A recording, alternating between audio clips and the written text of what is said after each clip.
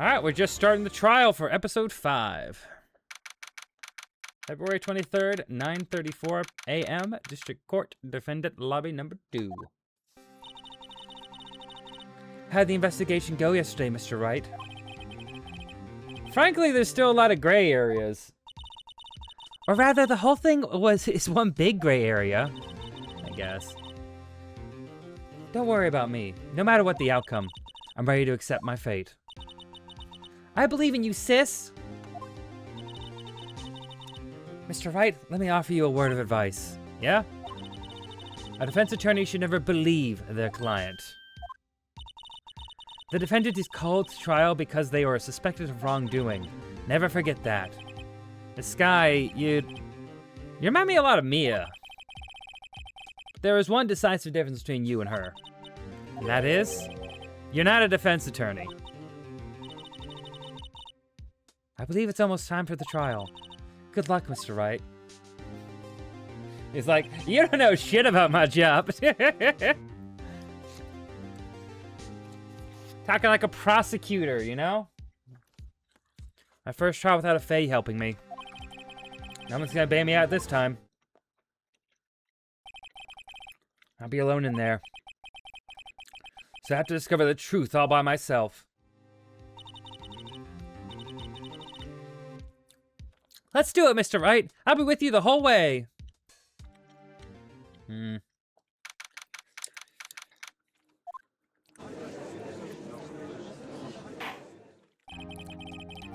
Court is now in session for the trial of Miss Lana Skye. The defense is ready, Your Honor. The prosecution has been ready for a while, Your Honor. Edgeworth. It's been 2 months, but I haven't been in the courtroom since his trial.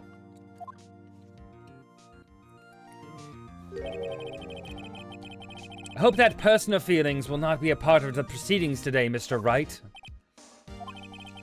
I would choose the path I think is right, regardless of what those around me might say. The judgment to be made here is in our hands, not those of anyone else. Very well, Mr. Edgeworth. Your opening statement, please.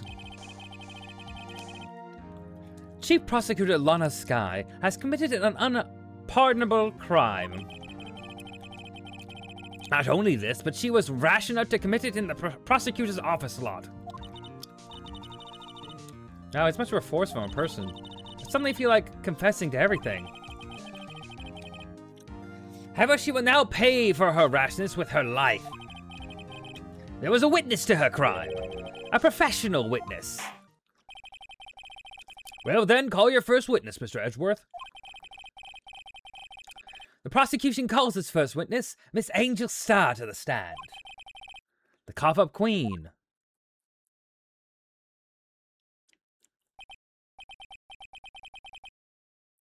Huh, haven't I seen you somewhere?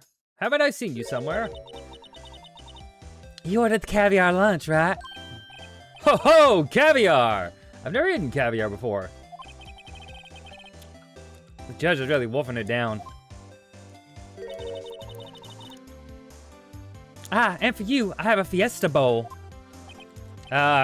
Thanks. Will the witness state her name and profession? Ah, and you, sir. Did you order the fingerprint lunchbox? It's too early for lunch. Your name and profession, please. Well, Your Honor, how's it taste? So this is why everyone raves about caviar. It's so tasty, it hurts! I always thought caviar would taste like pickled tapioca. What the heck does pickled tapioca taste like? Name! Profession! Now!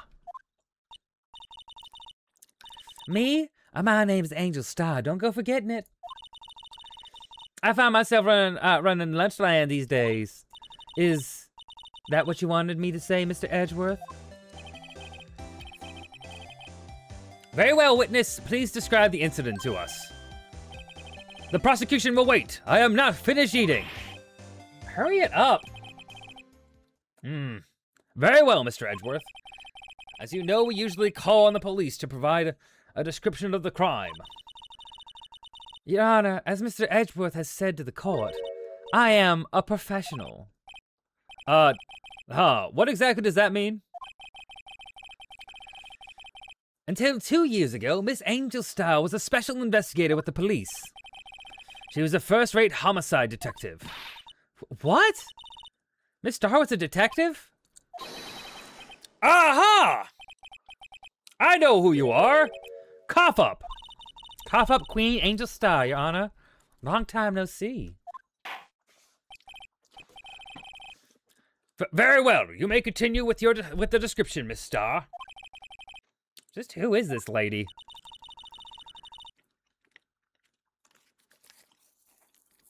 If I might have the court's attention over here. The parking lot at the prosecutor's office is divided into 2 blocks. A block is for the prosecutor office personnel. B block is for visitors and clients. A chain divider separates the 2 blocks. I suppose that's to keep visitors from taking up prosecutors' spaces, yes? The crime took place by a car in the back of A block, in the car's trunk. The killer stabbed the victim with this knife and went to drive the body out. Unfortunately for her, there was a witness and an arrest was made on the spot. And who was this valiant witness? Why, it was me, Your Honor.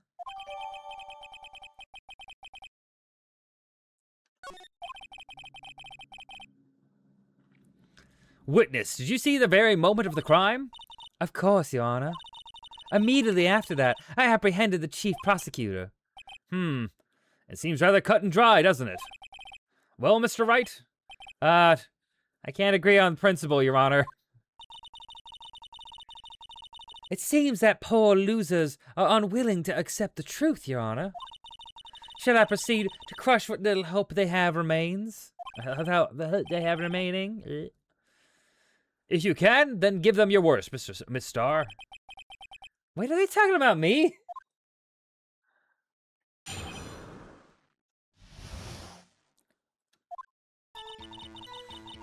Somehow I always knew a day like this would come. I was on my way to deliver a lunchbox to my boyfriend when I sensed something. Perhaps it was my finely honed detective's intuition at work.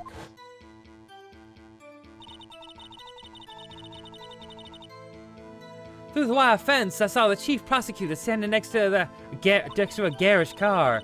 The chief prosecutor was holding a knife in her right hand. Then she thrust the pointy tip of the knife into Detective Goodman's chest.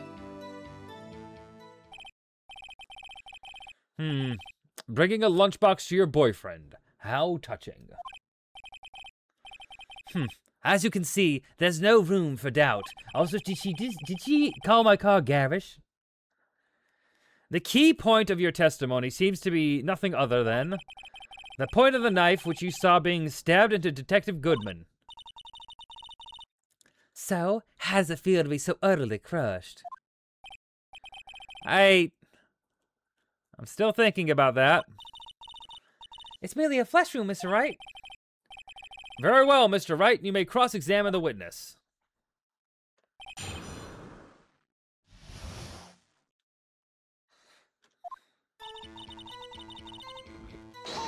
Hold it! How did you know?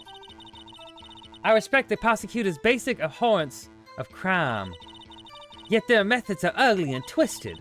Twisted methods will always lead to tragedy. The lunch lady's uninformed opinion is duly noted. Given that they are used to erasing inconvenient evidence at their whim. Killing off a detective that they knew too much is merely an extension of that. Miss Starr, do you have something personal against prosecutors? I felt that I had found my dream job when I became an investigator. And if I hadn't been laid off by those prosecutors over there, I'd still be one. Laid off? She was fired? To me, prosecutors are nothing more than worms. That said, I am a pro, as you know. My testimony is unbiased and flawless. Very well. You may continue, Miss Starr.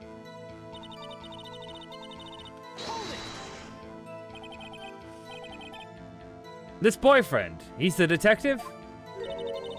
Not that boyfriend, the security guard. That boyfriend? You have several? Yes, this boyfriend, that boyfriend, the other boyfriend. Care to join? The yet another boyfriend position is still open for applicants. You know what? We respect a girl with a roster, you know what I mean? Sometimes if you can get if you can get it, you can get it, you know what I mean? Alright. I'll stick with the lunches, thanks. Note to self, the judge had to think before replying. The security guard room is in the lot an A block. It's up on the second level, so you can see everything from there. That'd be the room with the security sign.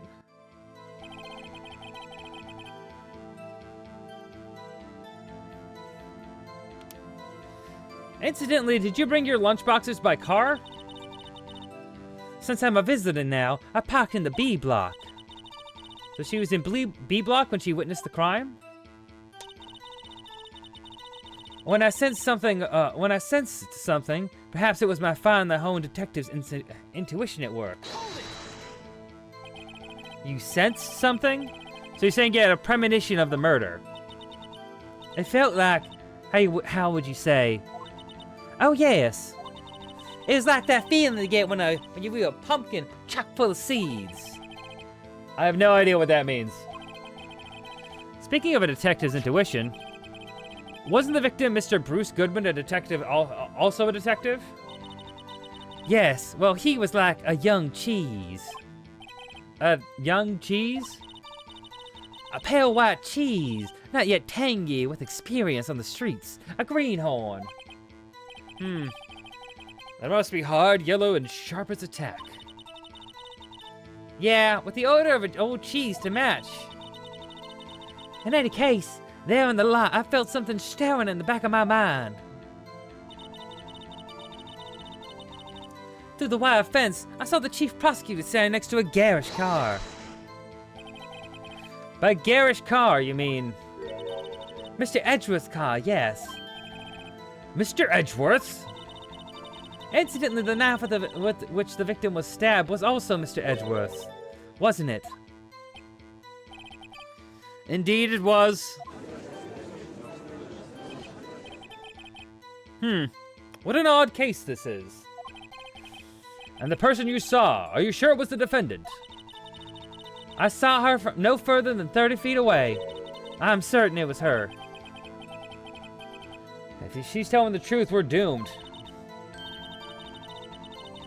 Let's just do what we can, even if we don't have any proof. We can always nitpick.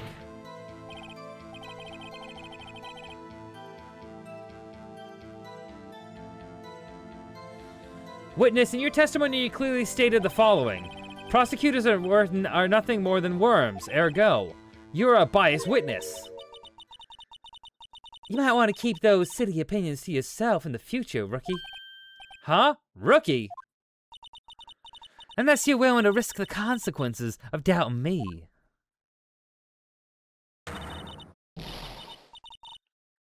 I'll fry you like a critter.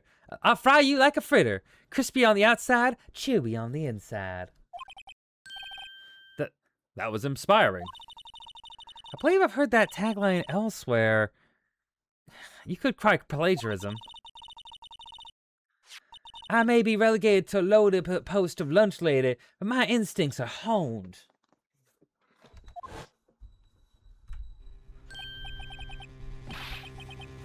A photograph? You took this? Damn. The moment I witnessed the crime, my reflexes took over, and snap, I took the picture. In fact, one of my lunchboxes is rigged with a camera. I suppose it's more exciting than just hanging around your neck. Witness, why am I only seeing this photograph just now? You think I'd show it to you, a prosecutor? Think again.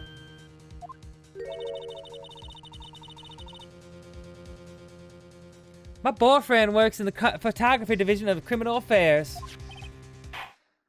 Well, this is most certainly the defendant. Uh-oh, that is unmistakable, Ilana Sky. So what was the defendant doing at the time?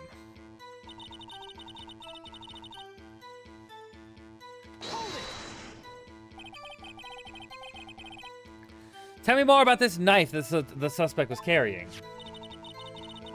Well, I'd say the blade was about 4 inches long. Is that right, Mr. Edgeworth? It is your knife, after all. Yes, that's about right. Prosecutors are, by nature, well versed in the location of a man's vital organs. I'm sure it was easier than boiling an egg for my egg salad surprise set. You can't testify as to her ability to kill an egg. I mean, a person.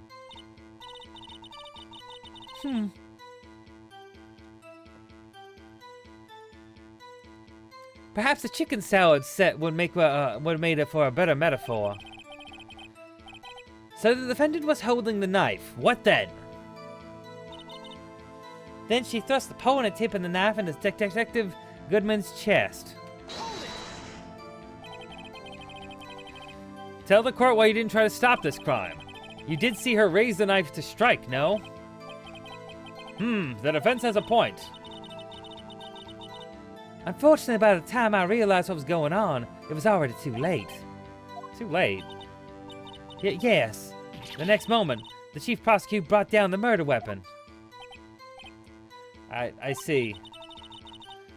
It's only a flesh wound, Mr. Wright. We can make it. You said that before. Anything else? Scientifically speaking, Miss Starr's testimony is flawless. Sounds pretty fatal to me. But what do we do? Is this it? Is my sister guilty? Let's just keep our heads cool and press the witness a bit, shall we? For some reason, having her panicking next to me makes me calmer. Don't smile like that.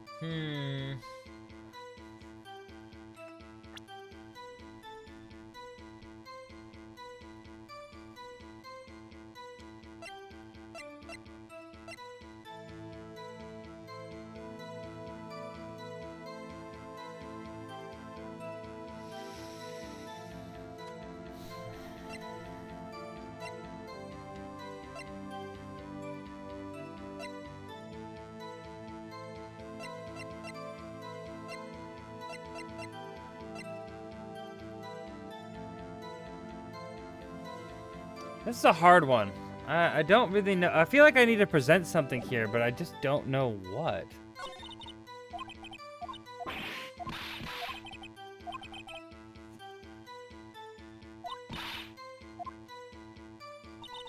Okay. I'm waiting to deliver a lunchbox to my boyfriend. I sensed something, perhaps it was my finely honed detective intuition at work. The wire fence, I saw the chief prosecutor standing next to a garish car.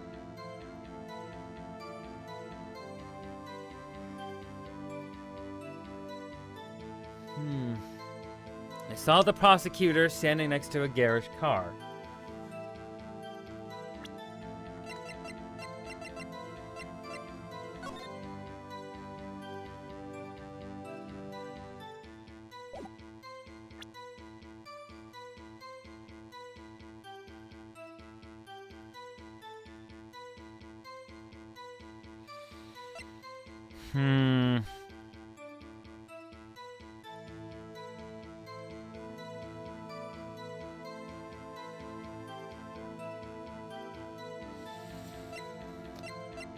Okay, let's see.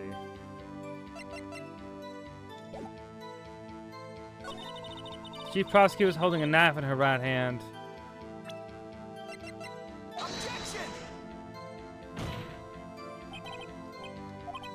No, that's not what that's not what I meant to do. I was like, well, maybe this would help. I don't know. Hold it. Tell me more about this knife the suspect was carrying. Okay, we already went over this.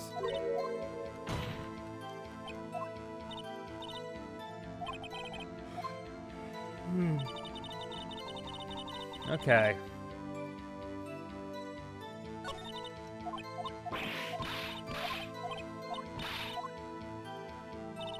This is a hard one. Okay. Somehow knew I was coming with it.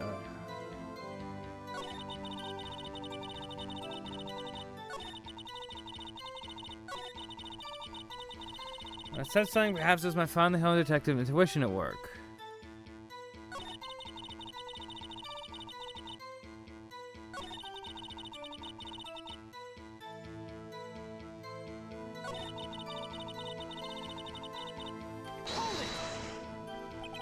By Garrett's car, you mean it was Edgeworth's car.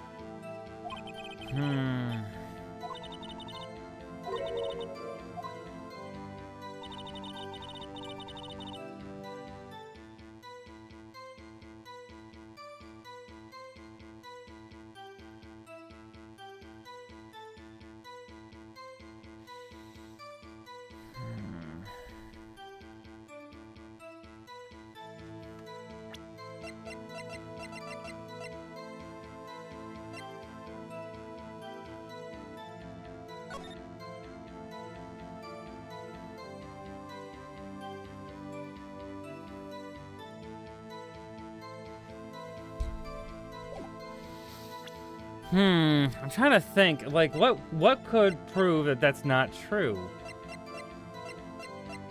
What is there to actually push against? And she starts the pointy end. Okay.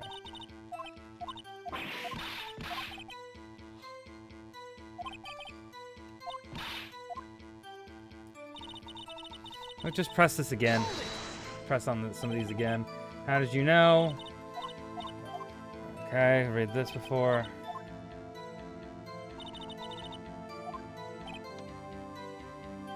Okay.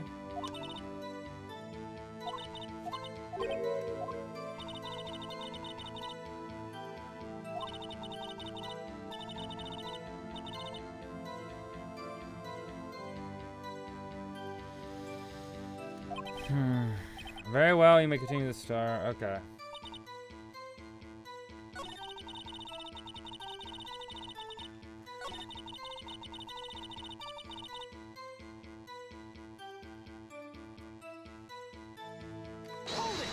This one I'm a little more on. By Garrett's car, you mean...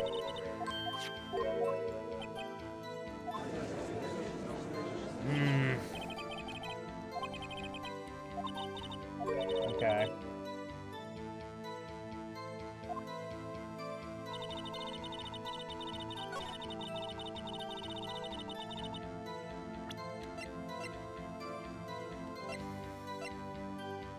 Yeah, that tracks of the photo she sent. That makes sense of the parking lot thing.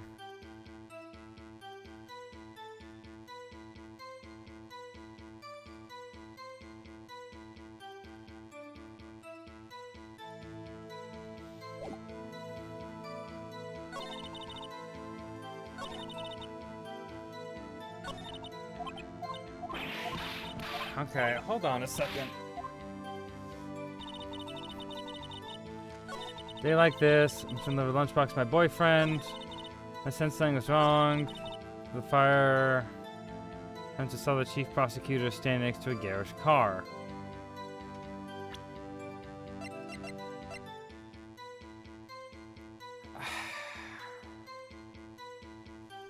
I genuinely don't really know where to go on this one.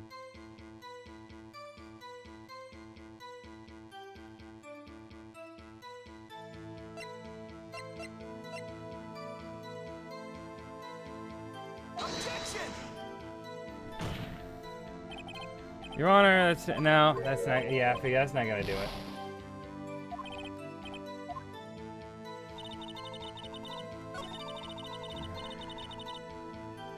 The chief prosecutor was holding a knife in her right hand.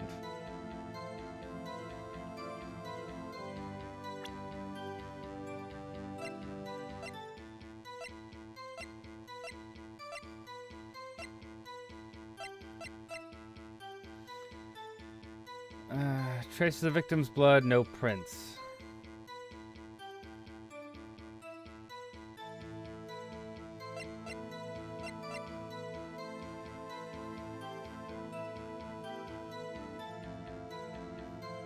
No prints.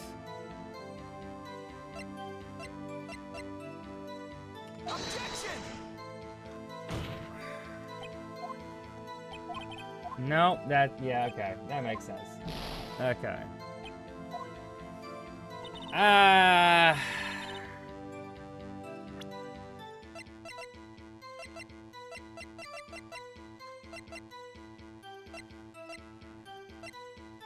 This is the weird one, because it's supposed to have been discovered at like 5:30, but like his car just got there. And 5:18 was when the call was.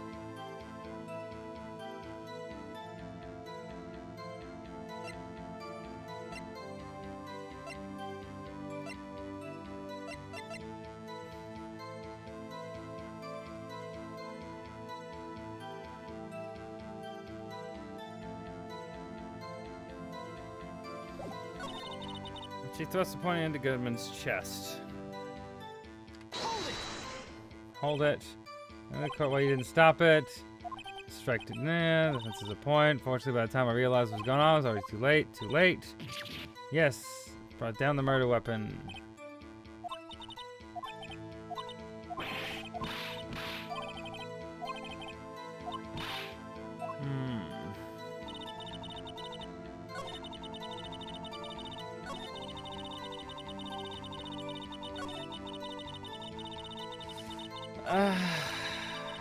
I don't know. This one's hard. I don't see anything to really dig into on this one. Maybe this?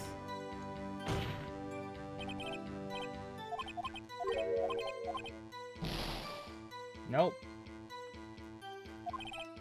Whoops, that didn't go so well. Yeah, we got one left. So...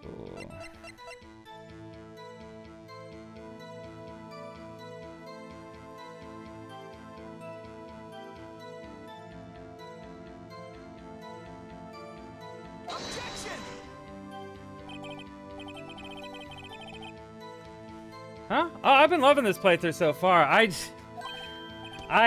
Well, right. Yeah, I'm dying here.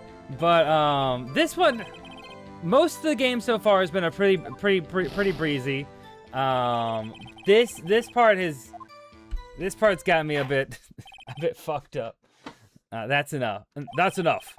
This court seems no. I gotta restart here. Von Karma case is. The Von Karma case is a lot of fun.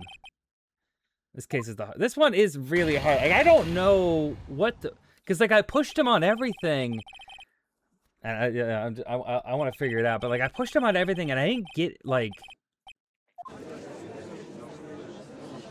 Yeah. I'll redo it.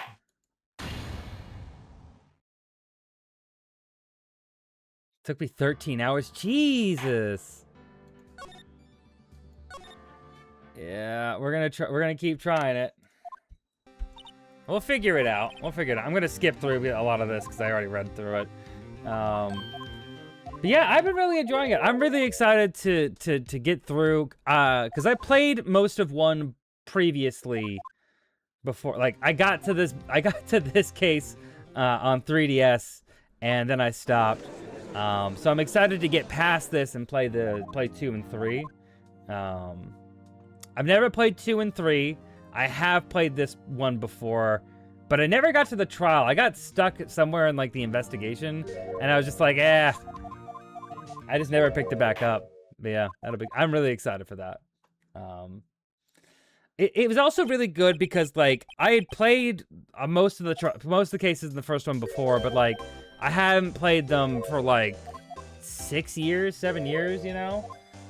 So it'd been a long time, so it felt fresh coming into it, where like I barely remembered what had happened. They are great games. I love them a lot. I love the experience I've had with the first one a lot, and I'm really excited for the other ones. Okay, we know her testimony. We're gonna skip on through this. Step. See, the problem is that there's no, there's nothing to contest here. I'm gonna press on everything again, because we have to. Alright, we're gonna go. The wire fence, it's all that. Yeah. I've had a lot of fun making up voices for all of them. Every character just feels so distinct, and it's really fun to have a voice for him, you know? Like, she just screams like, you know, sultry southern talk, you know? I don't know, it's fun. Okay, press him. How'd you know? You get you. I should read through some of these again too, though. I was on my way to deliver a lunchbox to my boyfriend. This boyfriend, he's a detective? Not that boyfriend, the security guard. That boyfriend? You have several? Yes, this boyfriend, that boyfriend, the other boyfriend. Care to join? The yet another boyfriend position is still open for applicants. I'll stick with lunches, thanks. Hey, thank you for the follow. I appreciate that. Senran Minad? Is that how you say it? I don't want to fuck up your name. Senran Minad. Thank you for the follow. I appreciate it. I'll stick with lunches, thanks.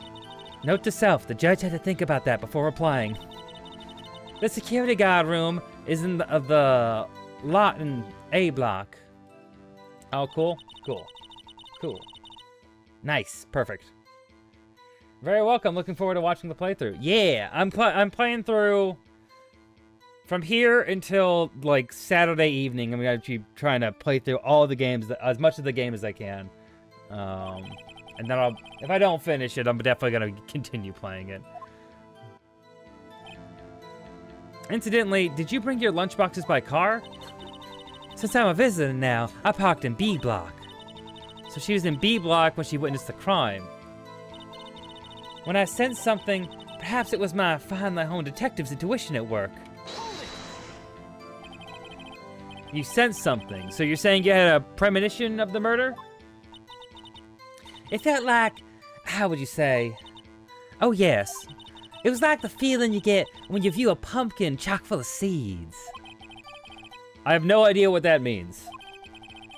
Speaking of a detective's intuition, wasn't the victim Mr. Bruce Goodman also a detective? Yes, well, he was like a young cheese. A young cheese?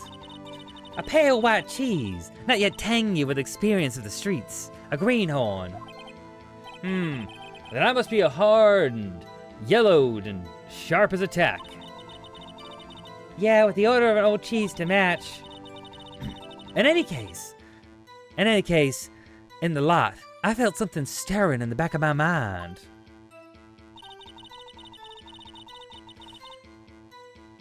Through the wire fence, I saw the chief prosecutor standing next to a garish car. Hold it! By garish car, you mean Mr. Edgeworth's car, yes. Mr. Edgeworth's? Incidentally, the knife with which the victim was stabbed was also Mr. Edgeworth's. Wasn't it? Indeed it was. Indeed it was. What an odd case this is. And the person you saw, are you sure it is the defendant? I saw her from no further than 30 feet away. I'm certain it was her. She's telling the truth. We're doomed. Let's do what we can. Even if we don't have any way to even if we don't have any proof, we can always nitpick. Witness, in your testimony you clearly stated the following. Prosecutors are nothing more than worms. Ergo, you're a biased witness. You might want to keep those silly opinions to yourself in the future, rookie. Huh? Rookie? Unless you're willing to risk the consequences of doubting me. I'll fry you like a fritter. Crispy on the outside, chewy on the inside. That was inspiring. I believe I've heard that tagline elsewhere. You could cry plagiarism. I may be relegated to the lowly position of lunch lady, but my instincts are honed. A photograph? You took this? The moment I witnessed the crime, my reflexes took over and zap, I took the picture. In fact, one of my lunch boxes is rigged with a camera. I suppose it's more exciting than just hanging it around your neck. Witness, why am I only seeing this photograph now, just now? You think I show it to you, prosecutor? Think again. Okay. My boyfriend works in the photography division of the Criminal Affairs. Well, this is most certainly the defendant. Uh-oh, that is unmistakably Lana Sky. So what was the defendant doing at that time? The chief prosecutor was holding a knife in her right hand. Then she touched the pointy end. I'm gonna go back to this one and press this. Tell you more about this knife the suspect was carrying. Well, I'd say the blade was about 4 inches long. Is that right, Mr. Edgeworth? It is your knife after all. Yes, that's about right.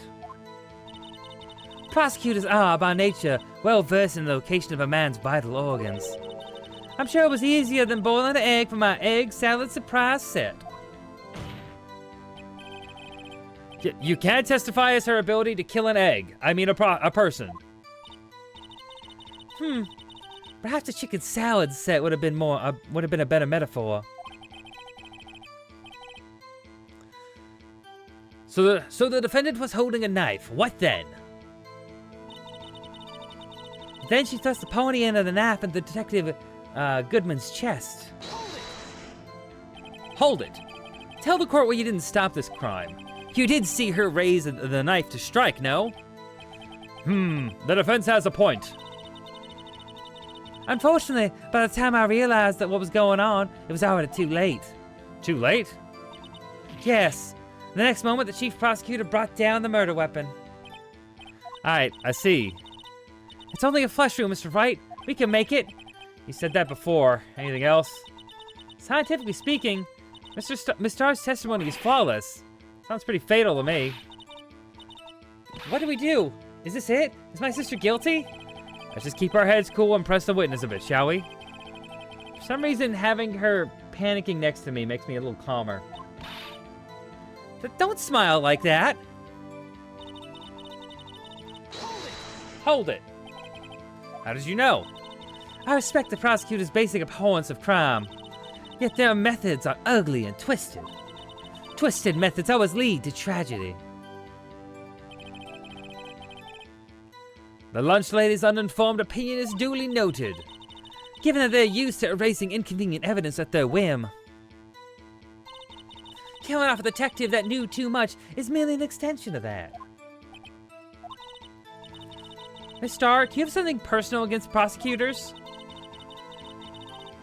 I felt that I found my dream job when I became an investigator.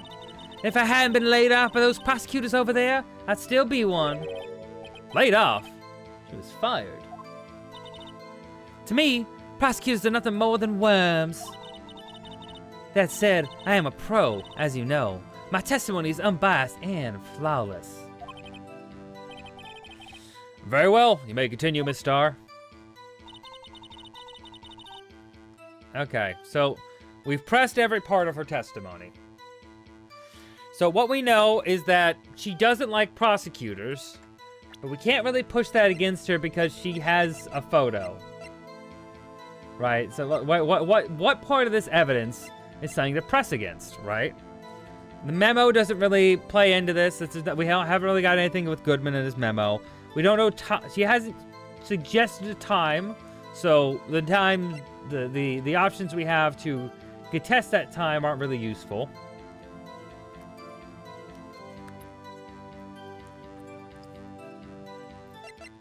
Of course, I don't see anything that's going to come from bringing up his ID or the trophy. We've tried the knife, doesn't do anything. Parking stub wouldn't do anything. This is not relevant at all.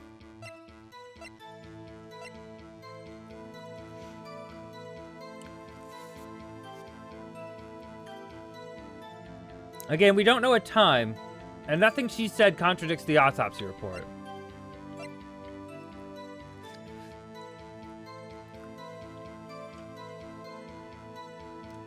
We haven't heard her say what she did after she saw this. She took a picture of her, and then I'm assuming she went to get help.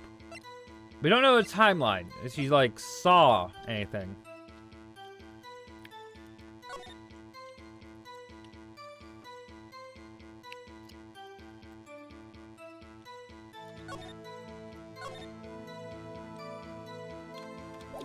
This doesn't really prove anything either because, I mean, everything she said matches with the evidence. Everything I can see so far.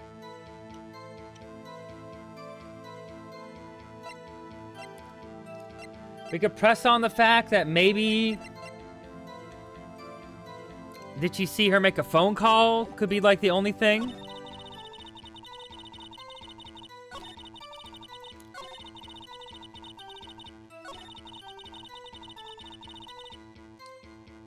Okay.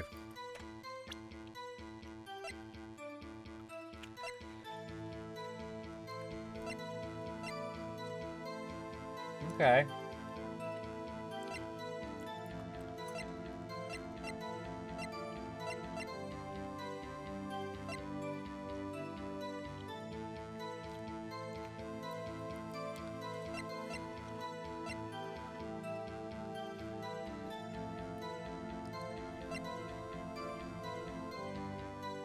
We don't really have anything else to really go off of, so I might as well press on the phone. Maybe she would have known or seen Lana take the phone call. It's the only thing I can think of, and maybe we could use that. Other than that, none of this evidence feels like anything that can, like, really push on her, because I don't know what it would say or contribute. So let's try this. Nope. Nope. Oh, okay. Let's pointing a tap of the knife into Detective Goodman's chest. Oh.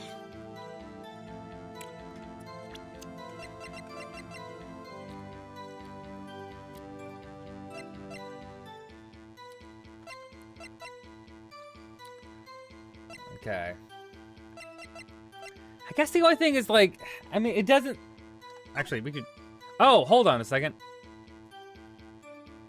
Okay, maybe we can see a little bit more about this. Loss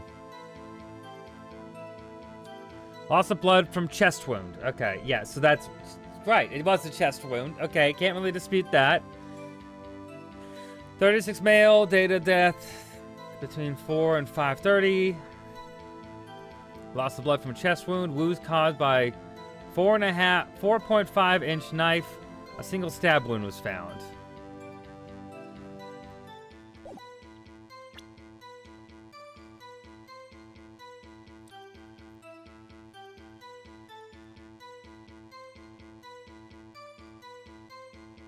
Well, I mean, I guess the fact that the knife is the knife is 4 inches and that says 4.5, but I don't think that's really what it's trying to get me to say. You know, I've tried the autopsy report, maybe but I don't think it's... No, yeah, it doesn't mean anything. Okay. That didn't go so well.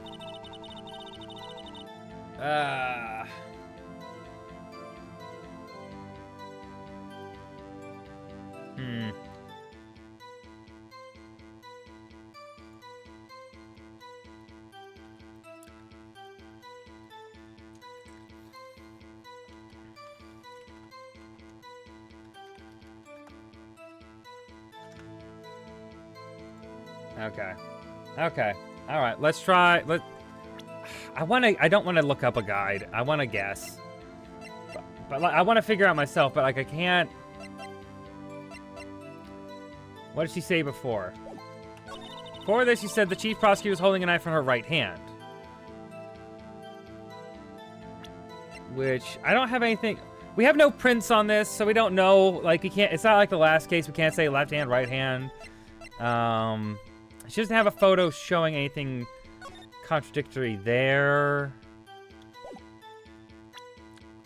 Something contradictory with this.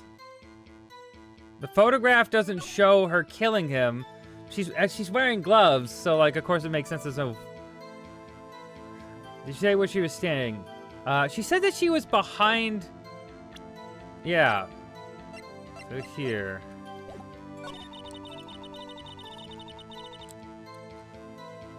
Through the wire fence, I saw the chief prosecutor standing next to the garish car.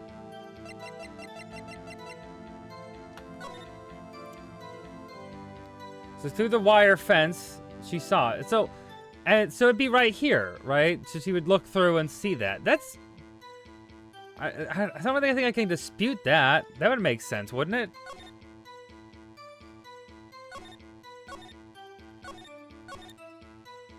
Yeah, you'd see that. And it also tracks with her picture that she has, which is clearly behind a chain link fence. So I don't think I can't really dispute that, right? Like, I don't see the contradiction in that.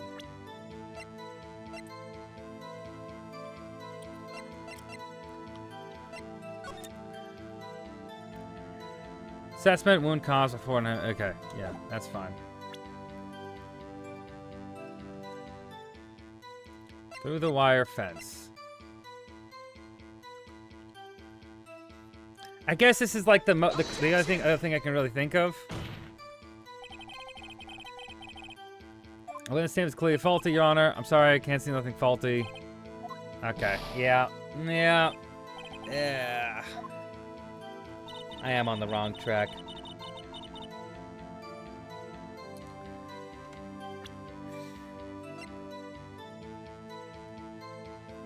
The ID card was found on the other side of the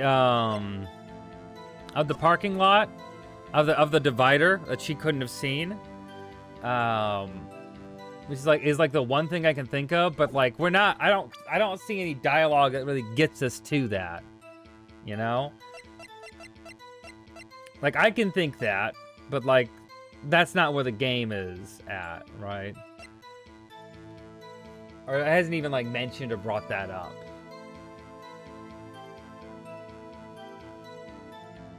Well, I could bring this up. I mean, why not? Objection!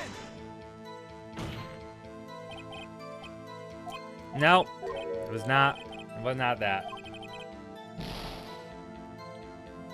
Okay, down to our last one. This is a hard one. This is a real hard one.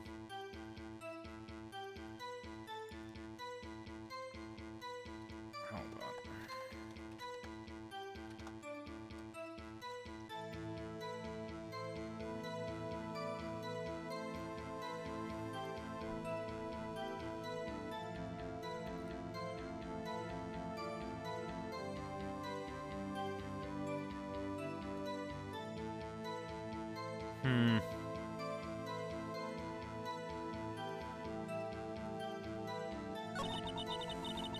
Did you get her to show where she was standing? I guess we haven't. How did we get her to show that?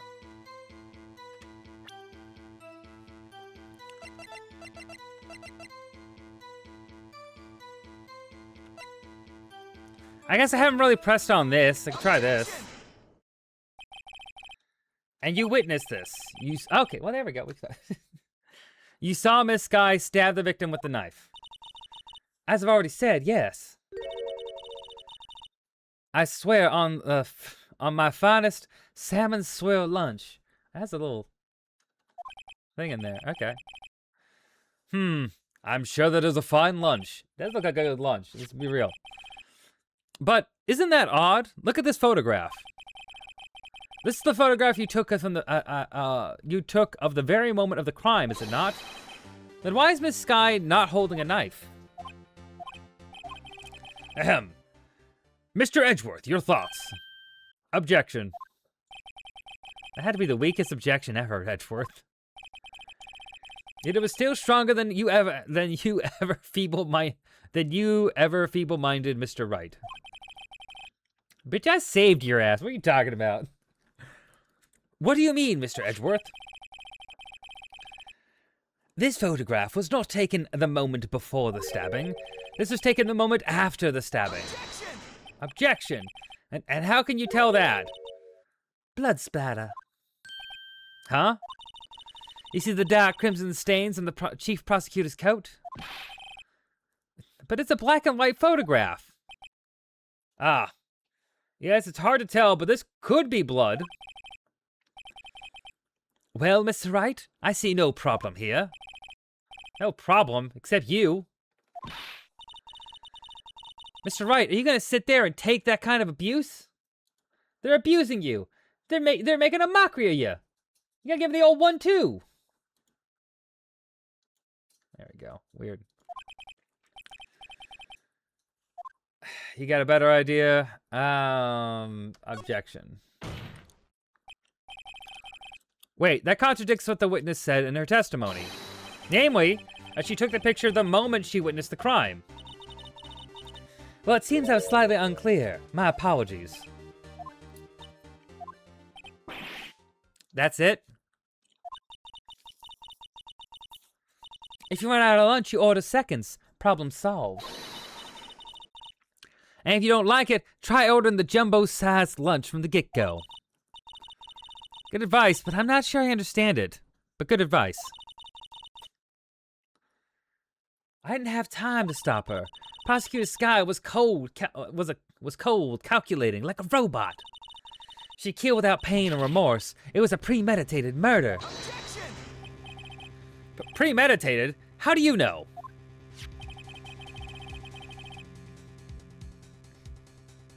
Look at the chief prosecutor's hands in that photograph.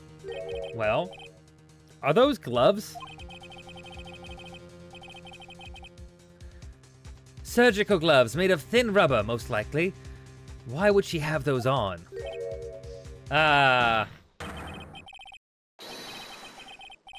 If it was not premeditated murder, she would not be wearing those gloves.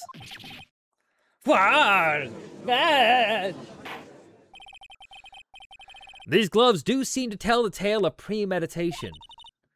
Premeditated murder, a serious offense. Getting blown up on Twitter.com. All right. Witness, add this to your testimony. The murder was planned, and the rubber gloves prove it. What if she was just in the habit of wearing gloves, like driving gloves?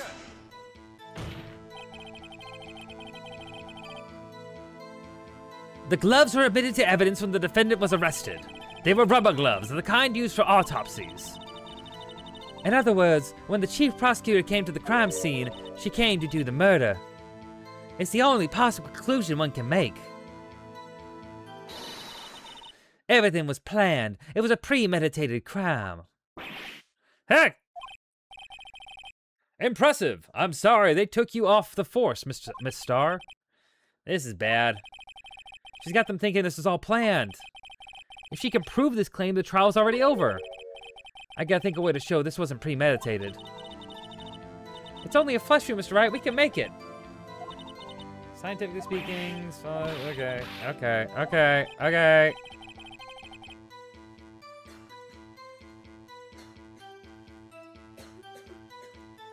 1 second. My computer's being a little weird.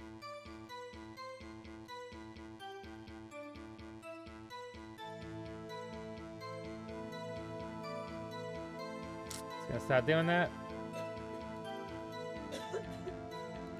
Okay. My other monitor keeps flashing for some reason. It's annoying. Anyway. Alright. Don't smell like that. Somehow I always knew a day like this would come. I was on the way to deliver lunchboxes. And something is perhaps... The wire fence. I saw the chief prosecutor standing next to the garage car. The murder was planned. The rubber gloves prove it. Okay. The murder was planned. Why did they use the knife and... How...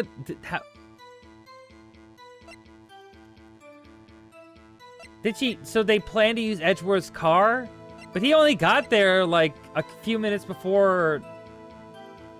That seems weird. I'm gonna... Hold on. The first thing I'm gonna do, actually, is I'm gonna save the game. Just for my own sanity.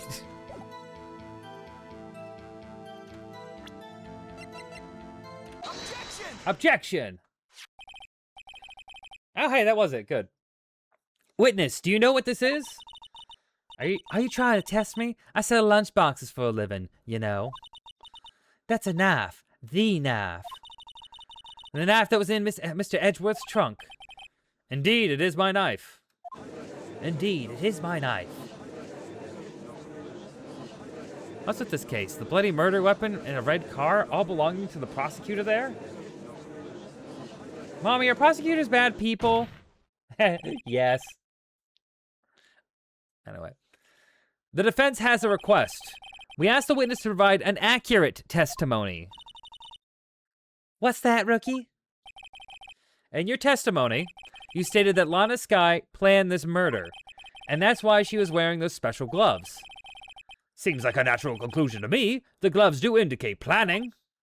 However, why would she not also prepare the most important thing, the murder weapon? Oh. This knife just happened to be in the trunk of that car. Ladies and gentlemen, if you're going to plan a murder, you don't forget the weapon. Oh, Order! Great, now the tide is turning in our favor. Great show, Mr. Wright. My sister's as good as free. I wouldn't go that far. She does still admit to killing people. That won't go well. Right. I believe the next lunch you'll be eating is humble pie. What? I hope you weren't deluding yourself into thinking that the tide has turned. Not over such a trifling detail. But this shoots a hole in the whole premeditated theory. Bah! The prosecution could care less if it was premeditated or not. The only one who seems to care is that lunch lady over there. The defendant, Lana Skye, murdered the detective with a knife. That is the only thing the prosecution need to prove, and nothing else. Very good, Mr. Prosecutor. I suppose you think you're clever now. But you know as well as I do, she planned on killing him. It was planned. If it wasn't, why would she have been wearing... I believe I'd like to hear your testimony again. Witness, please tell us Witness, please tell us only what you saw, not what you thought. How dare you? How dare you? My powers of deduction are not to be underestimated. Really now?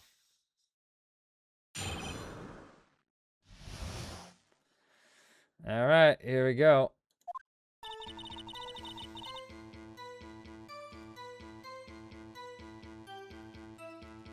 Okay. Lana Skye intended to murder Detective Goodman. That's why she called the victim all the way to the prosecutor's office. I'm sure the chief prosecutor had a grudge against the victim. Nothing else could drive that human machine to plunge that knife in and again. And again and again. Oh, hey, we know that one. Oh, now that one's a lie. The victim was summoned from the police department to the prosecutor's office. It does sound a lot like premeditation, doesn't it? So over to pizza, does that mean I'm planning to kill the delivery boy? In any case, the defense may now cross-examine the witness.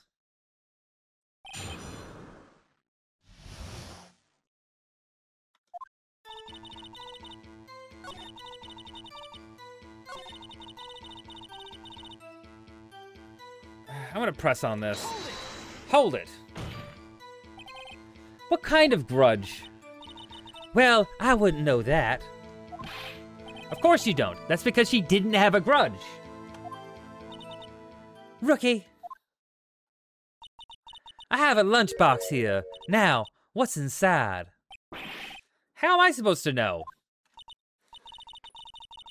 See? We agree there is a lunchbox here, but we don't know what's inside. A person's life is like a lunchbox of pretzels. Don't you agree? I get it. That's why my lunch was so salty. The judge isn't very good with metaphors. The suspect had a grudge against Detective Goodman. Will you tell us your basis for thinking this? It's simple.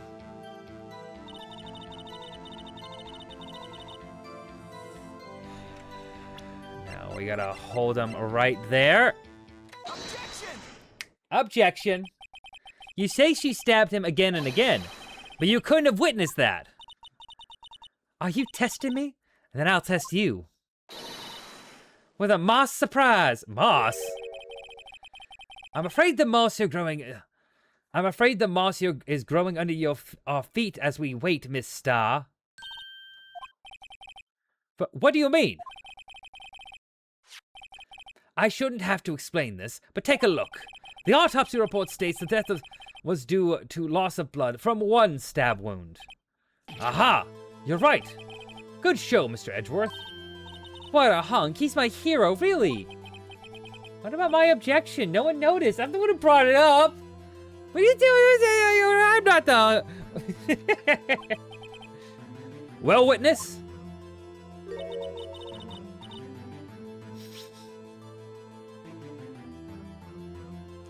What a lovely crime scene lunch set.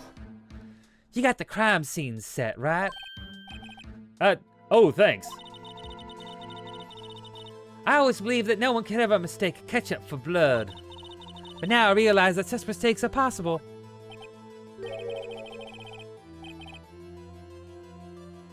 So, you're saying you mistook something for blood?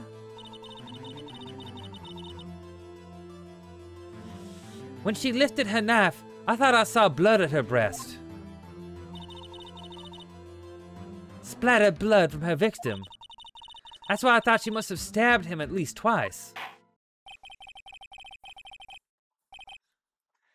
Then tell us what you saw that you thought was blood. Testify.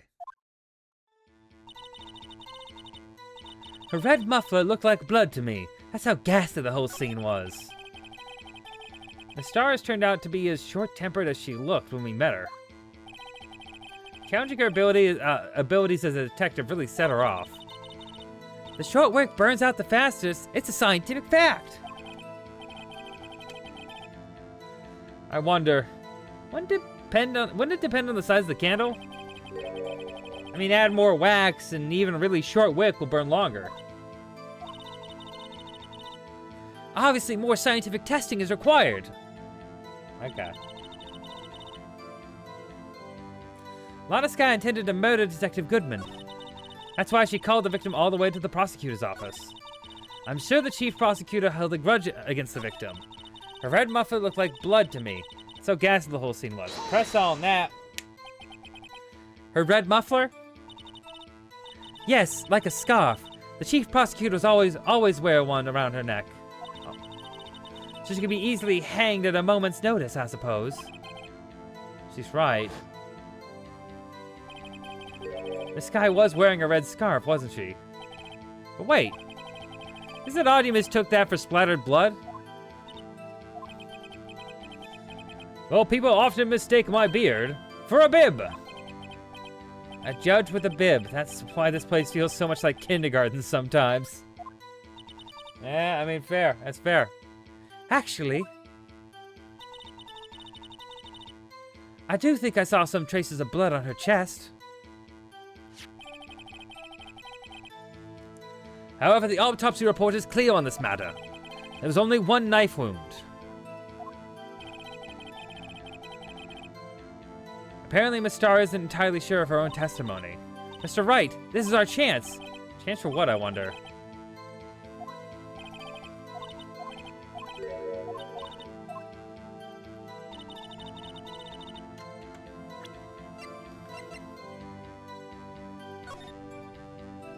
She's not wearing a scarf.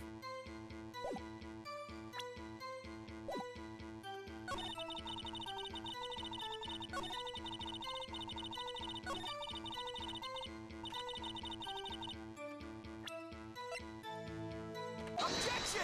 Objection! Miss Starr, I demand an explanation. The witness is clearly not suited for detective work. What?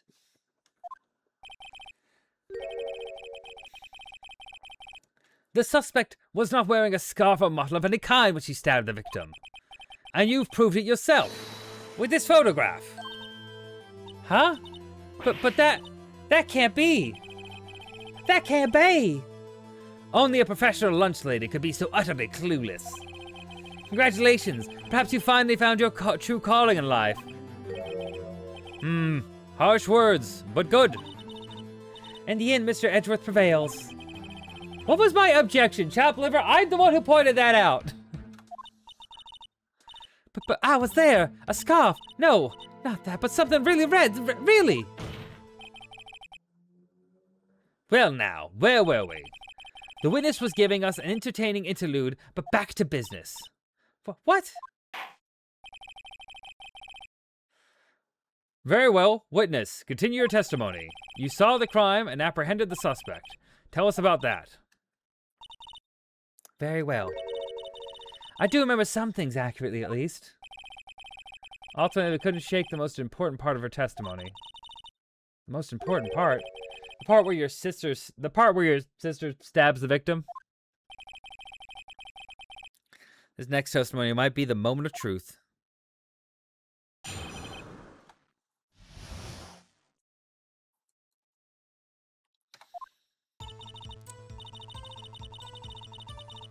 After the murder, the suspect attempted to run behind the partition off to her side.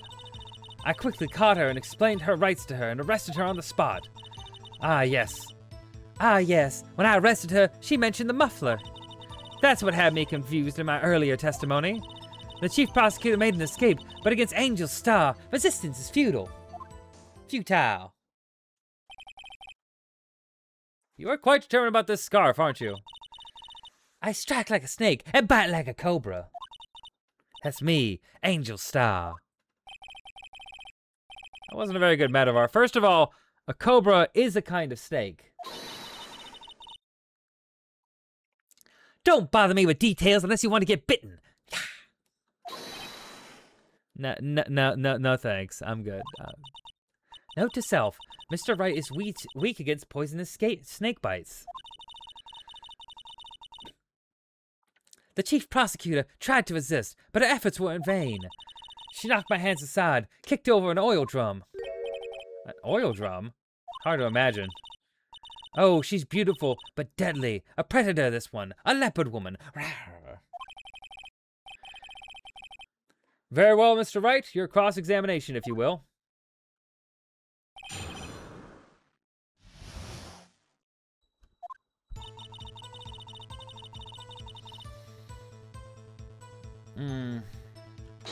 I'll press on this. So, where is this partition on the floor plans? I'm sure she means this wall next to the car. That's right. There was a wall there about 6 feet high. She was obviously trying to hide herself. Quite a natural thing for a criminal to do. And what did you do then? Quickly caught her, explained the rights to her, so press on that. What do you mean? How did you catch her? You say quickly, were you close to the suspect? As I just said, I was only 30 feet away from her the whole time. Maybe I should press her for details. Press her. I'd like to see this on the floor plans, just to be safe.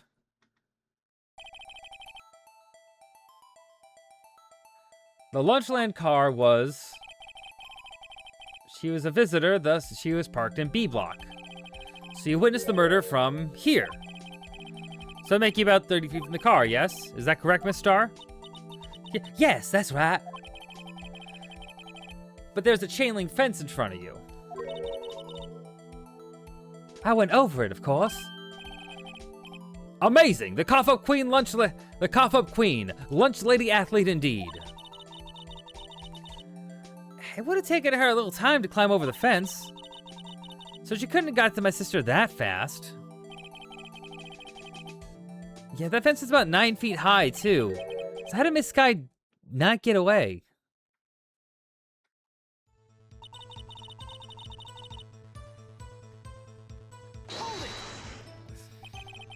She mentioned the muffler? What exactly did she say? If I remember exactly, I would have told you in that testimony. Cheeky.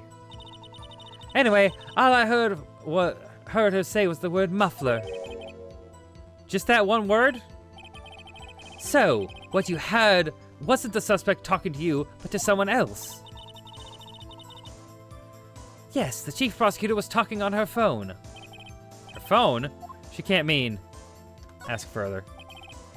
By phone, do you mean this cell phone discovered at the crime scene? Yes, ultimately. Ultimately? My memory. It's like a salmon heading upstream, you see? No, the court does not see, Miss Starr. I don't understand that one. The chief prosecutor first attempted to use the phone hanging on the wall. On the wall. That's right. That's right. Near the car, there's an emergency phone on the wall. Apparently, it was out of order. So she used her cell phone. Indeed, the emergency phone was out of order that day. Good witnessing, witness. Good witnessing? What happened to good testifying?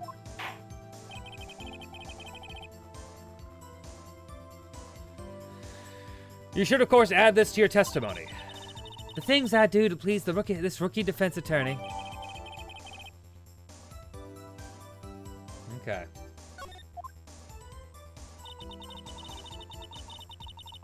I saw it all. How she tried the phone on the wall, but had to use her cell instead. Think you could restate your testimony for the court? Aha! I was gonna ask the same thing.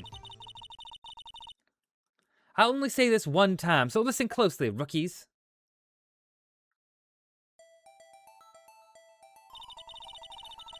The chief prosecutor stabbed the victim and ran behind this partition. Then she picked up the emergency phone on the wall, but it was out of order. So she pulled her own cell phone out of her pocket. And during that time, you climbed over the chain link fence. Then when I boldly grabbed her arm, the chief prosecutor hung up her phone. And you saw her doing this? What is it, Mr. Wright?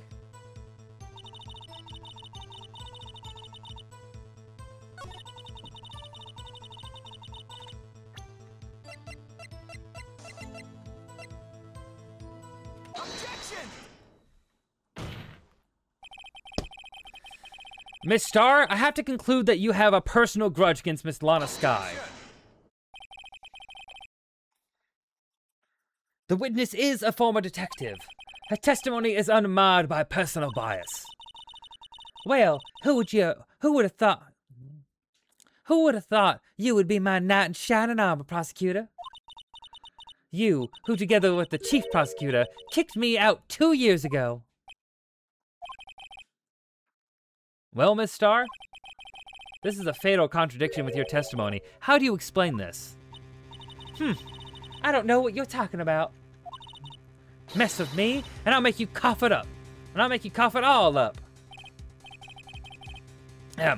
Let's look at the floor plans. Let's give a big old look on the floor plans. You said you witnessed the crime from this point. However, if that's true, you couldn't have possibly seen Miss Sky making that phone call. I believe you see what I'm getting at here.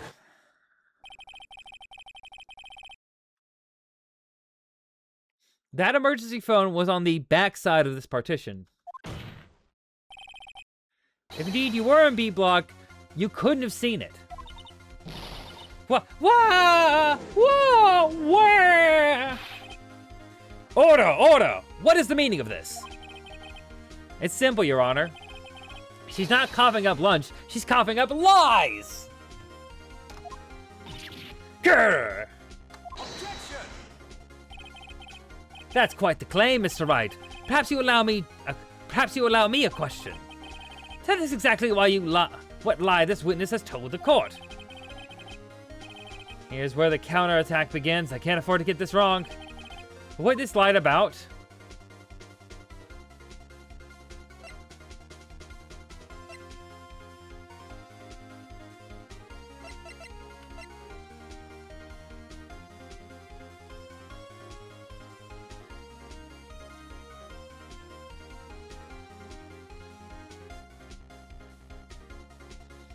It's not what she saw, because what she saw was probably accurate. And we also know that she did see it from the B lot. Where she saw it is also not accurate, because that's, yeah.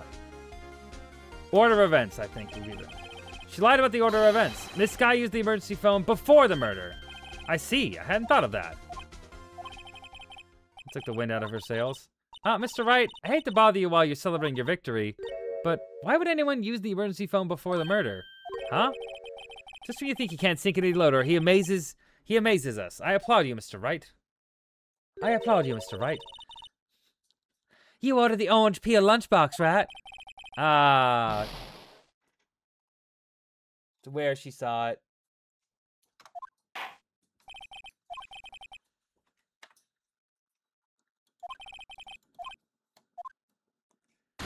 Yeah, I fucked that one up.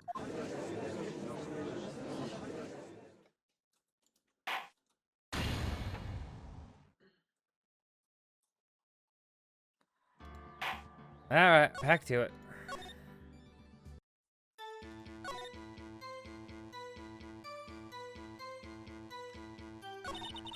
The murder was planned, the rubber gloves prove it. Okay.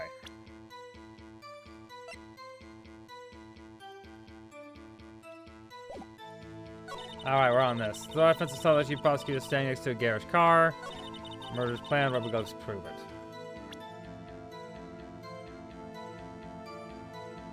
Okay. Objection! With the knife, we got that.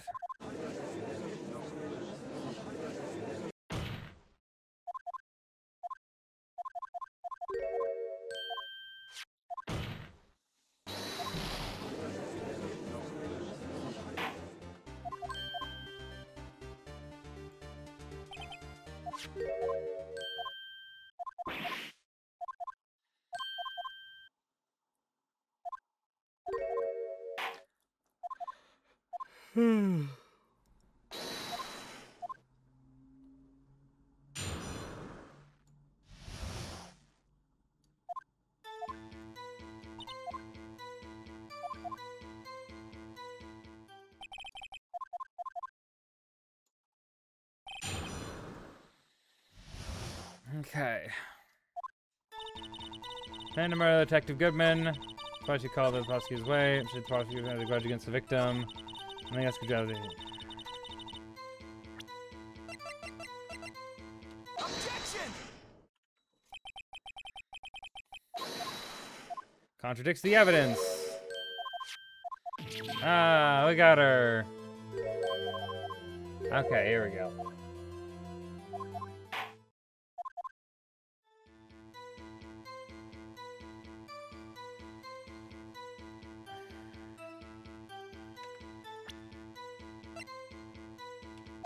Objection! Objection! Okay, there we go. All right. She's lied so much. How can we not say that she's an unreliable witness?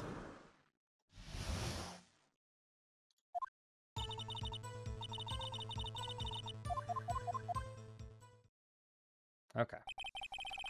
Quite done with the scarf, aren't you? Okay. Oh, drum, hard to imagine.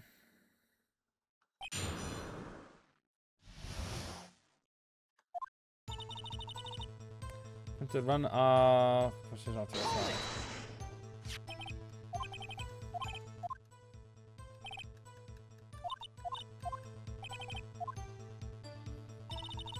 Cotter, need an explanation on this one. You say quickly. Press.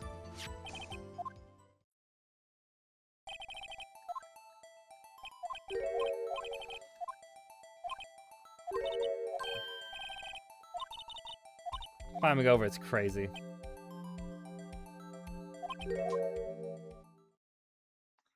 Climbing over a 9 foot tall chain link fence is crazy.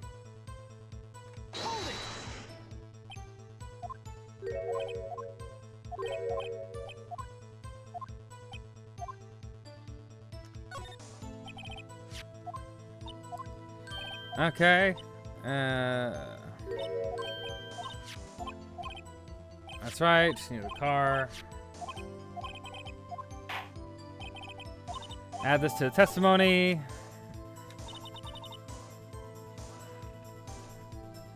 Had to use her cell instead. Hold it.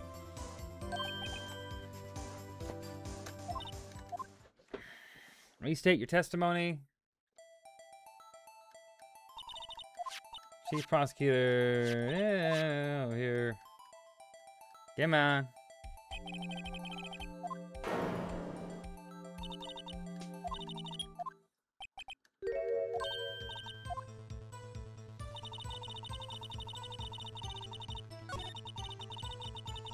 Okay, now we know that is not true. Objection! Start, include this lies.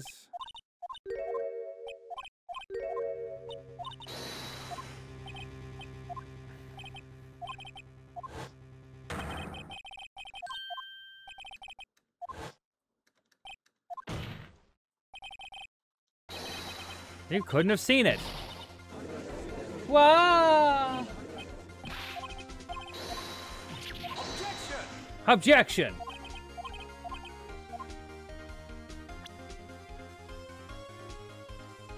We're gonna save the game.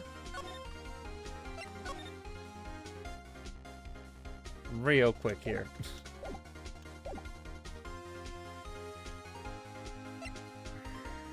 What she saw, where she saw it.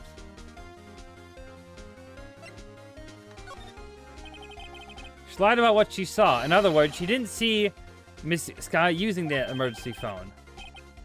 It does seem very hard to imagine how she could have. Very logical.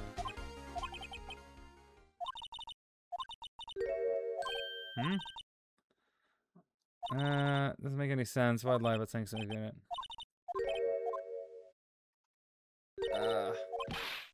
It's where? So, wait, but like where? How is it where? Okay, well, I fucked it up again because I'm a bad gamer.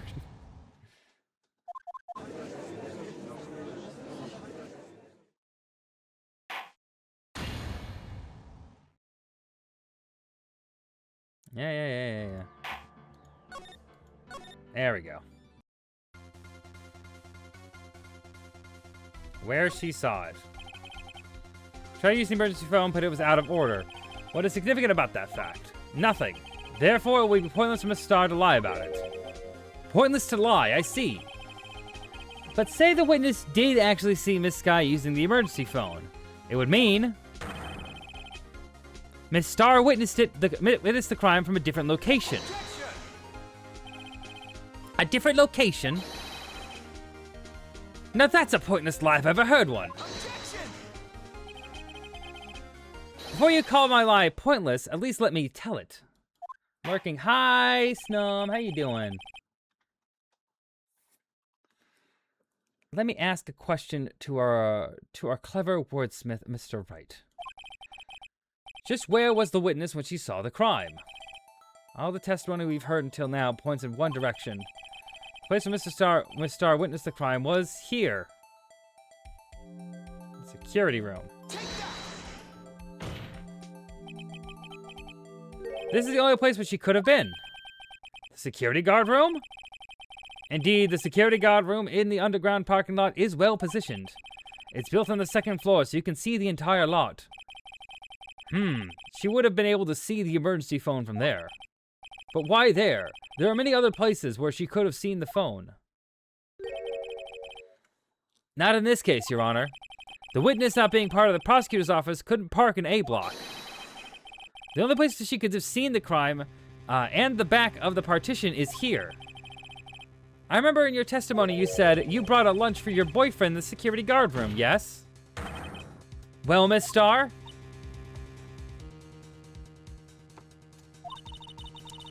How many years have I been getting the better of man? To think that the tables could be turned. Today a man has gotten the better of Angel Starr. Gasp!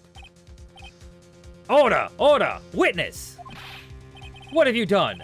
You used to be a detective. You should know better. I'm not turning back. The guilty will be punished, and I'll do what I must to make sure justice prevails. The guilty? Is she talking about Miss Sky? Mr. Wright, doesn't this strike you as odd? Why did Miss Starr lie? It doesn't make sense. Huh? She could have just said she saw the crime from the security guard station. It wouldn't change anything. Exactly. This photograph tells all. It was the defendant who stabbed the victim. That truth still stands. Objection. It still stands? I disagree, Mr. Edgeworth. What? If a witness is found to be lying, they're guilty of perjury. She knows this. She wouldn't risk that without a good reason. So tell us what her reason was, Mr. Wright. Huh? Me? Who else? Mr. Wright, let's review what we know. Miss Starr witnessed the crime from the security guard station. But she lied and said that she saw it from B block. Let's make a vital difference. But what would it change? Angle of the view of the crime.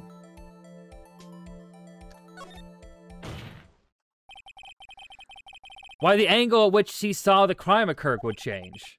The angle? What do you mean?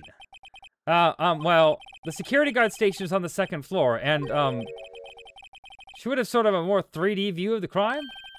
And this is important. Why? What? No, that is important because that is important though, because the photo is from the other side. The angle is what, like, I think that's bullshit. The angle she saw the crime is important because she's saying that she took a picture of the crime, but the only angle she had is from the B side. So if she wasn't there, and she's saying that she was actually in the security guard station, that's a big contradiction. How is that not? That's bullshit. I think that's bullshit. Fuck you. I'm crashing out, but I think that's justified. Fine.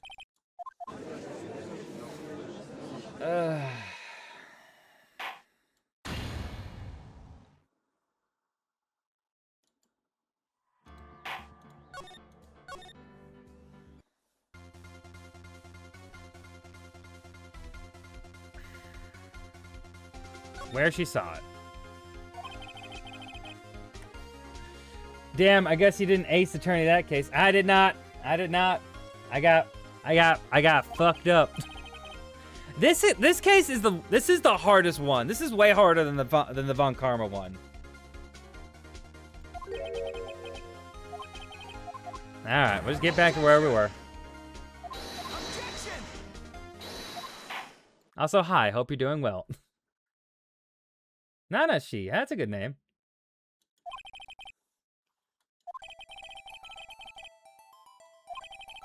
Westminster car when this crime scene was here. Right here. Take that!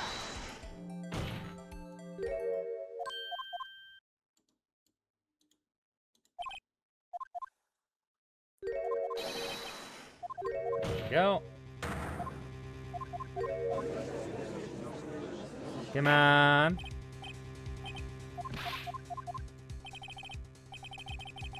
Guilty. She's talking about Miss Sky. I think it's both. I think my reasoning still stands. But whatever, it's fine.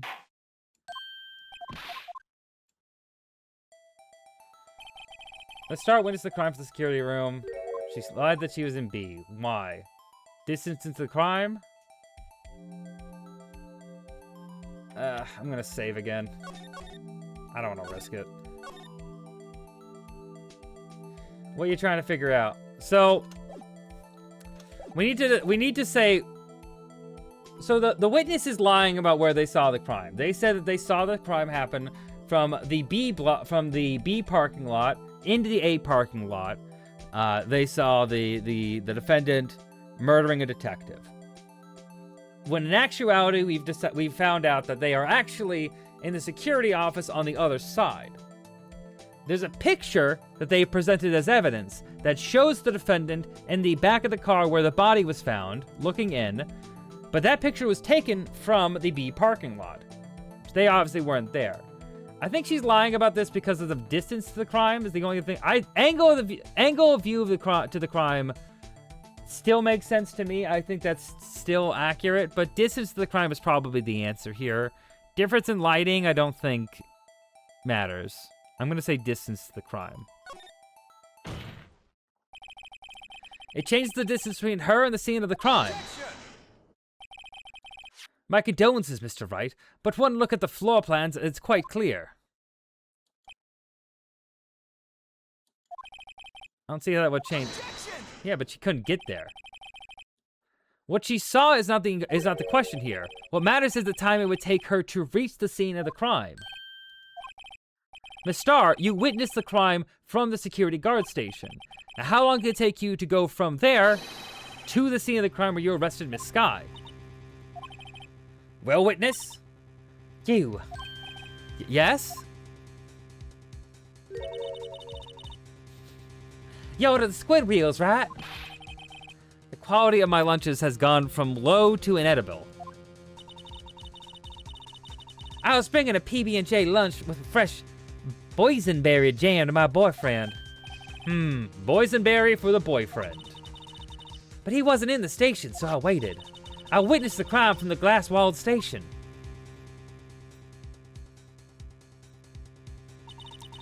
And before I knew what I was doing, I found myself running towards the scene. But the door was locked. I couldn't open it. Oh, okay. So that's how she got a picture from the B side. Oh, Nanashi, thank you for the follow. I appreciate that. Nanashi _050. Hi. Hi.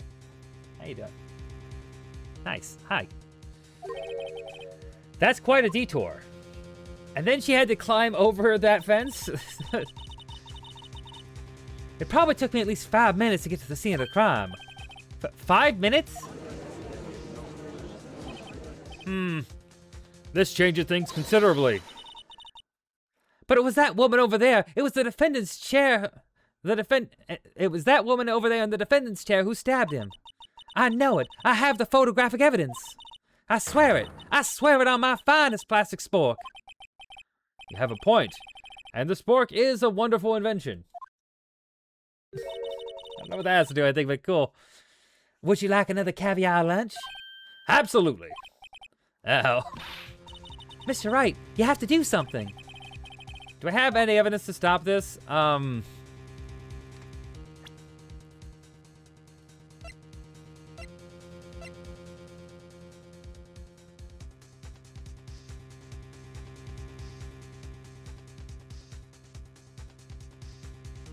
do have evidence to stop that.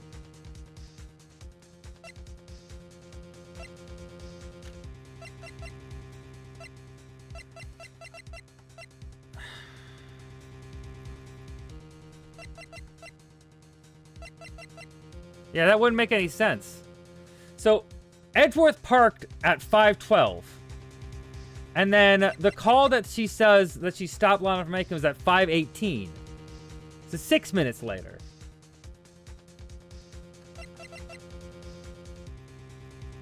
I think it's yes. Objection! 5 minutes between the witnessing the murder and the arrest. Think about it. You can make pasta in that amount of time if you like it al dente. Al dente. I've got lunch boxes that tie pasta into knots, rookie. A 5-minute blank? Isn't that strange? Strange. If you were a criminal, what would you do what would you do with 5 minutes, Your Honor? Well, I guess I'd flee the scene. Hey! Don't get the wrong idea. I didn't kill anyone. Yeah, no, that's what I thought, Judge. But you have the instincts of a killer. You would run, but this time was different. Miss Skye dawdled at the scene of the crime. She even had her picture taken. No true criminal would act this way. It's inconceivable. Yeah! Yeah! Well then, it seems we've come to the end of this testimony. The witness has a grudge against the defendant and a blank in her testimony.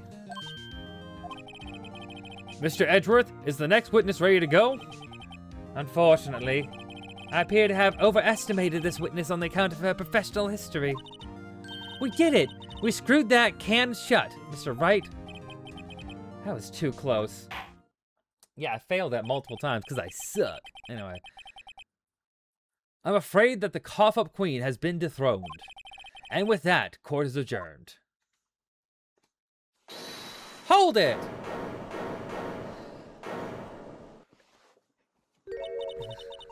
Mr. Edgeworth, you ordered the squid wheels, right? That's the ones you tried to foist off on me. I prefer not to take the defense team's leftovers. Anything else to say? I might be able to save you. I have decisive evidence. What was that? Is this another one of her trick lunch boxes? My apologies, but we have no further questions to ask you, Miss Starr. Ah. Is this your jumbo lunchbox? Woohoo! A triple-decker! Out of deference for the witness's determination, I'll allow one more testimony. Let's hear about this decisive evidence. Like the Lunchland motto says, you won't be disappointed. What's she gonna pull out of her lunchbox this time?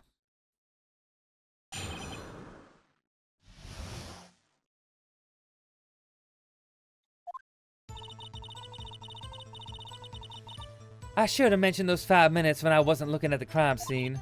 And now, to the matter of the victim's shoe. Did I not bring this up?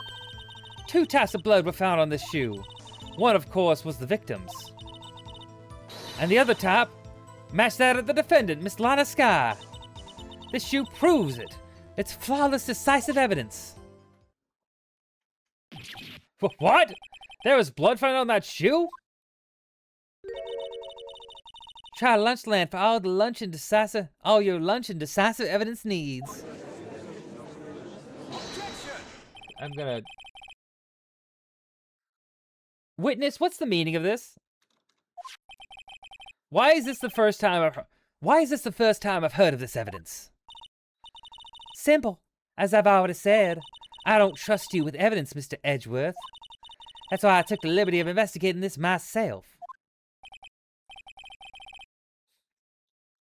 And you had blood tests performed? Did I mention? I have 3 boyfriends in forensics. Okay. In any case, Your Honor, I can't accept this as evidence. What? You must know the 2 rules of evidence law. Rule number 1, no evidence shall be shown without the approval of the police department. In other words, this shoe is illegal evidence, at least for the time being. Is that right, Mr. Wright? Seems so. Edgeworth sure is celebrating. Not so fast, Mr. Edgeworth. Don't forget, I used to be a detective. As I mentioned previously, the shoe has already been tested by a member of the forensics department. As you can see, it was approved by the police department as of today. Even the general public can produce official evidence, Mr. Edgeworth. Is that right, Mr. Wright? It seems so.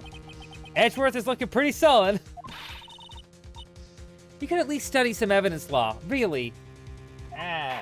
Evidence law, whatever. It works out fine. I'm undefeated in the courtroom. Please ignore the times I failed. It's no big deal. Anyway, the prosecution complaints notwithstanding, it appears that this evidence satisfies the first rule of evidence law. However, it seems you have yet another count against you, witness. Anything to ensure that the guilty are properly judged. Victim shoe added to the court record. English is a bitch, ain't it? My tongue's getting dry. It's all good.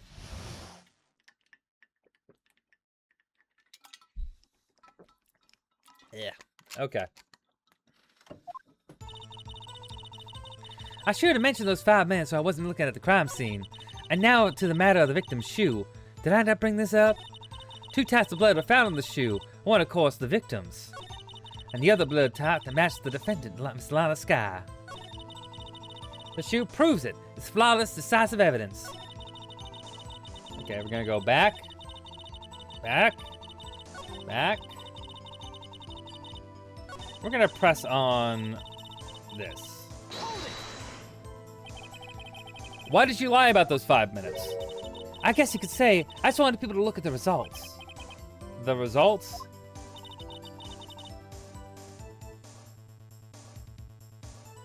How many times do I have to say this? I saw the chief prosecutor stab the victim before my very own eyes. Compared to that, a 5-minute blank means nothing. Then why didn't you just tell the truth? Don't make me laugh. We're dealing with the most untrustworthy of the vile lot known as prosecutors. Falsified evidence, arranged testimonies, erasing and manipulating evidence. When you fight monsters, you need to use every trick in the book. This, when the suspect is admitting she did it? Oh my god, you've been flying through these cases. I miss unnecessary feelings. Did you? Hi, Izzy. How you doing? How you doing?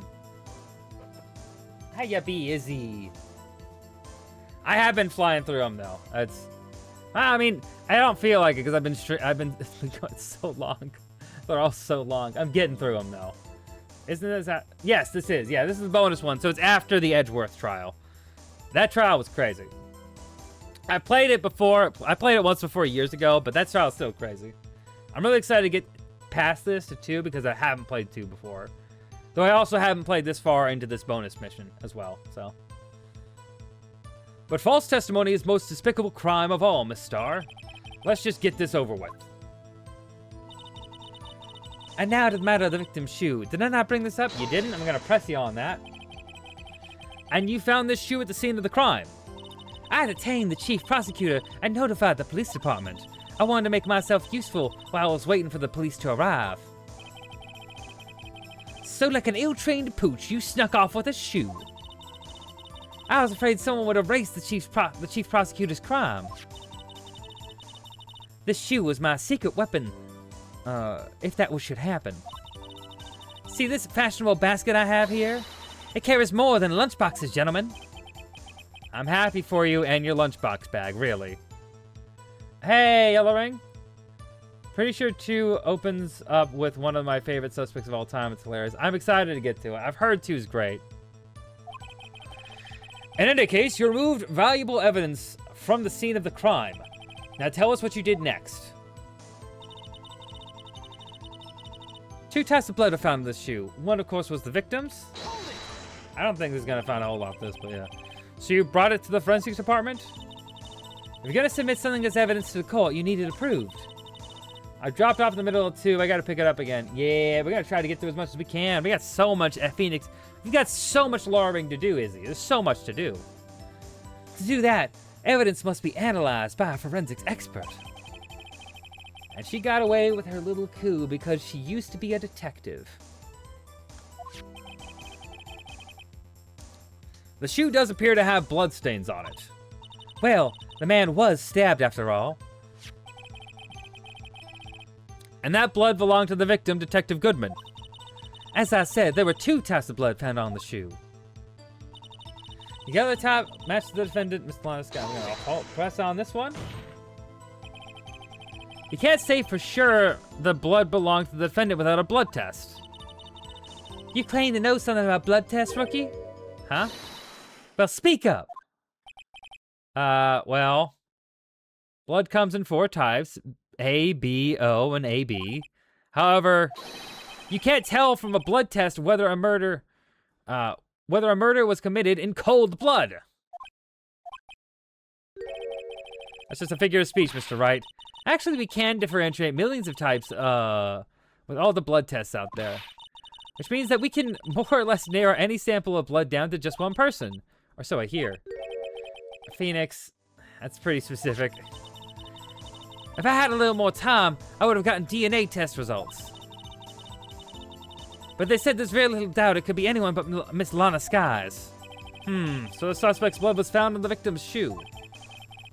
That ties her directly to the death of Detective Goodman. I was afraid he was gonna say that.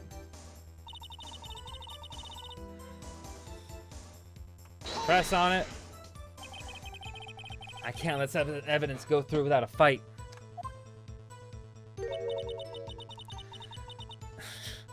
You ordered the pepper fish guts, right?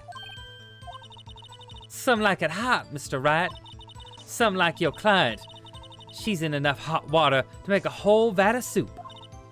Mr. Wright, do you or don't you have a problem with this shoe? A problem? This is critical. Is there a problem with the victim's shoe? There is a problem. I'm not imagining things. I'd say there's one critical problem with this evidence, a clear contradiction. That gleam in your eyes. You're still young, rookie. I'd give you a peppered fish gut now, but you couldn't take the heat, could you? Let's hear what Mr. Wright has to say. What is contradictory about the victim's shoes? Show us the problem with his evidence. Oh. Huh?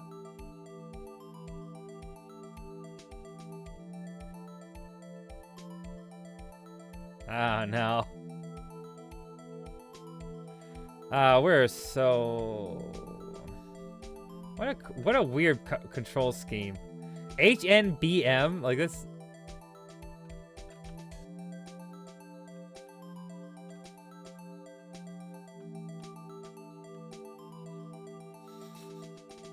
I actually kind of don't know what the problem with this would be. I might have backed myself into a corner on this one.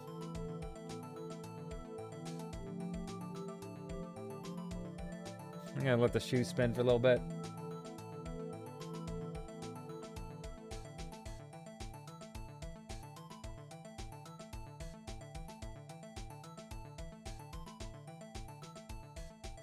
There we go.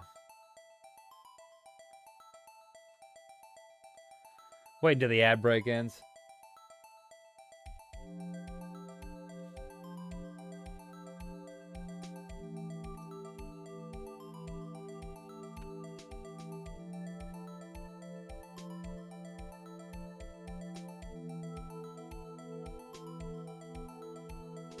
Okay.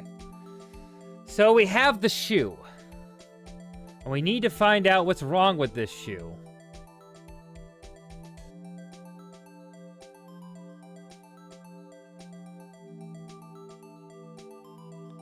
Now, I kind of thought I could, like, contest other things of it, but we gotta figure out what's wrong with the shoe.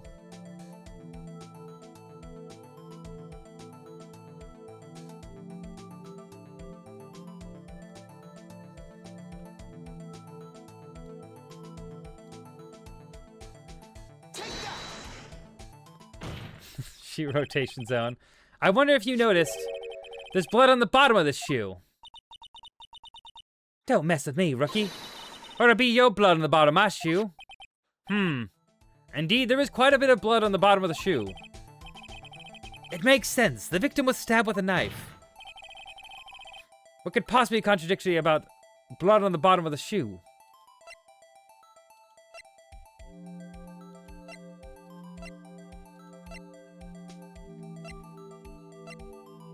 White enamel shoe bears traces of...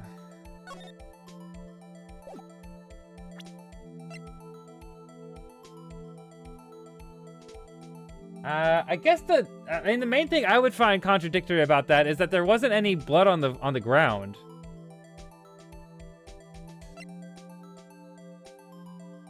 Right? Let me check this real quick. Loss of blood from a chest wound. No, that wasn't it.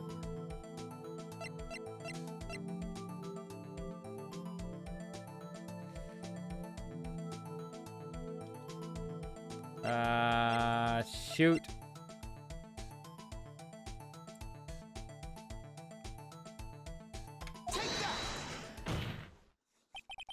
The problem lies in the footprint. The footprint? Not that the bottom of the victim's shoe is covered in blood. Then, isn't it strange? Why weren't any bloody footprints found at the scene of the crime? Aha, I was right, I got it.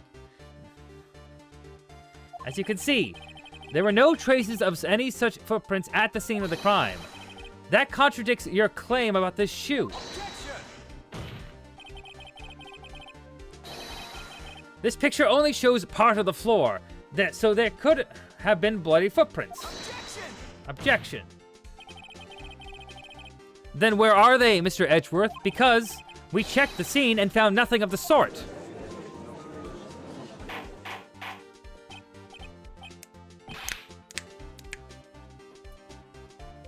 Bam. Order, order, order. Well, witness. What? Huh? Great going, Mr. Wright, but it's true the lack of the footprint is a contradiction. Then we have to ask why there wasn't a footprint. Oh, that's true. There has to be a reason why there wasn't a footprint. Think, Mr. Wright, think. I don't know why it's not here. I'm just good at finding contradictions. What?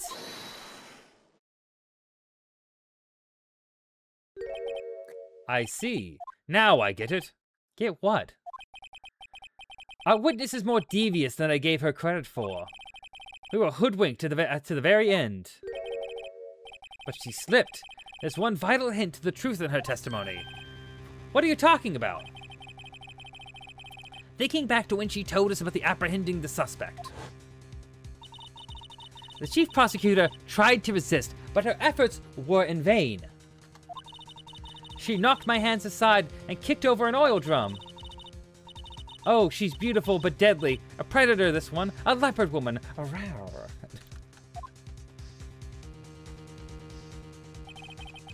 I thought that was strange. I thought that was a strange thing for the normally cool-headed chief to do. No kidding. Now, witness, allow me to ask a very simple question. This oil drum, was it empty? Oh, that, I'm not sure I like your attitude, Mr. Edgeworth. Though apparently you're not the slowest conveyor belt in the lunchbox factory. Witness! Well, was the oil drum empty? The oil drum kicked over by the chief prosecutor was brimming with water. But water? What does that mean? Still don't get it, Mr. Wright? Do you want to know the reason why she knocked it over? The real reason? Aha! You don't mean! Yes. The suspect knocked over that oil drum. For one reason and one reason alone. To erase the bloodstains that would become the evidence against her. Whoa! Yeah. That ties things up quite nicely. The bloodstains left on the victim's shoe tie her quite clearly to this murder. Then after the deed was done, she knocked over the oil drum to erase the telltale signs. Telltale signs. Well, that's a prosecutor's specialty, erasing evidence. That reminds me, this guy's right hand was hurt. Didn't he say she cut herself when she stabbed him? So that's when my sister's blood got on the shoe. Well, I see no reason to prolong this trial. But Mr. Wright, do something, please. What? What can I do? Telltale signs. Glass him. I need to play more Telltale games. Anyway, but what can I do? Your sister has confessed to the crime and she tried to conceal it. But enough. There's no need for further debate. The verdict, Your Honor. Very well. But Angel Starr is on the prosecution's side. She could have been lying about the water. This court finds the defendant, Miss Lana Skye. Hold it! Little girl, what did you just say? Huh? Me? Did you just say that I, Angel Starr, was on the prosecution's side? Well, yeah, you are. You're saying my sister hid evidence by erasing the bloody footprints. Well, I thought you had your fill, but here you are demanding a second helping. Another lunchbox! A lunchbox called evidence! Wait! Witness, don't tell me you have something else! The time for deliberations has passed. Any further comments, you will be held in contempt of court. Your threats don't scare the cough-up queen! Look at this! Oh, damn. Damn, he'd really be stabbed there. That's crazy.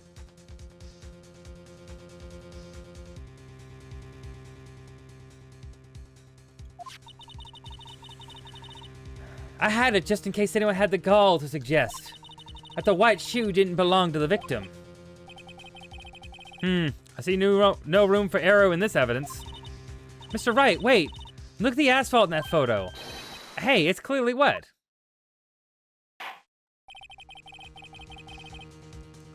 Erasing the last trace of doubt from the court's mind. Immediately after the murder, the crime scene was washed with water. I'm sorry, Mr. Wright. I guess I couldn't help after all. It's not your fault. I knew I couldn't win this case from the beginning. And it seems it's what your sister wanted anyway.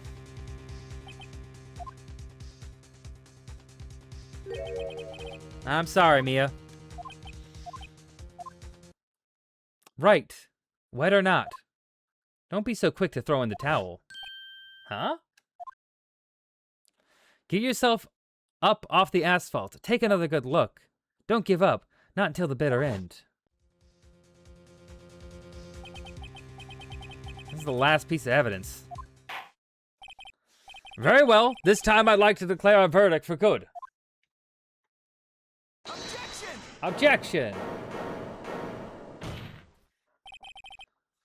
Your Honor, wait. What is with you people? Can I hand down my verdicts in peace anymore? Whatever it is, can it wait? No, it can't. Then then it will be too late. Look at this photograph, the last one submitted. This trial isn't over until we give each piece of evidence proper consideration. So, right. Are you saying there's a problem with this latest piece of evidence? Yeah, I'll think later. Yeah, there's a problem. Right or wrong, I gotta go ahead with this. I gotta try something out. I suppose since we've come this far, we should give every claim a fair shake. Very well, Mr. Wright. Show the court the problem with this photograph. The muffler! The muffler! The problem in this photograph is here. What's this? There's something poking out of the car's muffler. But wait just a moment, Mr. Edgeworth. Your Honor, you just said muffler. However, I see no trace of a muffler or a scarf or of any kind in this photograph. A muffler is also a part of a car, on a car or motorcycle, Your Honor. Just think of it as the part of the exhaust system, a pipe. I see, and I see. What's this suspicious-looking cloth sticking out of the car's muffler? So what if there's something sticking out of the muffler? What does that have to do with this case? Nothing. Absolutely nothing. Objection! Sorry, Miss Starr, but it's not going to be that easy. In fact, you've already told us why this is important to the case. You said as much in your testimony. What? Let's hear what Mr. Wright has on his mind. Tell us why you think this piece of cloth in the muffler is related to this case. The phone call. Miss Starr, recall your testimony for the court. Ah, yes. When I arrested her, she mentioned the muffler, and that's what had confused me in my earlier testimony. But we know. Muffler. Muffler? Arg! Yarg! Yeah! Woo! Yeah! That's what she said. Could it be that the muffler you heard mentioned was actually this exhaust pipe? If so, that means this piece of cloth is vital evidence. Oh, whoa!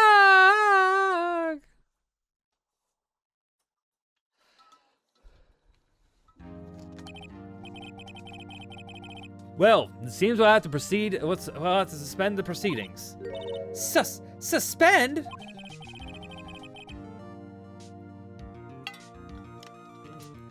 I find myself wondering about that piece of cloth. Just give If we leave any question unanswered here, we do a disservice to the law. Have the car at the crime scene inspected at once and bring me that cloth. The verdict will wait until after we've seen all the evidence. Agreed? I suppose so. Woo, that was close. We made it. We made it, at least for now. This court would adjourn for a 30-minute recess. It's lunchtime after all. It's lunchtime after all. He's still hungry. To be continued.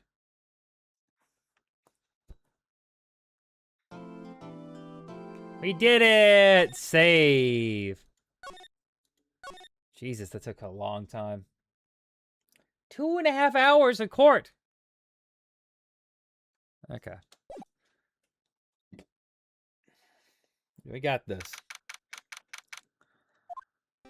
Mr. Wright? Huh, what? Are trials always like this with you? Like you're swimming up from the bottom of a lake about to reach the surface, then no matter how hard you paddle, you never seem to get there? Yeah, pretty much. Except today we're swimming in quicksand. So what happened to your sister anyway? Apparently she got called off to the judge's chambers. Probably something to do with that piece of cloth.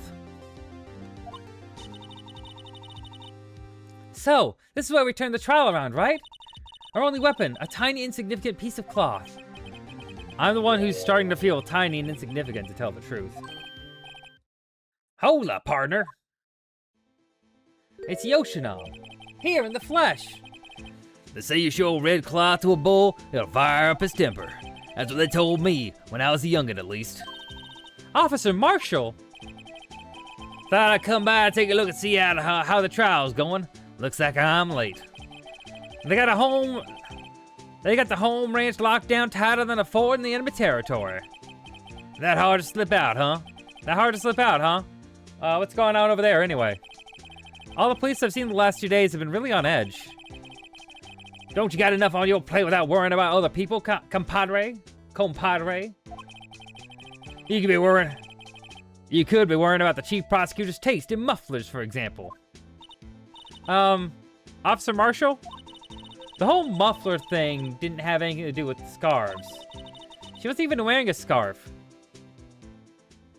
He's drinking. You don't say. I don't just beat all. I seen the red breeze blow on her slender neck many a time. I saw it that day, too.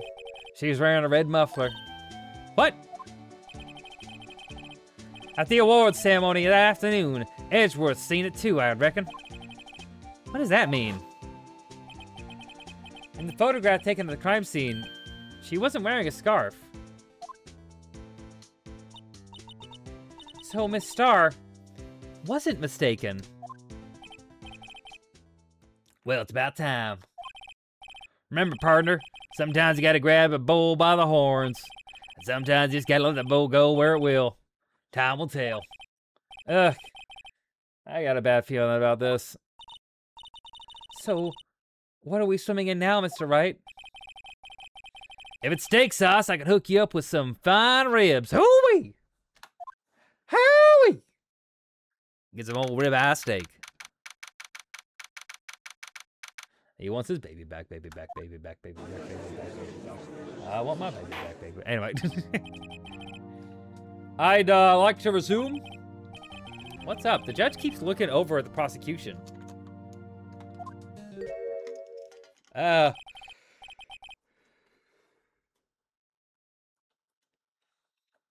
Is something wrong, Mr. Edgeworth? Your face is blue, your lips purple, you're sweating bullets. That furrowed brow, those grinding teeth, those watery eyes. I love that freak. What's more, your eyes are unfocused. It can't be! This can't happen! I wonder what happened to Mr. Edgeworth. Well then. I believe it's time we continued on with the trial. During our recess, I had requested the prosecution conduct an investigation. This is unacceptable! Seems our prosecutor is quite beside himself. Excuse me, knock knock. Who's there? Oh my. What's with this guy? A strange, stuffy aura seems to be filling the courtroom. Oh my. Oh God, what is going on here? Hey, the temperature rose 5.7 degrees when that man came in. Who on earth is he? He's got Rinnegan eyes. Ah, it's you!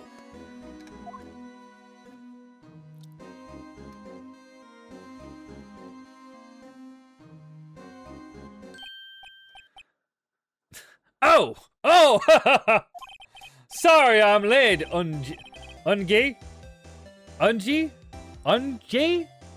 Udgay? The roads were packed, it's just me. Long time no see, Ungi? How ya been? Swim much these days? Hello. No, I've been so busy. Busy schmizzy, Ungi, my boy. Ungi, my boy, you have to make time to relax. Saving the game for the judge, okay. Yes, indeed. Ungi, seems to be his nickname for the judge? Afraid you're right. Very afraid. Sorry, but who are you? You're so righto. So you're righto, the attorney. I've heard good things about you, son. Aji. Okay. Thanks? So sorry about our little worthy giving you all that trouble, eh? You know, we should all go swimming together sometime. Jolly! Little worthy? Mr. Wright, you don't know the district chief of police? Chief of police? He's the top-ranking police officer in the entire district. That is that face.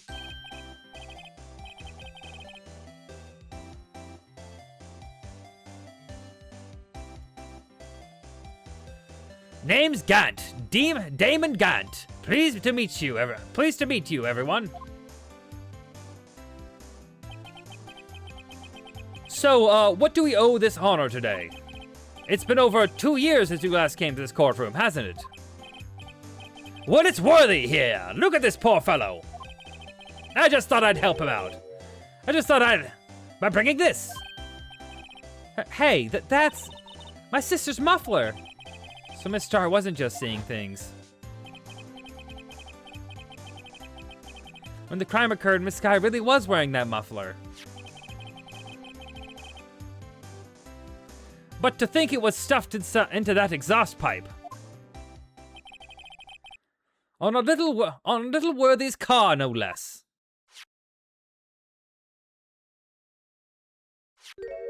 Oh. It's really quite embarrassing, even for us. What's this? It's what you call a switchblade knife. Quite perplexing, this.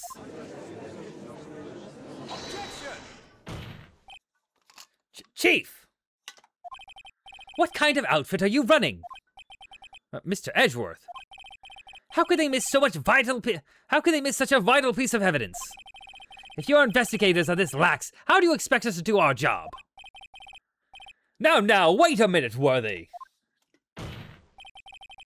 I've no desire to hear your excuses. I'm telling you to wait. Or didn't you hear me? Have a look at this document. Here it says, person in charge of investigation. There's no mistaking that signature, is there? Miles Edgeworth. That's not fair. On the day of the crime, I had... Your head in the clouds because of you got that award? I know how you feel.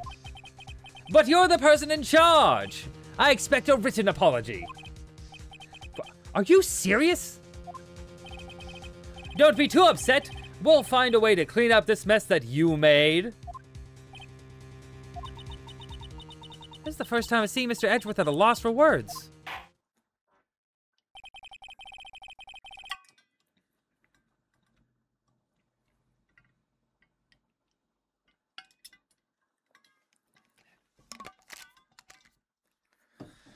This kind of major blunder is unlike you, Mr. Edgeworth.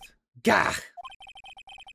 The court accepts this new evidence, but I'd like to ask the defense a favor first. Yeah? Just to be sure. I'd like to take a look at the blades of this knife. The blade, Your Honor? I don't see why not. Could you open it up for me, I wonder? Yes, well, I think all you have to do is push the switch and...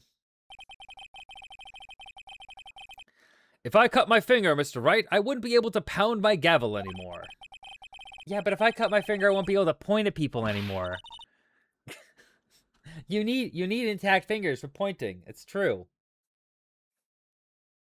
Whoa. Come on, just hurry up and open it.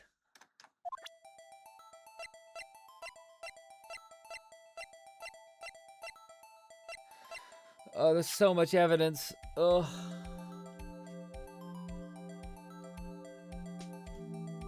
Let's put it in the spin zone.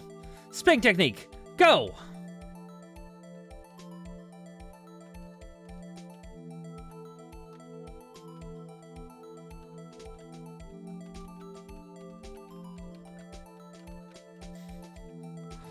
I don't like the shape of this.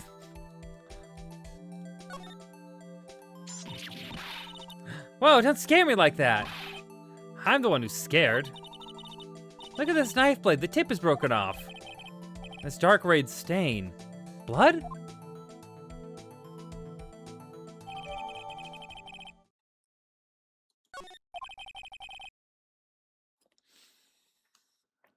This does not excuse the actions of the police department. I would like to hear an explanation from the chief of police himself. I'm terribly sorry, but could I ask you to testify for us?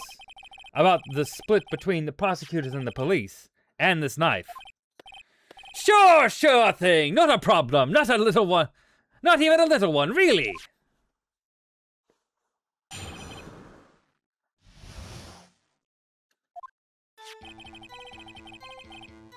This knife is special, but I can't say how. Here. Unless there's evidence to prove a connection between this knife and Goodman. That was a bad day for the department. We weren't in any shape to do an investigation. A detective was killed at the police department, see? What a mess. That time of the crime? 5:15. Scary coincidence, eh? So it's not officially linked to this here case, so I can't talk much about it.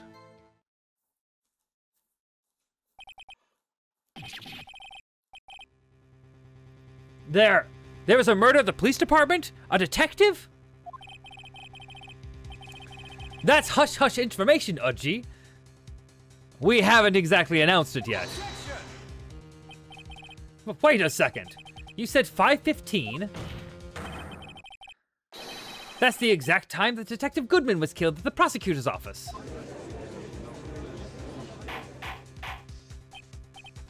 Order! Anyway, we at the department were all flustered, as you might well assume. We're in the middle of a top secret investigation. Don't tell anyone, okay? I think we understand the police department's situation. Well, Mr. Wright? 2 detectives killed at the same time in 2 different places. The chances of that are really slim, scientifically speaking, of course. I like to exercise my right to cross-examine the witness.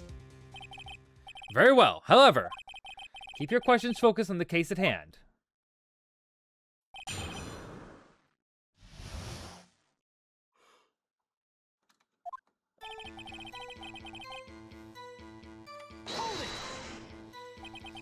Excuse me, special? Mm-hmm. Hard to come by this particular knife anywhere else. Might that special thing be this little tag?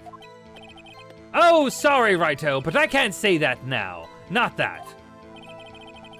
We've established that the knife in Goodman's chest was this knife. Now, why was there another knife at the scene of the crime? That's quite a mystery. And like a mystery, it's wrapped in something. A muffler.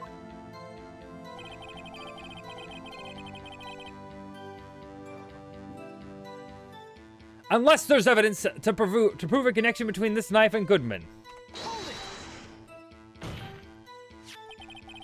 This knife was found on the scene of our crime. I think that makes it connected to this case, don't you? See, there's a lot of things that go on in the department I can't explain. It's delicate, okay? Sorry, Righto. There's something about the knife that will give us a clue. Or maybe there's something about the knife that'll give us a clue. Let's examine that knife while we can, Righto.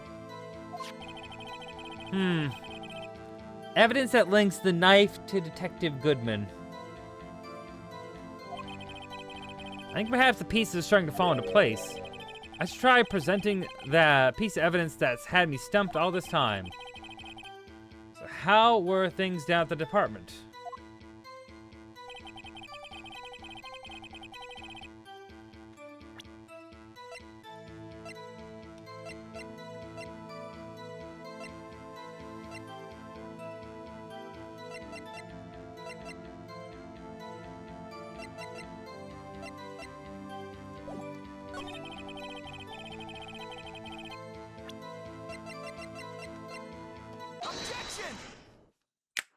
Got him. Wait a second. At last, an honest to goodness objection. This knife, this has to have something to do with Detective Goodman. What do you mean? Haha! An honest to goodness, what do you mean from Udgy? That's is great. Look at the tag on this knife. It reads SL92. And this is important. Why? Over here, we also have a memo that was on the body of the victim.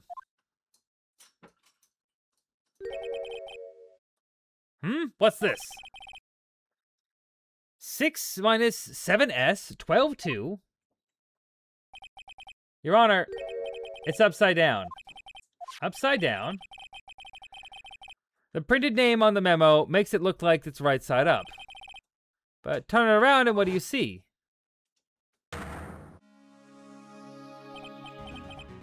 Ah, aha! Whoever wrote this note was holding the paper upside down. SL9. That's the same thing that's written on the knife's tag. Gasp! Order, order! Well, Chief? Ah, well. I guess the cat's out of the bag. You win, righto. I win? Ah. What game is this guy playing?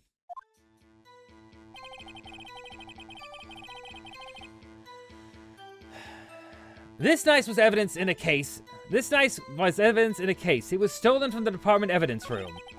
That was a bad day for the department. We were in any shape to do any investigation. Okay, let's press on that. So this knife was stolen.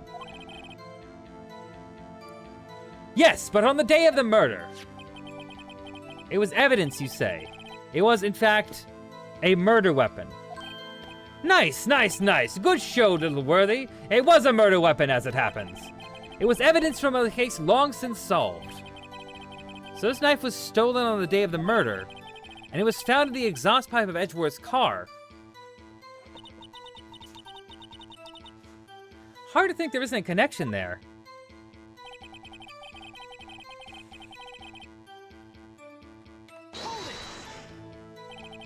Something happened at the police department too, huh? You got a good look in your eyes right there, righto, my boy? Sharp, hungry. So something did happen. And why wasn't I informed? Why weren't you informed? Well, why didn't you ask? No matter, I understand you were busy. I understand. You were busy and what with Lana's case and all. All the pronunciation, the punctuation. Gotta get that right. Well, what happened? What happened at the police department that day? Detective was killed at the police department. See what a mess.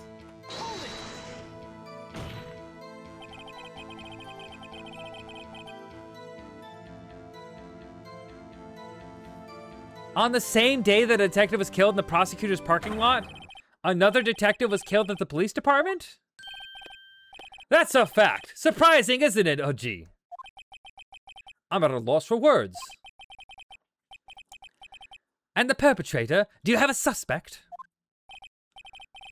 Well, there was a suspect. Just arrested them, in fact. Just arrested? That was quick. But there's still a lot of unanswered questions. Maybe you could help, righto? I suppose I could help if you help me by giving me data on your case. Oh, good one. This kid's sharp. Okay, here's the deal. I'll tell you one thing, but one thing only. We know when the victim died. Ah, these two seem important. I'm gonna stand up for a second. I gotta stretch.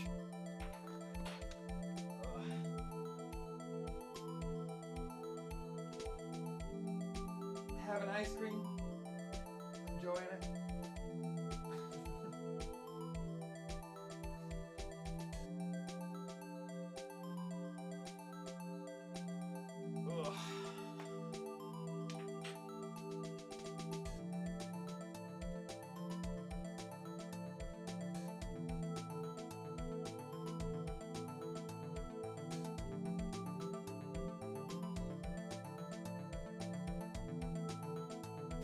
We don't know how the victim was killed.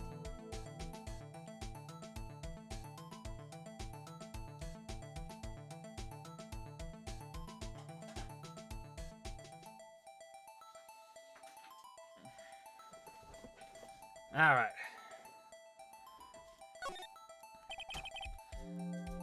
Well, how was the detective killed? How was he killed? Now that's an interesting part. That's the interesting part. It was what we It was what we in the force call a stabbing with a knife. Knife? That's exactly the same as Detective Goodman. That's the spirit. We're cooking now. But you know, that's not the only thing that was exactly the same. What do you mean? There are more similarities between the two cases than the cause of death. Seems like I'm gonna have to press this a bit harder. Hold it.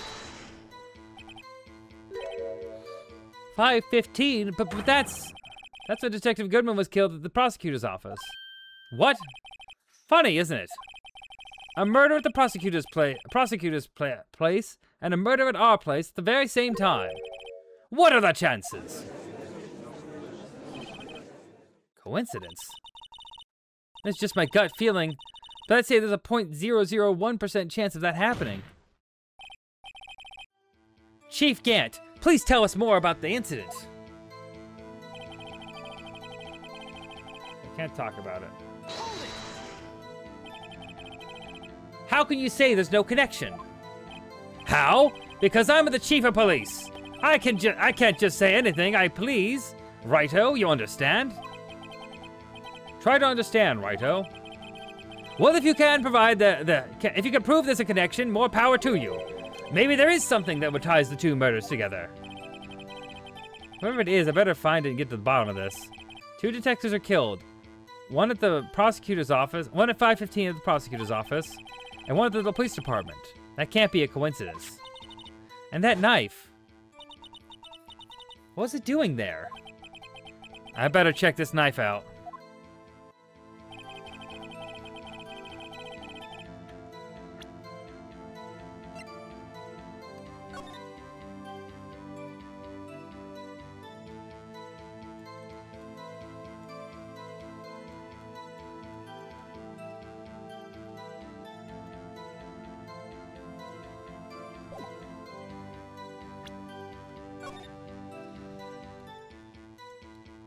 Very hard to control it. There we go. There's a small tag on the knife. It says SL92. What's that supposed to mean? Okay. We already know what this is about. Skip all that.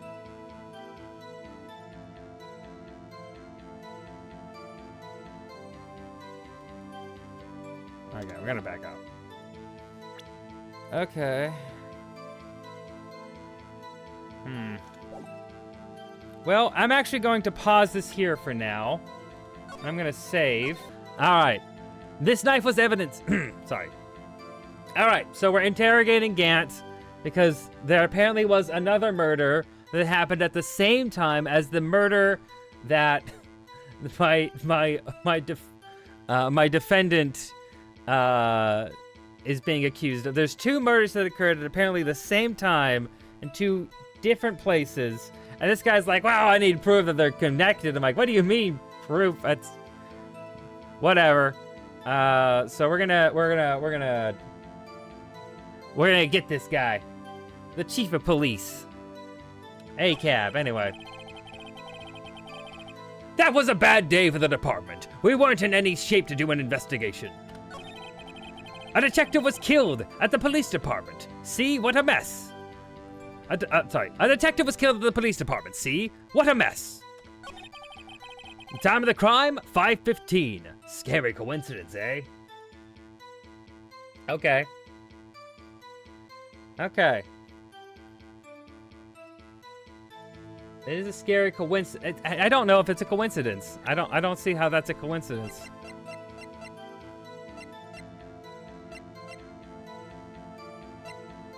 Okay. It's not officially linked here's the case, so I can't talk much about it. We're gonna push on that. How can you say there's no connection? How? Because I'm the chief of police. I can't just say anything, please. Righto? You understand? Try to understand, righto.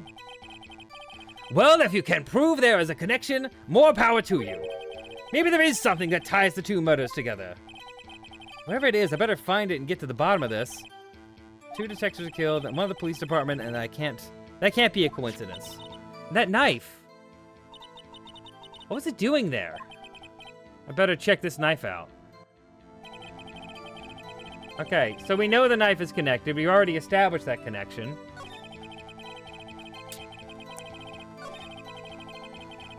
Maybe I need to represent the knife.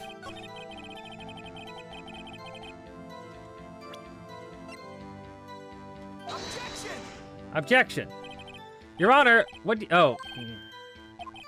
No, that wasn't it. That wasn't it. Whoops, oops, oops.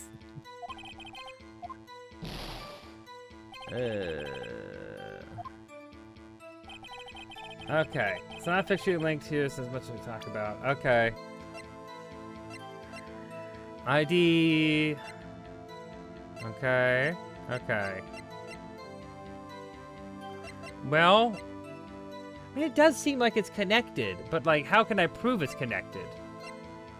The victim's shoe wouldn't help with that. The vat in the muffler. The victim's memo. No, because I have to prove it's connected to the case that occurred at the police station. I don't know that the knife and everything proves it's connected to this, right? But we don't know that case, whatever case that knife comes from, is connected to the current case we're in. But the third case that occurred, because like there's 3 cases. There's the 2 crimes that happened at the same time, and then there's the older case that occurred, which is like this SL9 thing, right? So we need to prove that the 2 cases that occurred at the same time are connected somehow. How would we do that? Chief of Detectives, created by Detective Gumshoe. This wouldn't help. That wouldn't help either. I don't see what would be helpful in this. Maybe, no.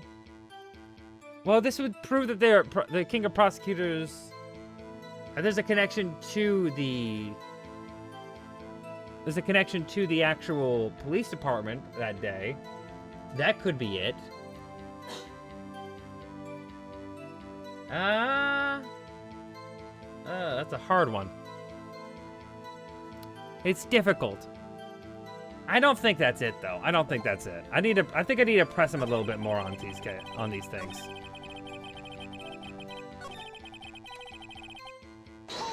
Hold it. 5:15? But that's when Detective Goodman was killed at the prosecutor's office. What? Funny, isn't it? A murder at the prosecutor's place and a murder at our place at the very same time. What are the chances?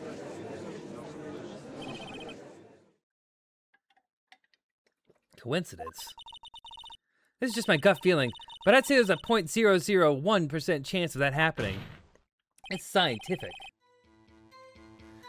Chief Gant, please tell us more about the incident.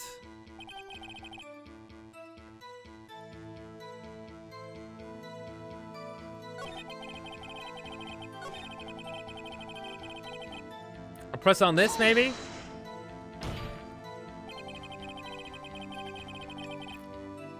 On the same day that a detective was killed in the prosecutor's parking lot, another detective was killed at the police department.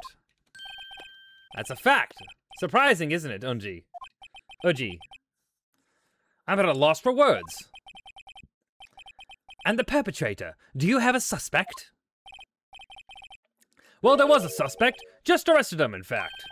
Just arrested? That was quick. But there's still a lot of unanswered questions. Maybe you could help, righto. I suppose I could help. If you help me by giving me data on your case. Ah, good one. This kid's sharp.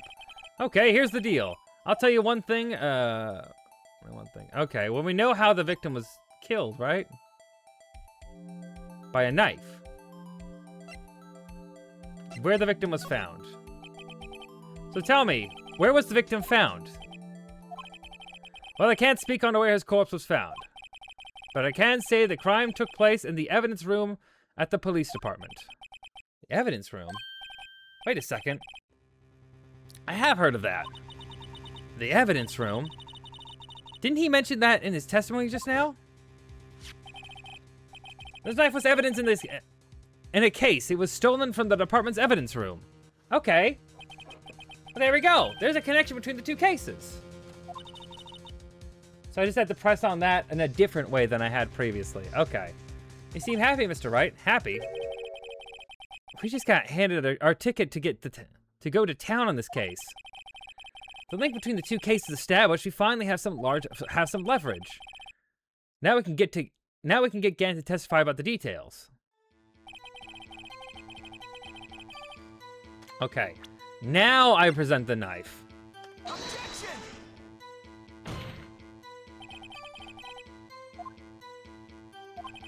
Wait. But that's... Okay, not the knife, I guess.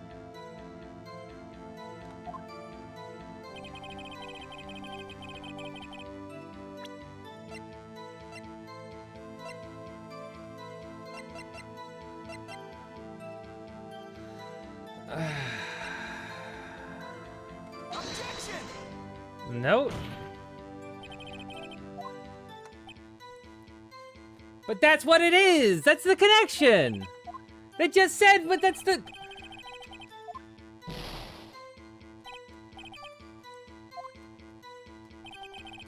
Okay.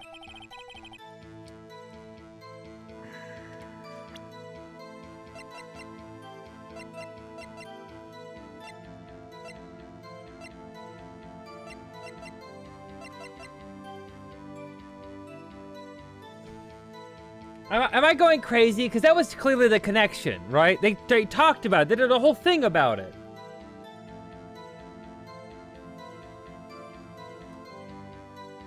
They said it's not it's connected.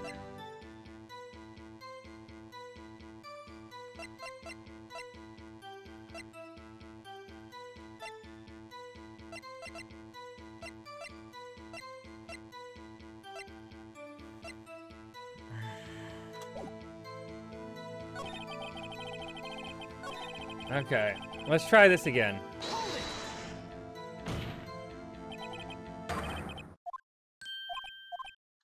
Okay, we'll go through all this again. Kid sharp. Okay, here's the deal. I'll tell you one thing. When the victim died. That's a sharp question, righto. Very sharp. Well, my boy, you're gonna love this. Okay, yeah, it's the same thing.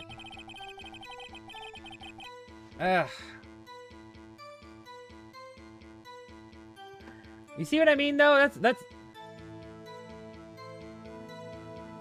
Okay, hold on a second.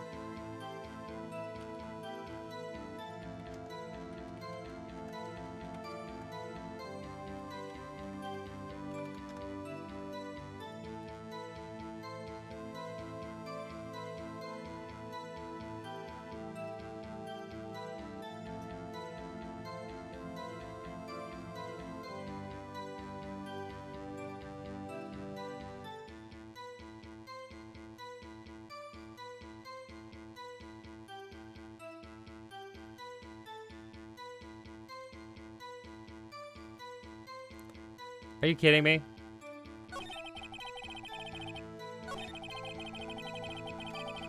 I have to press him on it? I decided to look because fuck this. I'm not restarting this. Connection between two cases has already been proven. Huh? You don't say. Well, out with it, righto. What's the connection? Yes, out with it, Mr. Wright. The connection is a place mentioned in the testimony we just heard. The knife found in the lot was stolen from the police department's evidence room. Not to mention the victim had on him the case number on the knife's evidence tag. Okay, so that's the... Whatever. I think that should have counted, but whatever, it's fine. And we also know that the detective murdered at the police department was killed in the very same evidence room. Indeed. There do seem to be too many connections for it to be a coincidence.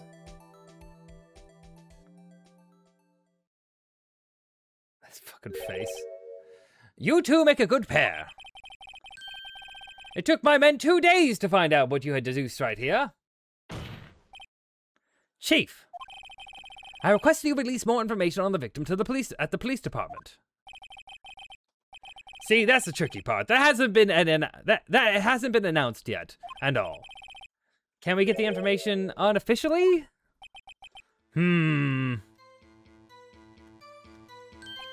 Sure, why not? It's unofficial after all. What, really? That worked? Okay. Cool.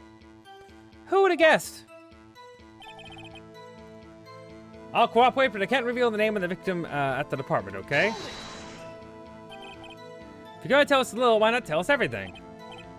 Well, case information is sticky stuff. You have to do everything properly. Well, I might as well try to get, the victim's ID number. How about you tell me the victim's ID number? Sure, why not? It's not like you'll be able to tell who it is from that. Of course not. You won't tell me their names after all. You won't tell me their name after all. We keep a tight lid on ID numbers, so don't go getting your hopes up. The number is 5842189. Well, that's quite long. Is that the same one? Yes, that's okay. Yeah. And we have to remember these. It drives me nuts. 82. I can't do it.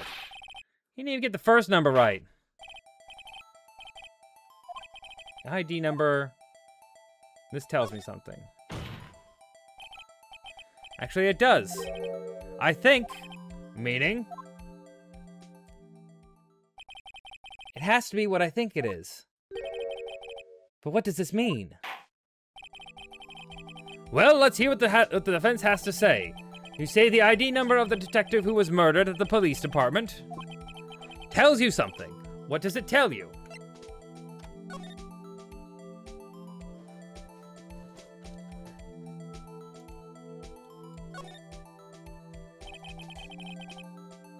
A name and ID number are written here.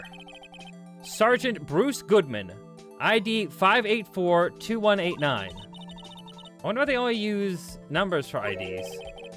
What else would they use? Letters, silly! They're the reason we have written language in the first place. True. Sergeant Bruce Goodman. See, why wouldn't that make a better... Well, it does have a certain ring to it. Exactly my point, teehee. It doesn't take much to amuse her.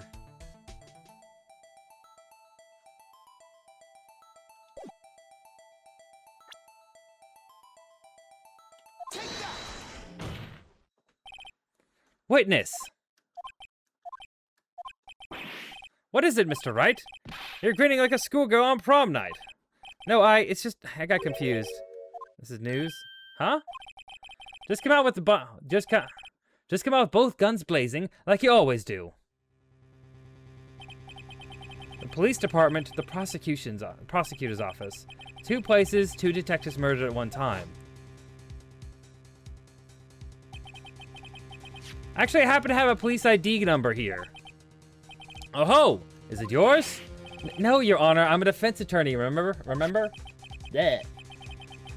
This is the ID number of our victim, Detective Goodman. Shame on you, Righto. Personal IDs are top secret. Detective Goodman's ID number is 5842189. And this means what exactly? Huh? Wait, the ID number we heard from the chief earlier. That started with 82. I've forgotten. You didn't even get the first number right, again. The number the chief police gave us was 5842189. Wait a second, Wright. What does this mean? That's what I want to know. The 2 ID numbers are identical. In other words, the detective killed in the police department's evidence room was Bruce Goodman. What does our witness think about that? Oh, sharp as a tack, Righto, sharp as a tack. But wait, Detective Goodman is our victim. He was killed at 5:15 in the underground parking lot. Yet a detective, Bruce Goodman, was also killed at the police department, in the evidence room at the exact same time. That's impossible. So what we're saying is the same person was killed at the same time, and in completely different locations? Order, order, order! Chief, what does this mean? No. What I want to know is, why didn't I hear about this? Yes, it's top secret, fine, but I'm a prosecutor in charge of the case. Now, just wait a second, Worthy. No need to get all flustered. Your Honor, the police department has made a grave error in this case. Wait. I said wait. Or didn't you hear me?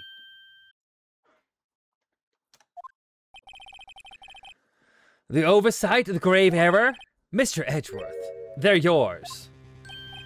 What? How? How dare? We informed you yesterday. I believe it was our Officer Meekins who brought you the news. Officer Meekins? Mr. Wright, where have we heard that name before? Wait, aha!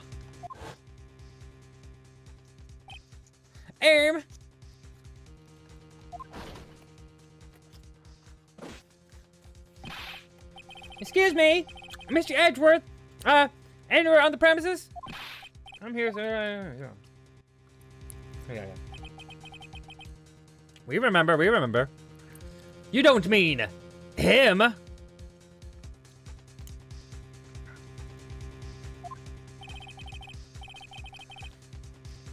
According to Meekins, you didn't accept the report. Hard to believe. But your officer, he told me. He said the report had nothing to do with the Lana Sky incident. Detective Bruce Goodman murdered in the police department evidence room. Mr. Edgeworth, the victim's name is written right at the top of the report. Gah! But why didn't your officer tell me? Honestly, I'm not sure that officer was capable of making the connection. He did seem challenged. That's an interesting way to put that. Okay. In any case, this is a serious error, a gross negligence of duty on your part, Worthy. But sir, you could have submitted that report this morning to the court as evidence. Then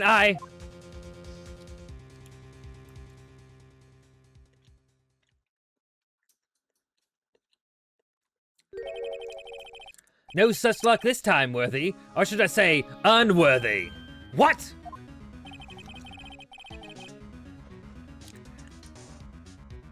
Now, what was the second rule of evidence law? Well, Mr. Wright? Huh? Oh, well, it's, rule number 2. Unregistered evidence presented must be relevant to the case on trial. And how is this rule relevant? Normally, you should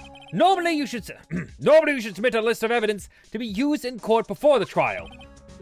This report wasn't on that list. So, what does this mean? I couldn't submit this evidence until a connection was proven in court. The connection was just proven by Righto over here. Good job, Righto, my boy. Huh? I was just doing my job.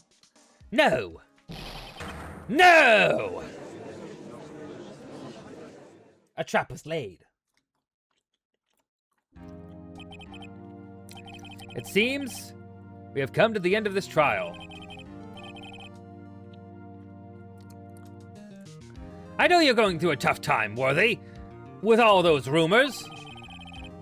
You were even in the defendant's chair just this past December. I apologize for this terrible lack of due diligence on my part.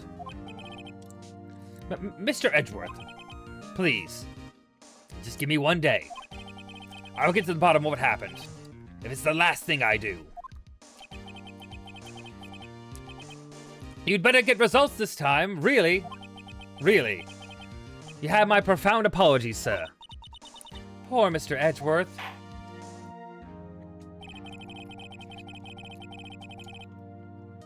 I don't think there's ever been an error this serious in the history of this court. I will grant one further day as the prosecution has requested. Will that be sufficient, Mr. Edgeworth? Yes, Your Honor. Thank you. Whatever your punishment for this is, for your sake, I hope it's not decisive. Very well. Court is adjourned.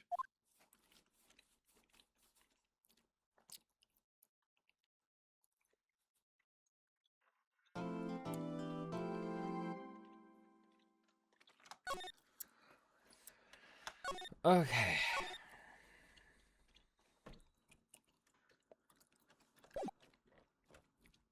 On to investigations. Mr. Wright, so... what's going on with the case anyway? I'm a little confused. Huh? Well, let's see. What is going on? The victim, Detective Bruce Goodman, was stabbed to death after 5 p.m. on the 21st. He died in the prosecutor's parking lot and the police department evidence room. What's this and the evidence room part? The prosecutor's office and the police department are 30 minutes apart from by car. Well, that's what we're gonna find out. Or try to, at least. Alright, let's do it. Glad she's in good spirits, but I'm not sure she's going to be much of help with this. Don't be so sure, Mr. Wright. Huh? Look, we're in this together, right? I'll prove that these thick-rimmed glasses of mine aren't just for show. Let's go. Science awaits.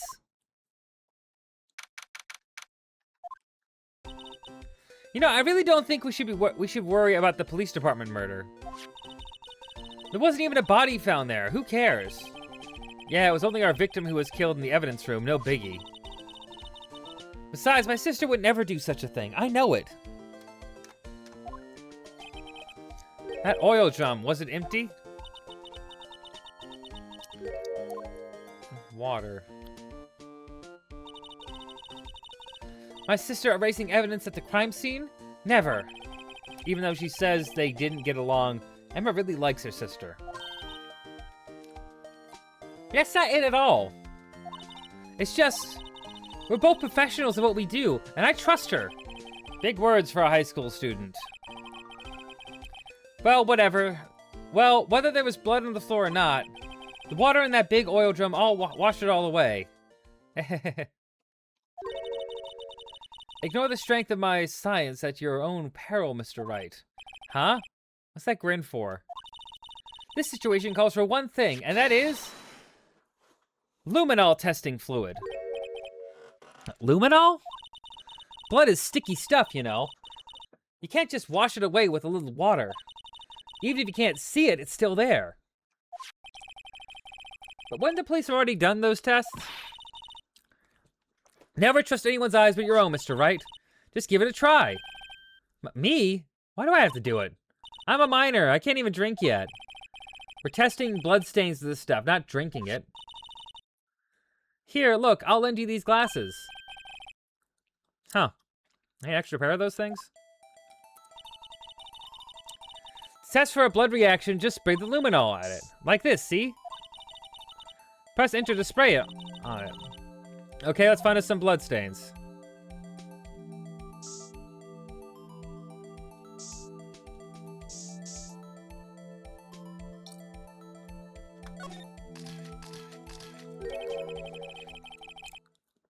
I can see her eyes shining behind those glasses. So is this a blood stain? It's so, Emma, you're shaking. It's just, this is my first time seeing real blood. Scientific investigation in action. Okay, well, we definitely know that this is a blood stain. But doesn't something strike you as odd, scientifically speaking, of course? What's odd about this, scientifically? The amount of blood. The perpetrator and Detective Goodman fought here, right? Don't you think there'd be a little more blood? I definitely think so. I mean, look at all the blood in the sole of the victim's shoe. It is pretty strange. If they fought here, they'd have to have been more blood than this. Hey, Mr. Wright? I'm gonna mark up the floor plan so we have, when we find the blood stain, okay? See, I'm pretty handy to have around, right? Yeah, and this stuff's pretty handy too. I saved up my allowance to buy that. Luminol testing fluid to receive from one very proud-looking Emma Sky.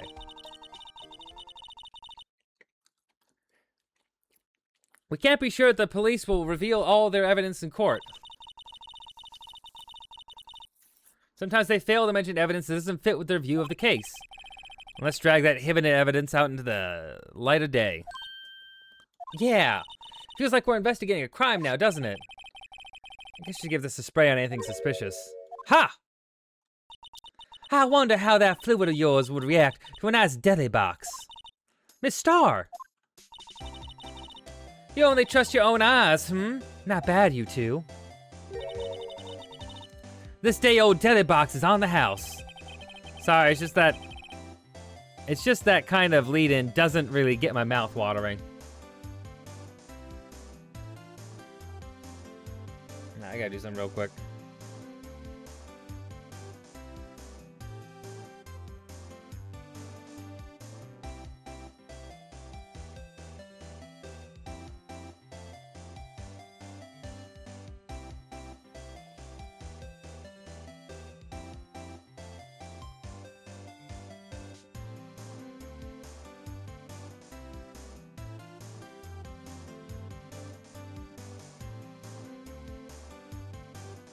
Okay.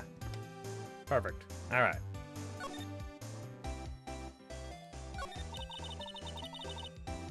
You certainly put me in a tight spot today. My apologies, Miss Starr, but... No, it's okay. It was my fault. Oh, we know. I witnessed everything from that security room right there. But I was afraid that I wouldn't sound convincing enough, you see. I was wrong to think that. I'm sorry. Sorry? You lied on the witness stand. That's unforgivable. Little girl, don't forget what's important here. Even if the place I witnessed the events from was different, I still saw what I saw. I saw Chief Prosecutor Sky stab a man in cold blood, and that testimony still stands. Ah! I swear it on my honor as a detective, she stabbed Goodman.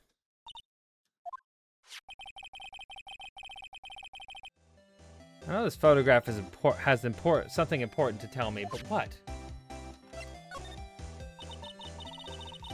So you were a detective, weren't you, Miss Starr? Yes, it was a long time ago. Well, 2 years ago. No matter how hardened the criminal, when they faced me, they coughed it up. Coughed it up? They confessed. They babbled like babies. You know how many...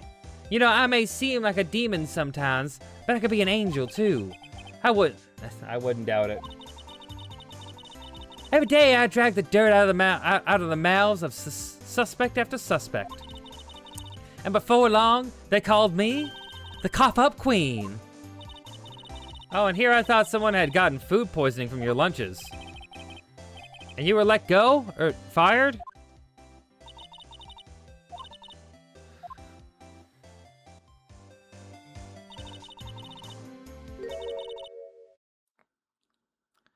It's all because of that case, the SL9 incident. SL9? Wait, she doesn't mean...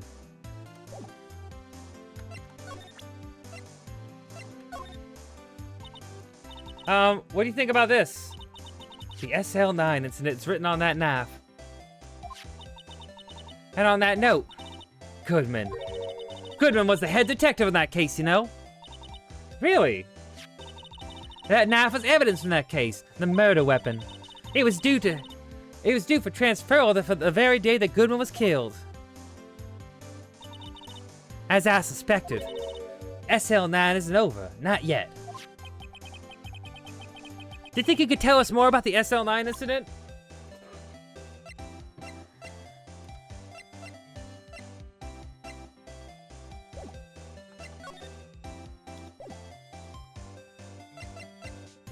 Sorry, 1 second. I gotta get up and do something real quick.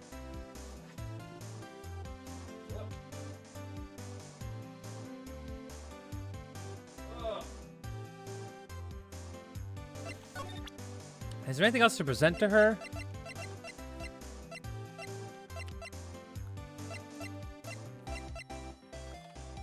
I guess the shoe?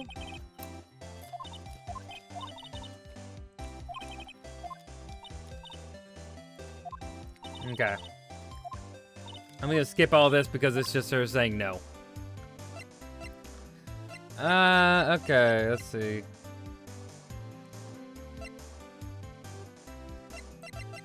Maybe I press with this?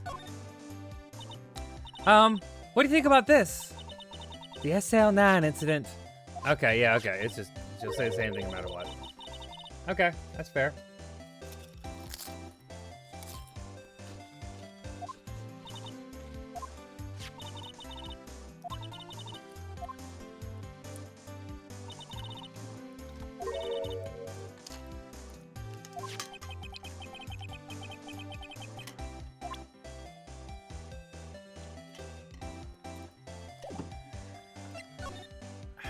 She won't tell us anything more about it, so...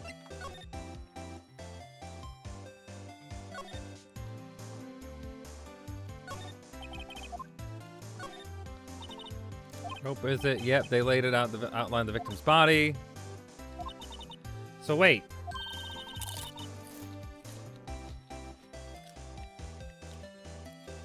The victim must have died when the killer closed the trunk on him.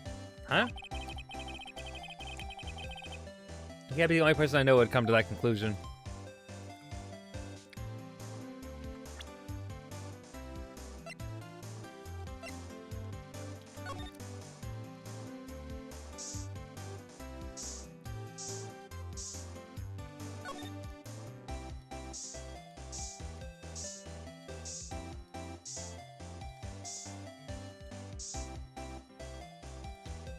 There we go.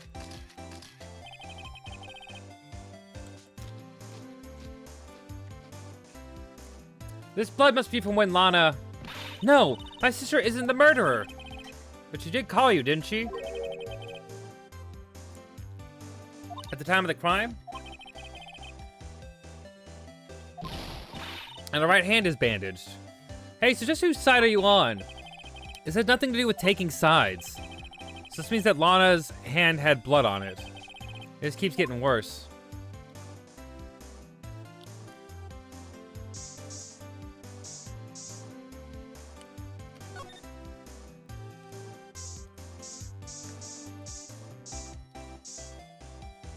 Okay.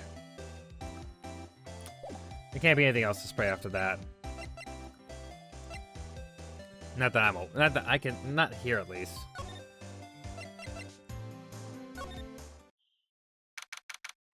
Here. It's even busier here today than it was yesterday. Detectives are running around here so fast they're blurring. I suppose it makes sense. A detective did get killed here, after all. So, the evidence room, the scene of the crime. According to the pamphlet we got from at the front desk, here it is. It's like a kid in an amusement park. Ooh, a real crime scene. Let's go take a look.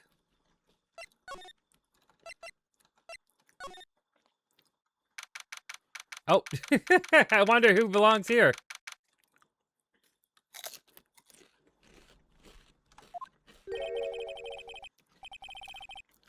What's with the decor in this place? It's very eccentric. According to the pamphlet, this is the guard station for the evidence room. So beyond that door is the evidence room, the scene of the crime. It sure seems that way. Oh. What's wrong? It's those cacti. They're so prickly, so imposing, it's hard to think straight. If you can't handle the cacti, stay out of the desert. What I want to know is, if this is a guard station, where's the guard? I have a feeling I know who he is already.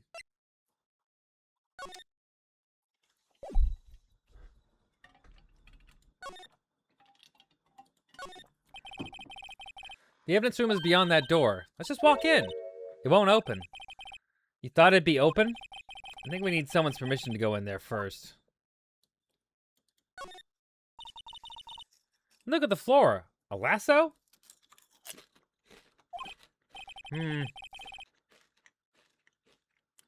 Looks like it's set up to trap something. A trap? Here? Wait, I know. Maybe someone was trying to catch a wild bull here. But the lasso missed. You sure have an active imagination.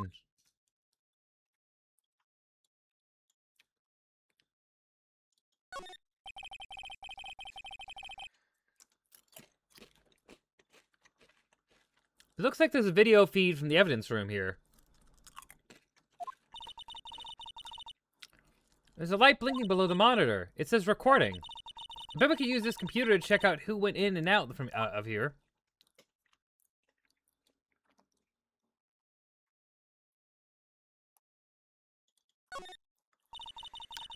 Yipes! These sure are prickly. They must have they must be the real deal.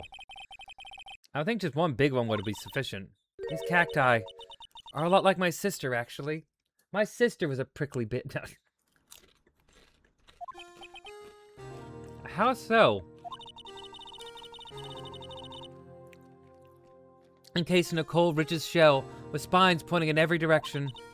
Just like her. I'm not so sure I see the resemblance.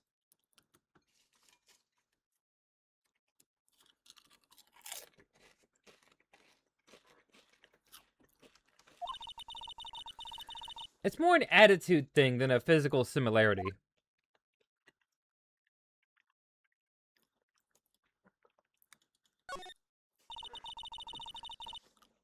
There's a security guard uniform just hanging here. It looks more like a costume than a uniform, honestly. A leather jacket, leather pants, a leather... What was that thing called again? Punchy? Paunchy? A pinchy?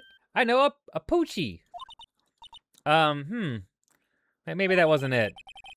It's a poncho, but I think I'll keep that information to myself for the time being.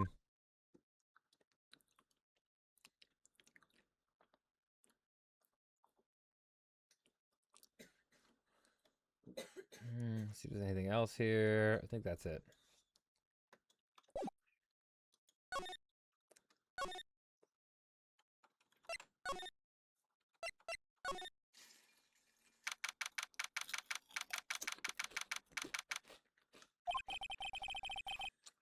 Wow, everyone looks so deadly serious in here. Well, there was a vicious murder at the of a detective down at the police department. Yes, but the same detective who was also killed at the same time in the prosecutor's lot. Ugh, it makes my head hurt. First things first, let's go check out the police department crime scene. Yes, you sound dead set on investigating. But don't mess up, or we could wind up dead.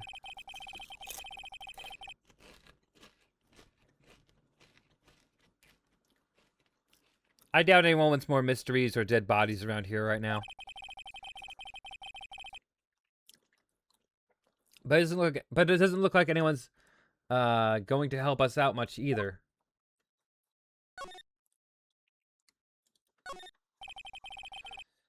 Effective desks, they are computers and files of each other, on each other. Funny, they're a lot tighter than I expect.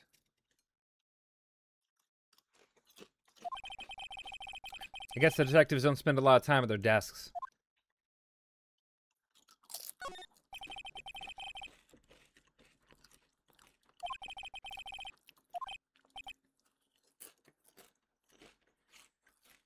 Blah! Detective killed in the evidence room. Tell no one outside the police department. No! I told that old lady at the restaurant everything. Someone's getting a demotion.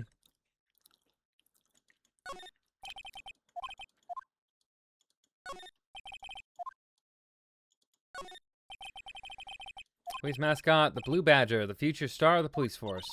The design's a little changed from the one outside.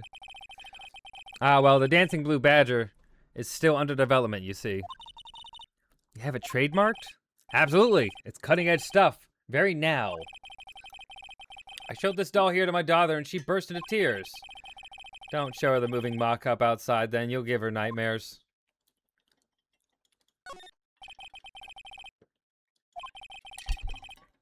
He's mumbling something to himself. I know. The killer used dry ice. If you put it in between the latch and the door, the room could be sealed shut. This is good. I win a writer's award for sure. He's not writing a report, he's writing a novel.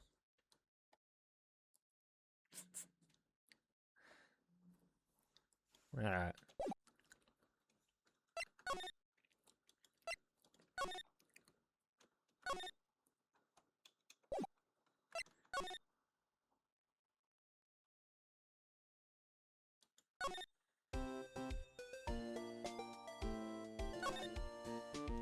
No, okay.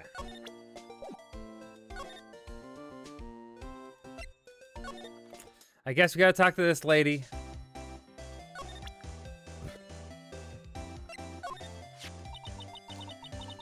I had one of those up until 2 years ago.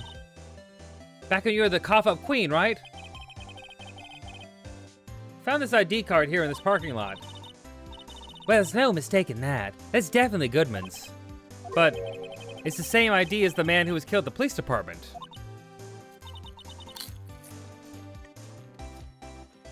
That's impossible. I wish I could be so sure. Could you take a look at this? Okay, yeah.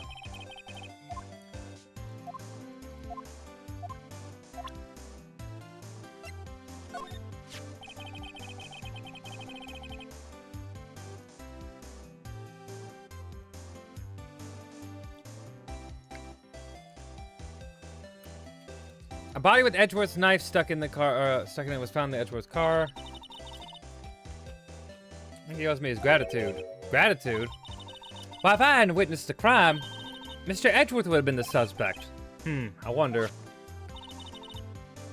Still, it's strange.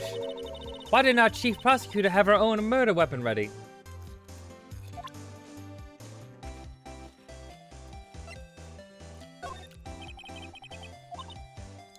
Yeah.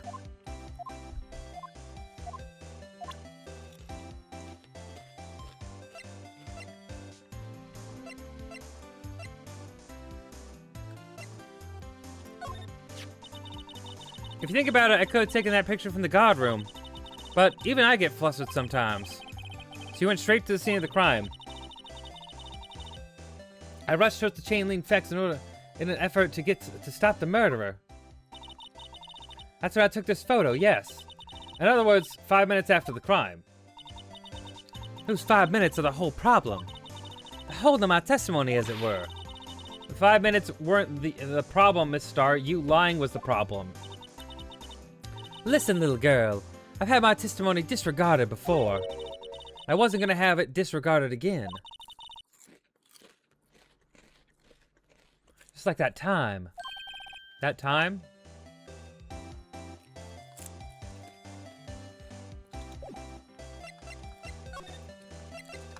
There we go. That incident really opened my eyes to the truth. We're nothing to them. Disposable. Disposable to who? 2 years ago, it was the biggest case I'd ever handled. The police and the prosecutors were desperate for decisive evidence.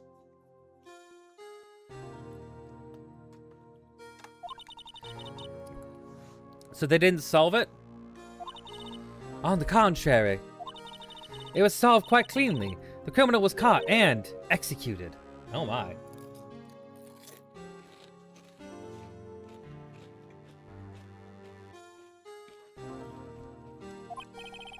Executed? Yes, a criminal got what was coming to him. It doesn't get any clearer than that. The only problem was, they never did find decisive evidence, not a shred. What? But the criminal was executed, right? On the basis of evidence of a sort. Made up evidence. What? Gasp! What? You mean they executed someone for with fabricated evidence?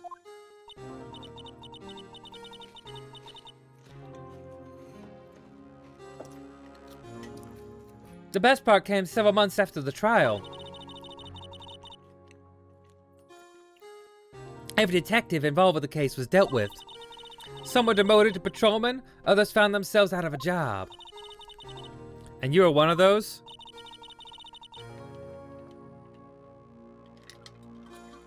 Myself, and one other person you know well. Wait, could it be? Exactly. Detective Jake Marshall. Oops, I mean the police department security detail officer Jake Marshall.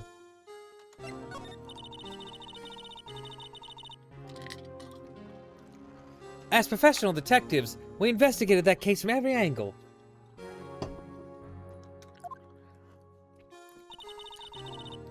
Jake was particularly determined. And then it was over, and he was demoted. However, he hasn't forgotten, and neither have I. You haven't forgotten SL9? There's another side of that case, a hidden side. That's what we're after now. And no one up in their fancy offices can stop us. Wait, those lunches you sell. It's the only reason I came to sell lunches in this accursed office. I come here to meet my old friends, boyfriends that can help me investigate. This star's old boyfriends. How many does she have anyway? Just when all the detectives on SL9 had disappeared, we find new evidence. There has to be a connection. So, rookie. But what? It seems like you're serious about investigating this case. Yes, I am. Yeah. I mean, yeah. I want to win. Then you should take this. A Salisbury steak lunch? I know a certain guy who might help if you tempt him with this treat. Miss Starr! Officer Marshall, is he your... Are you his... Are you going out? Why do you want to know? I was just wondering what happened to him. A long time ago, when he was helping my sister do cases, he was so nice. He got along so well with my sister, it made me jealous. And he was nice to me back then. This would have been when Officer Marshall was a detective. But now he's so cold. Jake and I are merely cooperating on this investigation. We're putting the past to rest, as it were. Nothing more than that. I see. Thank you. Officer Jake Marshall, huh?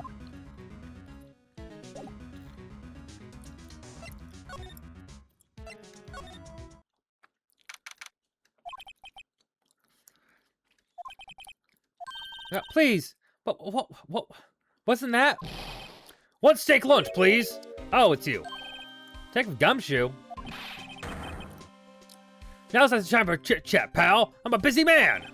What I really need is the steak lunch from Lunchland. Oh, you mean one of these? Actually, it's not for sale. I think I just heard the sound of his heart breaking. Now is no time for despair. We've caught our criminal. Now we just need evidence. The criminal, you mean?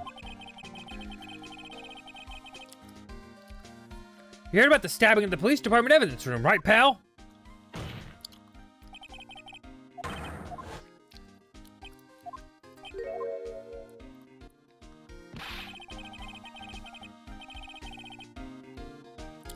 It's the biggest scandal that hit the station in ages. Everything's topsy-turvy. But Detective Gumshoe, who was it? Listen, pal. All I know is I need my me a steak lunch pronto. Staying right here talking isn't gonna fill my belly. But wait, don't leave.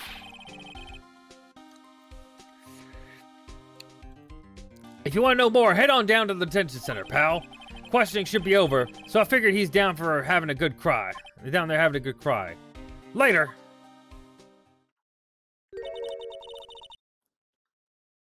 He ran off to the evidence room. Well, this investigation is off to a running start.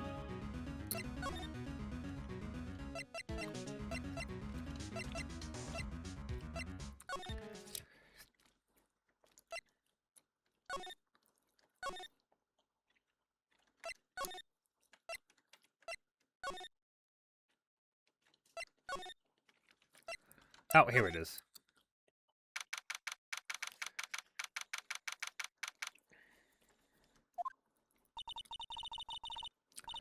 Still, I do feel better about things, a little. I mean, they caught the person who stabbed Detective Goldman, didn't they? Goodman, didn't they? Yeah, I guess they did.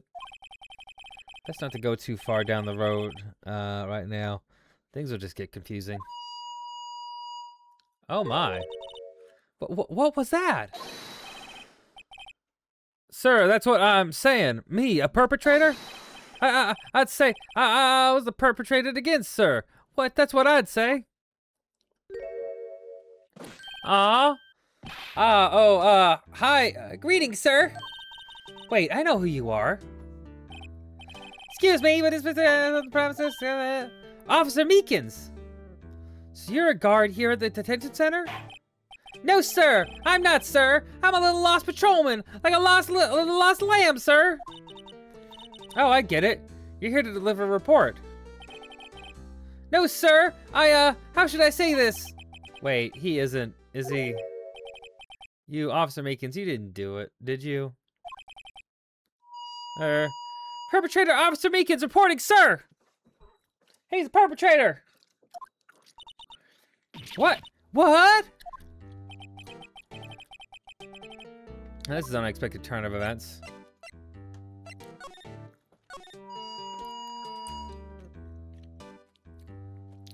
Sir, I'm a patrolman with General Affairs, sir! Sir! Ow, I can hear you fine, Officer Meekins. I had some business that day, sir. And so I went to the evidence room, sir. The guard station in front of the guard room was empty, sir.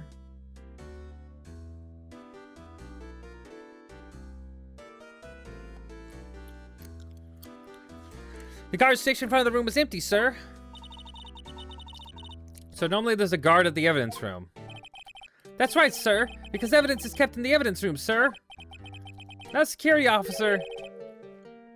It was none other than Marshall, Officer Marshall. Marshall? Then, sir, I happened to glance at the security room monitor. That's when I saw him, sir. A suspicious person in the evidence room. A suspicious person, sir.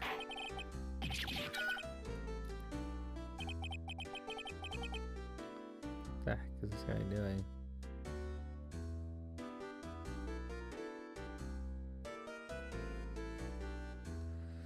What the heck is this guy doing? So what happened then?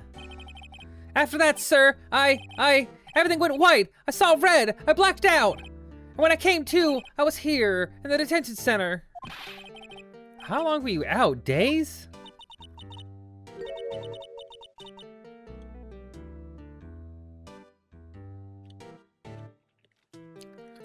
Might I ask, what happened to your hand? Sir, there was no one to bandage me, sir. So I did what I could to wrap it up, sir.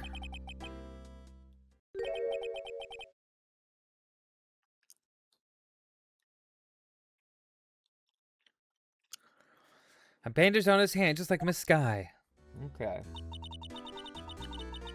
Yet another similarity between this case and the one at the prosecutor's office.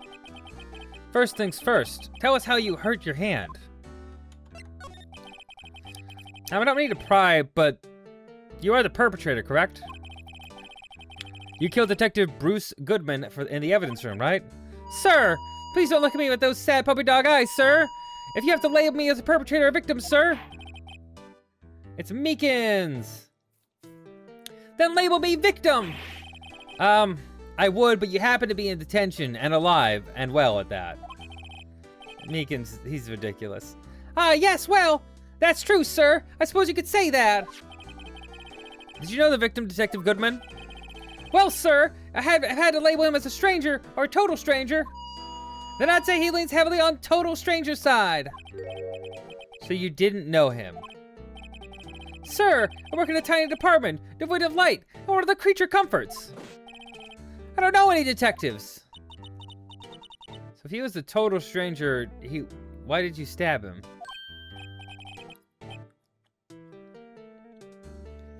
It's fun to make his voice. Sir! Sir, I had no intention of killing him, sir! None!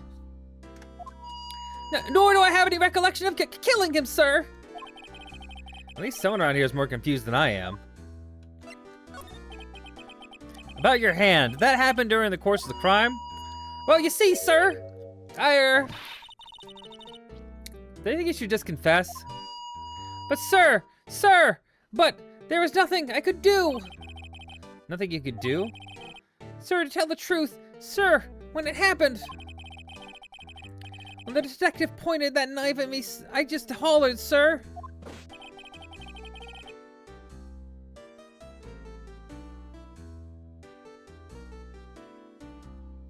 And next thing I knew, I was unconscious. The next thing you knew, you were, huh? Then when I opened my eyes, I was alone in the evidence room, sir, all alone. Alone because Detective Goodman had disappeared. What? Then when I looked down, I was gushing blood from my hands, sir. Oh, the shock. Oh, the sorrow, sir. Can't you imagine how I felt? The victim's body disappeared. That's some story. Okay.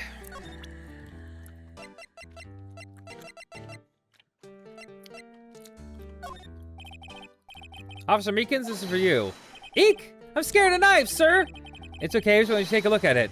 That's it, sir! Last night, sir! That's the one! I was an apple, sir! In my dreams, sir! I was being peeled! And second thought, you don't have to look at the knife. That's okay. It's fine. Fucking weirdo. He's overreacting to the knife, but I guess he's been through a lot.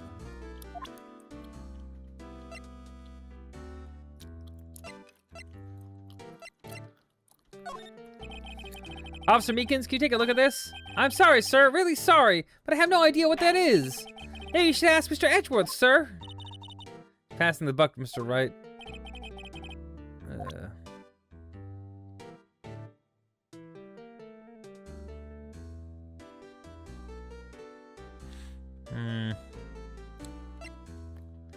Did I miss the blue badger? Yeah. I mean, we did see the blue badger outside doing his little dance. There he is. There he is. There he is.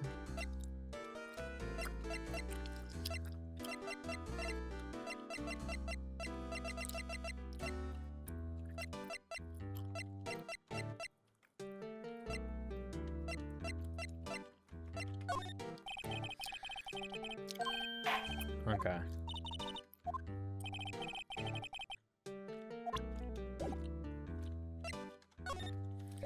Okay, I'm not sure if I have anything else to present to him. I'm gonna try to go back to the Criminal Affairs Department.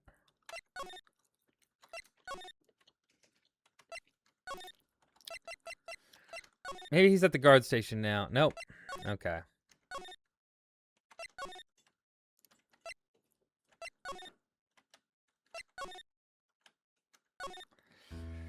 Okay, so it seems there's more to talk about. Bandaged hand, I already got that.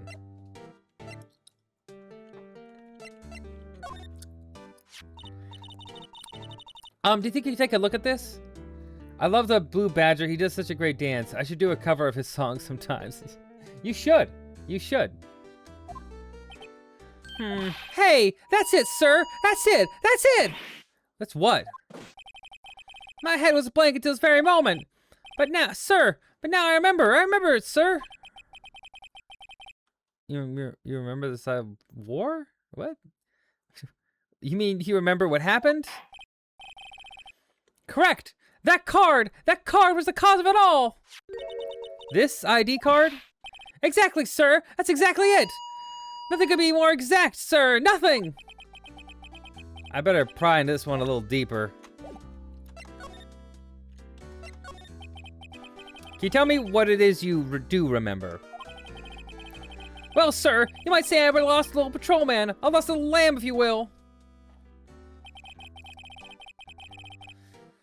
I didn't know Mr. Detective Goodman, who was in the evidence room. And that's why you thought he looked suspicious. Sir, I entered the evidence room and asked the man to show me his ID card. That sounds pretty much by the book so far. That's right, sir. That's what I've been trying to tell you. So you asked the Detective Goodman to show his ID card. What did he do? That's the thing! Suddenly he pointed a knife at me! What? Sir, I assure you, I was flustered as you are right now. So I whooped and leapt at him. Detective Goodman pointed a knife at him? Do unto others before they do unto you, my own father's words, sir. Do unto others before they do unto you. That's definitely what the Bible said. That's exactly what the Bible said. No worries about that. But what happened then? Well, my eyes, sir. Everything went white. When I awoke, I was here. Right, okay. So, Officer Meekins, why was it that they arrested you? What do you mean, Emma? Let's look at what we know. Now, Officer Meekins didn't know Detective Goodman, and the victim whom he met at the scene of the crime didn't show his ID card. In other words, we have no way of knowing if the victim was really the victim.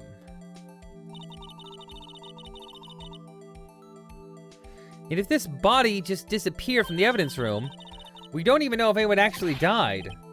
That's it, sir! That's what I wanted to say! That is, I did say something along those lines. Huh? You still ended up here. They told me that it had to have been him, sir. On that day, at that time. Detective Goodman was definitely in the evidence room. That's what they said. But you don't remember the events clearly. No, but the videotape is quite clear. Huh? Videotape? From the security room. The crime, my crime, the crime I swore to stamp out. It's there. It's me. It's on tape. AI. And you waited until now to tell us this?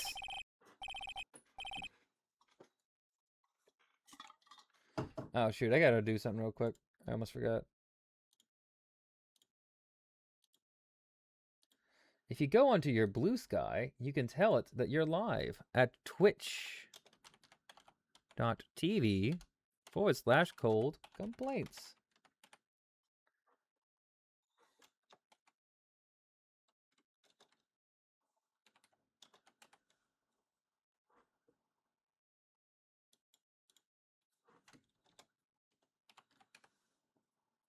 There it goes. I got my own name wrong there for a little bit. I'm so incompetent. Who's an incompetent streamer? It's me! Okay.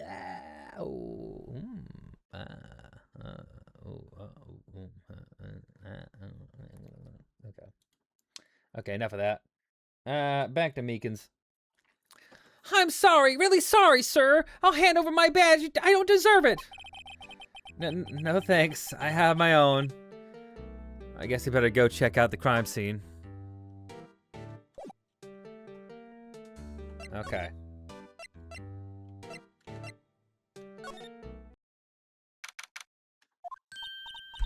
Hey, Mr. Wright! Look who's standing at the chief of detectives' desk. It's the police chief Gant. And you're sure this is all? Hmm? You know what it means if there is anything... You know what it means if there's anything missing. Sir, I'm sure it's most likely totally perfect. We checked all of his drawers, lockers, garbage cans, bags, under his seat cushion, behind his computer monitor, inside his personal coffee machine. I see. Well, if anything does turn up, you call me right away. Deal? Yes, sir. We'll scour the place again, sir. The chief of detectives looks a little flustered. Aha, righto, my boy. How you been? Swim much? Chief Gant, reporting for duty, sir. Why are you saluting him, Mr. Wright?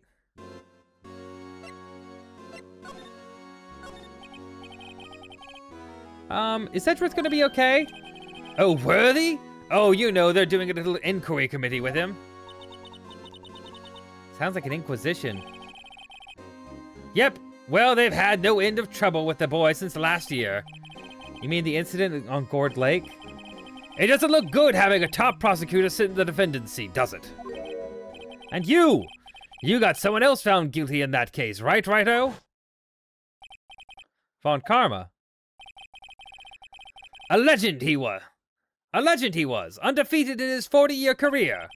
But in court you fixed it, so he was caught for forging evidence.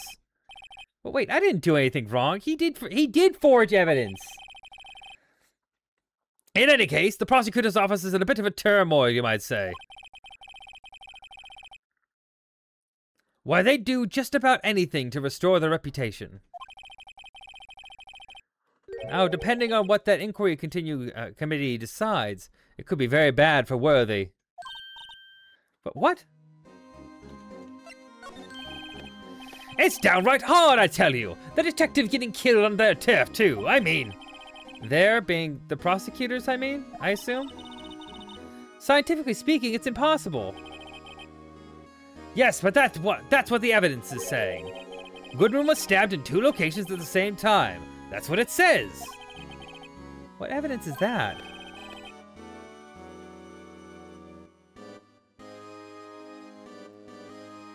It's like I feel like I know what's gonna happen here, but we'll see. Now, Righto, I can't give away all of our secrets just like that. And this in particular, well, it's a little sensitive, and I can't talk about it. I wasn't expecting much anyway. You know, one thing I hate most of all is hiding stuff. Secrets. Can't stand them. But you know, it's a full-time job just keeping the chief of detectives trap shut. Ah, here's the one you were picking on earlier. Huh? You saw that? Whoops. I wonder what it was that triggered the, I wonder what it was that he wanted the chief of detectives to do. Let's see if we can kind of discreetly ask him.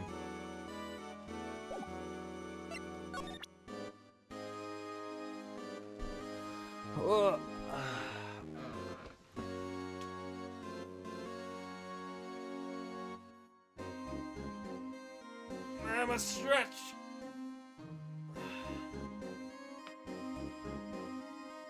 Goodness gracious.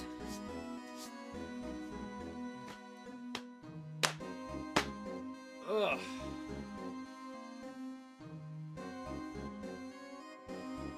Always remember to stretch, especially if you're sitting at your computer for 4 hours. So much streaming. So much gaming. So much investigation.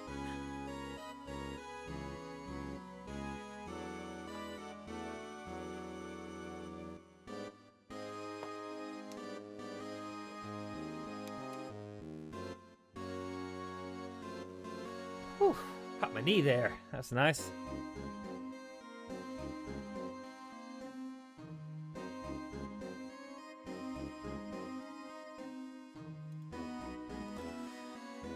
Okay.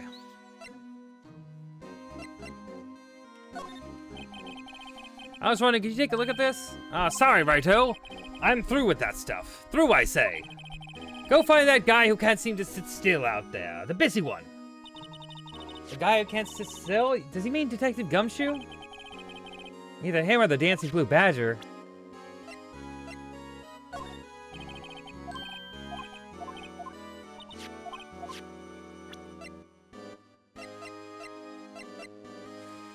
I don't think he'll say anything else.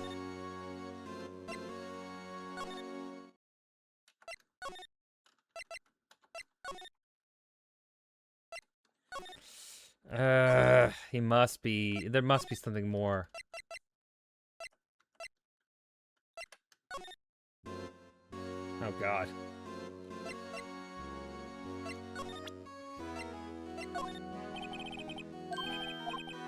Okay.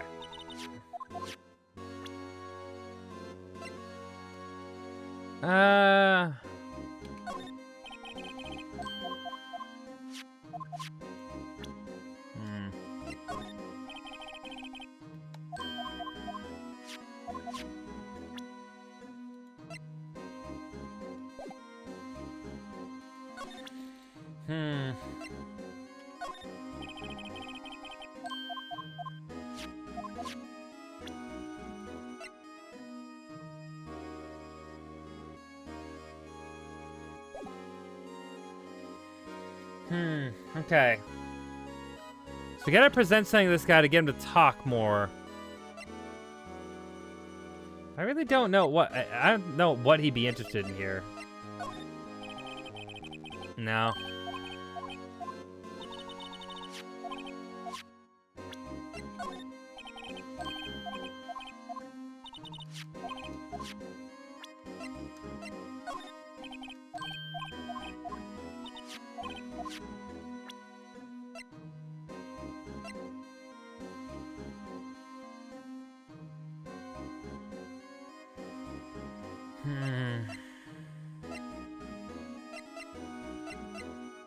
What if none of this is something he would talk about?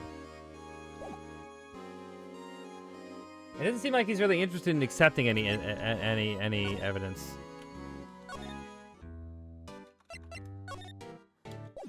Got everything out of him we can. Go to law offices? No, nothing there.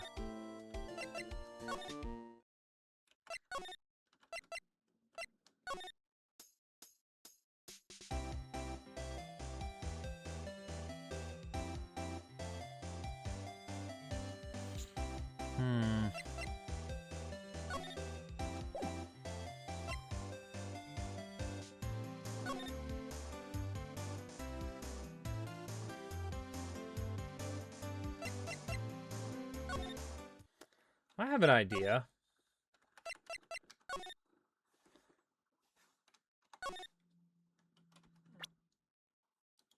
Since the murder what happened like, on the other side here, maybe something here.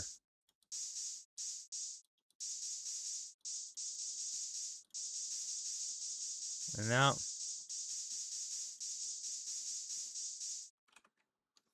that was a shot.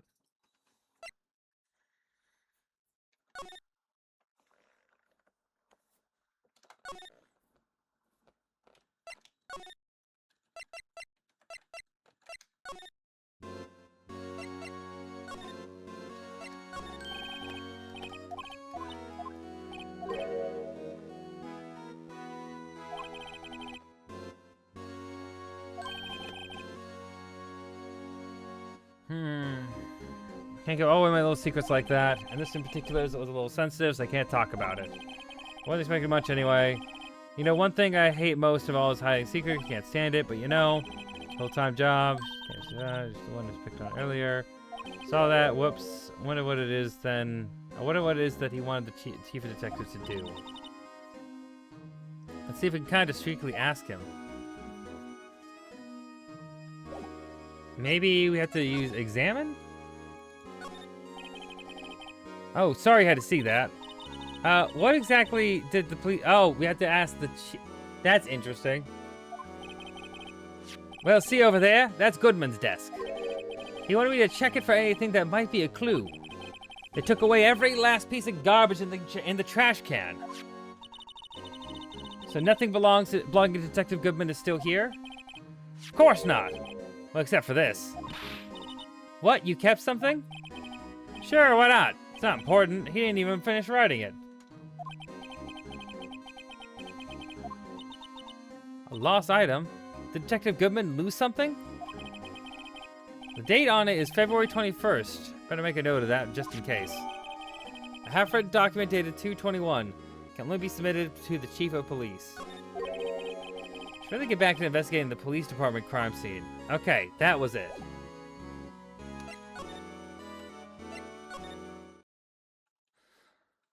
Ugh.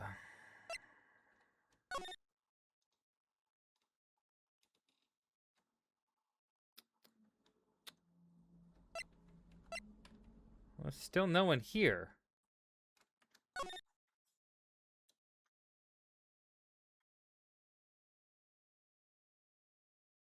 Okay, well... that's annoying.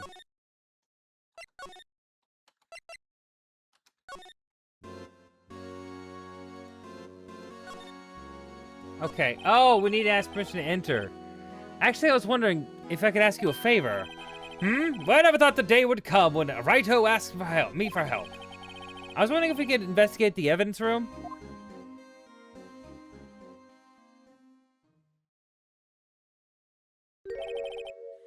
Now, righto. Actually, I'm sorry. I don't need to investigate after all. Righto, please. Don't look like a selfish man. Huh? Heck, if anyone asked me for, sir, can I borrow $50? I'd give them $50, no problem. Sure. So go ahead, investigate that room to your heart's content. Knock yourself out. It just goes to show that you never know until you ask. Oh, and for you, here, you can borrow this. Hey, this is a detective's ID card, isn't it? That's a special card for guests, so don't lose it. Yes, sir, it's an honor.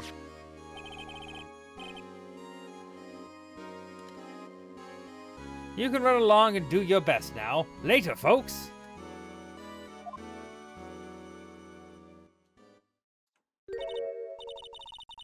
Heh it looks pretty cool on my lapel, don't you? Doesn't it? Just think, a real ID. You seem happy.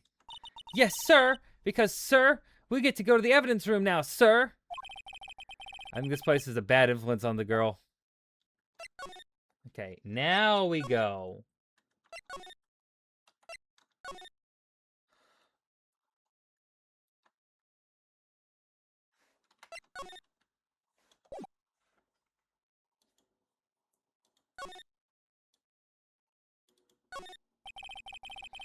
The evidence room is beyond that door, and we have the ID card from Chief Grant.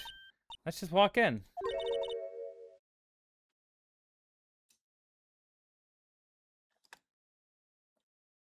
It won't open. Aha! The card reader's turned off, see? What is that security guard thinking?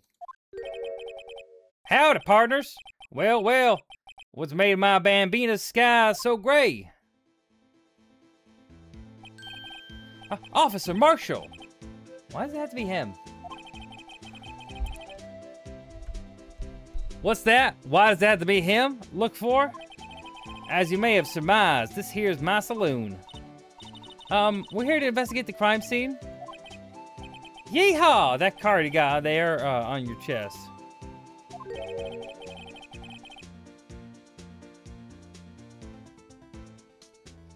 That's better than a sheriff's badge around in these parts.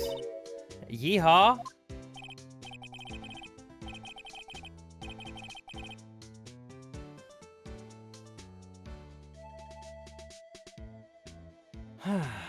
Well, what you standing there for? Get along, little doggies. The crime scene's awaiting. Looks like the card reader's on again. While we're here, I was wondering if we could ask you some questions. Sorry, cowboy, but I got no mind to tangle with you hombres. You're busy then? Did I say that? I only said I didn't wish to speak with you. Actually, you said you had no mind to tangle with us hombres.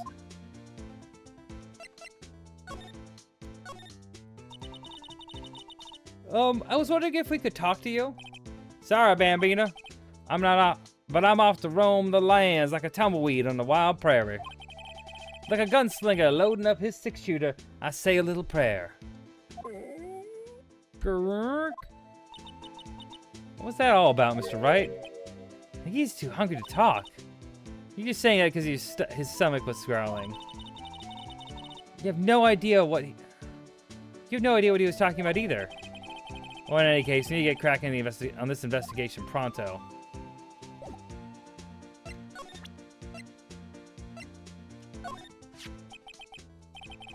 That smell. Ha! Reminds me of Texas. Oh, Officer Marshall, you're from Texas? Nope, I just saw a special on television the other day. Is this from my baby?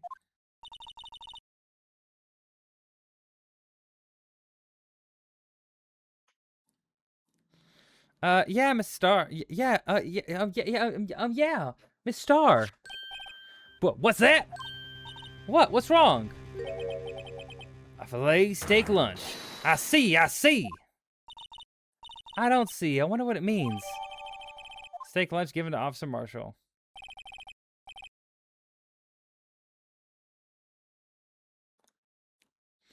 All right, Bambina, you win. Ask anything.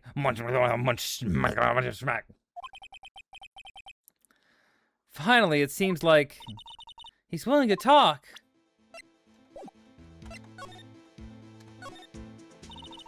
Officer Marshall, you're in charge of security for the evidence room, right? You got a good eyes, partner. It's an easy job, and I'm grateful for it. Actually, Officer Meekins at the detention center told us. That poor little doggy. Poor guy. I keep getting his name wrong and call him Meekly. He told us something. He said that when the stabbing occurred, you weren't at your station. Well, maybe he should. Well, maybe I shouldn't be telling you all this. But since I got demoted from detective 2 years ago, well, might not look it, but I lost my fire for the job, you know? So, what were you doing when around 5:15 when the murder took place? Well, I reckon I was galloping down the highway on the back of my steed, Zippy.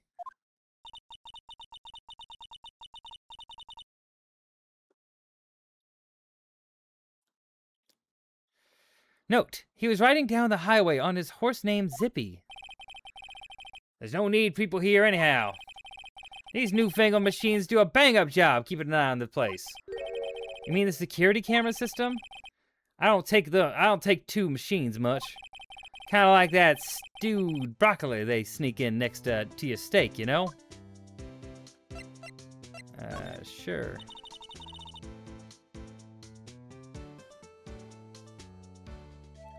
Miss Starr told us something. He said that you were a detective until 2 years ago. It was always my dream to be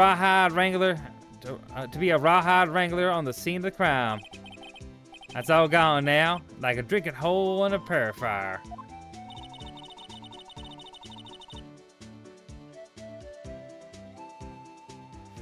You're still investigating the SL9 incident with Miss Starr, aren't you? That was my case. It's all solved in the records books, but it smells like a bad game of poker.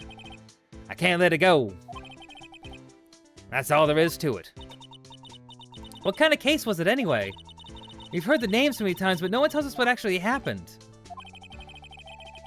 There's some things you're better off not knowing, Bambina.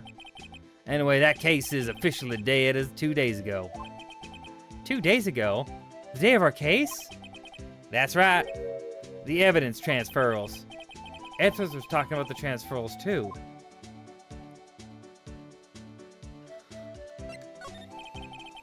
I know what maybe two of the machines in here do. Only 2 of them? There must be a dozen. Like I said, Bambina, me and mechanics, and me and machines. Well, like I like them about as much as I like a stewed cauliflower with my steaks. The easiest one to understand are those security cameras.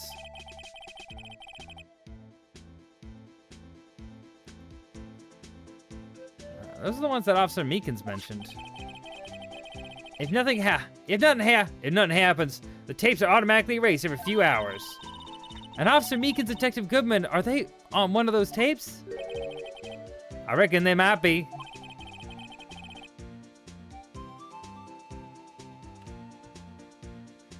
You're a security guard and you reckon? One more thing. When you go into the evidence room, you need an ID card. This is the card reader. The door. Card reader leaves a record on every ID card that passes through.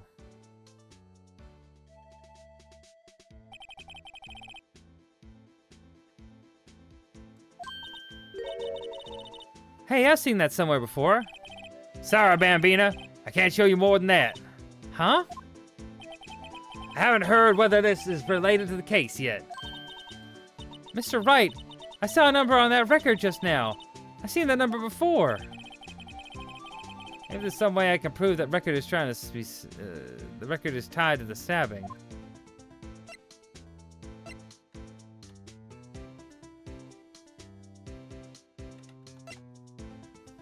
Okay. Sorry, but could you explain what this whole transferal thing is about? We keep only evidence from the solved cases in this room. They kept it here under the presiding detective's supervision for 2 years. So we can reinvestigate them if it turns out there was a mistake, see?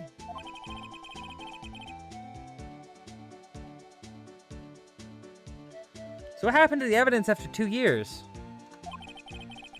Go sleep forever in the underground vault at the county sheriff's department.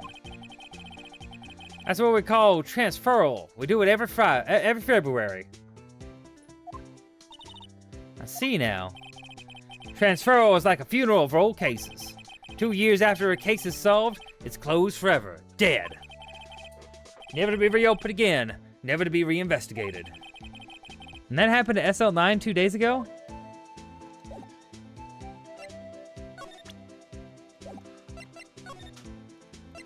Alright, to the evidence room.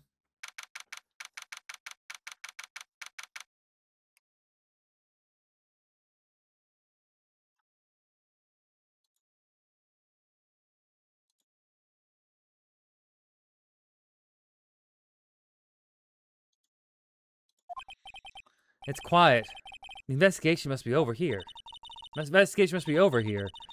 So this is the evidence room. It really is kind of like a graveyard. Graveyards are supposed to have grass and trees. This feels more like a morgue. Nice try, Mr. Wright. You can't scare me. Eek! Whoa!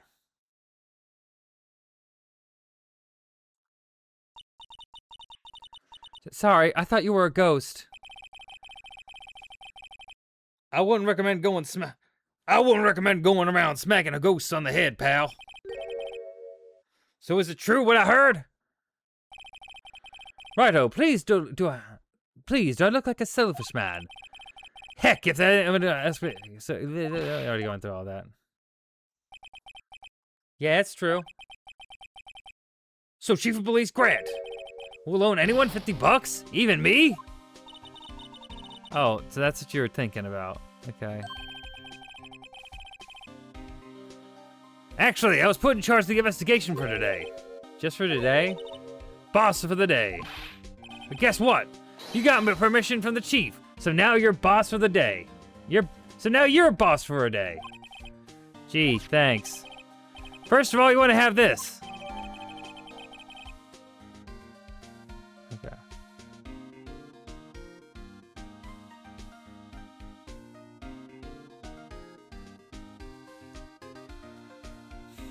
Evidence room, floor plans, scene of the stabbing of a detective at the PD.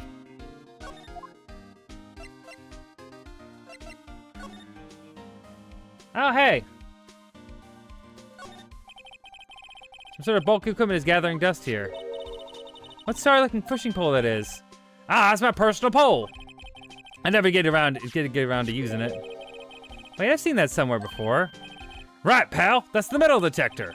The one that led to solving the case out in Gourd Lake, remember? Oh, right. Oh, it feels like it was ages ago. I don't think I've seen this one before. Oh, that's a bug sweeper. I'm sure it'll come in handy in solving some case sooner or later. At that cheap-looking box?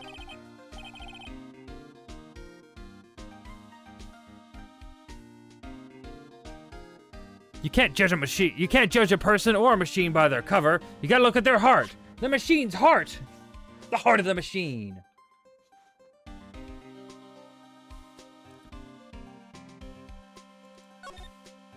Wow, look at this big pile of junk in the corner. Looks like a car door. There's a pair of handcuffs attached to the frame. Maybe the guy they caught was some sort of escape artist and he got away.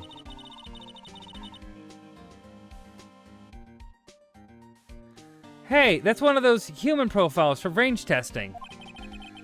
He's been shot square in the forehead. Better him than us.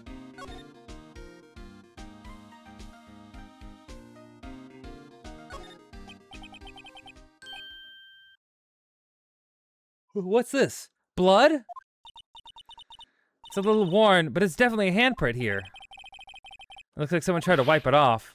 Mr. Wright! What if there are other bloodstains left in the room?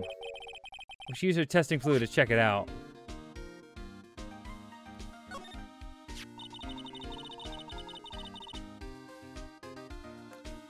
Wow, someone must have broken something in, big to make all these pieces. Type of gumshoe, perhaps? There you go, pal. Making me out to be some kind of hooligan. That's apparently from the case. The case? The SL9 incident, pal. See the sticker on the one of the pieces there? The piece in the SL9. Take a closer look. I wonder what shape these pieces were in before, whatever this was broken. You want to try to put it back together? Ha! Good luck, pal. That's no job for amateurs. Well, I spent a good 3 hours on that before I had to give up. That's why I always carry a tub of glue. Well, this piece looks like the bottom. Let's try putting the rest in place.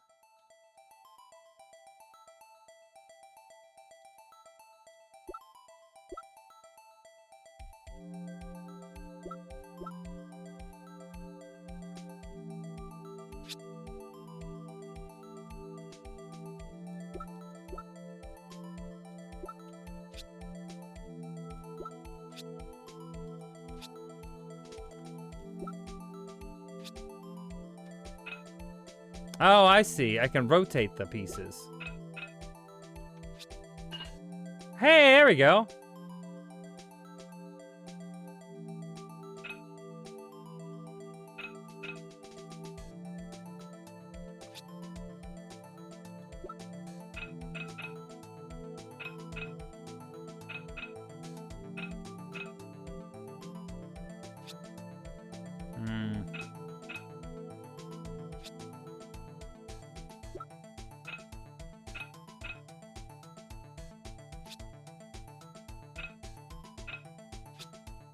No.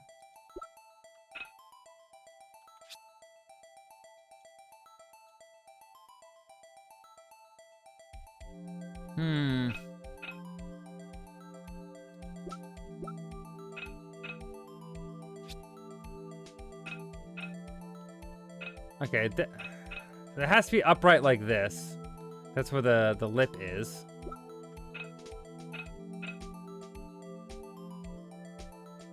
That's got to be upright as well.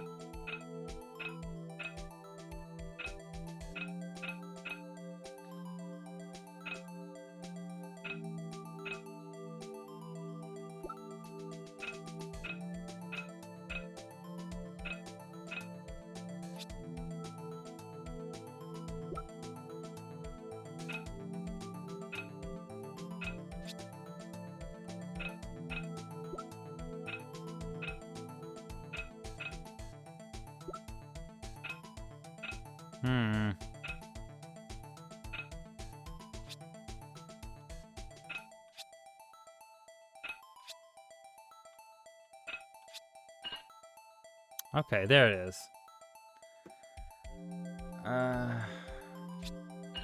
There we go. It's not gonna be that one. Perfect.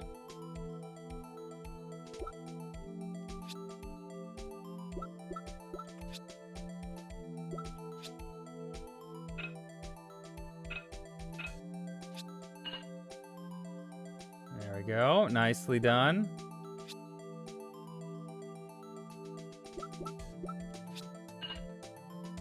Perfect.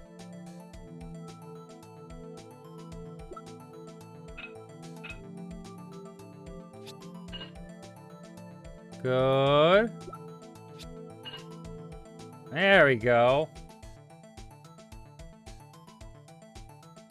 It's a little bit missing. Huh? Well, I think we did it, but some of the pieces are missing. Yeah, I got that far too, in 2 minutes myself. The problem is finishing it. Were some pieces stolen? But they're missing to begin with. Still. It doesn't look like the most stable kind of jar. Kind of understand how it got broken. Unstable jar added to the court record.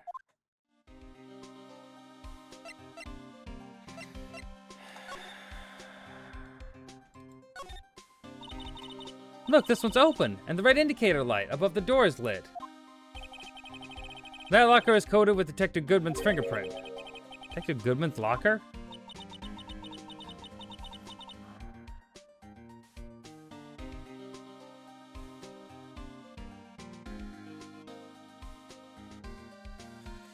you sure it's okay to leave it open like that? Well, it'd be hard to get it open again if we closed it. It's empty. Must have taken the contents elsewhere.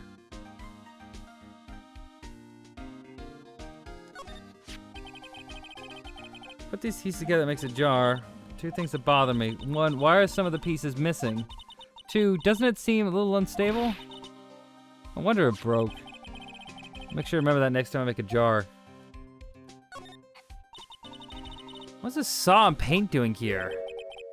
Since the dawn of time, true art has always been a war against the oppressors. War against oppression. True art? I noticed that there's a yellow paint. Perhaps we're witnessing the birthplace of the Blue Badger? You might say this is my studio. Here? In the evidence room?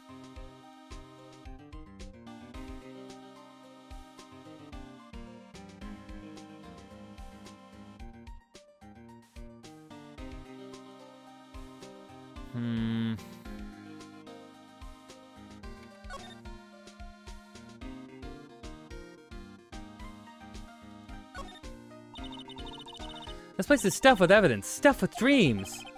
I'm not so sure about dreams. It won't open. Do you really think it would? Hey, pal, our security is high-tech around here.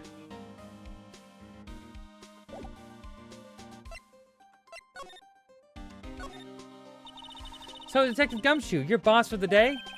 That's right, it's an honor. After all, the murder took place right here in the police department.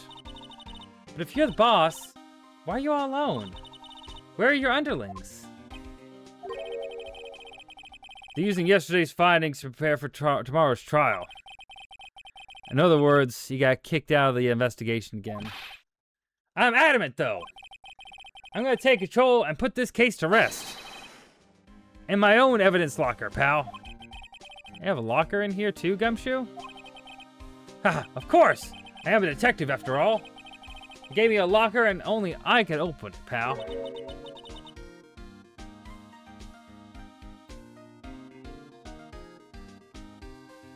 Only way you can even open.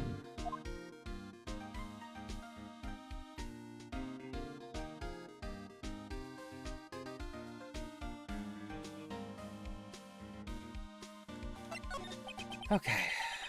I always believe in Mr. Edgeworth, no matter what happens. So, Mr. Edgeworth is with the inquiry committee now, right? They're trying to figure out who's responsible for the mess up in court today. I see. I guess is what you call fate. Mr. Edgeworth just can't get away from that case. That case? Yeah, that case. The SL9 incident, of course. That was the beginning of the end for Mr. Edgeworth. Maybe we can get him to tell us more about the case. This place is more high-tech than you might think. Every locker is fixed so only one detective can open it. Using their ID card? Well, that's the thing, pal. ID cards can be lost. I'm on my third card since entering the force. Entering the force already. That sounds like a lot. Yeah, but even I can't lose my own right hand. Right hand? Oh, you mean your fingerprint? Exactly, pal. The lock for each locker is coated with a fingerprint. So the only locker we can open is our own. Funny, they look like normal lockers. These are the latest model. There's a trick to the handles, see? The handles? On the other side of the handle is a sensor. If the wrong person touches it, zap, you get a shock. If that's what happened, my hand would be black and smoking every day. In any case, the locks aren't that obvious. There are even some people out of the force that don't know about the fingerprint lock. Huh.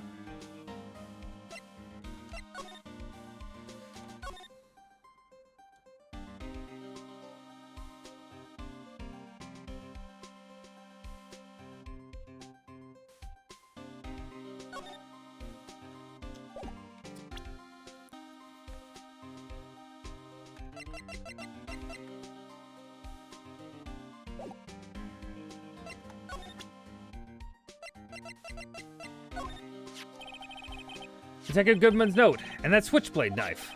I bet Edgeworth was the most surprised of anyone. Because of the SL9 connection? That was Mr. Edgeworth's first big case, 2 years ago. That was the first time the whole world knew Edgeworth was a man to be feared. But why would evidence from that case turn up now? I guess it's not over, pal. Maybe there are some loose ends left to that another case. This is my crowning achievement, my masterpiece, you might say. But art is always misunderstood, pal. Art?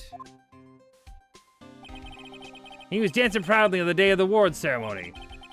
There were a lot of people coming and going after the ceremony, so they took the Blue Badger away for a while. Really? Why? Oh, they said it was shameful or something like that. Shameful? I toil night and day! I sympathize with Detective Gumshoe, but I can see why they moved it.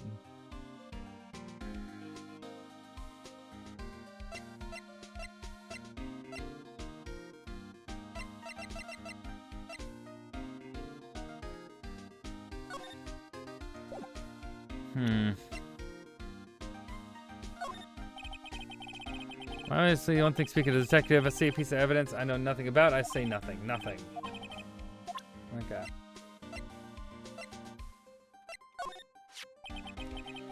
That's the photo that Miss Starr took. Anything you can tell us about it? Miss Starr is quite the lady. Well, I remember it was winter. I was 16. She was the only one who ever got me to talk about what happened. 16? That's how old I am. That's how old I am. I wonder what happened. I wonder if Detective Gumshoe wore a trench coat in high school, too. He would be the type. He would be the type. Okay, let's be real.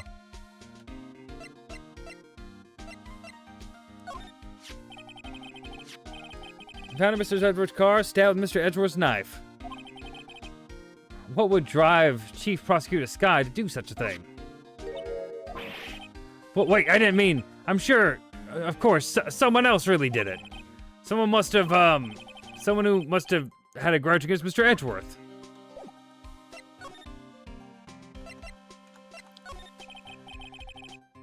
Now that was a bloody, violent case. Violent? So it was a murder. A serial killing. A serial killing? Maybe I don't want to get involved in this after all.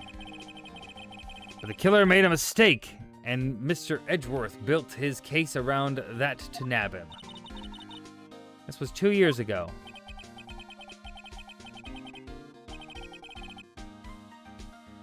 That put Mr. Edgeworth right in the spotlight and started the rumor mill. Rumors? About forged evidence? It's supposed to be all cleaned up with the transferal the other day. It was the last job he ever did. Detective Goodman, that is. Huh? What do you mean? Detective Goodman was the detective in charge of the SL9 incident, see? So that switchblade knife. The victim took the knife out of the evidence locker himself. He took the knife out of the evidence locker himself?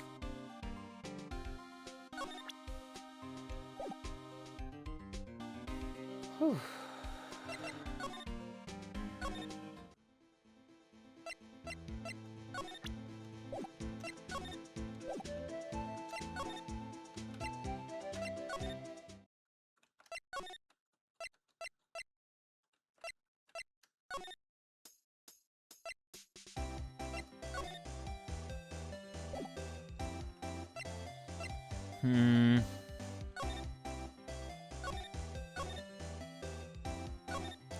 Oh shit, I remember what I need to do.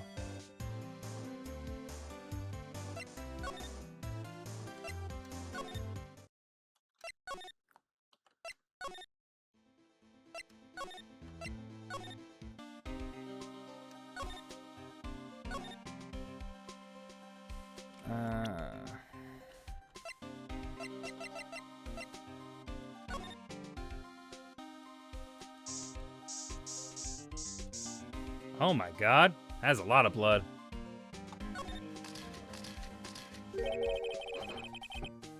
That must have been one massive pool of blood. Never seen anything like it. I'm not a professional. What's your opinion, detective? Pale blue blood. Maybe Detective Goodman was actually an alien. This proves that something really happened in front of this locker. I'll make a note of it on the floor plans. Hey, if you didn't want my opinion, you shouldn't have asked.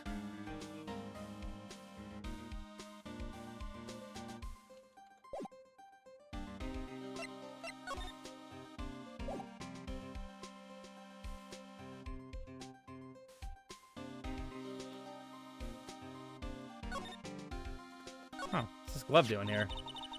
Someone left a glove here, but only one. Detective Gumshoe, maybe? There you go, pal, making me out to be some kind of absent-minded detective. That evidence from the case, you know? I mean, SL9? It does have a tag on it.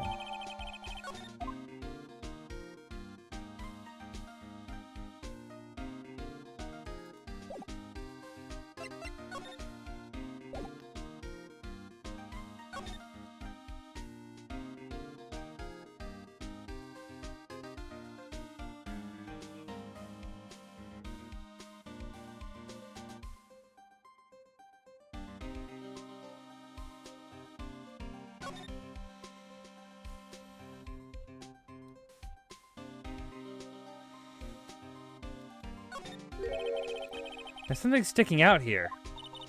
Looks like a shirt. I guess it must be evidence in some case. I wonder if Detective Gumshoe put it here. There you go, pal, making out to be some kind of slob. I'm not responsible for the evidence here. That said, I bet that evidence locker was open recently. How do you know? If you leave things hanging out like that, the evidence gets dirty or ripped. Guard checks on that kind of stuff and notifies the detective responsible. How many times have I had him breathing down my neck about some silly evidence? Sounds like Detective Gumshoe leaves evidence hanging out a lot, too. Bet he didn't tuck his shirt under that trench coat, either. If you're gonna talk behind someone's back, don't do it right in front of them, pal.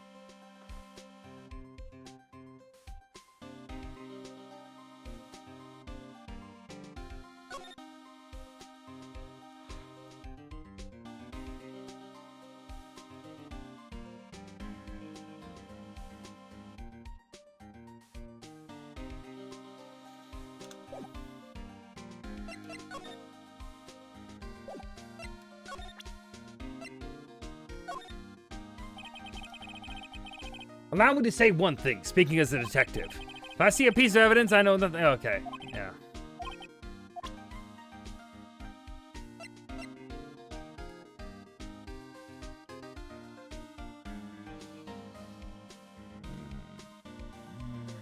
Okay. Maybe if I present this to the guard station. Well, sometime with fifth evidence.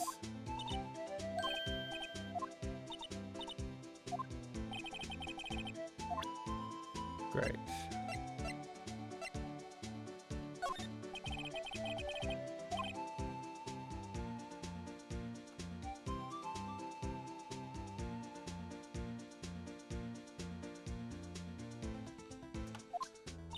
Okay.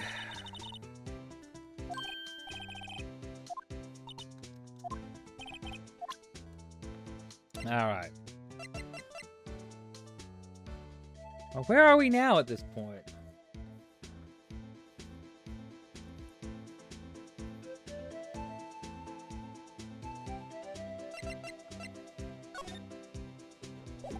I mean, I think it's pretty obvious what happened. That Goodman was killed here, placed in the trunk of Edward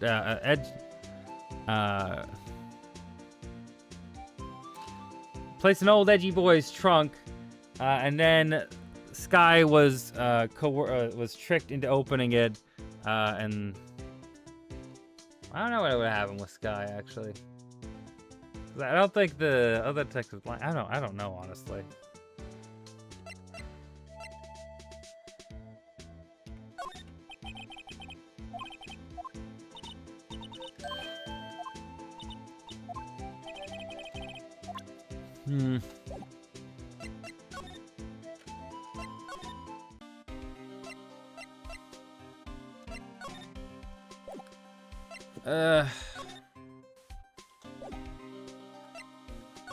There's nothing else to examine, really, is there?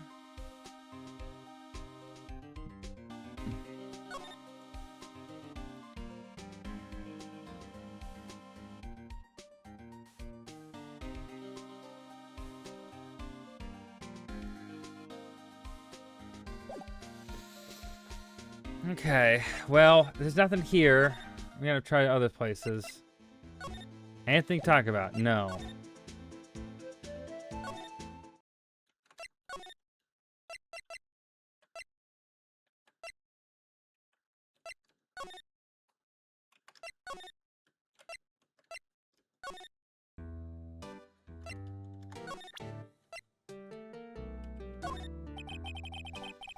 Officer Meekins could take a look at this. Sorry, sir, really don't know. Okay.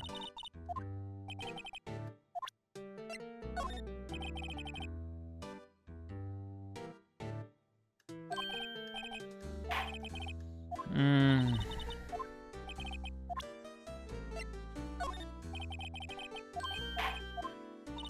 Okay, he doesn't know what that is either.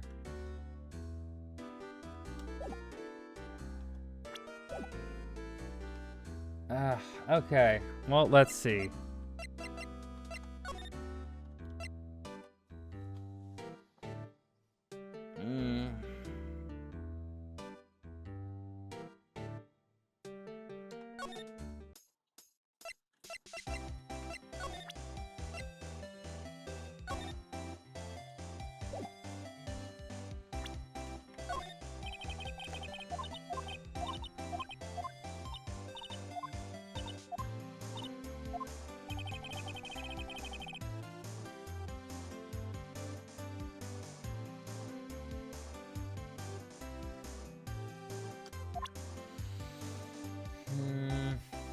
Okay.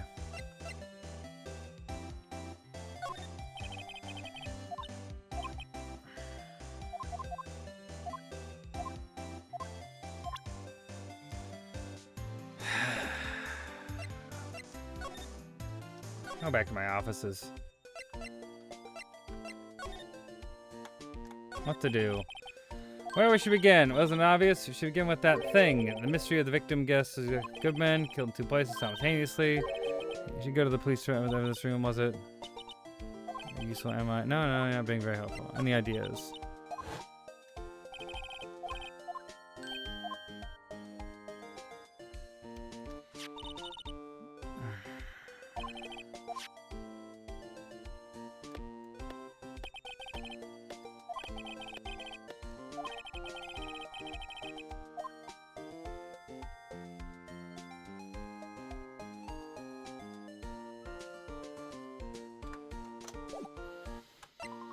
Okay, well, it's got to be in the evidence room. I feel like we haven't gotten the clear to move from that one. I feel like it's still the evidence room. I feel like I have to present something to get him to talk.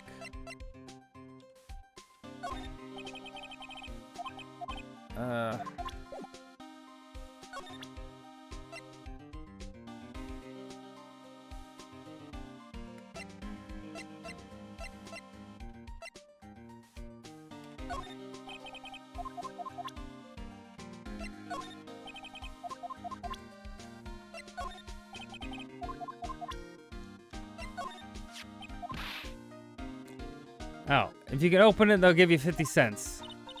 Note the police department seems to lack faith in its lock system. After all, Detective Goodman was stabbed right here after opening his locker. But at the same time, he was found dead over at the prosecutor's office.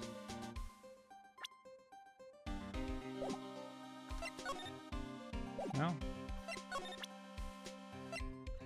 Well, they got him to talk at least. I don't know what he has to say there.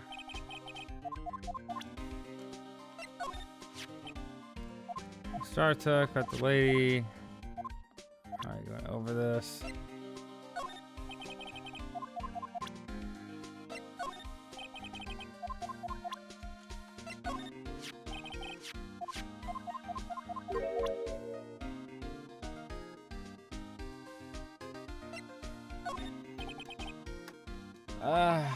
Okay, just gotta keep trying everything.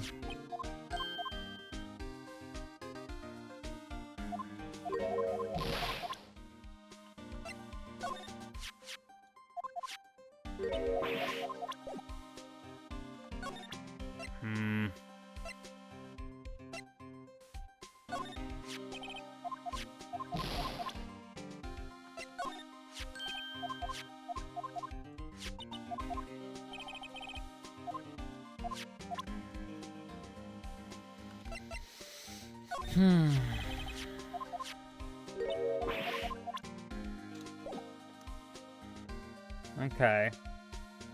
Well, where else could it go for this? Like, talk. I'm gonna talk about. I can't find anything notable here.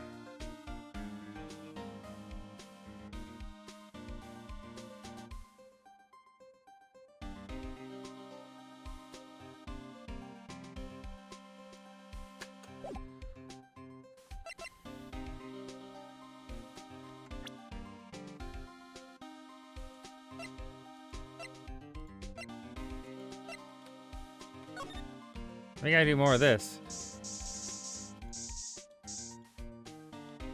There we go. I knew it. This is someone's right handprint. What? Oh, that was it? Really? It was to spray the blood with blood. Okay. What's the matter, detective? This locker. It's mine. It's yours?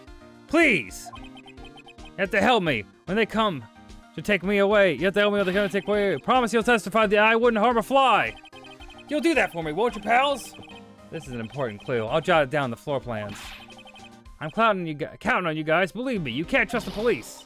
What? But you're a detective.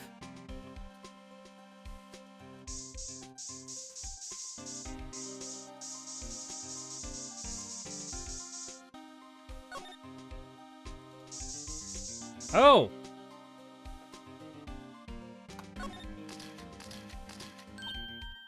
Gasp! Why am I getting a reaction here? There's no reason for the murderer to touch this spot if he fled out the door. This might be something significant. Hey, that's some pretty amazing stuff you got there, pal. What's that? It's called luminol test. It's called luminol testing fluid. Where'd you get your hands on that? Huh? I'd like to get some too. I'll just borrow 50 bucks from the chief. Where do you get this, Emma? I always buy it by mail order. I better jot this down on the floor plans. Blah, blah, blah, blah, blah, blah, blah, blah. Make sure there's no place else.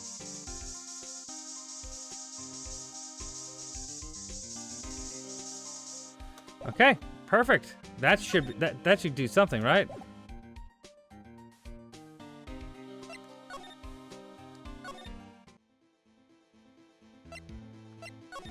It didn't do anything. Okay, well that's not great.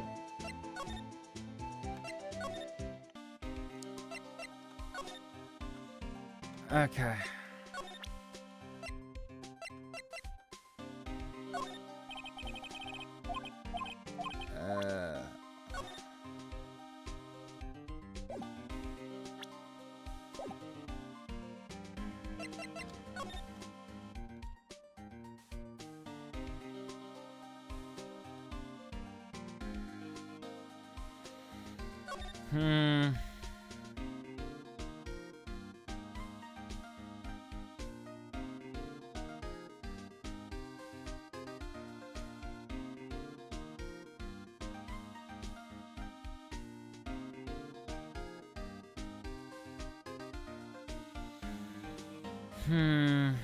Okay. I'm getting stuck.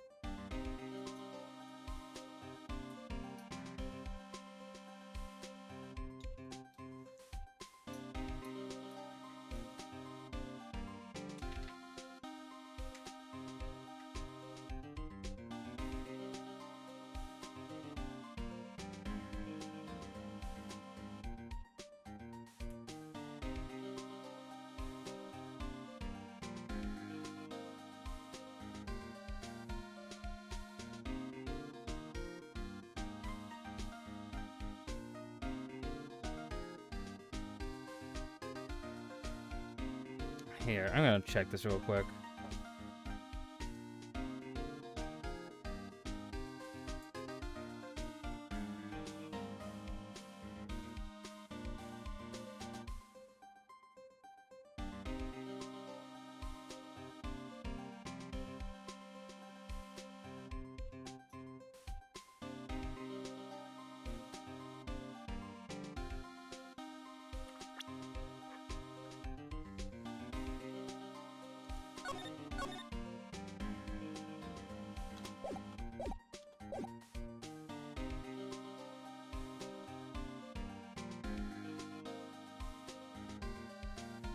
Here, we're gonna look it up because we can't. There's so much there's so much stuff to go through.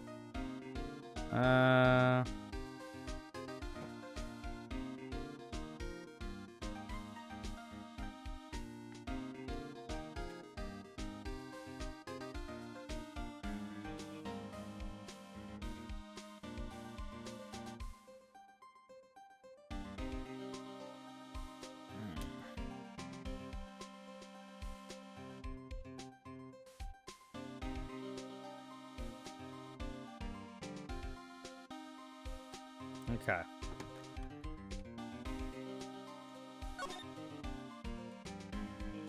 Okay, let's try this then.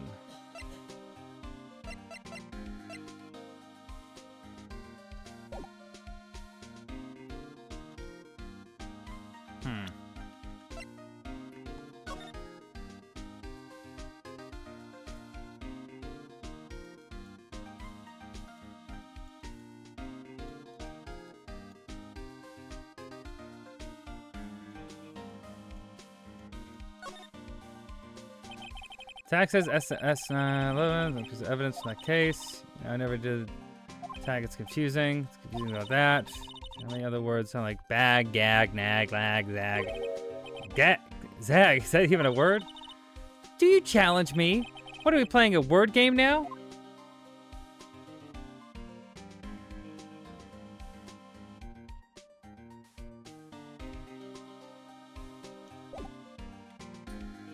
Okay.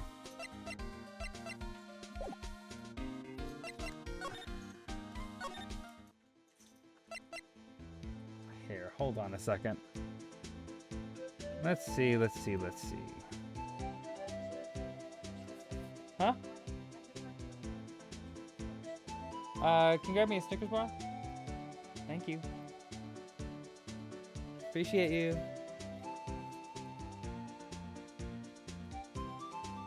Let's see.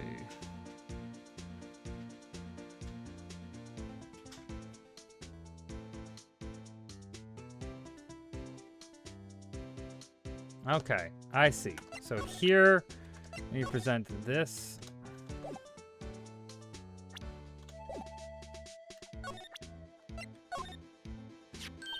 See this? This is the victim's ID card. Ah, the one that was on the ground in the parking lot. The number on this is 5842189. Officer Marshall, show us the ID card record again. Oh, yeah, there it is. Look, the fourth number, it's a perfect match. It was used at 5:14, right before the stabbing. What's more, there's only one of them cards in the world. So when the incident occurred, Detective Goodman was in the evidence room. But wait, what did Officer Meekin say? Sir, he entered the evidence room and asked the man to display his ID card. So you asked Detective Goodman to show his ID card. What did he do? That's the thing! Suddenly he pointed a knife at me! If he has an ID card, then why would he have to pointed a knife? Why would he have pointed a knife at Officer Meekins? Alright, compadre, you win. Guess I can give you this ID card record. Hey, we got the record. We actually show this list to other people with IDs here.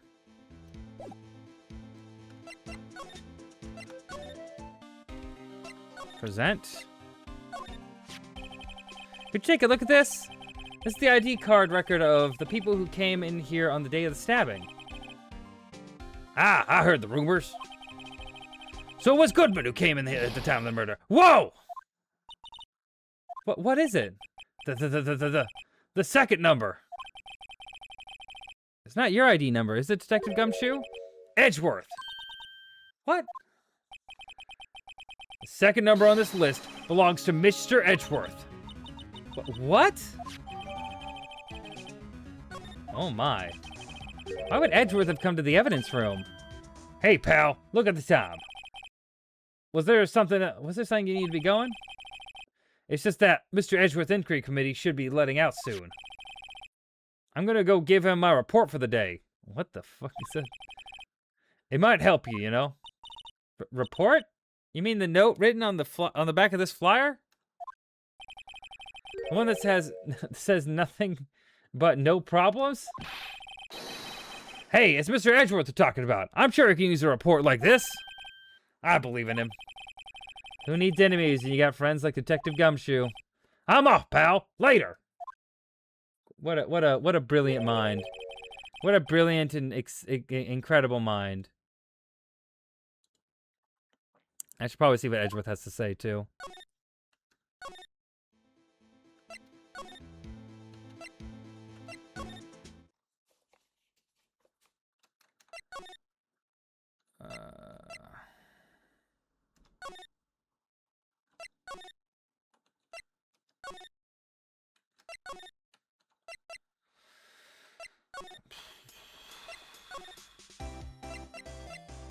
There we go.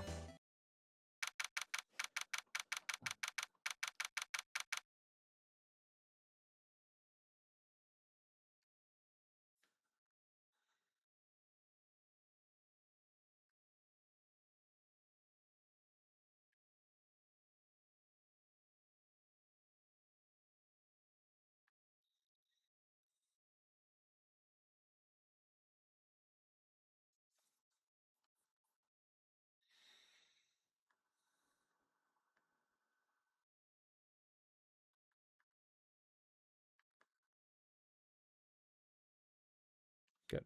Okay. Ah, guess. My apologies.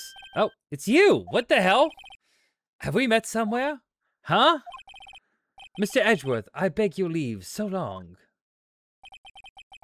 Is Edgeworth here? There, standing by the window, a teacup in his hand. Right. Has the hotel bring him tea service? Mr. Edgeworth, you're back from the district prosecutor's office inquiry? I am. By the way, Detective Gumshoe was looking for you.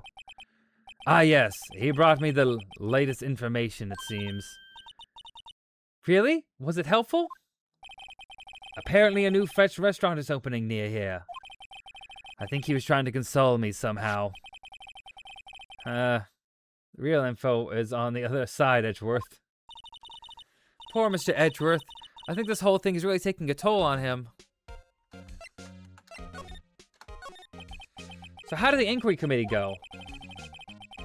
Actually, they decided to treat this not as a case of concealing evidence, but as a communications error during the investigation. Concealing evidence? Yes, apparently there are some who believe that I concealed evidence.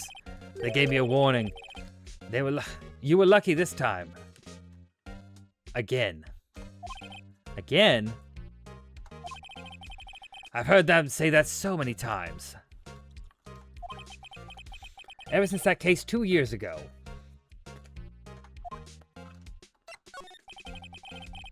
Are you okay for the trial tomorrow? Well, I'm still the presiding prosecuting attorney, however. Something happened? They gave me control over the investigation over to the police department. Police department? Yes, any further investigation for this case will be directed by the Chief of Police, Gant. I could do nothing but wait for his results. I see. Why, I ask you? Why? All along, I've done only what I believe is right. I have nothing to be ashamed of.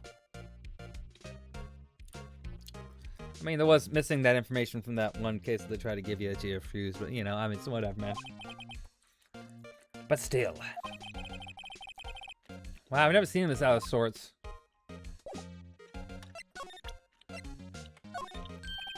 Oh, right. I better check this now. As I was saying, what's this? A record of ID card usage? Edgeworth, you went to the evidence room that day, didn't you? Just before the incident occurred, no less. Yes, that's true. Why, Mr. Edgeworth? Please don't look at me like that. I was asked to go by Chief Gant, no less. The Chief of Police? He wanted evidence for a case that wrapped up half a year ago. He told me he wanted to keep it here in the prosecutor's office. But it was solved, right? It would have to be in the evidence that... It would have to if the evidence was already filed. The chief is never one to explain himself. In any case, on the day of the stabbings, I brought this back here. Can I ask what kind of case it was? I can't say. It really has nothing to do with the current case. Now I'm curious about this other case. I better make a note of it.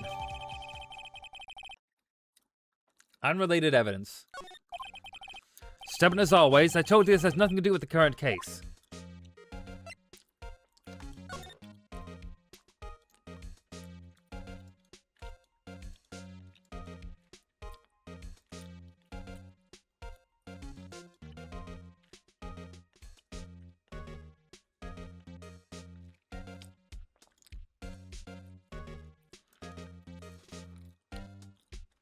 There we go. Taxes A116, AI16. Nothing apparently. At least that's what the Edgeworth said. No suspicious. Who knows? This might turn out to be a clue that breaks the case. Wouldn't that be nice? AI16. Okay.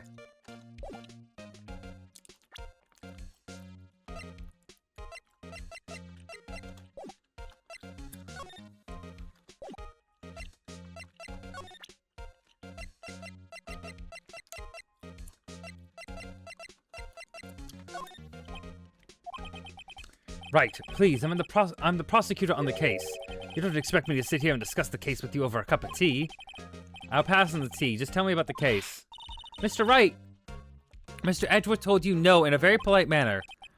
Whose side are you on, anyway? Maybe I just show him the best evidence I can. Maybe if I just show him show him my best evidence, I can get some reaction out of him.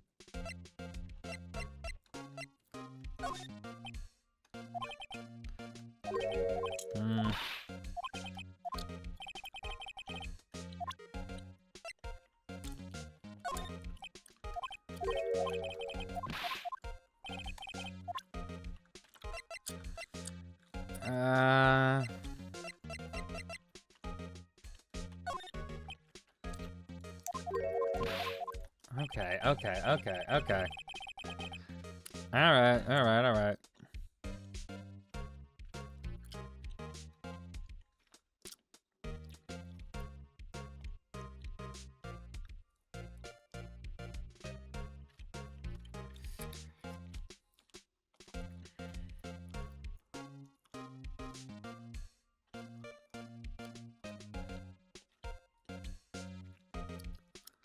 Okay.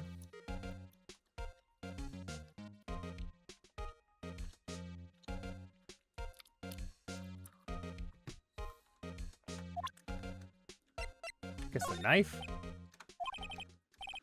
I know you. You've probably got a hold of some information I already have, right? It all has to do with that case you were on. It has to do with that case you were on, the SL9 incident. And some dark suspicion you were wrapped up in? You were the man who revived the worst memory of my life. I figured I'd be telling you about this sooner or later. He must be talking about this father's murder. Yeah, just thinking you're having a nightmare that you killed your father. This is no big deal, man. Chill out. Fucking grouchy Gus. Come on now.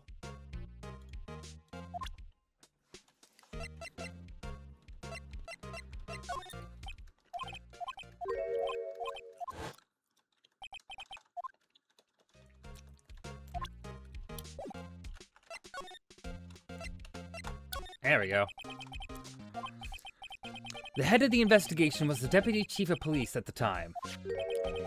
Damon Gant. I still want to say Grant, but Gant. That wacky old coot was involved in the case 2 years ago too then? He was a top officer, and it was my first time working with him. I was nervous. Wow, you get nervous too, Mr. Edgeworth? What I wanted to know was why was the deputy chief of police on the investigation? In truth, I used slightly more extreme methods than normal. We were dealing with a vicious murderer. If I'd let him go, the blood would be on my hands. We won our guilty verdict and the killer was executed. Wait, he didn't? Of course not. I didn't touch the evidence. Yes, I will do anything in my power to win a trial. However, I do have a code, and I follow it faithfully. By the way, Emma, the chief prosecutor wanted to know something. My sister? What? If you were still studying forensic science. Huh? Yeah, of course. Why, just today, Mr. Wright and I was using this. Luminal testing fluid, Well then, might have use for this. Aluminum powder for taking fingerprints. It's been chemically treated for better adhesion. For me? Are you sure we are the enemy, you know? I have no say in today's investigation. Do as you will. Edgeworth, no need to thank me. Here, take your powder and these fingerprint files for everyone involved. Thanks. How about giving these to Dr. Gumshoe as well? Okay, well, let's get going. One last investigation. Right. I do seem to remember seeing a suspicious handprint somewhere. Oh, right. Right. I'm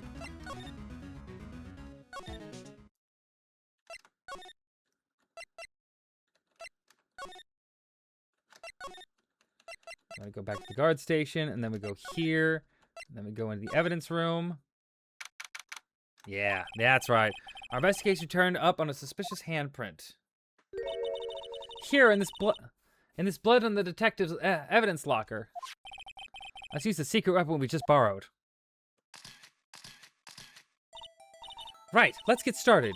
First, choose a finger. A finger? Each finger leaves behind a slightly different imprint. So let's choose the finger that will have left behind the clearest print. I really can't tell the difference at a glance. Quit procrastinating and choose a finger. Okay, now it's time to check for prints. Let me show you how it's done. Emma's starting to get that sparkle in her eyes. First, we sprinkle the aluminum powder around. Huh? How do you do that? With enter, see? Ah, it looks like we did that did the trick. The aluminum powder adheres completely to the print. Once the powder is well spread, just blow away the excess. Huh? How do I do that? With E. Exciting, I know. Imagine you're blowing out the candles on a birthday cake, see? Wow. That looks like fun. Might take some get used to, though. It's fine. It won't go up your nose or anything. Just pour the powder on thick and blow away the extra. Those are the basics of fingerprinting, Mr. Wright. Guess better give it a try.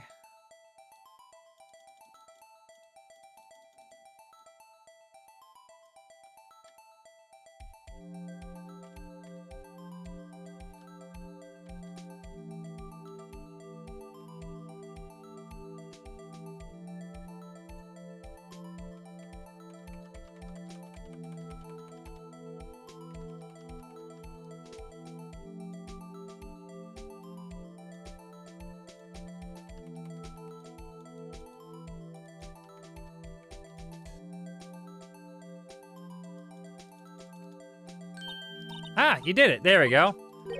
But this looks like nothing like a fingerprint. Now that you mention, I guess it doesn't. What does it mean? I think it means we're out of luck. Out of luck? The person with his fingerprints must have worn gloves. Don't tell me we're wasting our time here.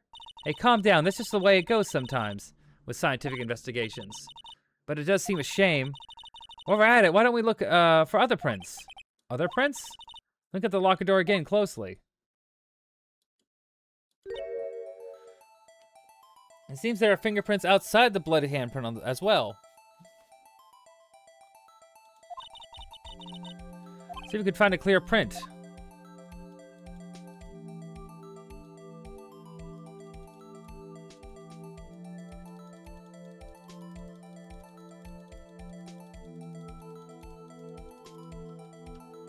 There we go.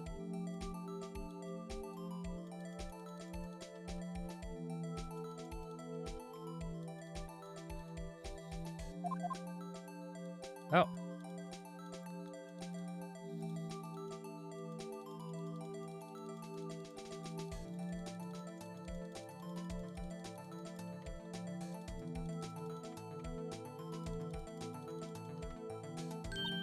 Yay, a print so clear it's dazzling. Dazzling? Anyway, this print took a lot of effort to find. Let's match it up right away. So we're not done yet. This is quite the process. Well, there's no point finding a fingerprint and not knowing who the owner is, right? I guess she's right. Hi. How was your walk?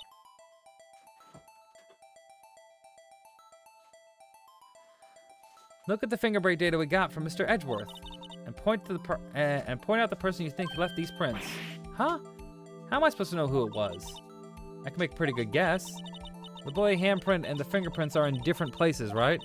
That means that the prints probably don't have anything to do with the case. So whose fingerprints would most likely find on this evidence locker? Well, we'd most likely find gumshoes.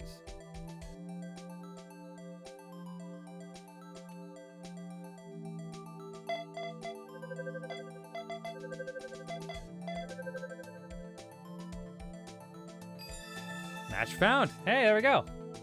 That's just how it works. Just like that. Aha! So these prints belong to Detective Gumshoe. Something wrong, Mr. Wright?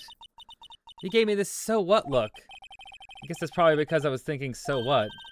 Okay, so we came up with nothing this time, but there's always next time. Sometimes you hit, sometimes you miss. You gotta roll with the punches, Mr. Wright. Thanks for the sympathy. Wait, if I remember correctly, there's one other handprint in this room. Let's check it out.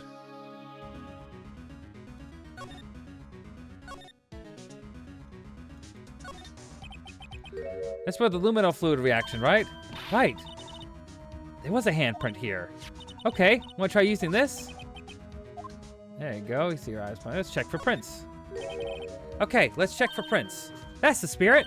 Oh, but I have to warn you about something first. What? The area with the blood was wiped away, right? We only ended up finding it using chemical means. Any prints in that area will have been wiped away too. Oh, right. So that means no prints. Would you say the probability of your hypothesis is high? Don't ask me. Anyway, we must try to find prints that weren't wiped away. Prints other than the ones left by a bloody hand.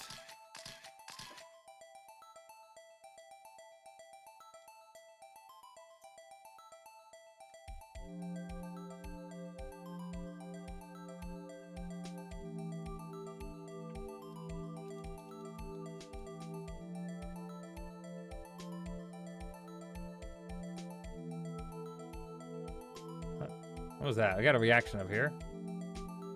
Oh, here we go. Oh, I see. Where a handprint would have been, as you couldn't see from the blood.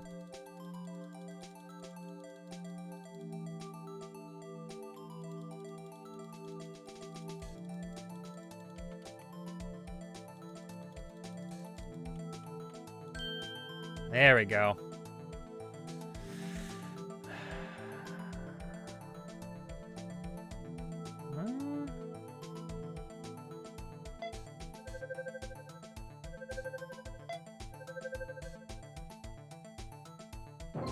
No match. Okay.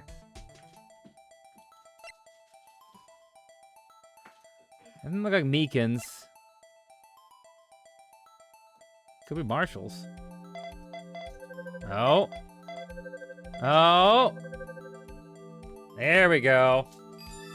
Match found. Hey, these fingerprints, whose are they? Whose? Is it someone I know? It's Officer Marshall. Huh? Officer Jake Marshall? Marshall's handprints found. It's gotta be a coincidence. He's not involved in the crime. Emma, this is decidedly different from Detective Gumshoe's print. The luminol reaction, the blood, and the fingerprints were in the same place. Oh. So we have Jake Marshall's fingerprints on a white blood stain. Why would Officer Marshall? Looks like our investigation is finally turning up some results. I guess it's what you call decisive evidence. I don't believe it. To be continued. Finally, there we go. Oh.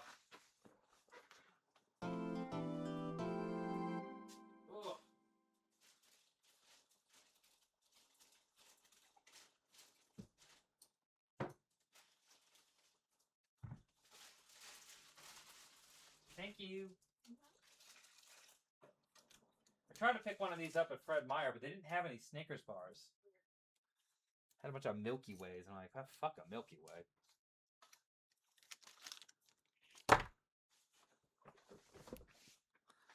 Milky Ways are fine and all, but they don't have that nougaty crunch. Snickers, it satisfies. Not an ad. Could be an ad. Money? Money, please? No? Okay. Fine. That's fine.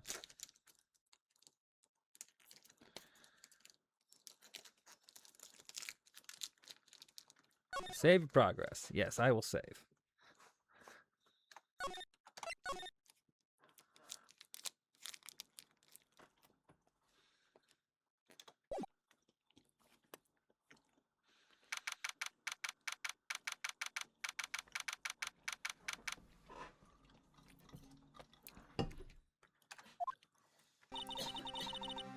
So what do you think, Mr. Wright? I think the prosecution is as confused as we are. After all, the victim was murdered in 2 different places at the same time. And a different suspect was arrested at each of the crime scenes. But Lana! Good morning, Mr. Wright.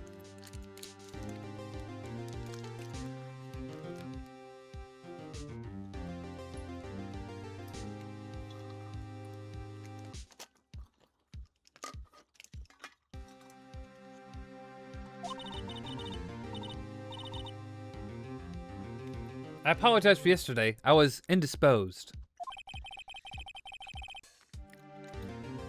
I hope they didn't hold you too long for questioning. We just finished, actually. I'm used to all-nighters, though. So how'd it go? It says Mr. Wright suspects the police are clueless. I figured as much, so I struck a plea bargain. A plea bargain? What do you mean by that? I agreed if I told them the truth behind this simultaneous murder, they wouldn't seek capital punishment. That's what I mean, Emma. But Lana, don't tell me you... Much to my regret, I'm as much in the dark about this as they are. This guy, We found trace evidence of a certain person in the police department's evidence room. They belong to Officer Jake Marshall. What kind of trace evidence? Bloodstained fingerprints, to be exact. That's the trump card I have up my sleeve today.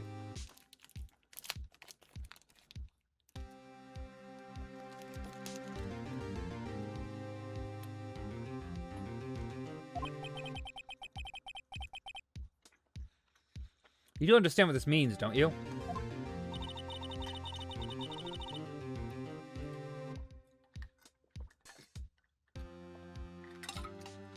In order to defend my sister, you got to accuse Mr. Marshall.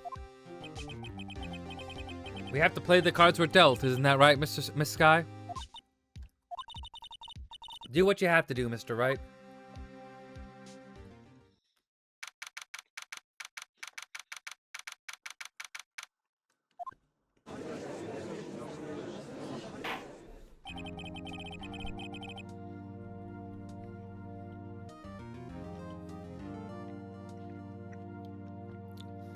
Court is now in session for the trial of Miss Lana Sky.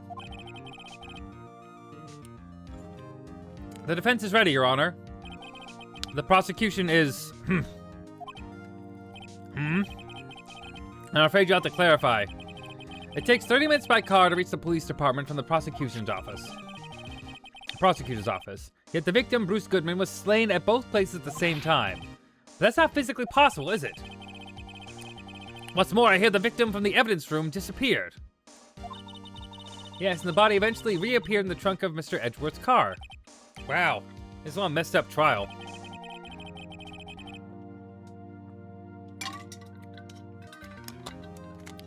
One of my duties as prosecutor is to present impartial evidence. Today I will present evidence relating to the murder at the police department. In so doing, I believe the way in which we should proceed will reveal itself. Now that's what sets Mr. Edgeworth apart. He sounds so on top of things, even though he doesn't know what's going on himself. And that's supposed to be an admirable trait? What? Very well, let the trial resume. On the day of the crime, what exactly transpired at the police department? Mr. Edgeworth, you may call your first witness of the day to the stand. For its first witness, the prosecution calls the suspect in the murder that occurred at the police department. The suspect? You mean the so-called murderer? Oh boy. Things are getting wild from the get-go. Meekins! Will the witness please state his name and occupation? Yes, sir. I'm Officer Mike Meekins, sir. The occupation is, that would be murderer, sir. So you're telling us you're a professional killer? Sir, it was me, sir. I was the one who did it. I never kill anyone again. Sir, you gotta believe me, sir. Actually, what we'd like to hear from you is, sir, what you call a part of the younger generation, sir. I'm a person whose actions and adults can't possibly be comprehend. Please, Mr. Edgeworth, sir. Help me, sir. Officer Meekins. Yes, sir. Give us your report of the crime. Consider that an order. Yes, sir, as you wish. After all, I'm part of the generation that must be told what to do, sir. You can't fault him for lack of enthusiasm. Yes, sir. I'm a youngin', sir. You gotta... That's what he talks like. That's what happened. Although it's not my normal duty, I was assigned to guard the evidence room that day. I spotted a suspicious man on the security system and rushed into the room. I was only doing what I was trained to do, sir. I was suddenly attacked. I fought for my life, and then I did it. After that, I passed out until another officer smacked me awake.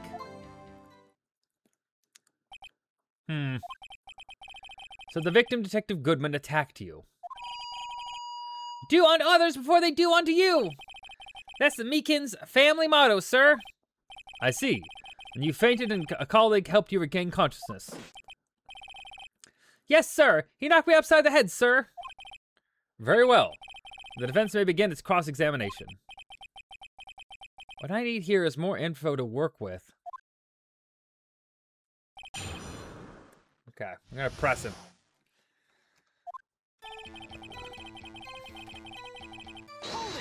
Hold it. Mr. Meekins, you work in the General Affairs Department, do you not? Yes, sir. I'm in charge of hiring new recruits, sir. Yikes, that is a scary thought. Evidence transfer was taking place on the day of the crime, which meant many officers were given special tasks not ordinarily performed.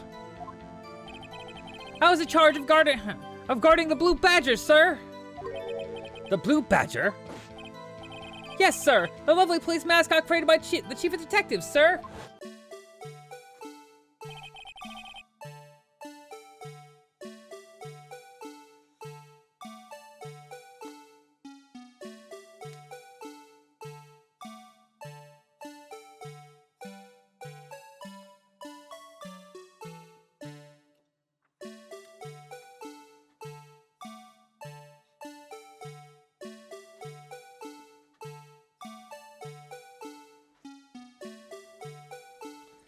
Gotta dance to it. That was my sole mission for the day, sir.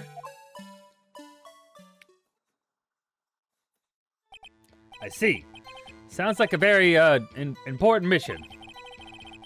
After the award ceremony that day, there were so many people running around that I relocated the Blue Badger to the evidence room. Oh, so that's why you went to the evidence room. Tell us, what did you see when you got there? I spotted a suspicious man on the security screen and rushed into the room. In order to enter the evidence room, you need an ID card, am I correct? Precisely, sir. I have one right here around my neck. So then, your ID number should be listed on here, right?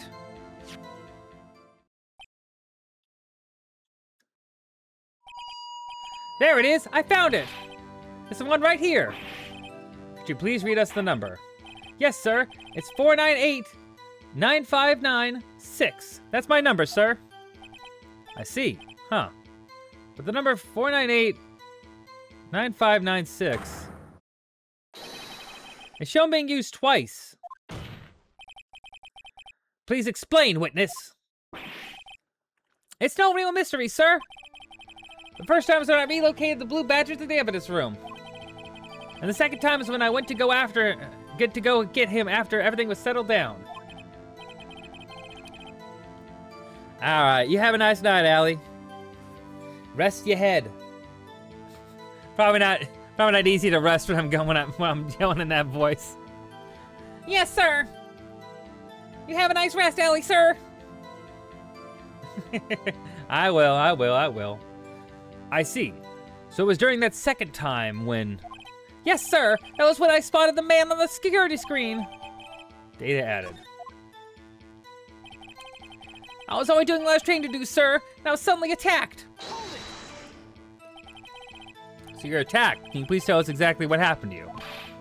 It was a knife, sir, a knife! Detective Goodman pulled a knife on you. What happened then?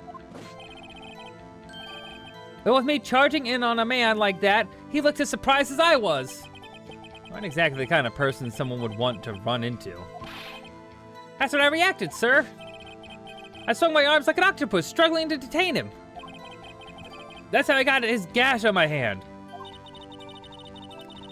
If you just kept your cool, your hand wouldn't be. When I saw the blood trickling down my arm, I panicked. I grabbed the man by his collar. I fought for my life. Then I did it. What exactly do you mean when you say you did it? I know I don't look like the type, but I'm really into kung fu films, sir. The man let his guard down for just an instant, so I snatched the knife from him. You took his knife. I spun him around and performed a disarming maneuver. I made sure to close my eyes like a man.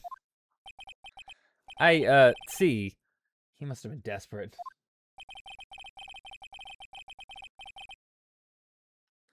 The next thing I knew, his white coat was drenched in a sea of my blood, and then the next thing I knew, yeah, he punched me right in the face, sir. After that, I passed out until another officer smacked me awake. About what time did you regain consciousness? No offense, sir, but how am I supposed to know that? I was unconscious. Oh, right. According to a report from the officer that woke up from the witness, it was that woke up the witness. It was about 5:30.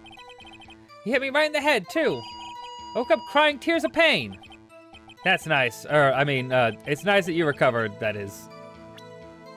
I want to check something real quick.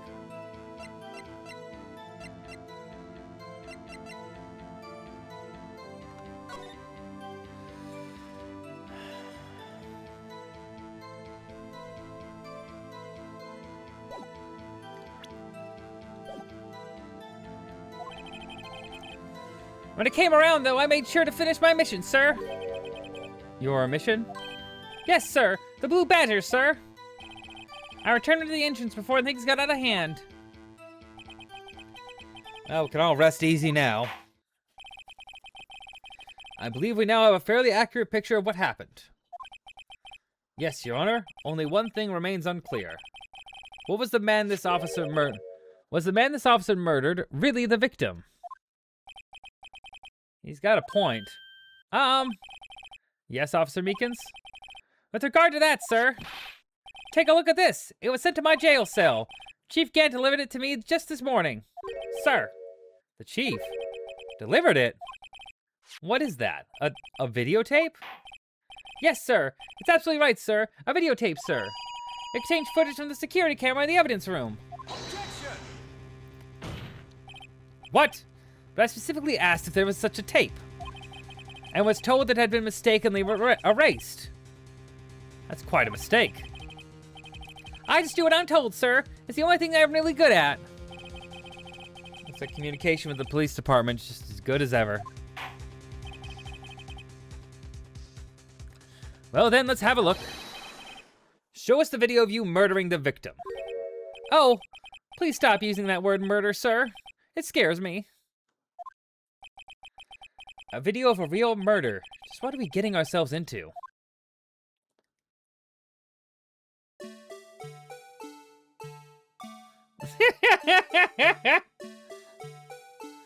That fucking piece of shit.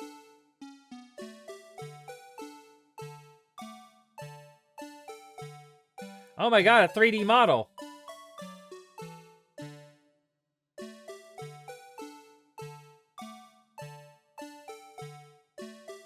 Oh my god.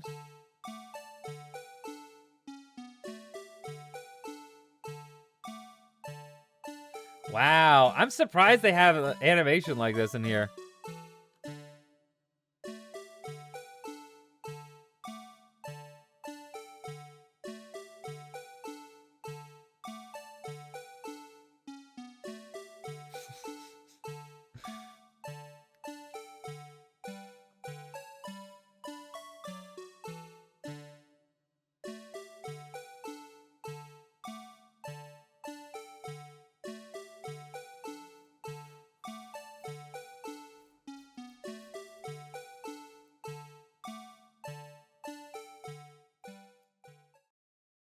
What the fuck?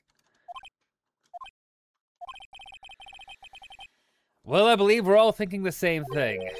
How can we deal with these unsettling feelings stirred within us? What the hell was that wriggly piece of plywood? Sir, that's the pride and joy of the entire Criminal Affairs Department, sir! It's the Blue Badger, sir!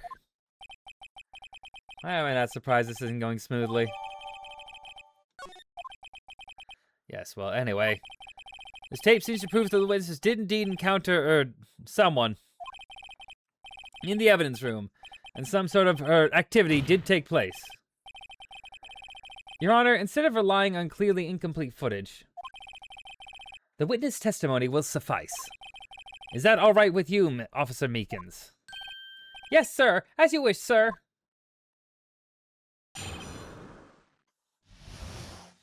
Okay. His face can't be clearly seen in the video. But there's no question that the other person was Detective Goodman, sir. I mean, he opened the locker, which required Detective Goodman's fingerprints to do. The locker he opened is unquestionably Detective Goodman's locker, sir. So it must be him. No one else could have unlocked it. Yeah, that sounds right. What's this about a fingerprint? Each detective has been given a locker.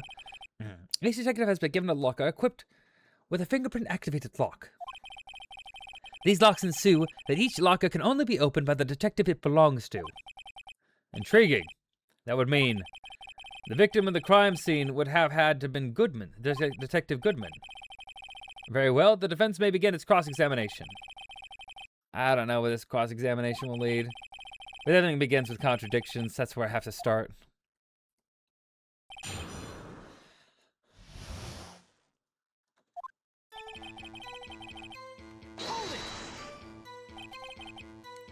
Were you able to get a good look at him? At the face of the man who attacked you with a knife? Sir! You must label people as having seen or not seen the man's face. I believe I would be classified as the latter. The latter. You're standing right in front of him, were you not? More to the point, you are the person who fought him, aren't you? Oh, yes, sir, but I didn't get a clear look at his face, sir. I'm the kind of guy who looks directly at people when talking with them, you see.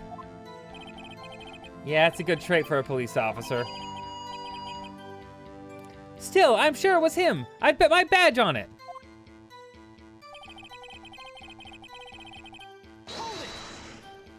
Why do you say that? You don't know that for sure, do you? You never actually saw Detective Goodman's face. Well, I suppose you might say that. That is, if you must label people as having seen or not seen it. Since his face can't be just identified in the video, only you can verify it. But why is everyone looking at me? If I had to label your stares as disturbing or... Meekins! Eek! Having been shown a questionable video at best, we are not in the best of moods. Now please be more certain when you testify. Yes, sir. You claim the man who brandished the knife at you was Bruce Goodman. Tell us why you're positive it was him.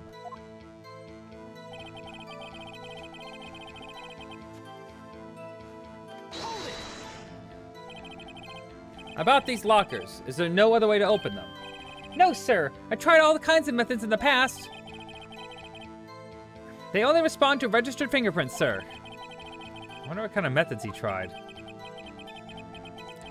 If the man who opened the locker's lock, which only responds to its registered fingerprints, then he must be the person the locker was assigned to. Exactly my point, sir. And this too. Locker opens unquestionably Detective Goodman's locker, sir. How do you know that information? I've heard rumors, sir, from people in the know, sir. People in the know? The workers at the department cafeteria, sir. They keep me informed. They also listen to my romantic troubles, sir. For the record, the open locker did indeed belong to Detective Goodman. I verified this information through a more reliable source.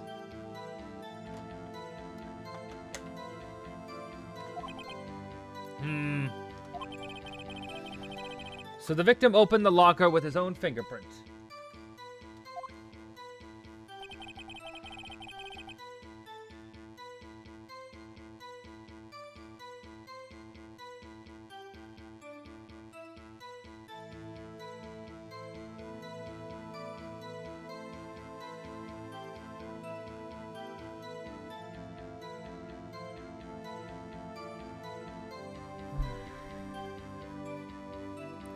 So it must be him. No one else could have unlocked it. This all sounds true enough, but the victim's body was found at the prosecutor's office. There has to be a mistake somewhere. The real thing's so much more intense than in the movies. Here, you can use the player to watch it as much as you like. Security video? Maybe you should take another look at the footage. Objection! No, I didn't mean to, fuck. I didn't mean to do that.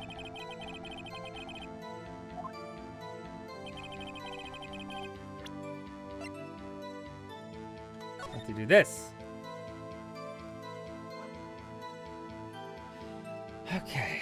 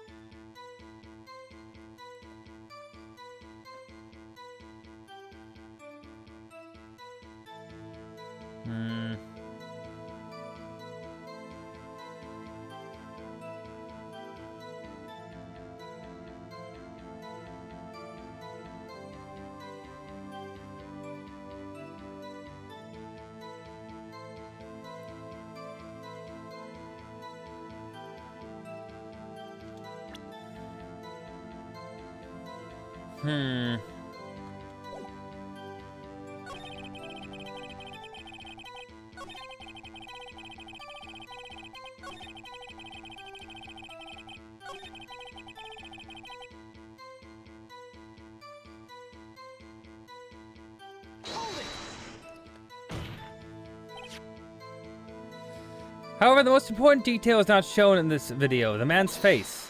Sir! If I may say something, sir. Please do. After all, you are the one being examined. I don't understand why the man's face is so important to this case, sir. I mean, it was his hand that opened the fingerprint that opened the fingerprint lock. And it was his hand that tried to thrust his knife into my body, sir. My unsettled state can't testify enough to this, sir.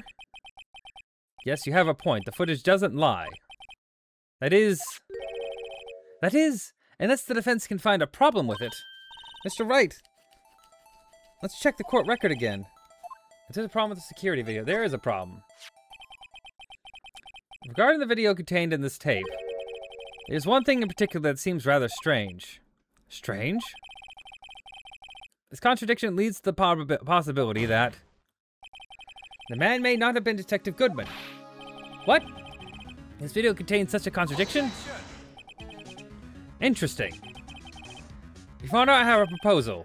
Yes, Mr. Edgeworth? I propose we have the defense point out this alleged contradiction in the video. He'd want me to point it. He would want me to point it out. Very well, proposal accepted. Let us further inspect this piece of evidence.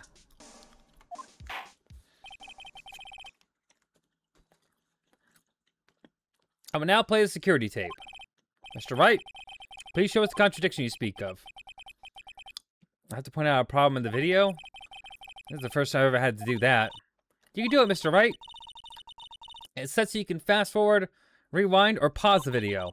Just take a good look and be sure to point out the right thing.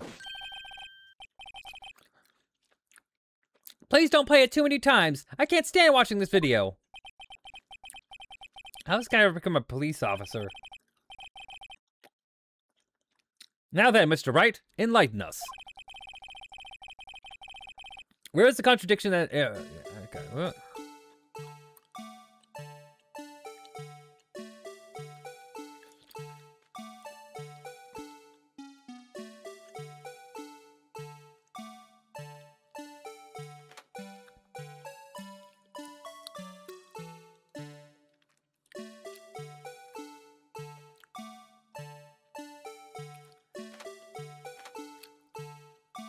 Right here, he's wearing gloves.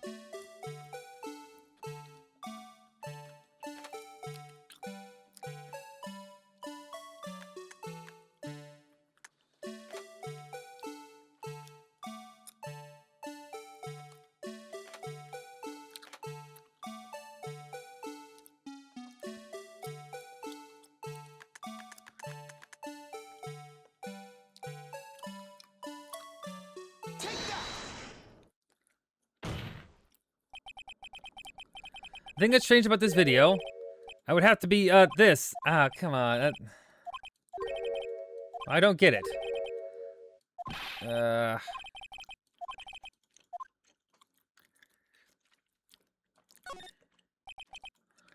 Very well, let's try this again. Just remember one thing, Mr. Wright.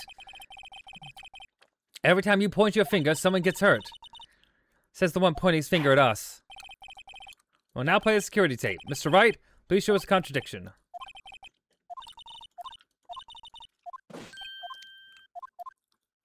Okay.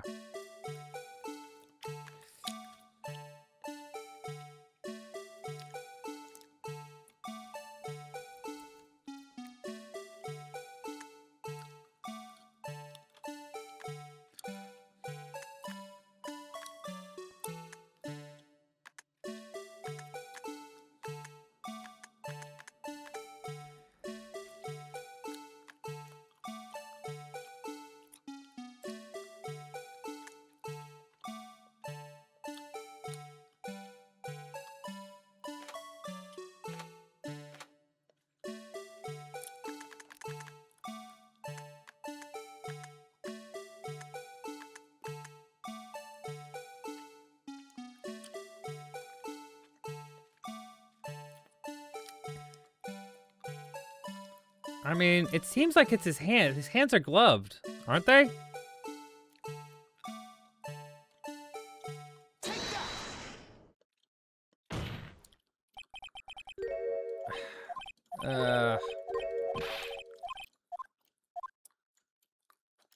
Okay. Let's try it again.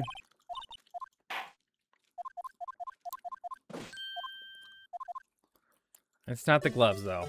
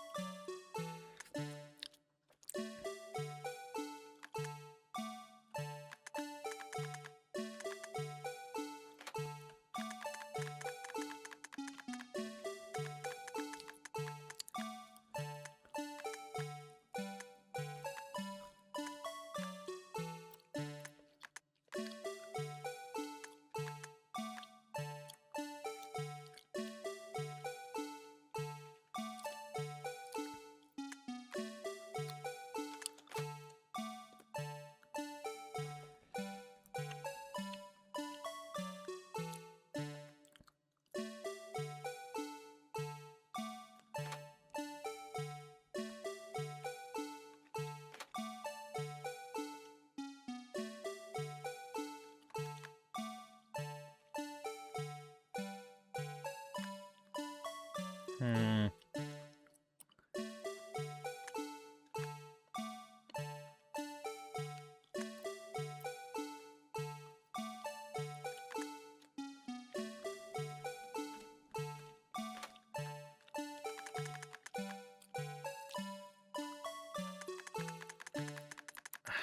Let's see.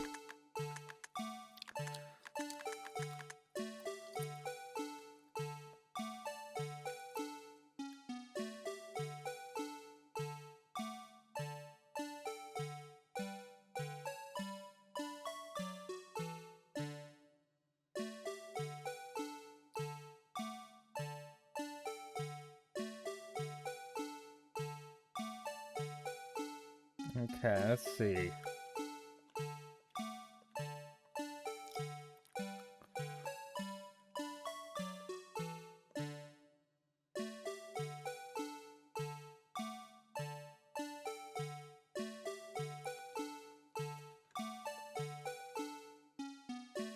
Oh, wait a second.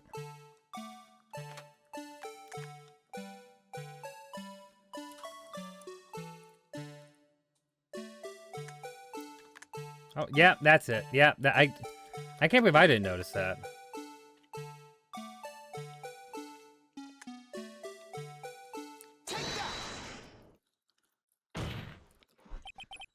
The thing that's strange about this video has got to be this. Officer Meekins. Sir, did you mean me, sir? As I understand it, the locker apparatus works like this.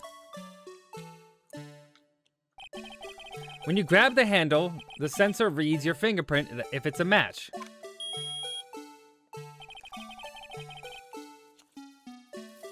The light turns on, the lock is released.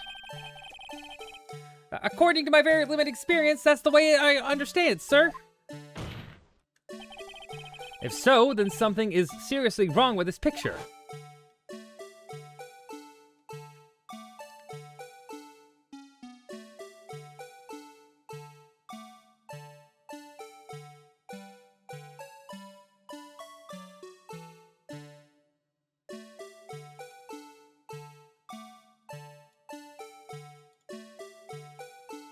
Keeps going. When the victim reaches for the handle to open the locker, let's rewind to a little earlier.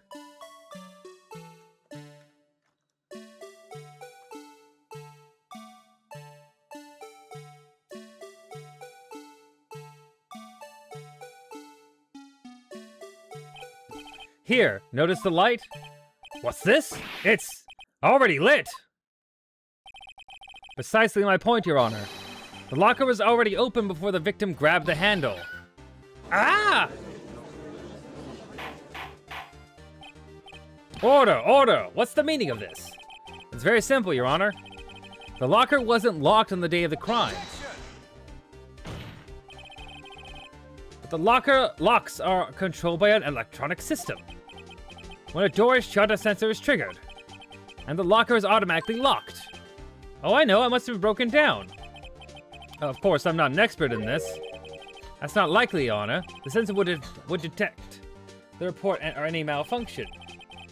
Oh, well, it just goes to show novices should keep their mouths shut. So then, Mr. Wright, do you have an explanation? Me, Your Honor?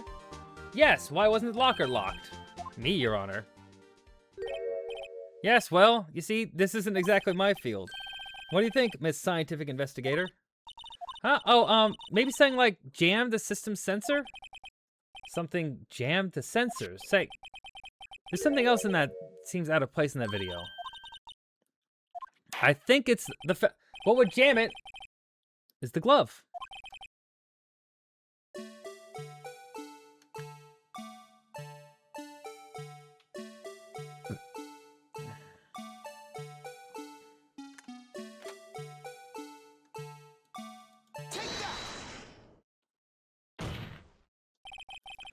Please watch closely.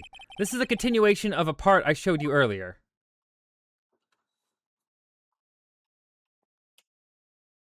Hi.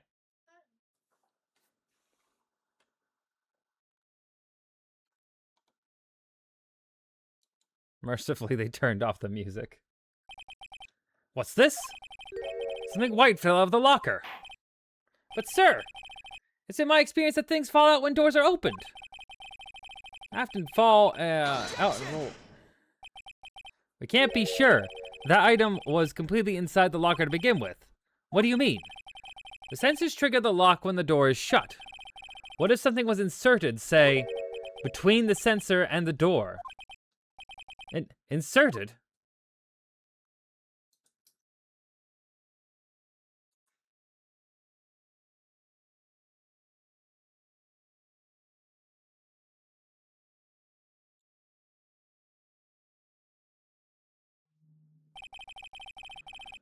This white thing wasn't inside the locker.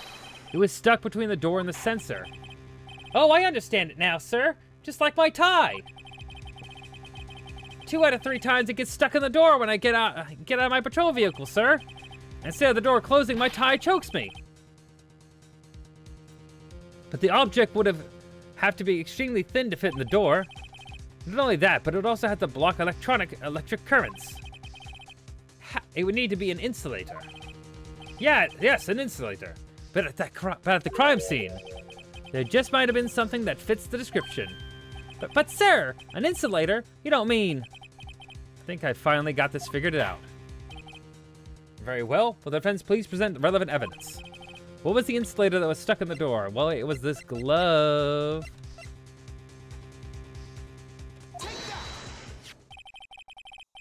I found this near the locker. A thin rubber glove. But we can't be sure that was the victim's locker. It has the tag that says SL9 incident. The video seems to depict the victim opening the locker. But that isn't the case. The lit lamp attests to this. On the day of the crime, even I could have opened that locker. Is that not so, Officer Meekins? Sir, it would appear so.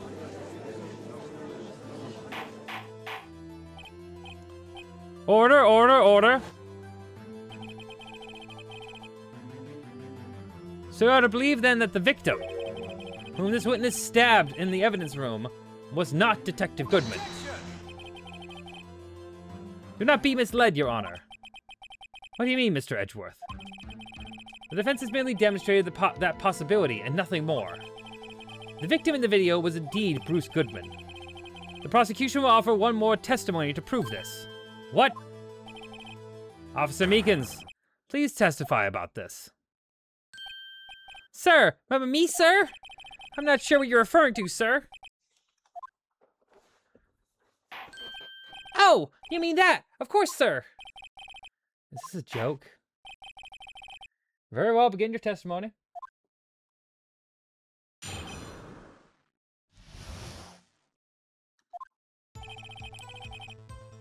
There's one other thing that proves that man was Detective Goodman, sir. To enter the evidence room, one must use their ID card. When an ID card is used, there's a record of it.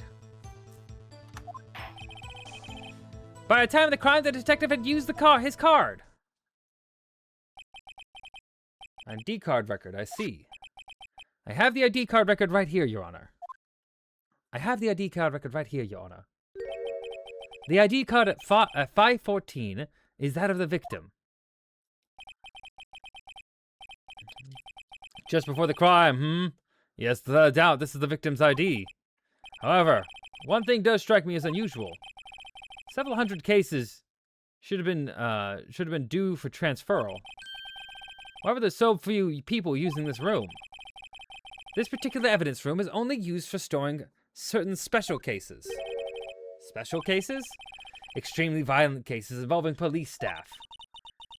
Just hearing that makes my hands stand on edge. Me too, although it didn't make much of a difference.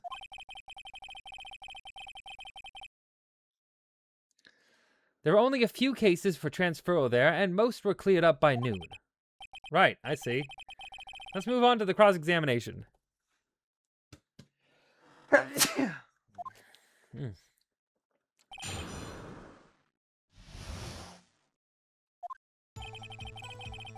Proves the man was Detective Goodman, sir. Enter the evidence room, one must use their ID card. Is that card hanging from your neck one of those ID cards? Yes, sir. This card right Next to my cuffs, sir. I keep it here so I won't ever forget it. What if someone were to steal it from you, keeping it out in the open like that? Maybe I shouldn't wear it on my neck.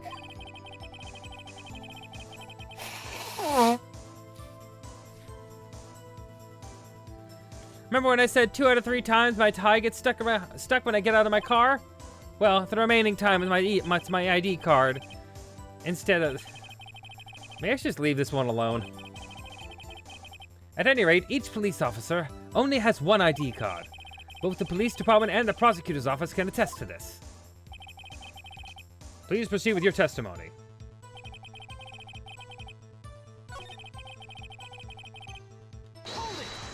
We don't know that was the detective who used it. Earlier, I believe you testified that when you asked the man to show his ID card, he pulled a knife on you. Yes, sir. He didn't show me any ID card, sir. Don't you think that's odd? I mean, if he had his ID card, all he had to do was show it to you. There wouldn't be any reason to draw a knife. But maybe he just panicked. Everything stems from contradictions. Let's point them out. Mr. Wright, what do you think? I'm confused. What? The problem with this ID card testimony is far too obvious. It's not like Edgeworth to miss something like this. You're thinking too hard about it. Come on, let's show him what we've got.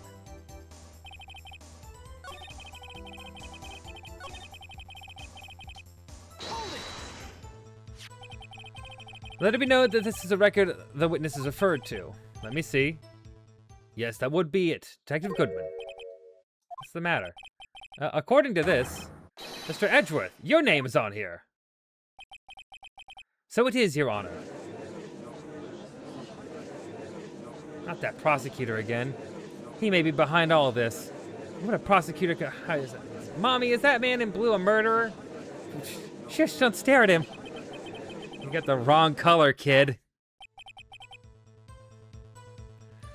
It would seem the inquiry committee will want to speak with you again today. I have nothing to be ashamed of regarding my actions or their consequences. For now, let us continue with the cross-examination. Poor Mr. Edgeworth, it must be so difficult for him.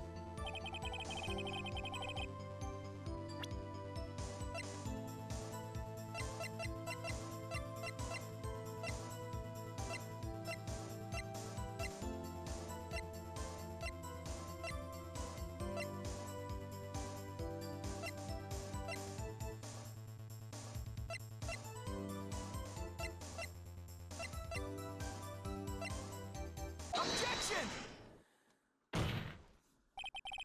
Wait one moment, Officer Meekins. I'm not good at waiting, sir. I have the victim's ID card right here. I found it at the crime scene. That makes sense. When I say crime scene, I'm not referring to the evidence room at the police department. I mean the other crime scene. The underground parking lot at the prosecutor's office.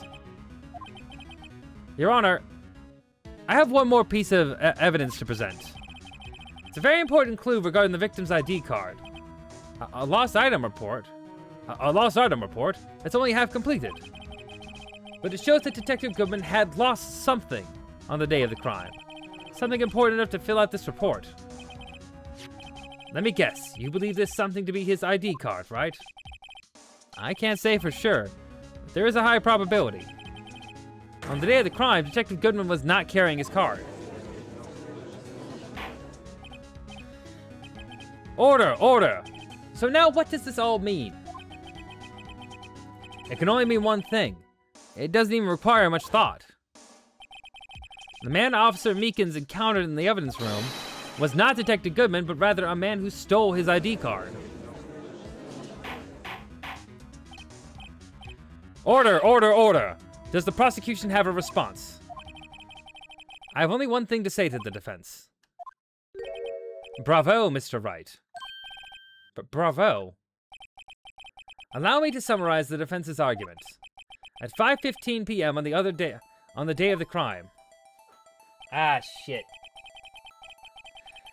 The man in the evidence room Officer Meekins' encounter was not Detective Goodman. There are 2 grounds to support this. The first is that the locker in the evidence room was already unlocked. The second is the victim lost his ID card. Am I correct so far, Mr. Wright? Yes. What's he up to? Then, that being the case, we must inevitably arrive to a single conclusion. If the victim in this video is a fake, then the murder in the evidence room is also fake. In other words, the security camera does not show the instant of the murder. That is... Well, I guess that's right. Is something wrong, Mr. Wright? Only moments ago, you seemed content to be pointing your fingers around. This isn't gonna end well. Well, it seems you finally realized exactly what you've gone to such lengths to prove. Explain yourself, Mr. Edgeworth. The defense has already done the explaining for me. The victim in this video is a fake, which means the murder did not take place at the police department at 5:15 on the day of the crime. So the real crime could only take place at one location, the underground parking lot, at the prosecutor's office. The murderer being Miss Lana Skye, the defendant.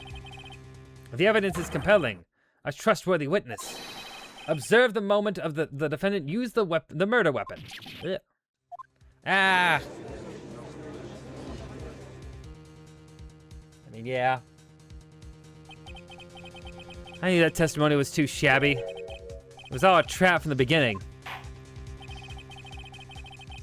The activity in the evidence room still leaves many questions unanswered. Who exactly was the victim Mr. Officer Meekins encountered? And where did this person disappear to? However, this trial's purpose is to examine only the murder of Detective Goodman. Just so, Your Honor. Mr. Wright, you have to do something or else Lana... What do I do? How am I supposed to get myself out of this mess? Object. Objection! One moment, Your Honor. What now, Mr. Wright? Don't tell me you're objecting to what you've just proven. Of course not. But I almost walked right into the prosecution's trap. What are you talking about? This cross-examination has proven one thing and one thing only. Security video did not show the actual murder.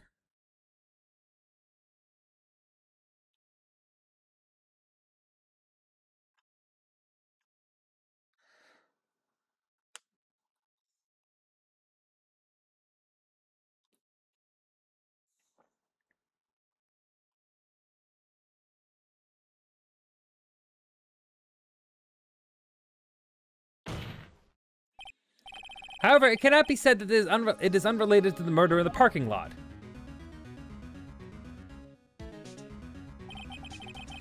Specifically, large amounts of blood traces were found in the evidence room. The defense demands further examination into the truth of the matter. Mr. Edgeworth? Yes, Your Honor.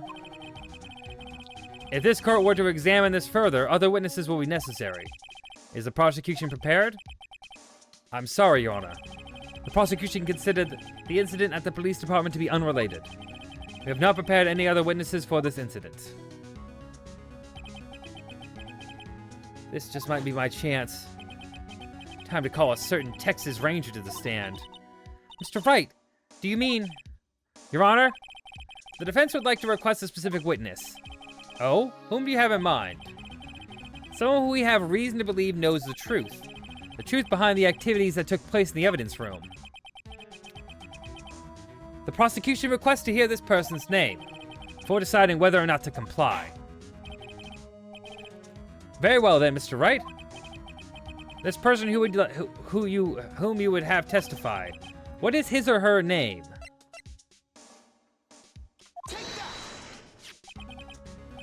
Officer Jake Marshall. Why him? I can't let Edgeworth know everything just yet. He's in charge of the evidence room. I feel you should hear what he has to say. The prosecution agrees to the defense's request.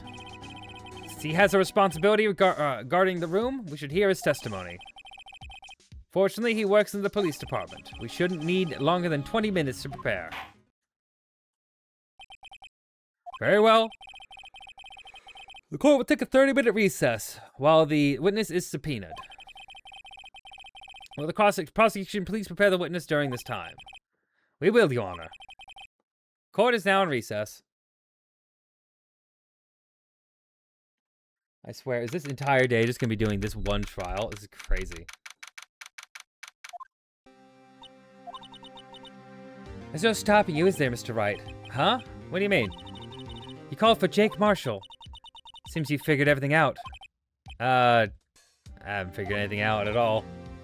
Lana, you're the one who knows everything. Emma, you always know everything. Why don't you just tell us? Mr. Wright is trying his hardest to protect you. I don't recall ever asking for his protection. How can you be so cold?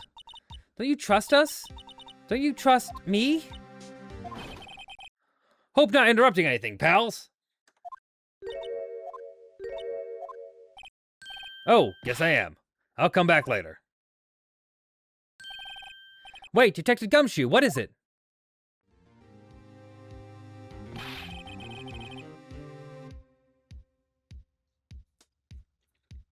You've got a lot of nerve, pal, making a detective run all around the set while on duty.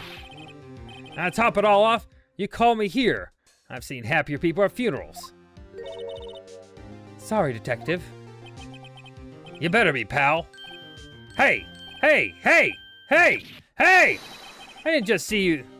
I did see you there, Chief Prosecutor Sky. That's okay. So have you brought what I asked? Oh. Oh.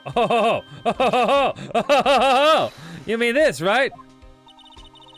My apologies, Detective. Due to my present circumstances, I was forced to use Mr. Wright's name when making my request. My name?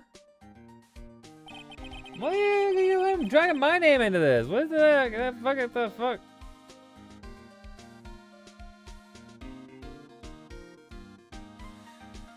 Never in a million years would I have thought this was you who asked me.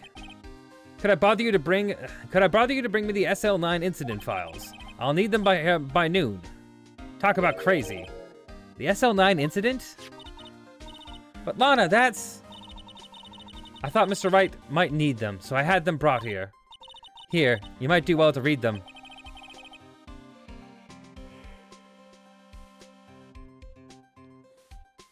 I can't believe you, the chief prosecutor, were a witness in that case. Miss Sky was a witness? SL9 incident files received. Joe Drake killing solved 2 years ago. Take it from me, you don't want anything to do with serial murderers. Oh, what? Now I brought you your stuff, you're just gonna ignore me? Emma? But why? Why is your name in here? What? My name's in here? I don't know. Unless... No, it couldn't be. Lana, this SL9 incident, is that... That's the classification number the police filed it under. 2 years ago, the rest of the world knew it as... the Joe Drake killings. The Joe Drake... No, Lana. That's over with. No! Emma, wait! She ran away. You know what? I just remembered. I gotta be somewhere. Sorry, pal, but I'm out of here. Okay, man. Jake Marshall, Angel Starr, Damon Gant, Miles Edgeworth.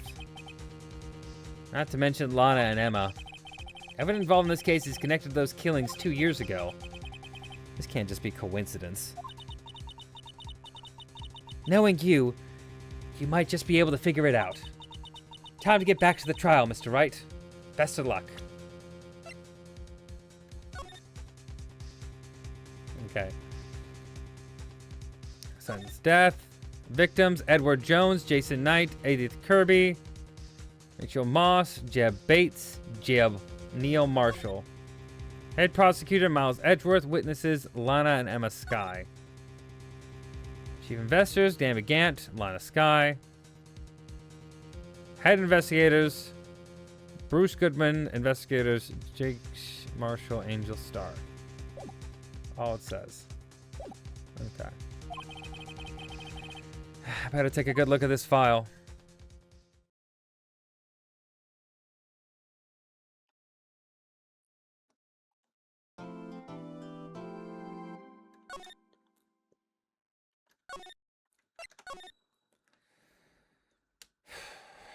Back to it, back to it, back to it.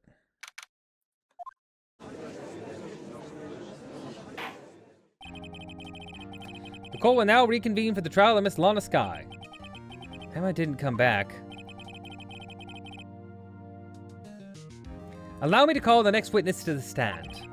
The officer in charge of guarding the evidence room on the day of the crime.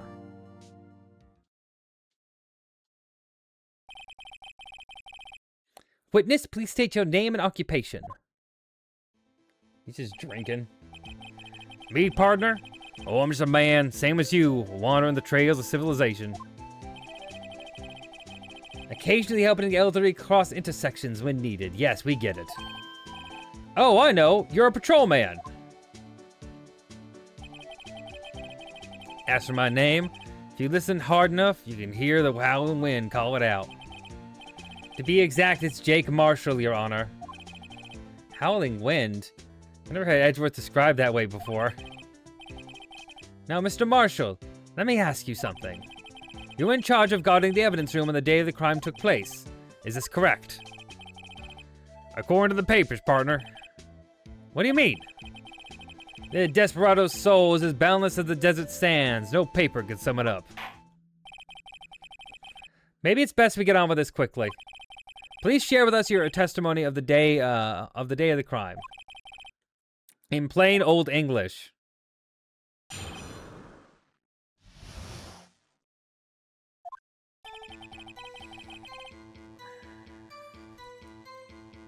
My job is to keep a wary eye on that bone orchard. They said it was supposed to make rounds 3 times a day, but that ain't my style. Besides, the room is protected by 2 security systems anyways. If I remember right, I was at the street side saloon at the time it went down. I'm just an innocent traveling man, so if you're out of ammo, it's time to hit the trail. He was getting drunk off his ass instead of working. This is defense. I can't say I particularly care for your attitude. I can't say I particularly care for your beard, but you don't see me complaining. Wait a minute. What do you mean by 2 security systems? I mean the security cameras and the ID card reader.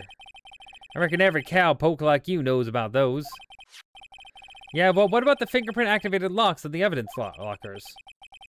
Fingerprint-activated locks? What kind of newfangled doohickeys are those? He's not being very helpful. He's not that good with machines, or with following orders. Everyone's got their weakness now, don't they, Mr. Prosecutor? This one seems like trouble. Okay, Mr. Wright, he's all yours. Okay, Mr. Wright, he's all yours. Okay, Mr. Wright, he's all yours. There we go. Blah, blah, blah, blah. I'm a judge. Blah, blah, blah, blah, blah, blah, blah. My job is to keep a wary eye on that bone orchard. How exactly do you keep an eye on the evidence room? I just made sure nothing moved in the security camera monitor. That room's still so still. Every time dies, even time dies in there. I was just a caretaker who interred the recordings. You interred them. Videos of nothing aren't that useful. When the time would come, I'd erase the tape. Nothing unusual is recorded. Tapes are to be erased every 6 hours. Each time I erased a tape, it felt like I was erasing part of my life. This guy has a flair for the dramatic, but it isn't going to do him any good. So in actuality, you don't physically enter the evidence room.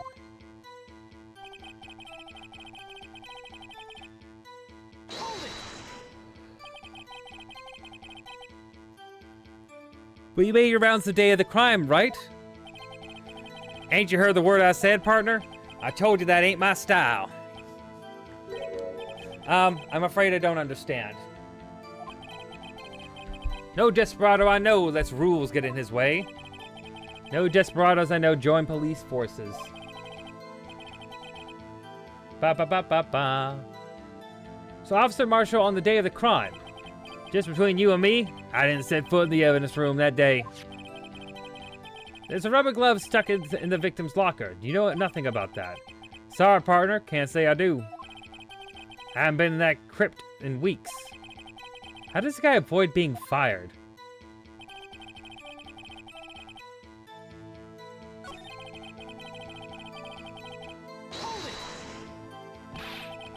What were you doing at a place like that? I was eating spaghetti. Not even Angel's steak lunches can beat that parlor's Vongole sepia pasta. Do you mean to tell us you abandoned your police duties to eat some noodles? Not all desperados eat tacos, partner. That's not what I meant. I hope this at least taught you a lesson. That's strange. Usually where Edgeworth says, did you not want to raise this year?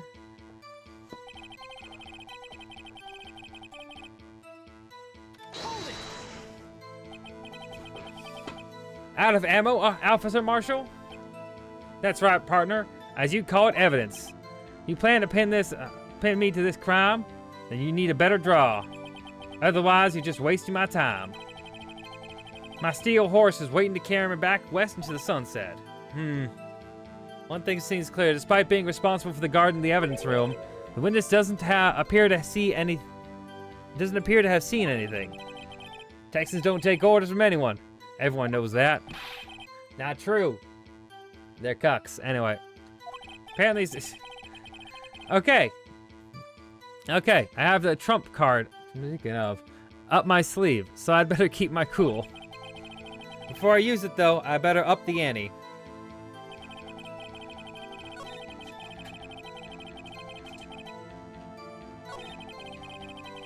Two security systems anyway.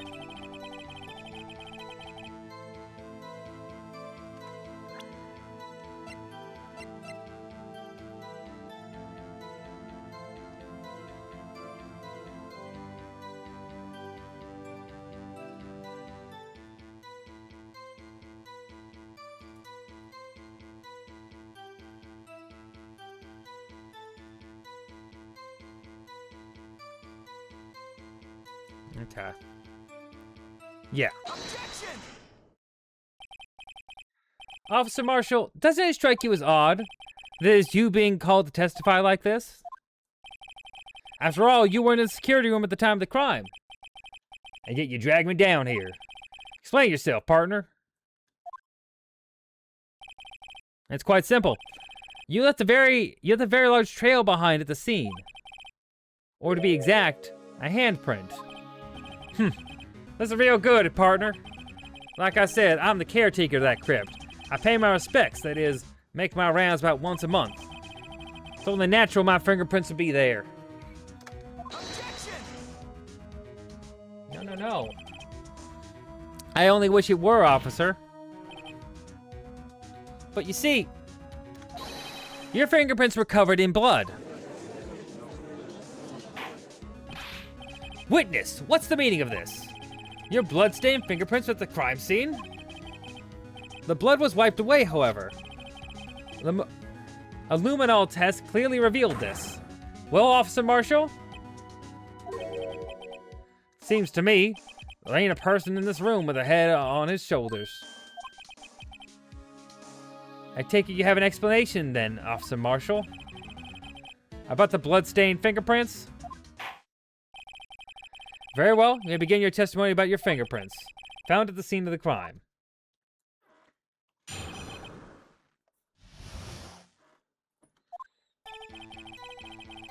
Like I said, it's only natural for my fingerprints to be in that evidence room. One of them just happened to be at the same place as the bloodstained handprint. The murderer touched the locker where my fingerprint was by chance. The bloodstain and the fingerprint are completely unrelated. Or didn't you know the murderer was wearing gloves? See, I had nothing to do with that. The witness explanation appears valid, although there's room for doubt. Life wouldn't be fun without any doubts, partner. The defense may now cross-examine the witness. This guy's hiding something, I can feel it. Now's my chance to prove it.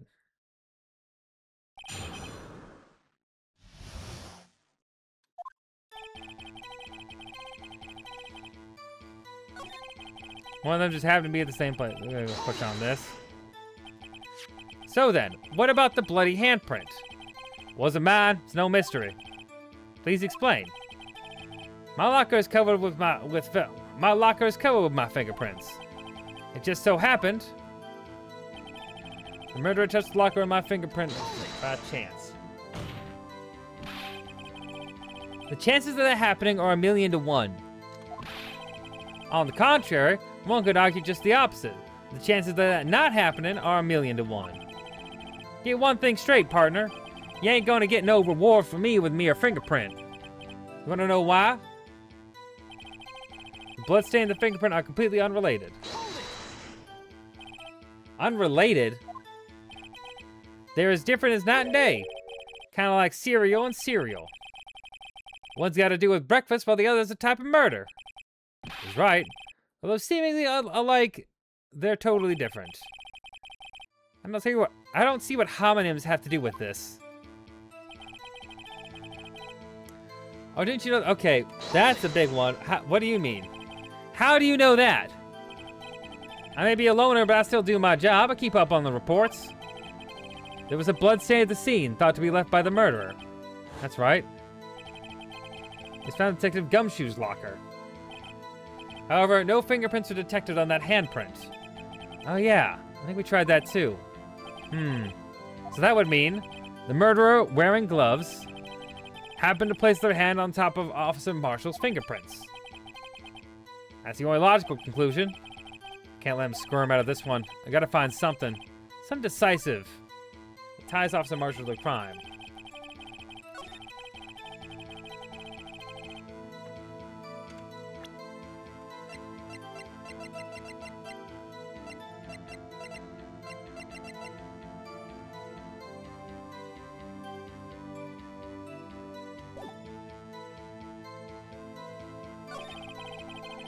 Like what my fingerprint was by chance. Bloodstains and fingerprint are completely unrelated. Where did I touch the lock where my fingerprint was by chance?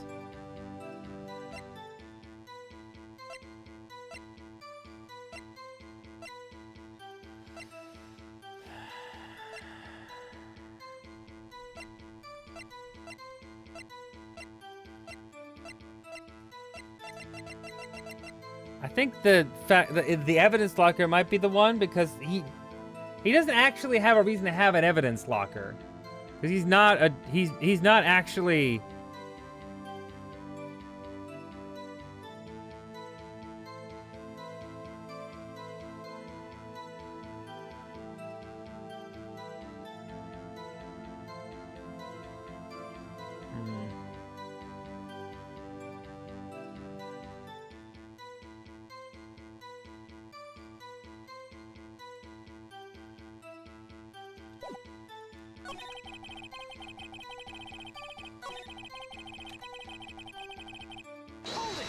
Hold it.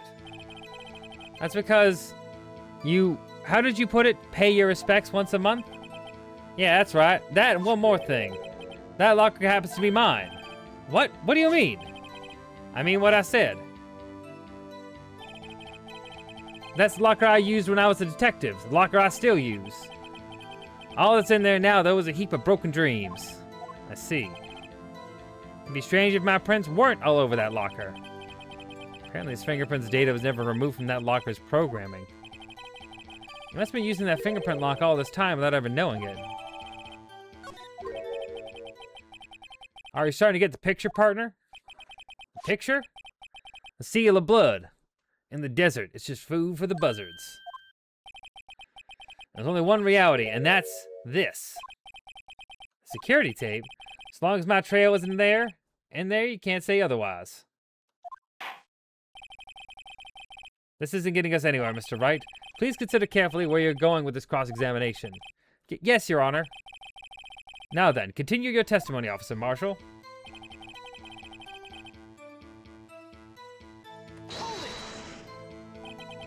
What do you mean by that? You're going to tie me to the crime, isn't that right, partner? If so, that video is the only direct evidence you have. But that video is next to useless. It's full of blind spots. Blind spots? Places you can't see. The camera's panning back and forth. The floor isn't shown. If someone was familiar with the camera's position, they could leave the room without being caught on tape. We don't have time for your speculations, Mr. Wright. Well, Mr. Wright, if you can show us evidence in this video that indicates Officer Marshall was present. Please do so now. Yeah, sure. Very well. Allow me to point out your mistake, Officer Marshall. Tread carefully, Mr. Wright, or you might wind up making be the one making the mistake. Let's have another look at the video. Show us incriminating evidence.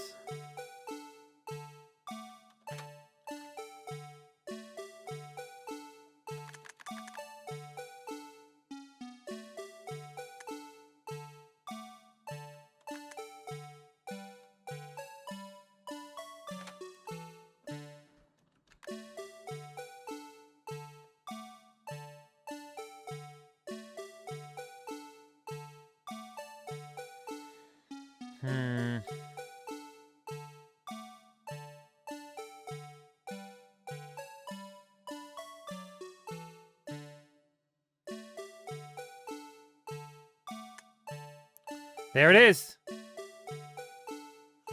Ah, I saw it.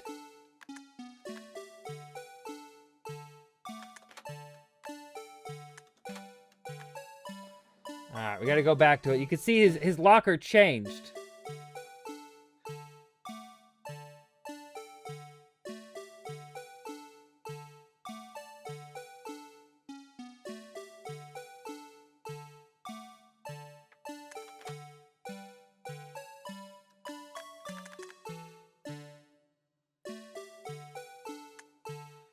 Right there.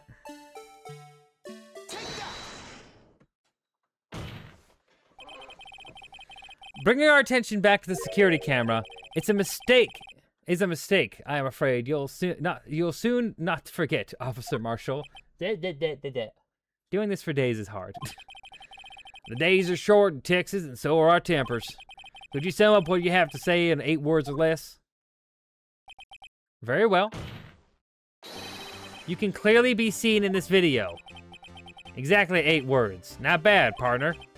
The key lies in a certain locker shown in the video.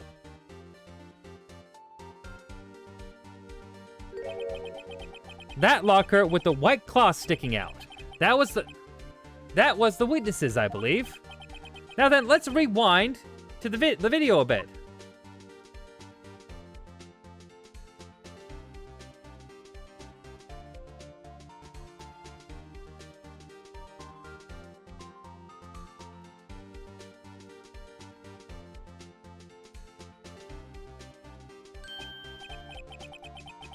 Oh, the white cloth. It's gone. What's the meaning of this, Officer Marshall? When the crime took place, the white cloth wasn't there. Then it suddenly appeared. There's only one explanation. Officer Marshall, you were in the evidence room at the time of the crime. What's more, you opened your locker when the camera was turned away. Order, order! Hold your horses. Sorry, partner, but you got the wrong man. So what if my locker was opened? That doesn't mean I'm the one who opened it. The murderer needed to hide something, so he opened a locker and stuck it in. It's not my fault he happened to choose mine. Why does everyone stare at me like I'm a wanted man? This guy isn't just playing dumb, he's dumb as hell. He really doesn't know. I hate to rain on your parade, but you're the only person who can open that particular locker. Oh yeah? I call your bluff. You say you opened that locker? Now prove it. Ah, fingerprint sensor. We talked about this earlier today. The lockers can only be opened by the detectives they belong to. What kind of crazy talk is this? Well, Detective Gumshoe did mention that something about this. In any case, locks aren't that obvious. There's some people on the force that don't even know about the fingerprint locks. So, Sheriff, what do you have to say in 8 words or less?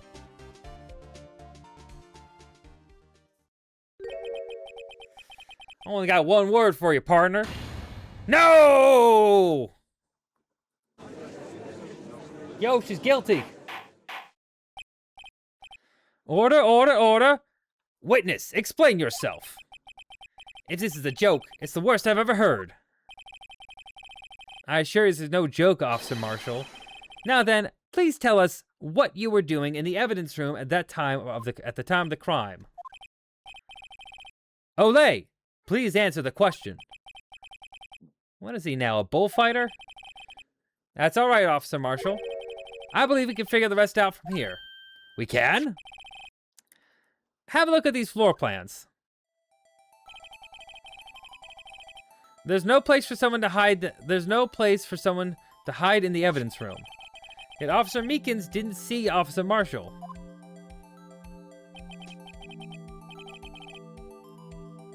If that's so, then where was the witness? It seems Mr. Wright has an answer. That's right. The only possible conclusion. Well then, let's hear it. Where was Officer Marshall at the time of the crime?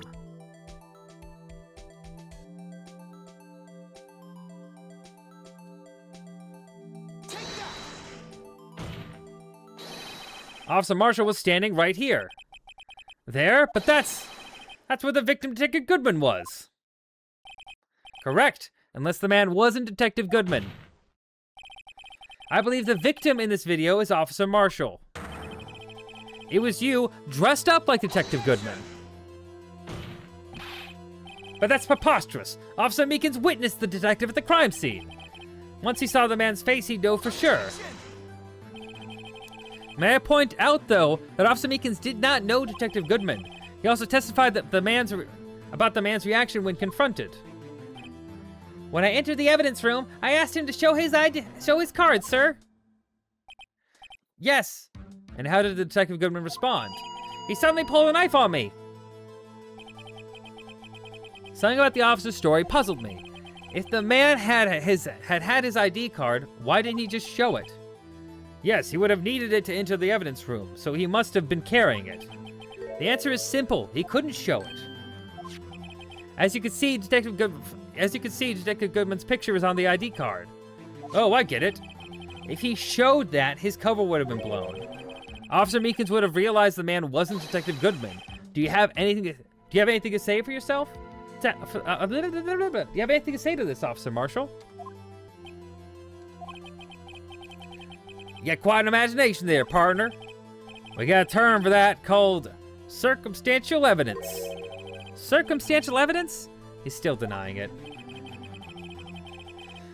We gotta do better than that to break apart and take a detective, unless you have hard evidence proving I dressed up as the victim. Can't say I particularly care for your uncooperative disposition. I can't say I care for your beard, but you don't see me complaining. Well, Mr. Wright, do you have any evidence proving beyond a shadow of a doubt that Officer Marshall dressed up as the victim? Well, who am I kidding? I don't know anything like that. I can see the fear in your eyes, partner. Seems you're the one who couldn't take the desert heat. Ack! This can't be happening. It's so obvious he's the one. What can I do? It looks like your lack of experience has finally been exposed. I'll pass on to you what someone told me when I was just starting out. When you run into a wall and there's no place to go, return to the basics. The basics? To me, that would be what Maya used to tell me. Phoenix, try thinking outside the box. I shouldn't look for proof that Officer Marshall was in disguise. Rather, I should look for evidence that came about because he was in disguise. Why do you think this locker was open in the first place? What do you mean? There's no reason for the Officer Marshall to open his locker at the time of the crime. Yet he did, despite the chance it might be discovered later, as it has been. He didn't originally plan to open his locker. According to the defense's argument,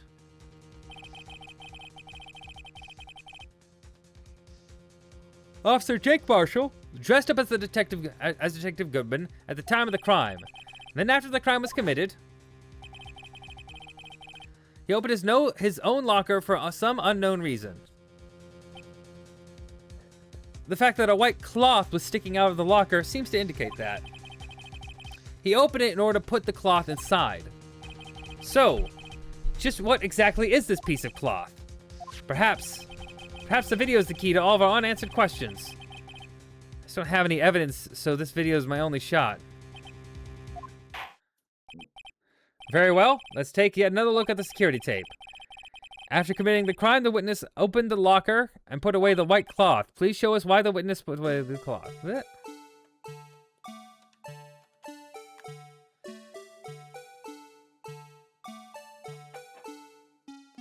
Oh, I know.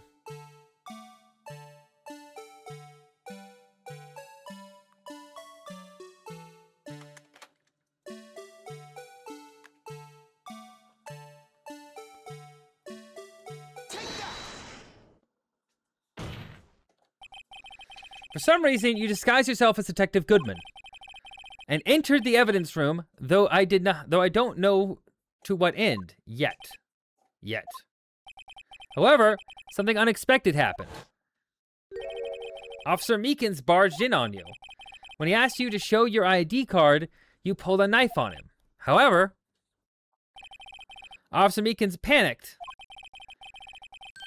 and the white coat you were wearing was soiled with blood. A bloody white coat? You couldn't just walk out like that, so you hid the coat in your locker. Not bad, partner.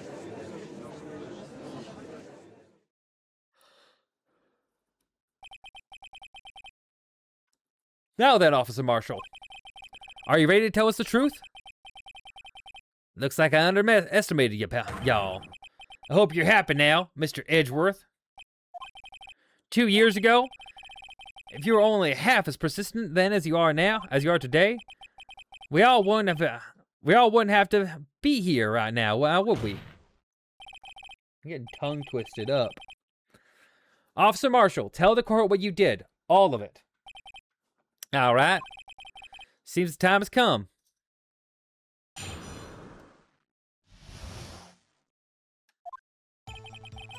I had to do it that day. I couldn't just stand by and let it die.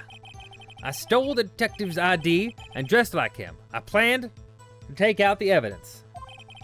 I wasn't expecting Officer Meekins. I knocked him out and managed to escape. I knew which areas wouldn't be caught on camera. There wasn't any murder in the evidence room at 5:15. So the supposed victim was really you. There's only one thing I still don't understand. Traces of a large quantity of blood were found on the floor of the evidence room. If no one was murdered, then how could that be? Officer Meekins managed to cut his own hand. My guess he's the donor. That's way too much blood for such a small donation.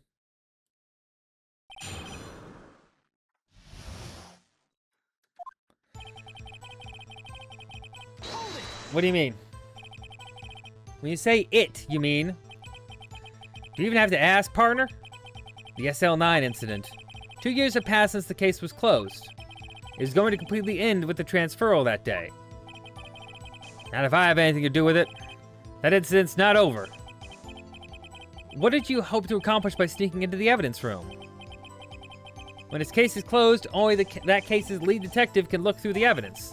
I wanted to have a look at it myself one more time, no matter what it cost. I don't care what anyone says, partner. That case is mine. But Officer Marshall wasn't in charge of that investigation.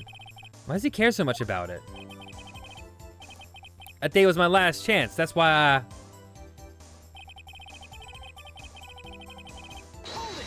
Hold it. You did disguise yourself as Detective Goodman. If I didn't make it look like Goodman was carrying out the evidence transferal, I'd be arrested for stealing evidence, which wouldn't get me anywhere. So you did it to fool the security camera. And the detective's ID card? I stole that the morning of the incident. That really was why Goodman started filling out that lost item report. I returned his ID card. I left it on the floor of the prosecutor's office parking lot. The ID card I found was left there by Officer Marshall. So essentially, you managed to succeed despite your lack of foresight. What do you mean, partner? I mean the fingerprint activated lock, of course. No matter how well you disguise yourself, you can't change your fingerprints. Under normal circumstances, you wouldn't have been able to open the locker yourself. But he could because the rubber glove just happened to get stuck in the door. That means Detective Goodman must have opened the locker before Officer Marshall.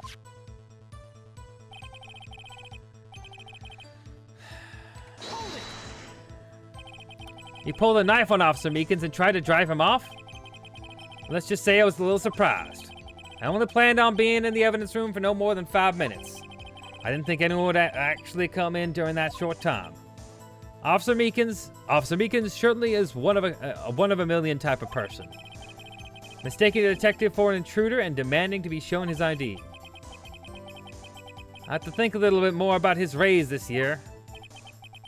When did Edgeworth get so much influence?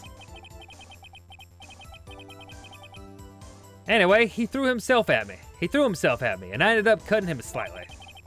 I'm sorry it had to turn out that way. With me knocking him out and everything. By the way, what happened to your knife? Oh, you mean this one?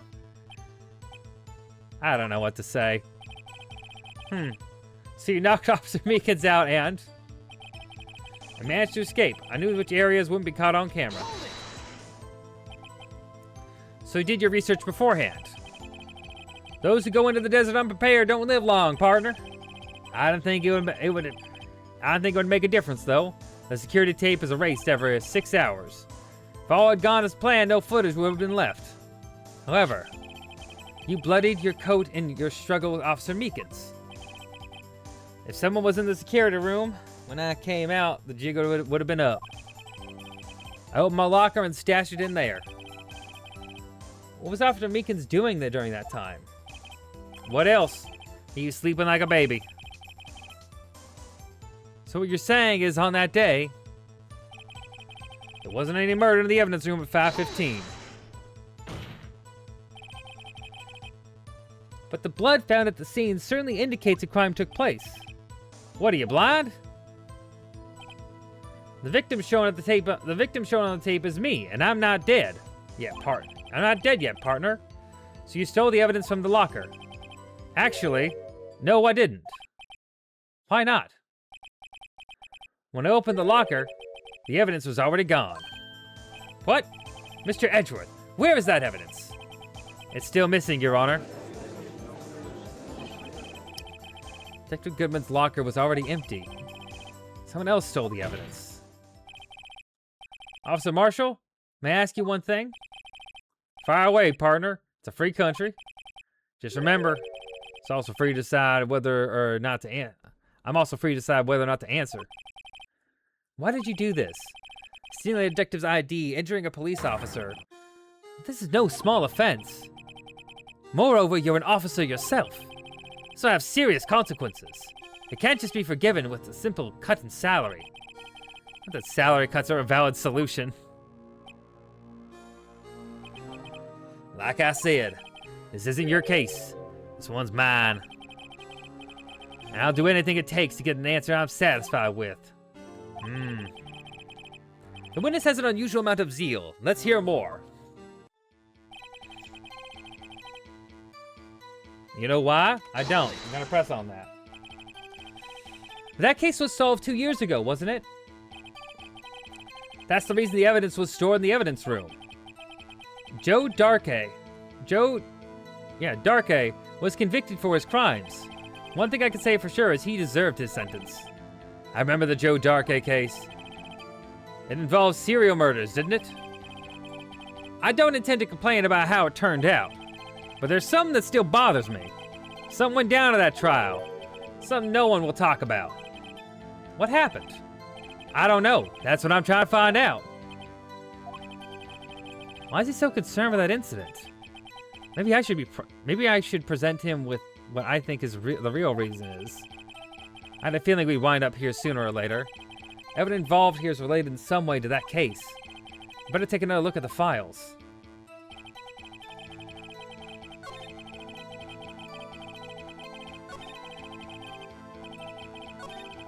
Let's escape.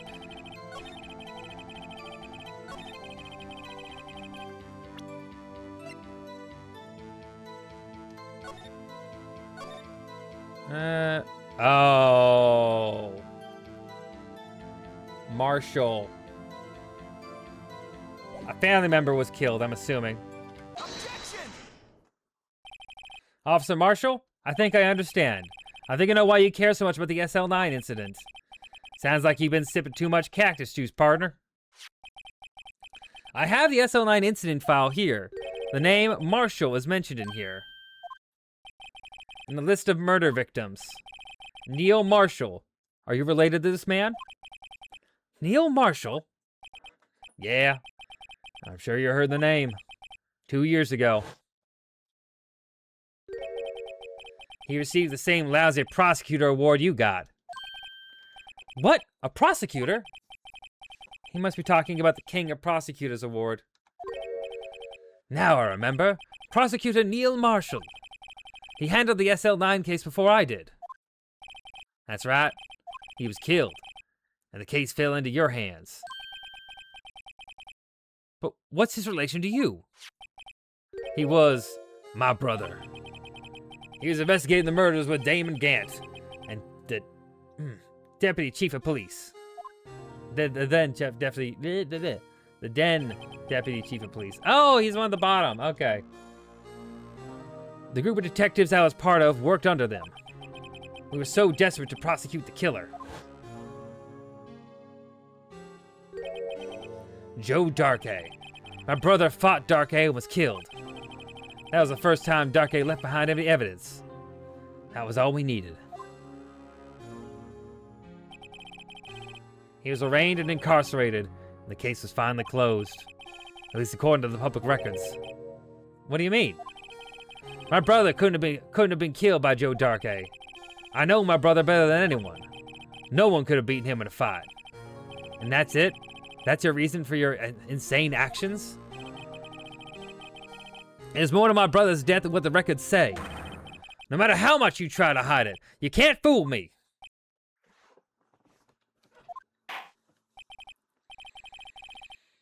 Well, at least one thing's for certain. Now we know what happened to the police department on the day of the crime. That was the last day of the SL9 case. That was the last day the SL9 case could be reopened. Not satisfied with this resolution, Officer Marshall planned to steal the evidence. Disguising himself as Detective Goodman, he entered the evidence room. Officer Meekins confronted him, so he rendered him unconscious and fled. Yes, this mystery has finally been cleared up. No murder took place at the police department that day. The things that happened by chance never cease to amaze. At exactly the same time as the murder at the prosecutor's office, the fake murder was going on at the police department. Chance? It's gotta be more than just that. It has to be.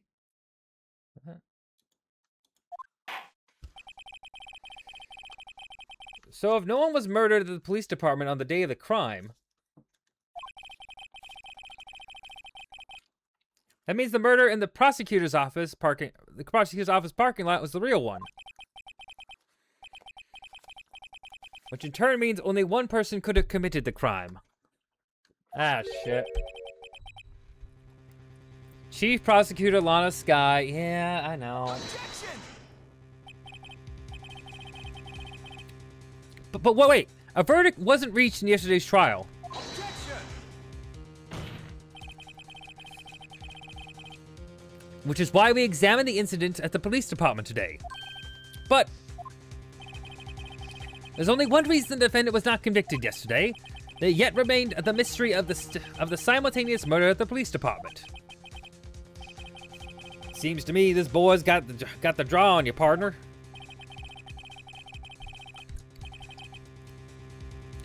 All the mysteries at the police department have been resolved, no doubt about it. Also, our sole murder took place at the prosecutor's office. The only suspect is Lana Skye. And the testimony of one Miss Angel Starr is completely incontestable. If you have a response, make it a single word or less. Ah! I rest my case. It seems this trial has reached its conclusion. There's no room for doubt. Well done, Mr. Wright. Thanks to you, I didn't need to waste my time disproving the alleged murder at the police department. There's no doubt what I proved today is true. The apparent murder at the security camera on the security camera's tape really was fake. But I didn't realize that would end up proving Lana's guilty. Now then, the time for the verdict has arrived. This court finds the defendant.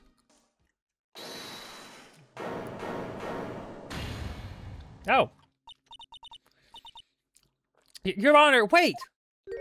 Emma! The defense has an objection. A scientific objection. Right?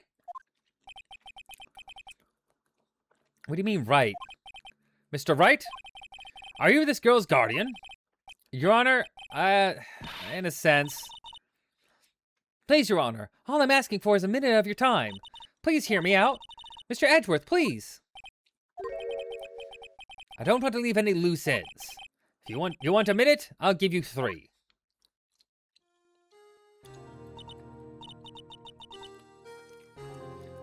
I was kind of in shock.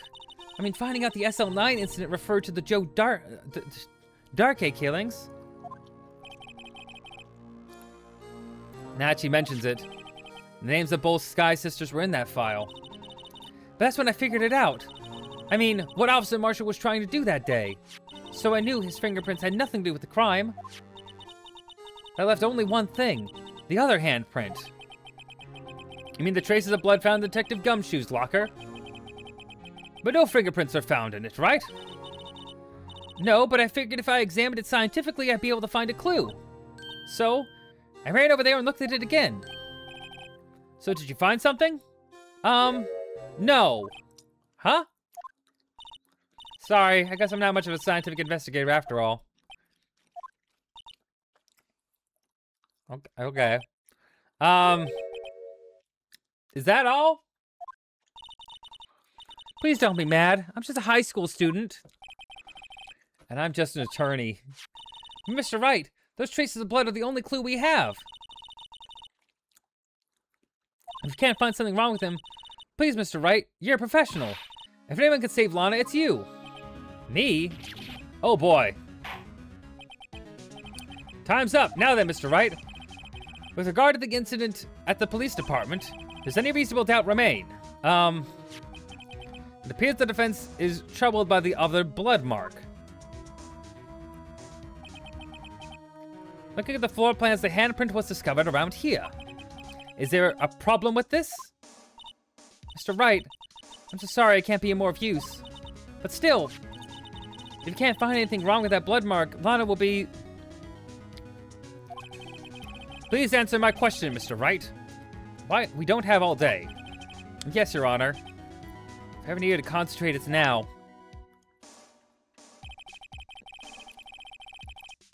What could be wrong with that? Could there be something I'm missing? I object. Objection! The handprint left at the crime scene clearly shows a contradiction.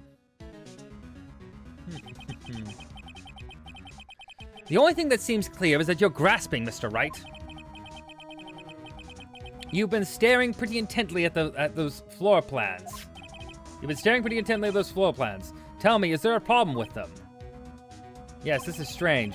Take a good look at these floor plans. Something is missing. Missing? You mean something hasn't been drawn on there?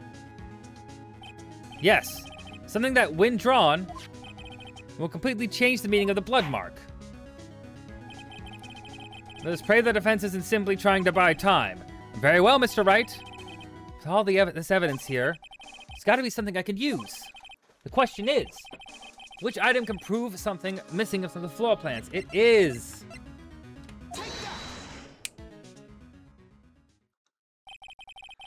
What about that piece of plywood? The Blue Badger, mascot of the police force. Defender of truth, guardian of proof. Explain yourself, Mr. Wright. Please look at the floor plan of the crime scene. The Blue Badger is not here. So watch what happens when we put him in. This is where he was dancing at the time of the crime. Well, what? Gasp! That's right. So long as the Blue Badger is dancing here, it would be impossible to place a handprint at this spot in the locker. What?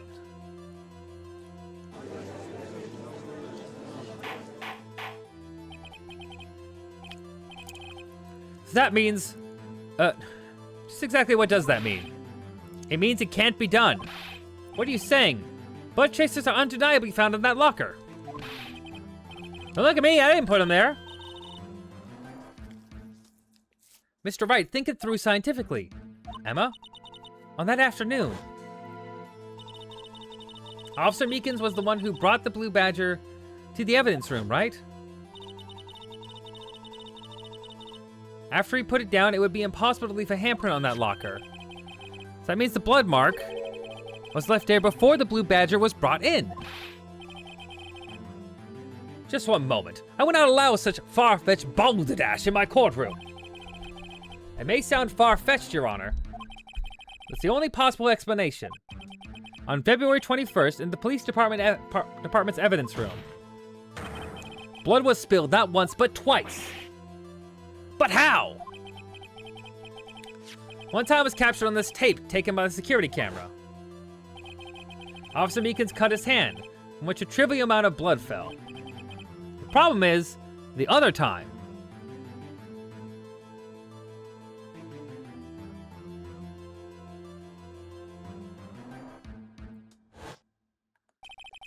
Someone bled prior to the struggle shown on this tape. It had to have been. It had to have been Detective Goodman when he was really murdered. That's ridiculous. That's ridiculous. I refuse to accept your absurd claim.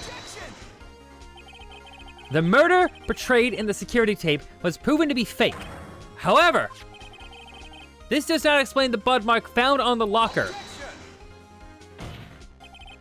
So then, assuming this murder you purport really happened, when did it take place? I demand you show evidence that proves when it occurred. When did the first incident occur? We have two things. Summarize the defense's claims that prior to Officer Meekins being cut by Jake Marshall, who was posing as Detective Goodman. Another incident took place in that evidence room. That's right. The blood mark on the locker proves it. That would be right here. At 4:20. Very well. Then tell us, when did this first incident occur? As Mr. Edgeworth said, proof must be presented. Proof that shows when the murder took place. There's only one piece of evidence that can show that. Now then, will the defense please present its evidence? What shows when the first crime took place?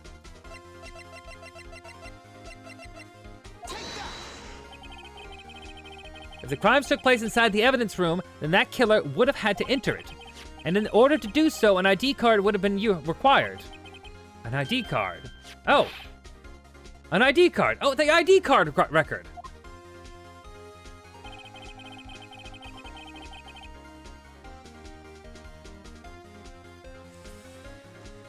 Officer Meekins brought the Blue Badger panel into the evidence room at, let's see here, 4:50? If the crime took place before that time, then it would have been 4:40. Ah! Ah! Miles Edgeworth? Just what have you done? I never would have figured you'd have the nerve, boy. Drop the act, witness. It doesn't take a lot of thought to figure out it couldn't have been me. Nope, I ain't getting it. I'm afraid I don't understand either. It's clear from the lumino test that blood was there. However, when the second crime took place, both Officer Meekins and Officer Marshall failed to notice the blood. That means the blood from the first crime was wiped away by the real murderer.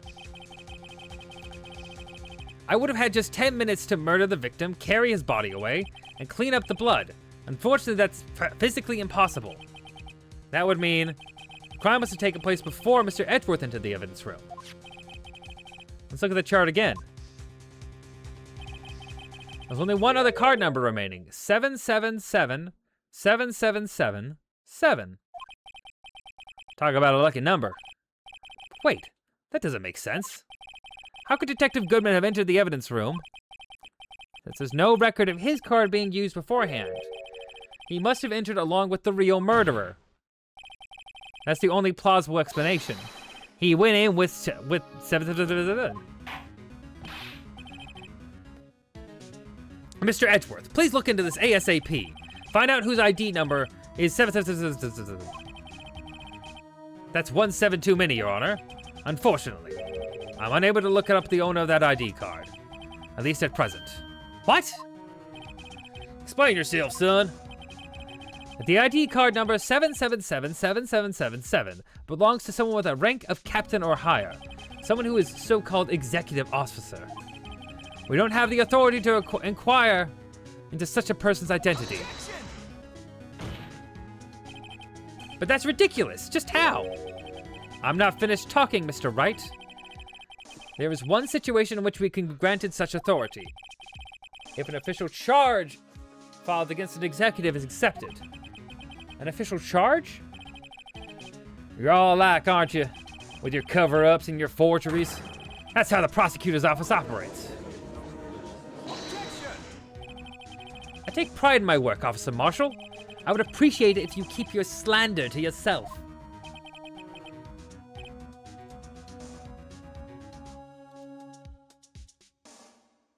Good. Yeah. Let me ask a question. Yes? No, not you. To her, the defendant sitting over there. Your own little executive. But Lana? Don't be stupid. She's been charged with murder. Of course, we've looked up her ID number, and it's not 7777777. Don't play me for a fool, partner. That's not what I want to ask. All I want to know is one thing about that incident. The SL9 incident. Answer me this, Chief Prosecutor. In that trial 2 years ago, did you really only use legitimate evidence?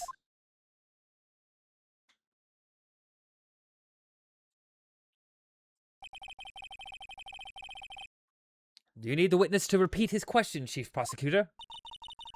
I heard him fine, Mr. Edgeworth. 2 years ago, I was in charge of the prosecution for that trial. At the time, we felt the powerlessness of the law. At least, I did. But Lana, I became a prosecutor in order to suppress crime with the law. But before I realized it, we were the ones being suppressed by the law. Defendant, just what are you saying? I ask you again, Chief Prosecutor. During that trial 2 years ago, did you really present all the evidence in court? Can you look me, an investigator in that crime, in the eye and say that you did? To Chief Prosecutor, you didn't. I don't have to, Officer Marshall. Why won't you answer him? Drastic crimes require drastic measures. It's just the way it is. We did what we had to, in order for him to get the verdict he deserved. But Lana, even if it involved forging evidence.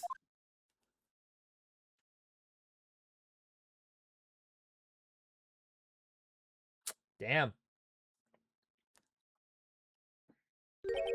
See? That's what I'm talking about. No. No! Order! Order! Order! Order! Lana's remarks caused such a stir. The chaos in the courtroom could not be quelled. Would have to wait until the following day. Damn.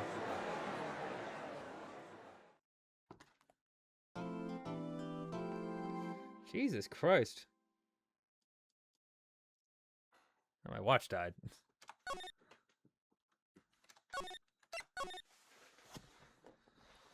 Whew, took another hour.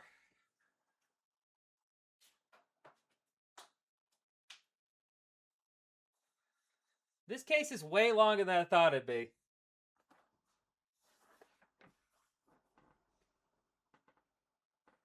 I only took like a half hour doing Izzy's anime court thing. So it took like this stream's been going on for 7 hours and 40 minutes. So it took like 7 hours to get this far. We're not even like close to done. How you feeling? Okay. Yeah. You know, eat anything? I'm eating peanut butter. Good.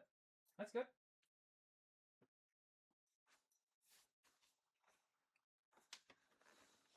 Ugh.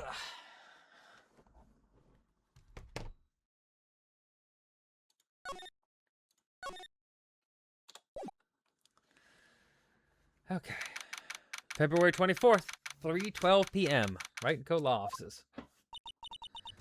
I'm so sorry, Mr. Wright. I'm sorry for what my sister said. Consequential drastic measures. Hey, criminal. I didn't know. I never knew that the SL9 incident was just another name for the Joe Darkey killings. Sounds like everyone's heard about these killings but me. Lana wanted Darkey convicted so badly. That's why she used me. That's why she used what happened to me. What do you mean what happened to you? It's all there in the file. Joe Darkey's last victim was prosecutor Neil Marshall. When he murdered Officer Marshall's brother, he left behind an incriminating piece of evidence. What did you have to do with those? What did you have to do with those killings, Emma? On the night prosecutor Neil Marshall was murdered, Joe Darkey tried to kill me. What? He tried to kill you? Officer Marshall's brother, Neil, was only trying to save me. So that means you... Yes. I was a witness in the Joe Darkey trial. I didn't see that one coming. It happened 2 years ago. It was right about this time of year, too. There was a terrible thunderstorm that day, unusual for the season. I was alone in my sister's office. We were planning to eat dinner together once she finished her work. Then suddenly, this terrifying man came bursting into the office. Joe Darkey. It seemed like he was running from someone. He pulled out a knife and screamed at me. I didn't know what was going on. Just then, Prosecutor Marshall showed up. Jake Marshall's brother. Joe Darkey tried to take me hostage, but before he could, Mr. Marshall tackled him. Then, what happened? I'll never forget it. Lightning strike and the lights were out. Suddenly, a bolt of lightning flashed outside the window, lighting up the office for an instant. What I saw then burned a permanent picture in my mind. I can still see it now. A permanent picture. I don't remember the moment when Darkey stabbed Mr. Marshall, so you weren't able to testify about that.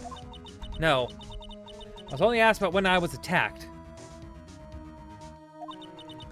That must be why she made up the crime.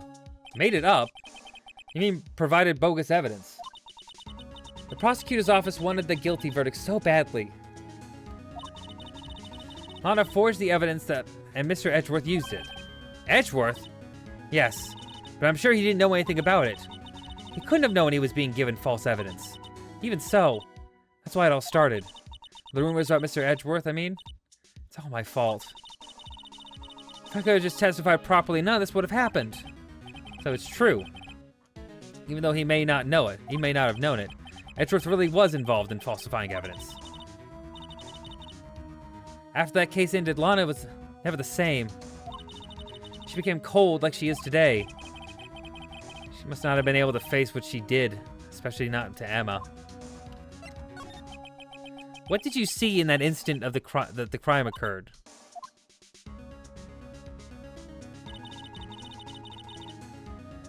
Darkey knocked down Mr. Marshall and raised his knife. Neil Marshall was stabbed right in front of this poor girl. Damn. I don't remember what happened after that. Apparently I passed out. When I came to, Lana was cradling me in her arms. Poor Emma. You've been through so much. You've been through so much. Poor Emma. I couldn't bring myself to testify about that incident. I tried, but the words just wouldn't come out. I drew a picture, but it wasn't any good. 2 years ago. 2 years ago. You must have been 14. That's understandable.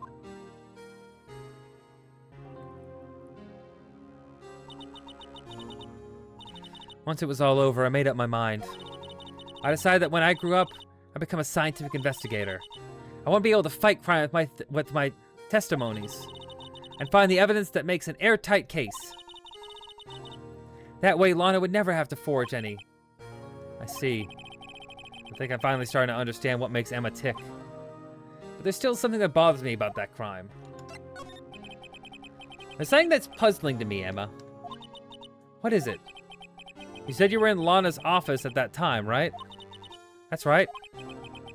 Why then would a serial killer come running in there? Not only that, but he was being chased by a prosecutor. Oh, there's no mystery there. Joe Darkey had been taken in for questioning that day. Taken in for questioning? You mean by the police? Of course. This happened at the police department. He tried to run away halfway through the interview and fled into my sister's office. Why did he run all the way to your sister's office? Because the detective offices and the questioning room were right across from the elevator. Across from the elevator? But Lana was the chief prosecutor, wasn't she? No, silly. Didn't I tell you? 2 years ago, Lana was a detective. She was the best in the entire force. What? That's news to me. After that, after the Joe Darkey case, she was transferred to the prosecutor's office and made chief prosecutor. Lana used to be a detective? I better have another talk with her.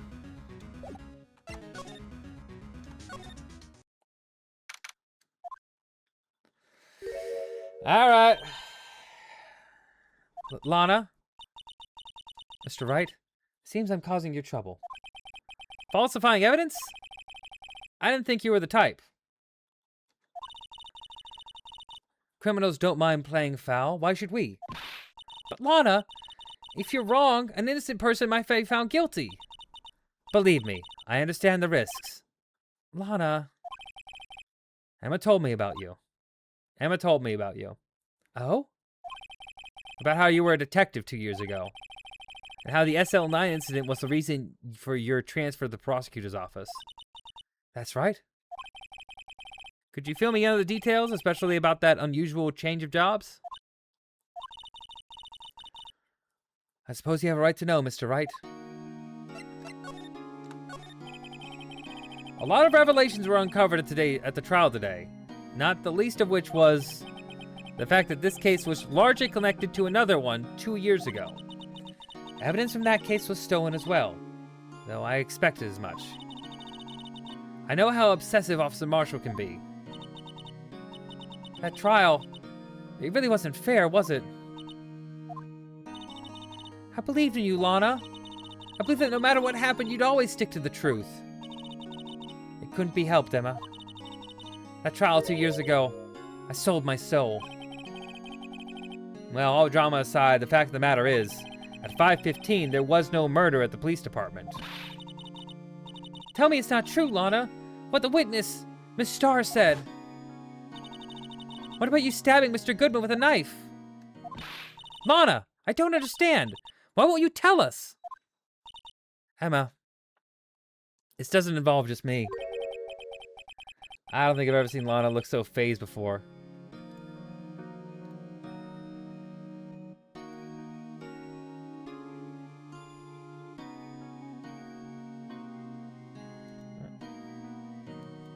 Okay, interesting.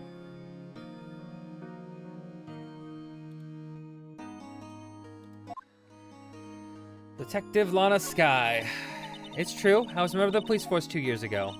She was amazing. They still talk about all the cases she and Chief Gant cracked together. Chief Gant? He was the deputy chief of the police back then, but he still worked at the crime scenes. Damon Gant. He was everything I aspired to be. They were the best team ever. They solved crimes before the reports could even be filed. Emma really idolizes her big sister. But now you're chief prosecutor. What happened? I always planned on becoming a prosecutor. The reason I became a detective was to gain experience investigating crime scenes so you could use that experience in court, right? Gant's help in the SL9 case was crucial to its resolution. After that, he became chief of police and arranged my transfer to the prosecutor's office. Maybe we should ask more about this investigation of theirs 2 years ago. 2 years ago, I was second in command of the detectives investigating Darkay. Feels like it should be Drake or Dark or something. I don't know. Second in command. That means the investigation was led by Damon Grant, wasn't it? Right? Gant. Fucking these names up. Yes, Deputy Chief Grant and I shared the same office and same investigations. They even had the same office? We led a team of the best detectives on the force. Detective Goodman, whose case it was, Jake Marshall and Angel Starr. It was the first time Marshall worked with his brother. He was quite gung-ho. Without a doubt, Joe Darkay was the serial killer. We asked him to come in for questioning. We were desperate for evidence. That was when his final murder took place. We tried to murder Emma. Prosecutor Marshall was trying to save me from Darkay. You see, the first person who happened upon the scene of the crime was me. Now you tell us. Damon Gant and Neil Marshall were the ones questioning Darkay that day. The investigation was in the final stages, and Darkay must have suddenly panicked. So he waited until Gant and Marshall let their guards down and fled the room. From there, he ran straight to the office shared by the Deputy Chief Gant and myself. That's where he found me. So you were the first person to run to the scene, Lana. It appears so.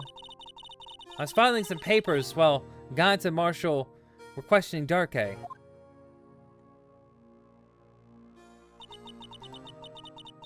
When I returned to my office, I saw 3 bodies on the floor and smelled blood. 3 bodies? Prosecutor Marshall and the victim Emma, who had passed out. And the suspect, Joe Darkay. During the struggle, it seems Mr. Marshall struck the final blow before he died. Joe Darkay had incurred a minor concussion and lay unconscious. What did you do? To be honest, I panicked. I picked up Emma, carried her out of the room, and just held her. Can't blame her, after all her sister must have gone through. After that, I placed Darkay under immediate arrest. Let me get this straight. You were all involved in the SL9 incident. That's right. Quite a coincidence, I don't buy it. But what are you saying? There's no way everyone involved in this trial was also involved in that incident. Just by chance. That doesn't make any sense. But that case was solved 2 years ago. At least one person went to extremes because they didn't believe it was truly solved. Officer Marshall. Yes, his actions came as a surprise to me as well. Ever since his brother died, he's changed completely. I guess he wasn't convinced about that with the ruling against Joe Darkay.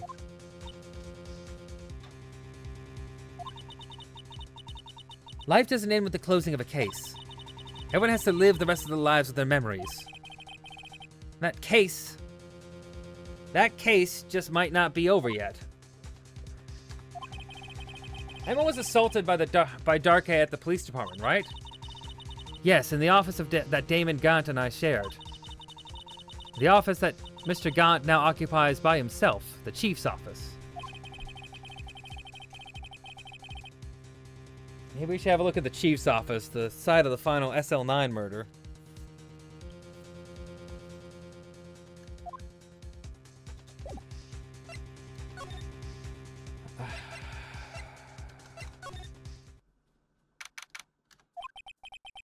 I don't see Detective Gumshoe anywhere. Things seem kind of quiet around here today. You're right. Chief Detective seems the same, though. Why don't we go looking for some other people to talk to? Right. We can come back here later.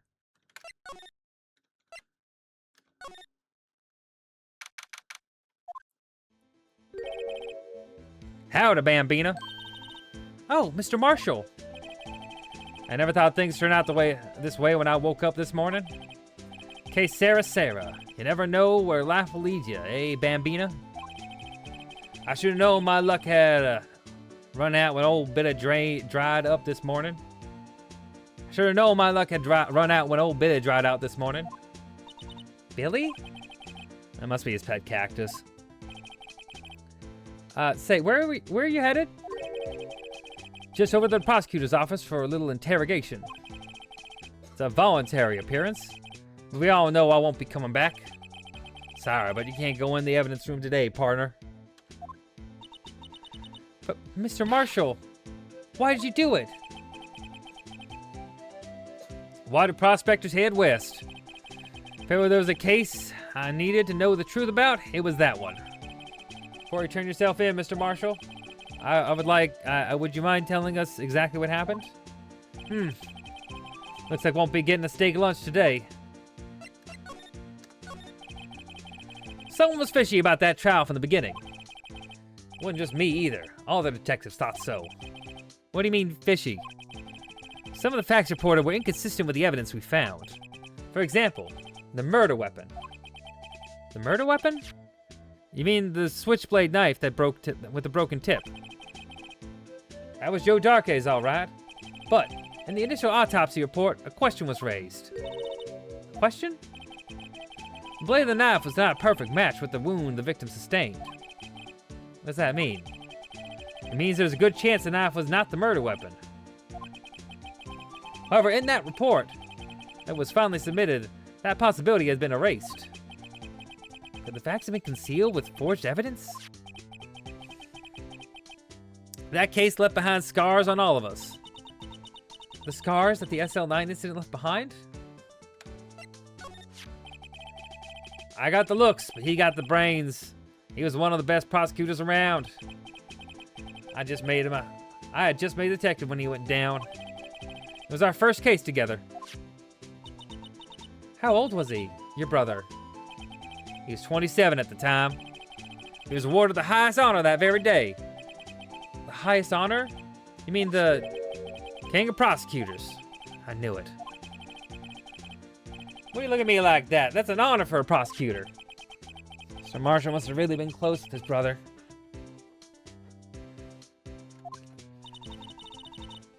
The day the SL9 incident took place, that wasn't the same day as... That's right. It was the day of the evidence transferal. Interesting. It was drizzling that morning, and by nightfall there was thunder. I can't believe 2 years have gone by already. I tried to steal the evidence so the case wouldn't die. Apparently someone tried to stop you. Detective Goodman was murdered. The evidence locker was empty.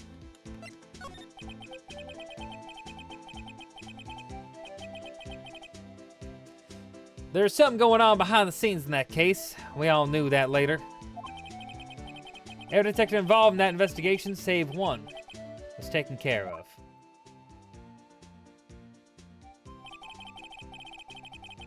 Miss Starr was fired, and I was demoted and boxed away in a tiny room. What about Detective Goodman? If they did something to him too, the commissioners would get suspicious. No, they were careful enough not to be too obvious. They? Who are you talking about? Don't get upset, Bambina. I mean Damon Gant and Lana Sky. The investigation lead Damon and Gant The investigation lead Damon Gant and his second in command Lana Sky. There wasn't a person on the force who hadn't heard of that duo. That case was the biggest step in both of their careers.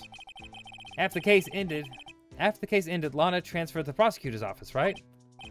Yep. Damon Gant, the new chief of police, arranged that to happen. She's never been the same since she left. Everyone who knew her said so. Chief Prosecutor Sky was totally different when she was a detective. Now that you mention it, Emma said something like that too. Tell me, What happened to my sister? Sorry, Bambina, but her secret is too well guarded. I never found out. Lana's secret? All started 2 years ago. So there you have it. That's my story. Did you enjoy it, partner? It was certainly enlightening. There's one thing for sure I found out in court today. That boy Edgeworth isn't my enemy. He's the one who used falsified evidence to get the guilty verdict. Someone else was the one who gave him that evidence and planned everything. That someone is Damon Gant. Don't believe me? Well, I don't blame you. I won't even be a patrolman after today. That. Whoop. Too bad I won't be around to work with you. When you become a real scientific investigator. Adios, Bambina.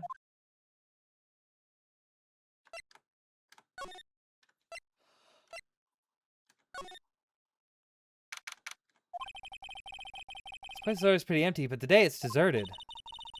Must mean everyone's busy solving crimes. Oh, if you're looking for others, they're still in the conference room. Thanks. I always actually talk to us. With the chief prosecutor saying what she did and the decision about what to do about Mr. Edgeworth, not to mention our statement to the media in tomorrow's trial. There's more chaos going on than Thanksgiving and Christmas put together. And festive is the word usually used for those. Sir? We'd like to have a look at Chief Gant's office. Just use the connecting hallway to the other building and take the elevator to the top floor. Really? You mean it's okay for us to go in there? I mean, if we aren't police officers or anything. Hey, you're right. You can't go in there. It's off limits. Now I see where Detective Gumshoe gets his unique charm. Well, what are we waiting for? Let's head to the chief's office.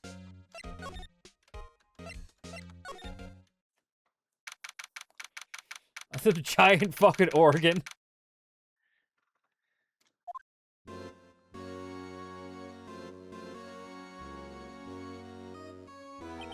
Whoa, where am I? In the chief's office, silly. That's what it said. At least that's what it said on the door. Check out that pipe organ. That's real, isn't it? Hey, I used to take organ lessons in kindergarten. They used to call me Little Miss Bach. I thought I was a genius until they tried teaching me once.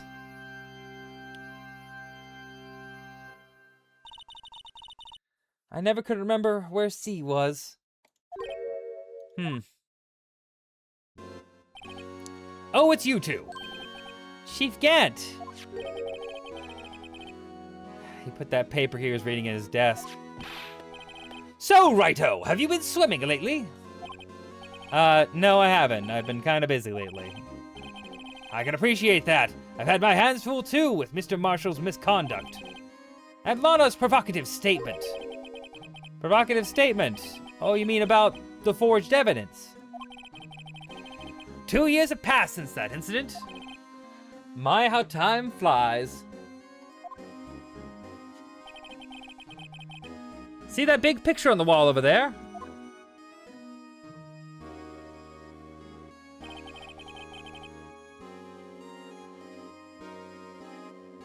That's a picture of Lana, Neil, and me. So this is Mr. Marshall's brother, Prosecutor Neil Marshall. We took it out to commemorate our work together. Something's not right with that picture. Can't quite seem to put my finger on it, though.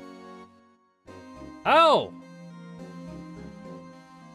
Oh.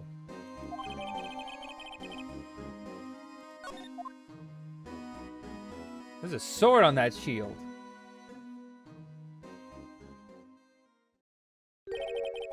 Anyway, I'd like to reminisce all day, but there are matters that need my attention. I'm going to lock up here, so let's go out together. Oh, but this office, it was a crime scene 2 years ago, wasn't it? That case has long since been over. There's no need to investigate it anymore. All the same, we'd like to have a look around. Perhaps you didn't hear me. I said there's no need to investigate it anymore. Now hurry up and get out. I have a meeting to attend. Looks like we aren't welcome. Seems that case isn't over with yet after all. What do you mean? Chief Gant denied our request to search the crime scene. That means there must be a reason he doesn't want us looking around in there. There's got to be a way we can get inside the chief's office.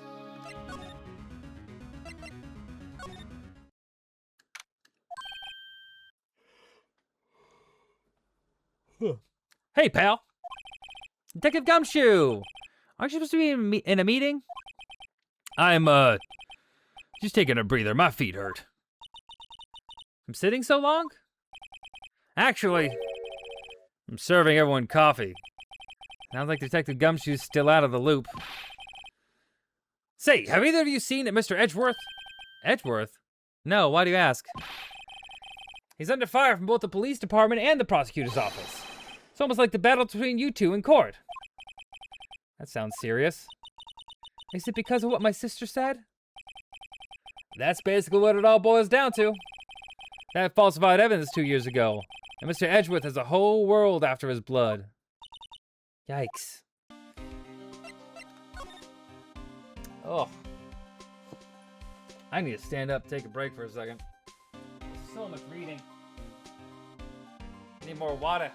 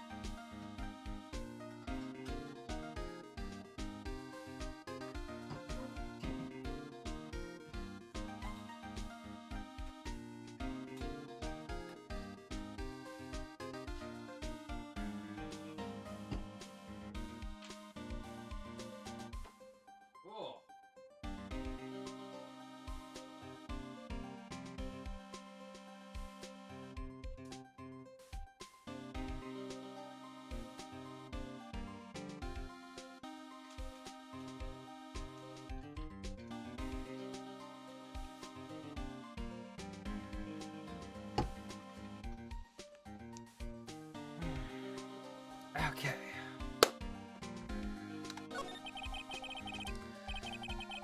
But why would Edgeworth be banned? It's not like he knew the evidence was forged. Lana Sky's the guilty party here, isn't she? Regardless, the prosecutor is responsible for the evidence they present in court. Not only that, but as you know, there have been a lot of rumors going on for But as you know, there have been a lot of rumors going around about Mr. Edgeworth. His amazing talent as a prosecutor kept him safe from those who don't like him. But now with this, are there really so many people who hate him? In our world, only those with talent rise to the top, Mr. Mr. Edgeworth not only has that, but he's young. There's no better recipe I know for making enemies. Hey, Dick, keep up the good work. Yes, sir. Let's go out for lunch again sometime, my treat. Yes, sir. Gotta take it back to that joint sometime, okay, Dick? Yes, sir. Seems you don't have any problems with enemies. Yeah, well, I'm careful not to stick out. Anyway, I'm a bit worried about him. Under all his pressure, I'm afraid Mr. Edgeworth might crack. Actually, I took a look at that file earlier while the coffee was brewing. Seems genuinely concerned for Edgeworth. Well, did you find out anything? The only evidence Darkade left behind was during his final attack. His final attack? You mean when he killed the prosecutor marshal, who was trying to protect some girl? Me. It seems Detective Gumshoe never realized Emma was that girl. That's how you left the most incriminating evidence of all. Well, what was it? Oh, let's see. I think it had something to do with the murder weapon. Oh, I forgot. Look, it's all written somewhere in here, okay? These powers of recollection never fail to impress. Maybe we should show him the murder weapon. That might jog his memory. Joe Darkey was 42 at the time of his crime. He was just your run-of-the-mill businessman. A businessman? When we didn't take the serial killing. One day on his way home from work, he hit someone with his car. With his car? So, it was an accident? An accident, yes, but it transformed him into an animal. An animal? He killed a man that witnessed the accident. And then he killed a lady who saw the second crime. A kid walked by just then too, so he killed him too. A jogger came up on the scene, he was killed as well. Finally, he turned himself in. Seems he's a pretty careless animal. Of course, this is all conjecture. There wasn't a single shred of evidence. So he turned himself in? Yes, but in the middle of his questioning, he fled and murdered his final victim. Prosecutor Marshall. That crime was witnessed by someone too, but luckily Darkey was arrested on the spot. It's a good thing that last witness wasn't killed. That last witness? AKA Emma.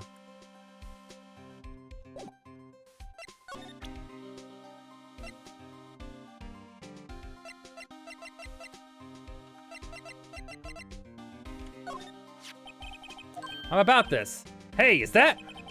There's a tag attached to it, the label SL9 incident on it. I believe this would be the broken murder weapon you were speaking of. What are you doing with that? Ever since that case was closed, that knife's been locked away in a locker. On the day Detective Goodman was murdered, it suddenly disappeared from the locker. It was found in Mr. Edgeworth's car muffler.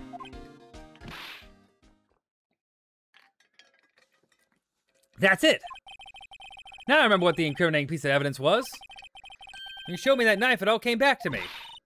Well, what is it, Detective? Quick, before you forget again.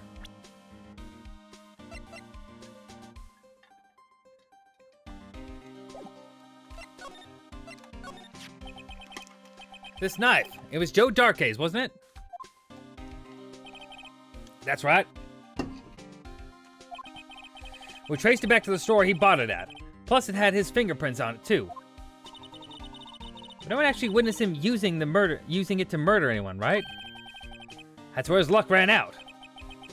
When you take a good look at the knife, you'll see it's broken. You don't have to take a good look to notice that. Yeah, well, anyway. Take a guess where the broken tip of the knife was found. That's what did him in. Where was it? The victim, Neil Marshall, was carrying it inside his own body. It was found deep inside the stab wound. Did it match Darkey's knife? You bet! Down to the last fiber. That's pretty conclusive. Neil's autopsy report. Stabbed in the back, died from a punctured heart and lung. A knife tip was in the wound.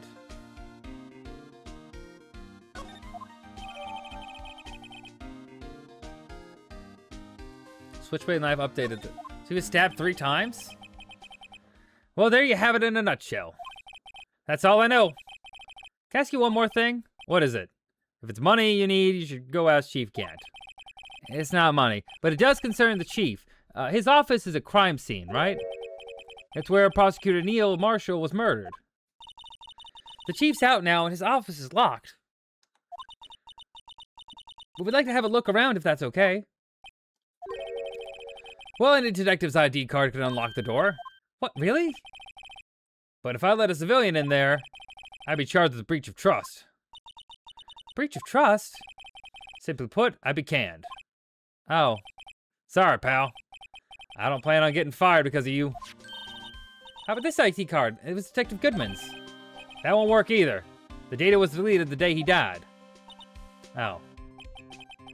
So in other words, Gumshoe was the only chance of getting into that office. I wonder if there's something we could show him to make him change his mind.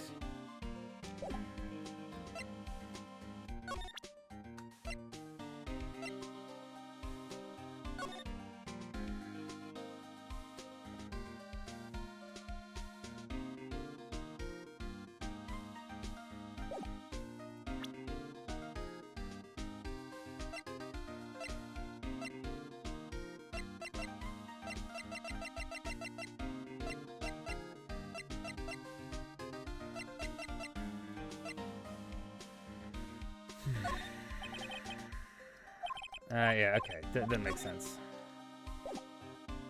Hmm.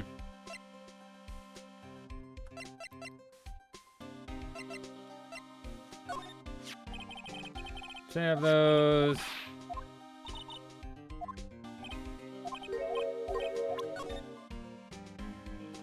Okay.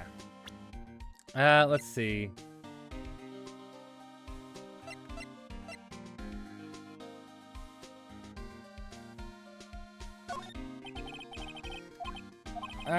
Okay. What could get him to convince him to get us in there?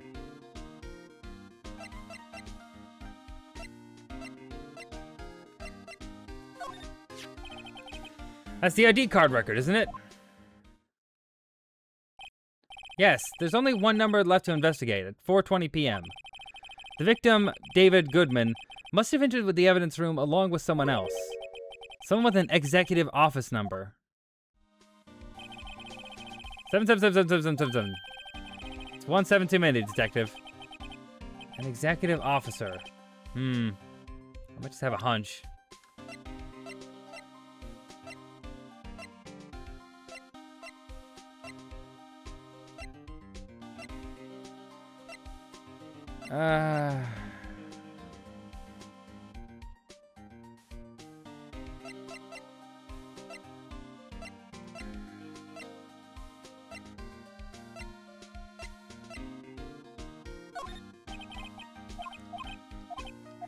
What could get us in there?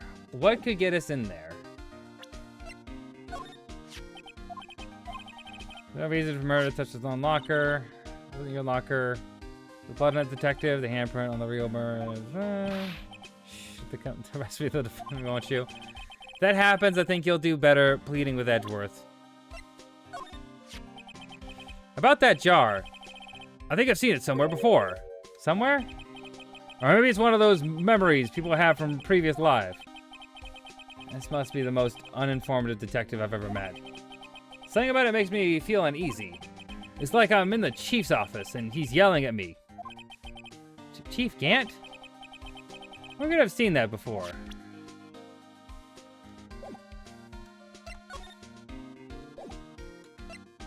So it's from Gant's office. Okay.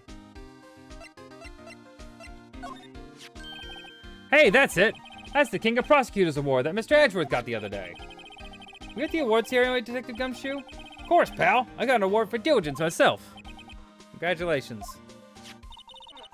I was wondering why the award's a shield. And why is it broken? What's the reason? I'll tell you later. Apparently he's forgotten. Okay, well, that's not it.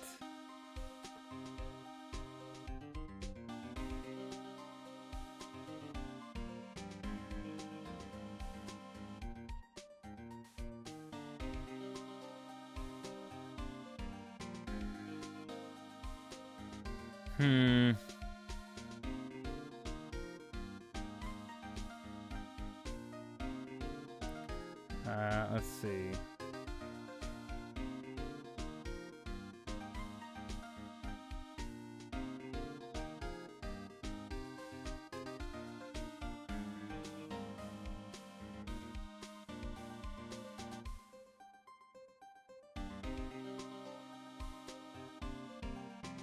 Okay. So there's nothing here.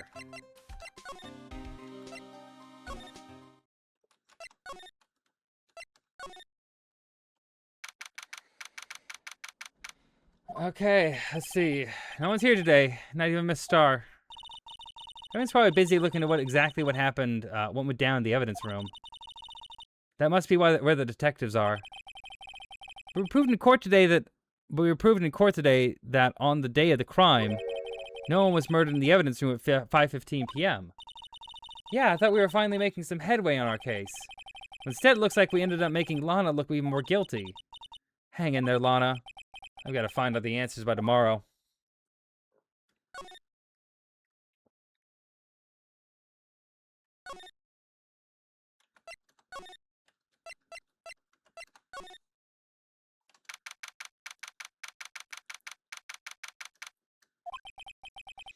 I wonder if Edgeworth is back yet.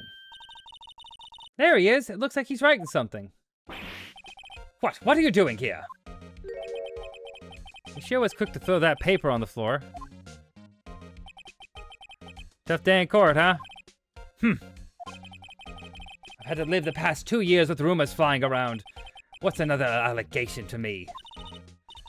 Sure, Mr. Edgeworth, I'm rooting for you. That's Edgeworth for you. Always trying to hide his real feelings. So what do you want? Unlike some people, I don't have all day.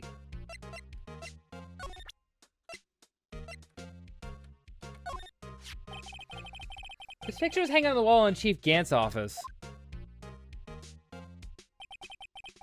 Prosecutor Neil Marshall. Prosecutor Neil Marshall. He had just started making a name for himself. Looks like this was taken when he received the King of Prosecutors trophy. Speaking of that, there's something that bothers me. Yes? The trophy Mr. Marshall was holding, it's a little different than yours. Yes, you're right. Ah, I remember now. Remember what? That was when the official prosecutor's trophy looked like until 2 years ago. There's a story behind its design. A story? Sounds interesting. Would you mind telling it to us? It's simple, really. Contradiction. That's what the award's based on.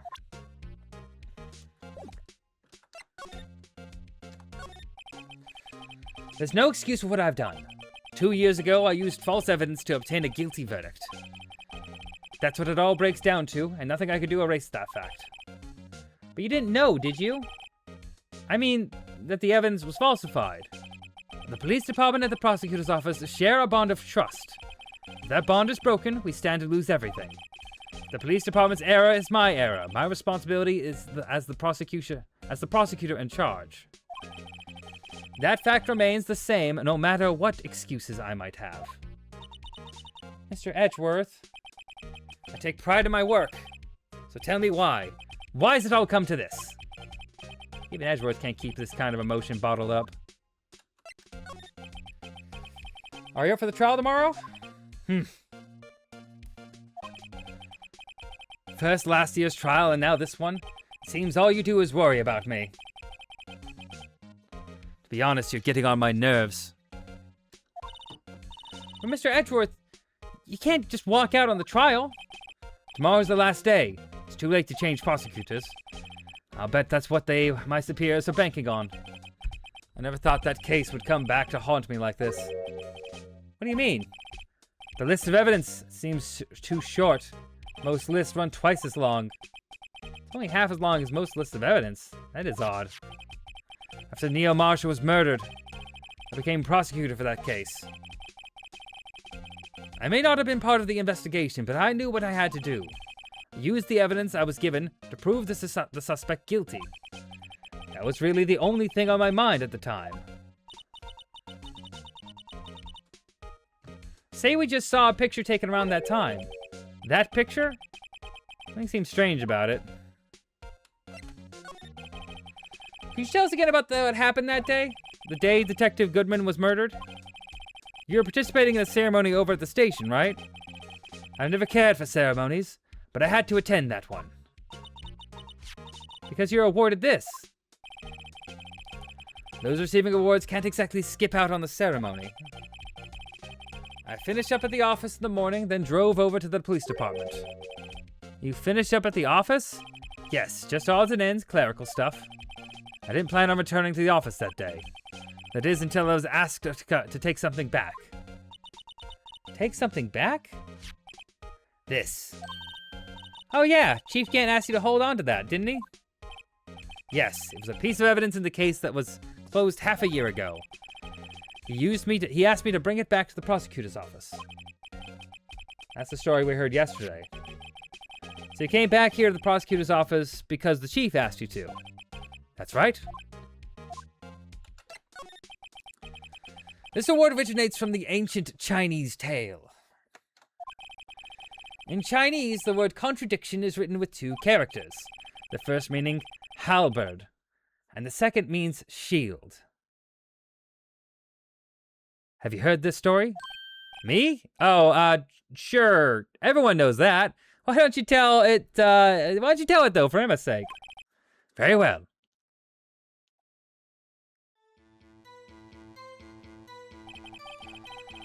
Long ago in the kingdom of Chu, there was an arms merchant. One day he presented the king two items. The first was a halberd. He claimed could slice through any shield or armor. The second was a shield he claimed could withstand any weapon. Wait a minute. Those claims contradict each other. Very perceptive. But then again, you've heard the story before, right? Anyway, as you've mentioned, the very descriptions of these items discredit them both. When the king pointed this out, the merchant was left speechless. And thus the Chinese word contradiction was born.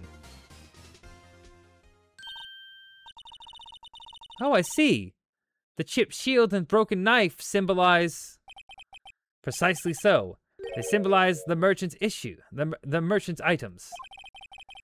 The ancient tale ends with the merchant at a loss for words. And it's in our nature to pursue matters to their conclusion, even if it results in something as ugly as this. Wow, thanks, Mr. Edgeworth. I learned something new today. That's funny. If that's so, then why were you only given a shield? You have to ask Chief Gant. 2 years ago, we had the halberd part of the award abolished. Chief Gant.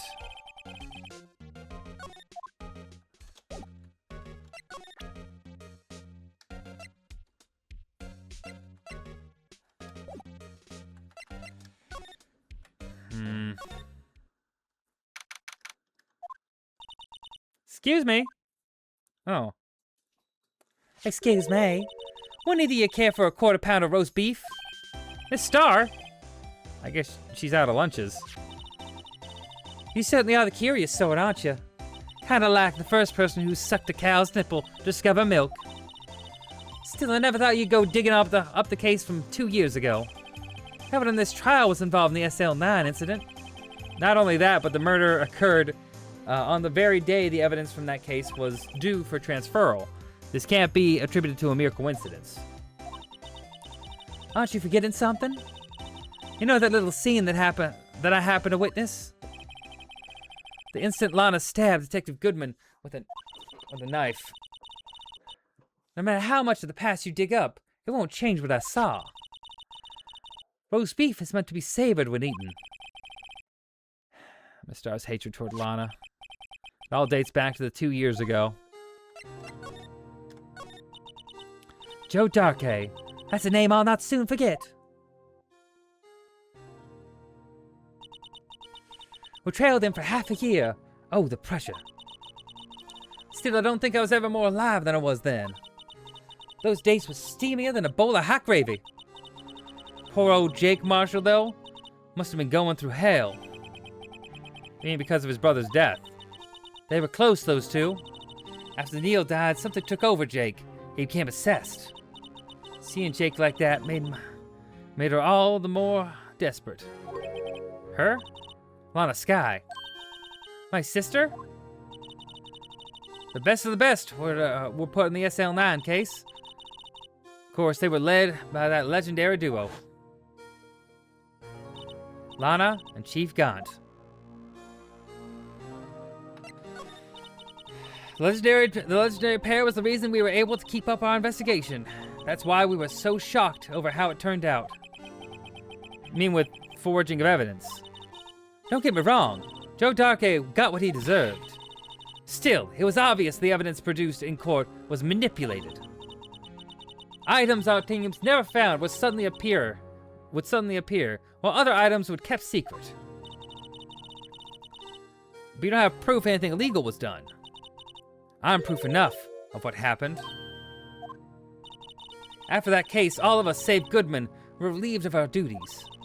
Most without even so much of an explanation. Then Lana Skye transferred to the prosecutor's office and became chief prosecutor. Lana always wanted to be a prosecutor. Nothing's quite as simple as it appears. Huh? Lana Skye was merely being used as a pawn. That's my take on the matter. She was being used? Damon Gant and Lana Skye.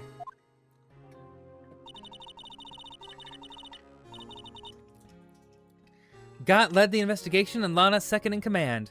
They were the best. They solved all kinds of cases together, didn't they? Damon Gant's magnetism in particular was almost unreal. His magnetism? By that I mean his ability to attract evidence. He produced the most incredible evidence in the cases he handled. Incredible evidence. You mean... Oh yes. There are rumors about him even back then. No one dared confront him though. I take it she's talking about forged evidence. Back then, everyone looked up to Lana. All the detectives wanted to be like her. Really? Oh yes, myself included. I was a fool, really. She hated everything crooked and always watched out for the other detectives. That's why she was so concerned for Jake. Mr. Marshall. When Jake's brother was murdered, she felt as if she had lost her own brother. If it wasn't for her, I don't think Jake would ever have recovered from his shock.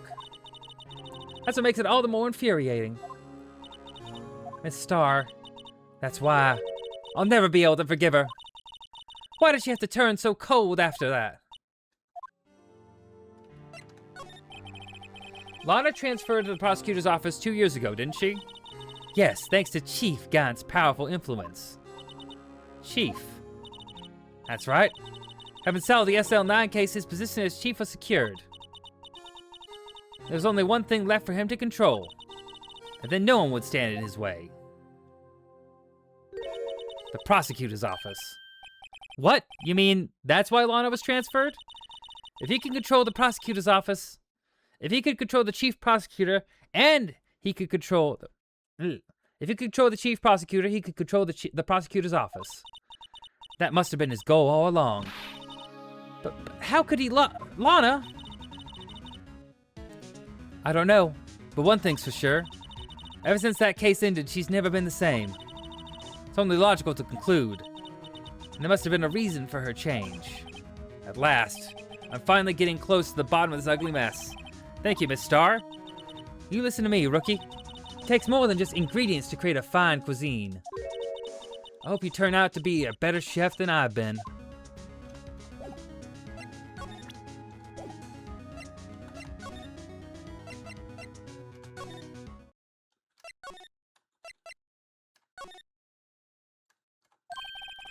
Oh, you're back. You're still here? I gotta make 150 copies of these files. Brewing coffee, copying files. I'm turning to a regular DJ. You're a DJ as well?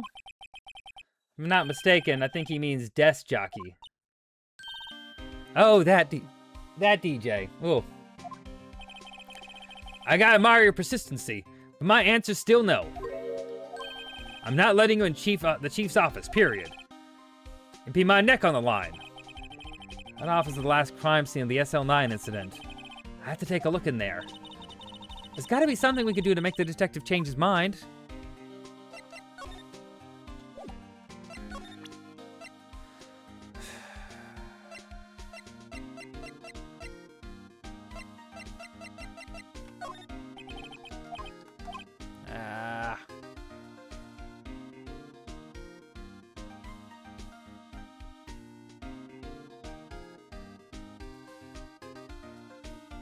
Okay.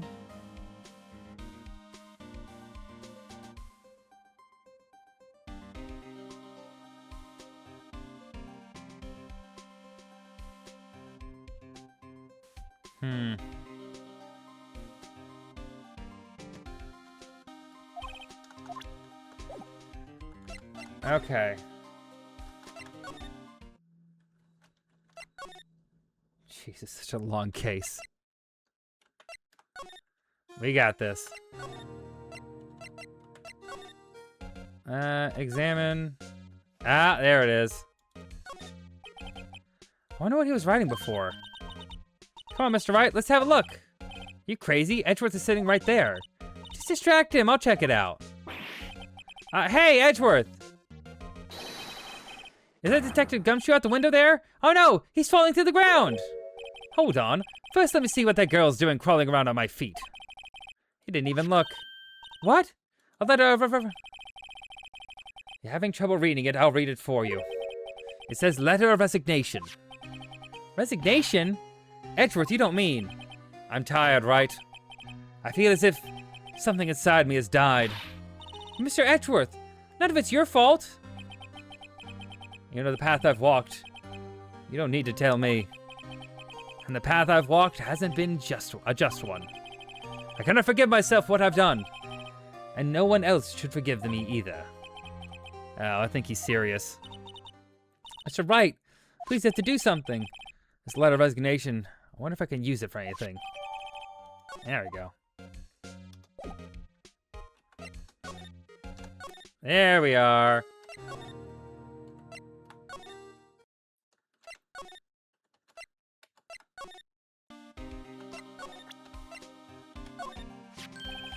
What's this crumpled up piece of paper? No way! Mr. Edgeworth can't be serious. Is he ever not serious? I can't believe they've pushed him this far. Mr. Edgeworth really feels responsible. When I first met him, I thought he was cold as ice too. But I know different now. He trusts us detectives to provide him with sound evidence. But we betrayed him. Detective. That's it. I made up my mind. But, here, take my ID card. We can't do that. If someone found out, they wouldn't let you off the hook with another lost item request. Look at me. It's no secret I'm already out of the loop. After all, I'm friends with Edgeworth. Depending on how this case turns out, I may already be as good as terminated. What? So at least let me do this, for Mr. Edgeworth's sake. All right, detective. Thank you. There we go. Ugh. The police department's ID card allows access to areas that... Okay. Perfect. And now we go to the chief's office. Here goes, Mr. Wright. Click.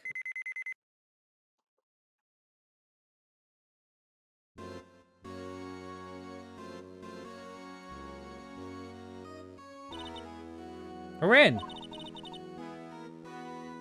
think what finds us now. Detective Gumshoe's a goner. If that happens, I'm counting on you to bail me out. Eek! Gah!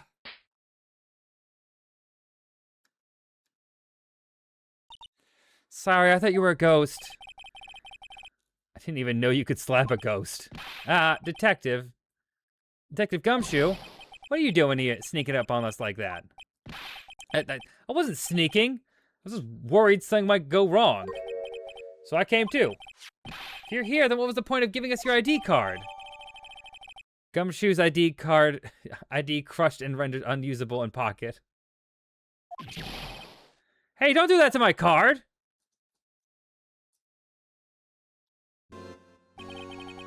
Hardly ever get a chance to come in here, so I figured to have a look around myself. Besides, we're all in this together now. Really do want to get fired, don't you? Not if we're lucky now. Not if we're lucky. Now come on, let's see what we could find. I got a bad feeling about this.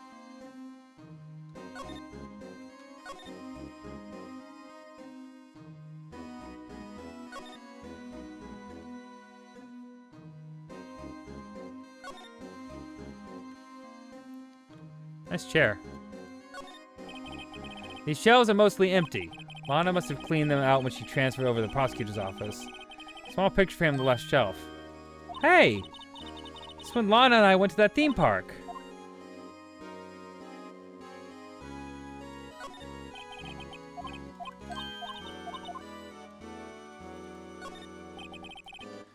This is Lana's desk. It sure is tidy. Lana's always been a meticulous cleaner. There's not even any dust on it. It looks like someone's still keeping it clean. Does Lana ever come back here? No. Chief Gant must still keep it clean in memory of their partnership. They were the stuff legends are made of. Does he keep it in memory of her or in memory of the crime?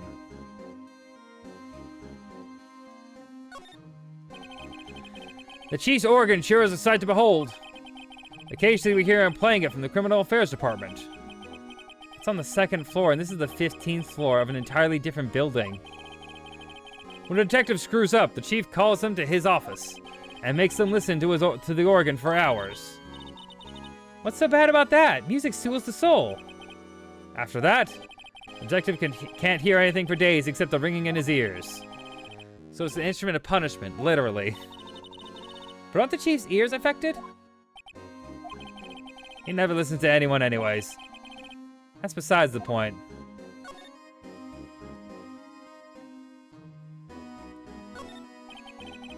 This is a safe, isn't it? Safe. That word is ripe with intrigue. Okay, if you say so. Let's get codes needed to panel to open it. Oh, hold on a second. 7-digit number. Think about it, just know what it is. Oh. Do you know what it is? I have a hunch. Oh, I know. You want to try my birthday? It's...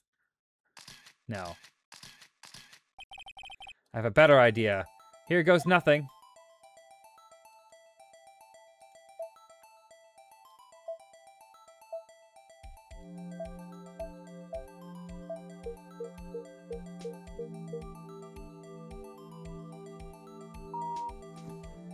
Confirmed. Access granted. Knew it! Bingo!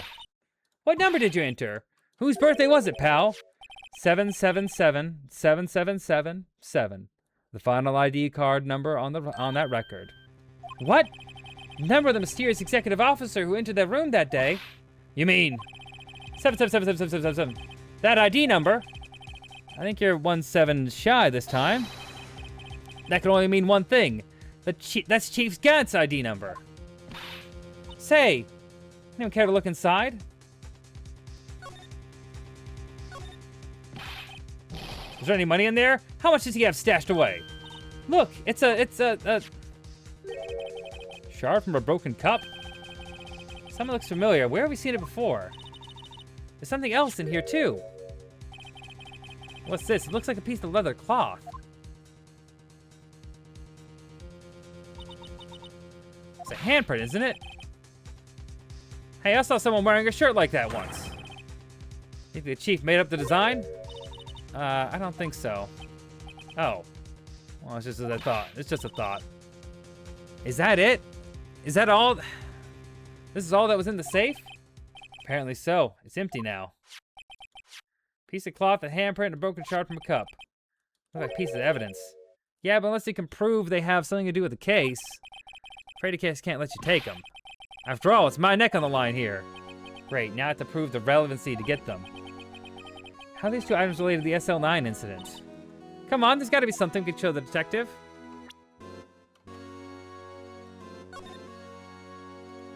Okay, not that.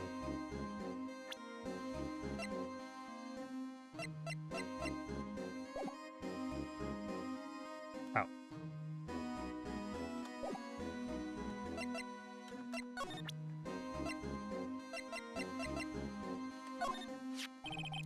Detective Gumshoe, could you have another look at this jar? I remember when the three of us put that back together. Ah, those were the days. It's kind of early to be nostalgic. That was yesterday, I think. Wasn't this jar a piece of evidence from that case? That's right. One of the shards had an SL9 incident sticker on it. Doesn't this ring any bells, you know? That fragment we just found? You mean this one? That was in the safe? Yes, that one. That was in the safe. Now that you mention it, it's ringing a lot of bells. Let's see if it fits. Yeah, let me see if that... Here, let me see that shard. I'll take a crack at this. Go ahead, pal. Show us what the rookie can do. Mr. Wright, here's some glue. There it goes.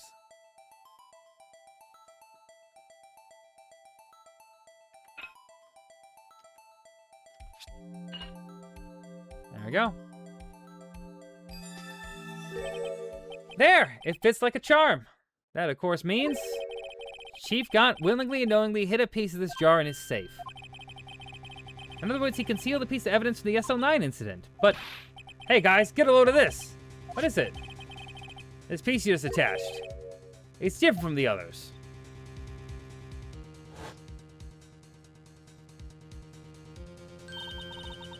There's a reddish line on it. A reddish line? That's blood. I don't get it. Why would Chief Gant hide this in the safe?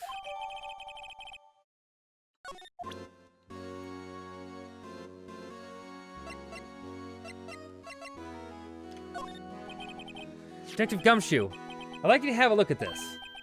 Hey, I know what that is. So you want to take some fingerprints? It's a great idea, Detective.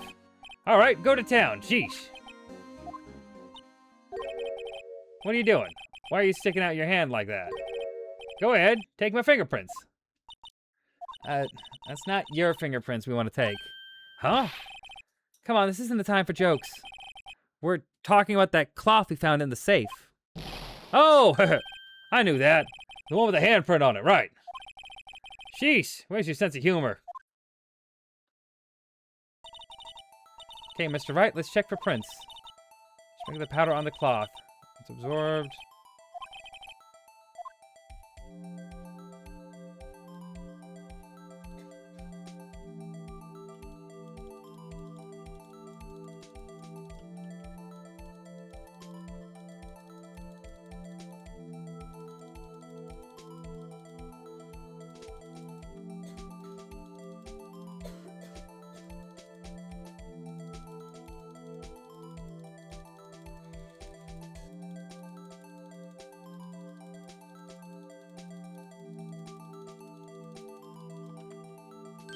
There we go. No, it's not his. No.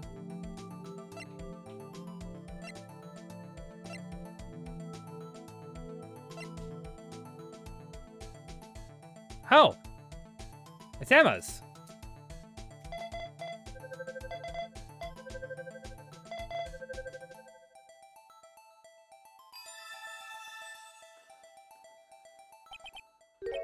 No, how can this be? What are Emma's fingerprints doing here? Hey, you found a match! Whose fingerprints were they? Huh? Oh, it seems the prints are too old. They aren't clean enough to get a match. Oh, that's too bad. I thought they'd be dark A's for prints. Psst. Hey, you, over here. What's going on here? What are the kids' prints doing inside the chief's safe? Don't ask me. Let's just keep this information from Emma for now. Here, maybe you should hold on to this.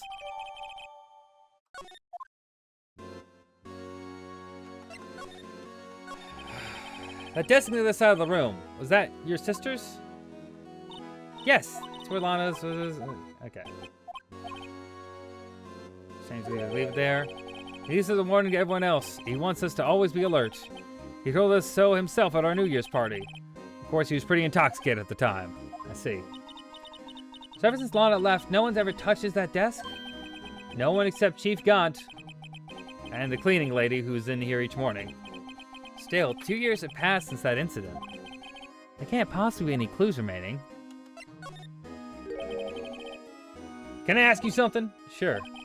You only came here to look around, right? Because it's one of those SL9 crime scenes. And that's your only reason for coming here, isn't it? Why do you ask? You don't think... Nah, you wouldn't be... No. There's no way. Never mind, don't worry about it. Okay. Now, let's look around a bit more. Hey, hold on. Not so fast, buddy. Huh? What is it? When Talon tells you don't worry about it, it's supposed to start bothering you, pal. You don't just let it go at that. Sorry. This guy's starting to get on my nerves. Okay, so what's bothering you? You two don't think Chief Gant might be a suspect, do you? What? He's right, Mr. Wright. What do we think of him? Chief Gant, let's finally come to this. What do I think of him? Perhaps if I don't divulge my feelings. There you go, ignoring me again.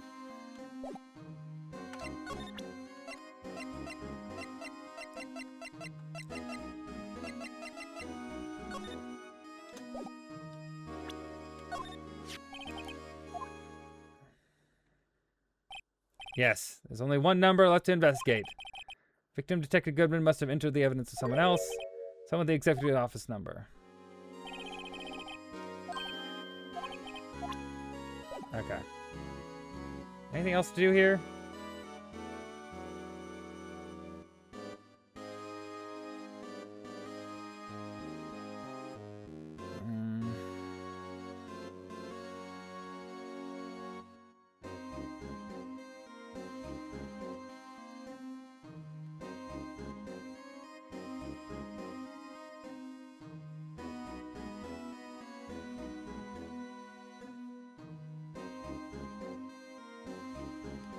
Oh, right. I forgot that. Thinking of that when we were here earlier. What with you two, Chief Gaunt? He put something in there. I wonder what he was reading. This looks like a list of evidence. A list of evidence? In most cases, the list runs twice as long as this, though. Hey, look at the case name. Huh? SL9 incident? I wonder what this is doing here. Hold on, detective. What did you just say? Hold on, detective, what did you just say? I said, I wonder what? No, about evidence lists that normally are twice as long. That's right. I guess there wasn't a lot of evidence. A half-sized list of evidence. This list of evidence seems too short. Most lists run twice as long. What would the other half of the list be doing here?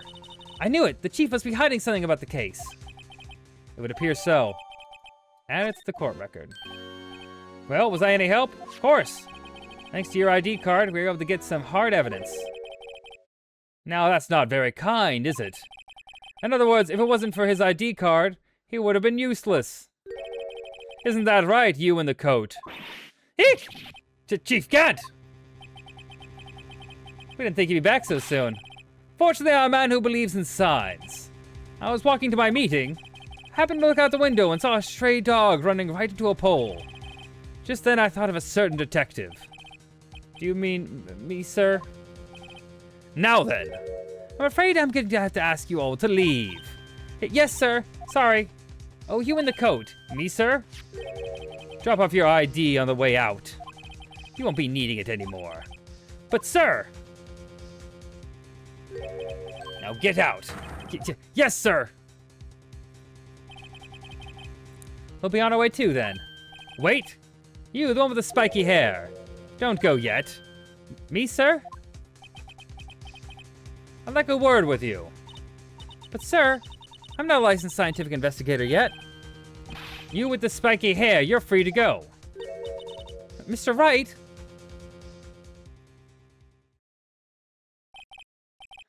Look, pal.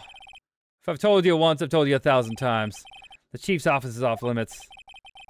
But no, you just had to go sneaking in there just like that, didn't you?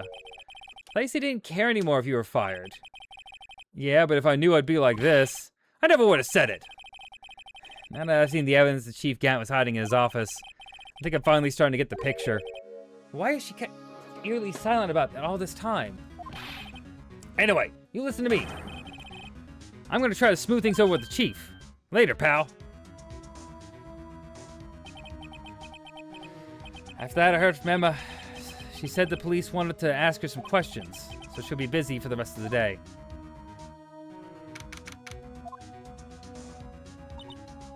I see, so the chief asked Emma to come in for questioning. It's no use thinking about it. Tomorrow is the final day in court. I'm committed to doing anything I can to defend you, which is why I'm here. But I've already told you all I can. What you've told me over these past couple of days is absolutely nothing. Not a single useful thing. Really? I believe I did mention something quite important. Something I told you right at the beginning. I said that I was the one who stabbed Detective Goodman. You know, I think I finally figured it out. I know who it is that's lurking behind your words.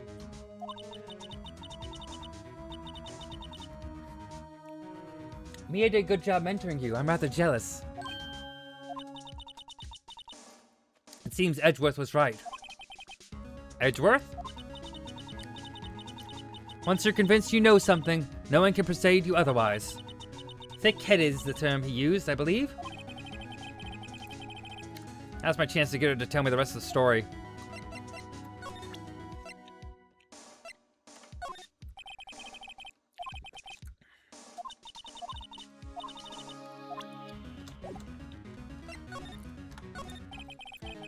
I have to admit, I was more than a little perplexed at first. You insisted you did it, yet there was no incriminating evidence. That's when it hit me. It's not that you're unwilling to tell the truth. It's that you're incapable of doing so because of a certain individual. What an intriguing notion. A certain individual, you say. So you think I'm protecting this person? Protecting? No, I think you're afraid of, is more like it. If I'm not mistaken, the person in question may have persuaded you to silence. For argument's sake, Mr. Wright, whom may I ask is this person you're speaking of? The one I'm supposedly so frightened of. What is this person's name? It's easy. Well, Miss Sky? Mr. Wright, you're addressing a chief prosecutor. Do not forget your place. I take it she's still not ready to spill the beans. My apologies. Could you please tell me a bit more about what you think you know? We were partners until 2 years ago. I respect him as a detective. Assuming he is respectable, then tell me something. Why would he try to hide his crimes? His crimes? Both you and Edgeworth will be brought before a board of inquiry for what you did. Specifically, hiding and forging evidence. Of course, these are serious offenses. Why is it, though, that Chief Gant's name was never mentioned? Chief Gant? Edgeworth didn't know about the truth behind the forgery. The only party who could have possibly tampered with the evidence was me. I had access because I was second in command of that investigation. Yes, you, but also one other, Damon Gant. How do I keep fucking his name up? If you intend to accuse Chief Gant, you'll need more than just words. Show me proof of Chief Gant's falsified evidence in that case.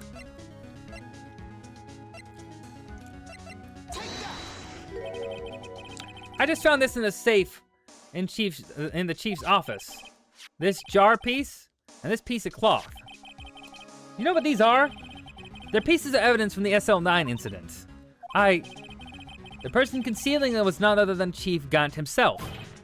Now tell me, why are you taking all the blame for him? Touché, Mr. Wright. It's as you surmised. I cannot disobey the chief's orders. Even if it means being found guilty for murder. Why not? Come now, Mr. Wright. You can't possibly expect me to be able to tell you that. 3 days ago, I had no choice but to cooperate. In the murder of Detective Goodman? Or perhaps I should say, follow orders. Yes, that's more accurate than cooperate. Orders? Although I can't tell you the details, I can say that I was given an order that day. I need you to dispose of Bruce Goodman's body. You'll find it inside the trunk of Miles Edgeworth's car.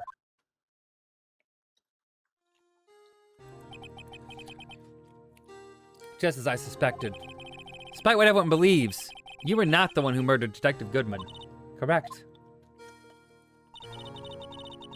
I was trying to take the body out of Edgeworth's car.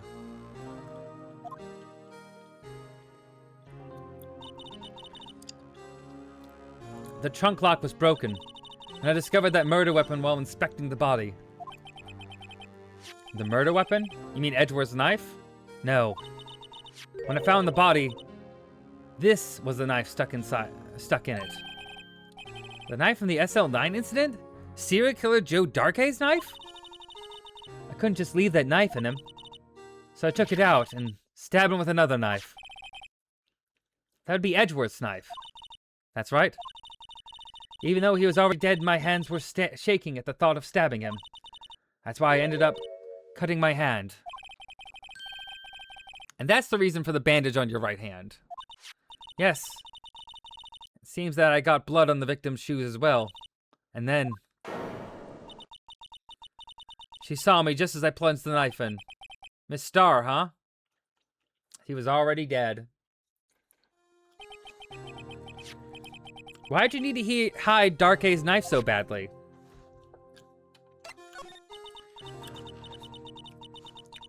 took a lot of work to finally close the Dark A case 2 years ago. It was over with. I never wanted to be open again. My intent was to prevent that, by whatever means necessary. So you hid Dark A's knife. The weapon used to stab the detective was evidence in the Joe Darkey murder. If word got out, which it would, the reporters would have a field day with that. So you wrapped the knife in your scarf and hid it in Edgeworth's exhaust pipe. Right. Then I called my sister to tell her what happened and asked her to hide the knife that was inside my muffler. You asked Emma? I didn't want anyone on the force to know about this. How to explain why Emma was so confident about Lana's innocence. Speaking of phone calls, I had a bad feeling about one of them that day. A bad feeling? The truth is, after I received those orders from Chief Gant, the first thing I did was make a phone call. A phone call to Patrolman Jake Marshall. The Marshall? Why on earth would you call him? The lead investigator for the SL9 incident had been murdered. I wanted that fact to be kept hidden, and I needed help. He was the only other person I could trust. Or at least I thought I could trust him at the time. However, it seems that after I spoke to him, he went off on an escapade of his own. Oh, you mean, not wanting the case to die, he decided to take things into his own hands. He's disguised himself as Detective Goodman and tried to steal the evidence. Already stolen the ID card. It seems he still hadn't made up his mind to break into the evidence room. After my phone call, any remaining doubts he had must have disappeared. So your phone call caused the incident in the evidence room.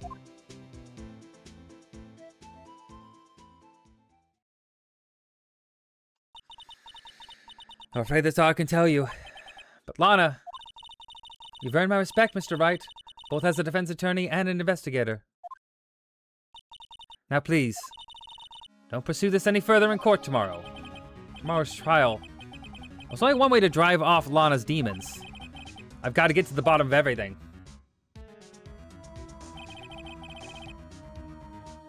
Detective Goodman's real murderer.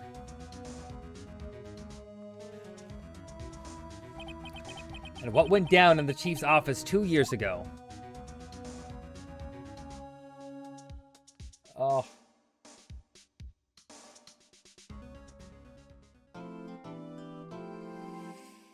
Whew.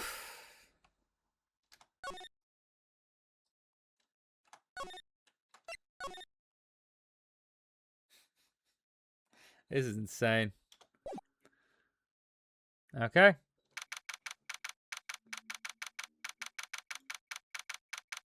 Let's double check something here real quick.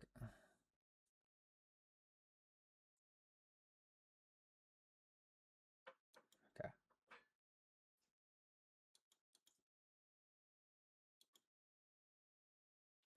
Yeah, of course it's gone out. That's fine. Okay. This should be it. This is the defendant lobby, all right. But there's no defendant. I'm trying to reach Lana all morning. Where could she be? And where's Emma, for that matter? Almost seems as if something's been happening behind the scenes. Edgeworth? Knowing you, you've already figured it out. Who the owner of the 777777 number, ID number is, that is. Well, I have a pretty strong hunch. Looks like I'm the only one who figured it out. You know, the only reason this trial didn't reach a verdict yesterday is because there was still room for doubt regarding this ID record. If that number does belong to who you suspect, then no doubt will remain. After all, he hasn't been officially charged with anything. True, not yet. In any event, once all doubt has been removed from that list, I can call for a ruling. 5 minutes. Wright and Chief 5 minutes, Wright, and Chief Prosecutor Skye will be found guilty. But she didn't do it. I figured you'd say as much. That's why I came here, to hear what you have to say. This is the first time he's ever done something like this. Lana's hiding something, and the only way we'll ever know the truth is to draw it out of her. The truth? Everything's going back. Everything goes back to the SL9 incident. Don't be stupid. Today's the last day of the trial. We don't have any time to reminisce about the past. That depends on you. If she's found guilty, you'll lose your only chance to find out what really happened. I'll think about it. See you in court, right?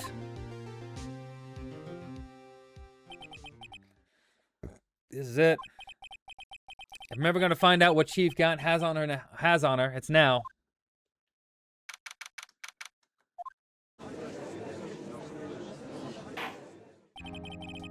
Court is now in session for the trial of Miss Lana Skye. The defense is ready, Your Honor. The prosecution is ready, Your Honor. Normally, this is when the prosecution puts forth its opening statement. Before that, the police chief has a proposal to make. Chief Gant.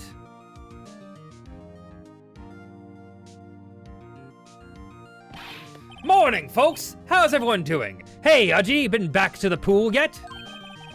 No, I've been drowning enough as it is in my work.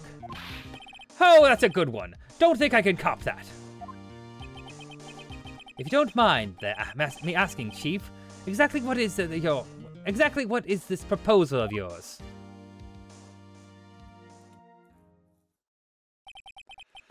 Lana, that is to say the defendant, has asked me if she could speak directly to the court. She wants to do what?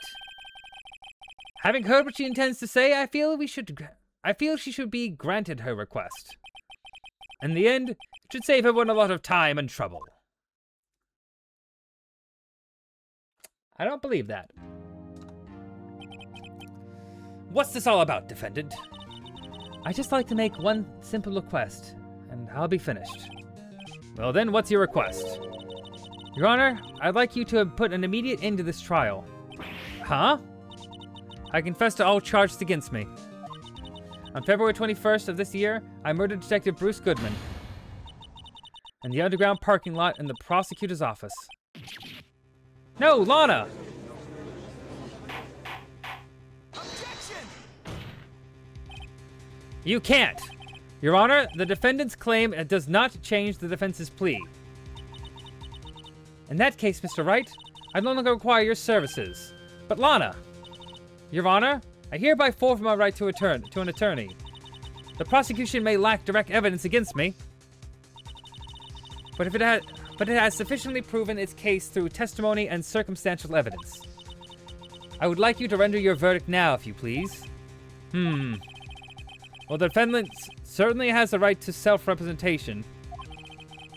The request is legally valid, although it is an unprecedented situation.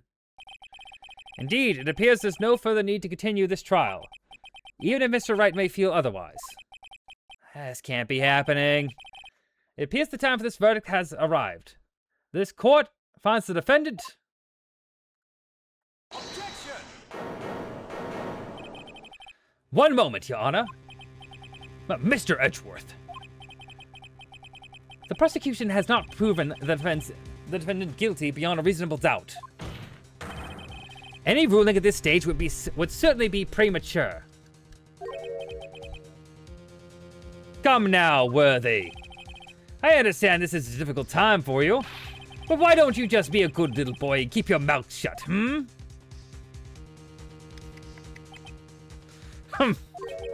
I don't think I care for your tone, Chief Gant.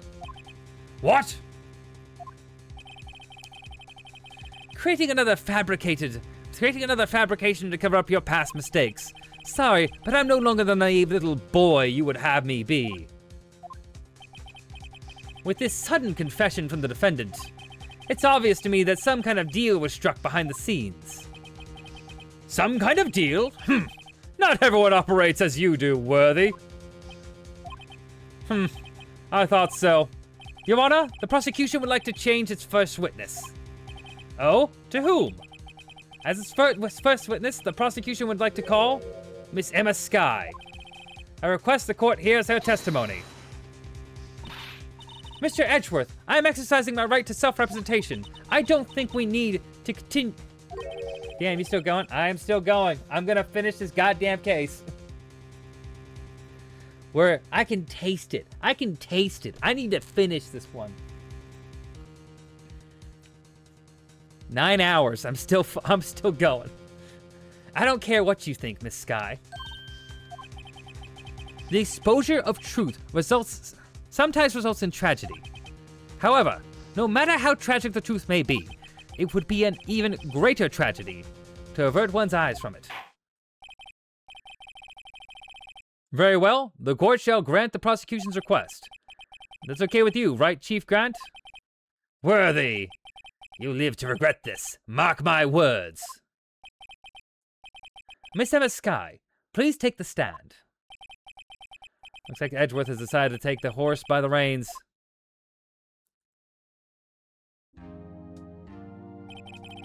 Now then, witness, please state your name and occupation.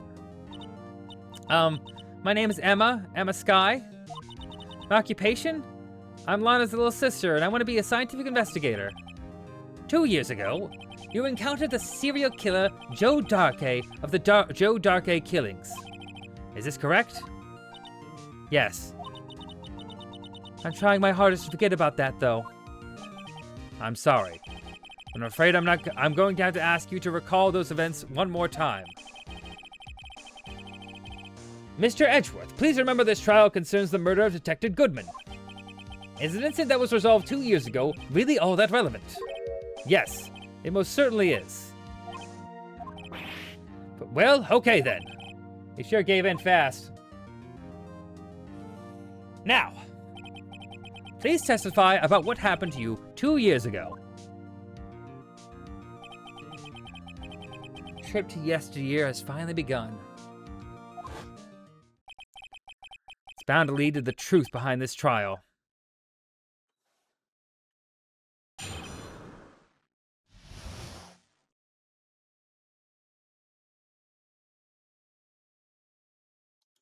Okay. I was waiting in my sister's office that day. A man came running in and took me hostage. Neil Marshall rescued me, but never forget what I saw in that instant. The man raised up his knife and stabbed Mr. Marshall in the chest. It's a good thing you weren't harmed. I passed out. I don't remember much. That's understandable. However, please tell me, Mr. Edgeworth, what does this testimony have to do with Detective Goodman's murder? That will soon become apparent, Your Honor. You got to admire his courage, considering he has no evidence. Very well. The defense may begin its cross-examination. That means I'm the lawyer again?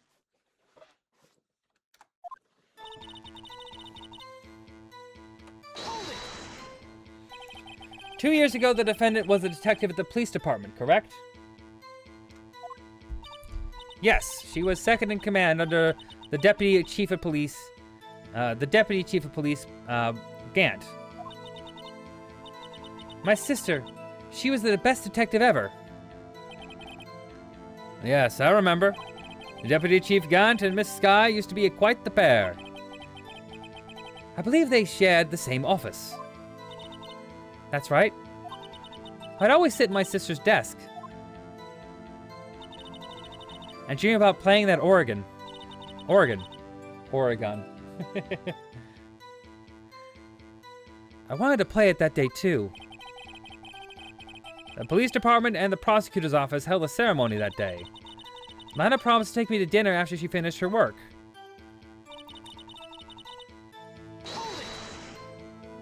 A man? Yes, Joe Darkey. He was a serial killer. Joe Darkey was brought in for questioning on the day of that ceremony. We were desperate to get anything on him that would lead to an arrest. When he saw his chance, he fled the room, right? Upon fleeing the room, Darkey proceeded to take the elevator. He must have been in a panic because the elevator was going up. Then he ran into Sky and Gant's office. There was a lot of noise coming from outside, so I opened up the door to have a look. That's when I saw him. Hold it. What was the prosecutor doing there? That day, there were 2 people present during the Darkey's questioning. Deputy Chief Damon Gant, and Prosecutor Neil Marshall. Almost forgot about Gant. Neil Marshall had just received the King of Prosecutors Award. Young and dedicated, he went straight to the questioning room after the ceremony. I assume that'd also be why he was the first to run after Dark Egg. When Dark Egg grabbed me, I thought I was good as dead.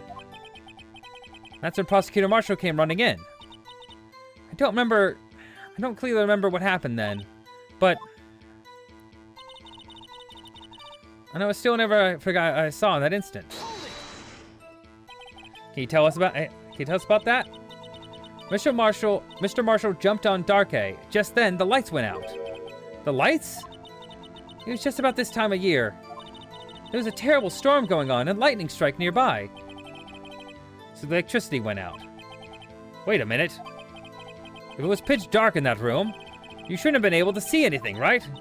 Right, but just then lightning flashed again outside.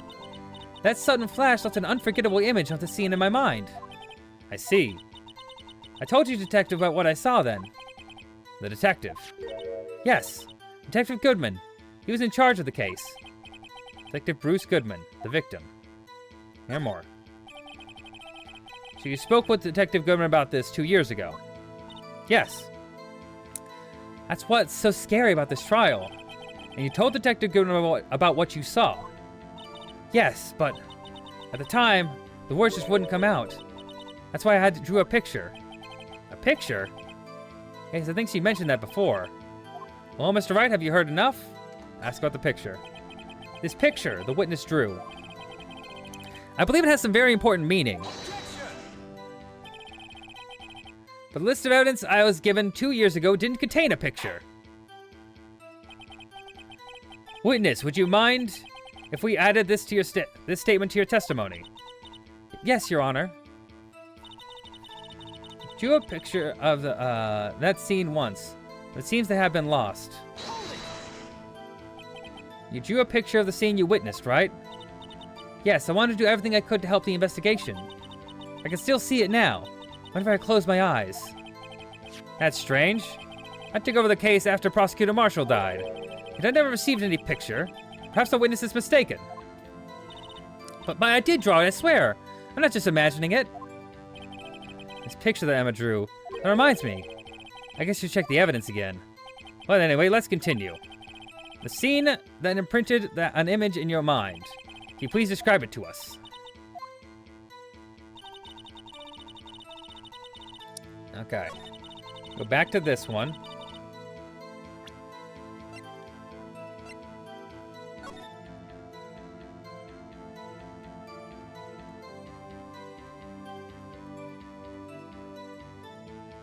Oh! Oh! Well, that's relevant. A picture is drawn on the back of the evidence list in magic marker. I got a very bad feeling about this. Objection! Mr. Edgeworth? This little girl put all her heart into drawing that picture. And yet you would insist in denying its existence. Huh? Hey, I'm not the bad guy. All I'm saying is that the prosecutor for that case, as the prosecutor for that case, I wasn't handed such a picture. That may well be. But that doesn't mean it doesn't exist. Behold. This is the evidence list for the SL9 incident. Please turn it over, Your Honor. Turn it over? Turn it... Ah! What's this? Yes, what is this? Hey, that's it. That's the picture I drew.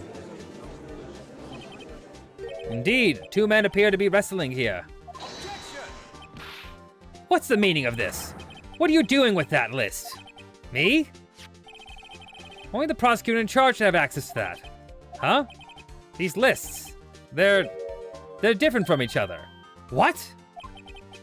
It would appear, Mr. Edgeworth, the evidence list you've been handed 2 years ago was incomplete.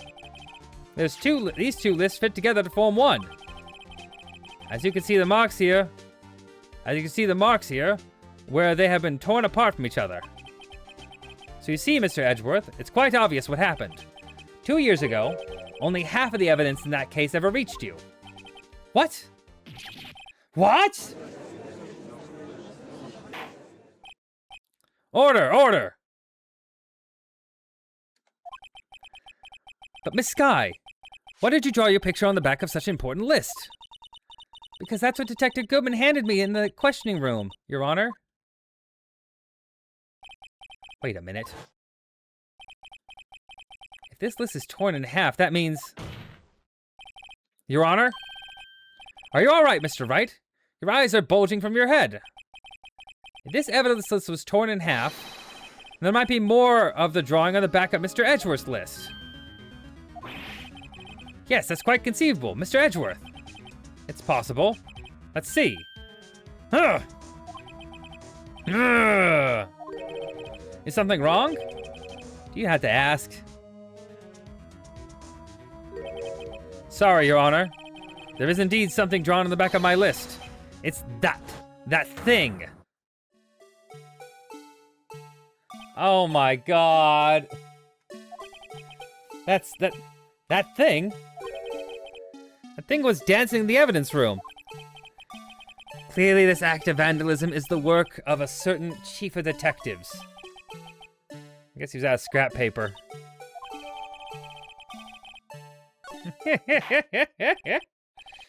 Very well, witness. Will you please testify about this picture you drew 2 years ago? Huh? Oh, yes, Your Honor. What's wrong with Emma? You think about something. Hold on.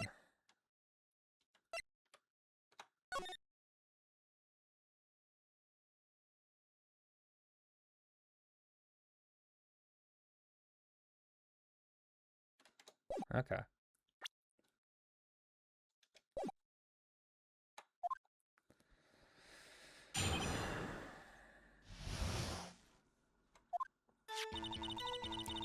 This is the picture I drew 2 years ago. The flash of lightning was bright, and all I could see were shadows. After that, I must have fainted. This picture shows exactly what I saw in that instant. To think a flash of lightning could burn such an image in your mind. Thanks to that, though, she was able to show us exactly what she saw. Well, I don't see any contradictions here. This clearly shows Joe Dante about to murder Prosecutor Neil Marshall. The defense may now begin its cross-examination.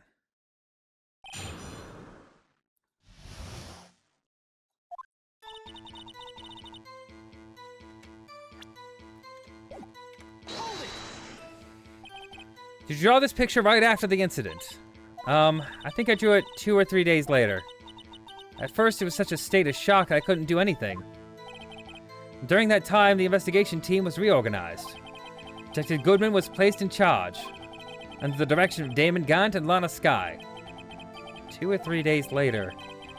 The memory should still have been fresh in her mind. Excuse me, witness. Can you please tell us why this picture is painted all black? Flash of lightning was so bright all I could see were shadows. So at the time you didn't know it was Mr. Marshall who had come to your rescue? No, I couldn't see him clearly.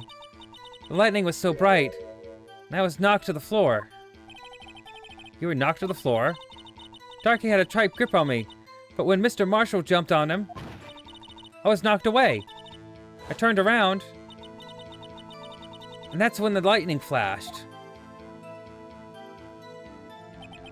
Poor Emma. I'm just glad she wasn't hurt. What happened after that lightning flash?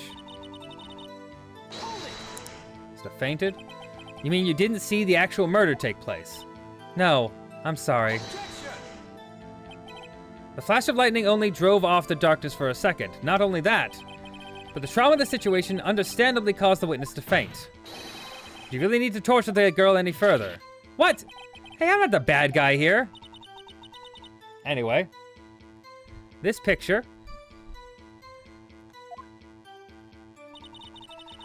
Exactly what I saw in that instant. Sorry for asking so many times, but are you sure you drew this exactly the way you saw? Of course, it's the exact scene. It wasn't influenced in any way by your talks with the detectives. Are you insinuating we somehow manipulated her? No, of course not. I better watch out or he might find some way to cut my salary. I don't think anyone's story would have influenced me. Mr. Wright, is there something that's bothering you about this picture? Oh, well, that's strange. She claims it's exactly a scene that was imprinted in her mind, and yet, there's clearly a contradiction here.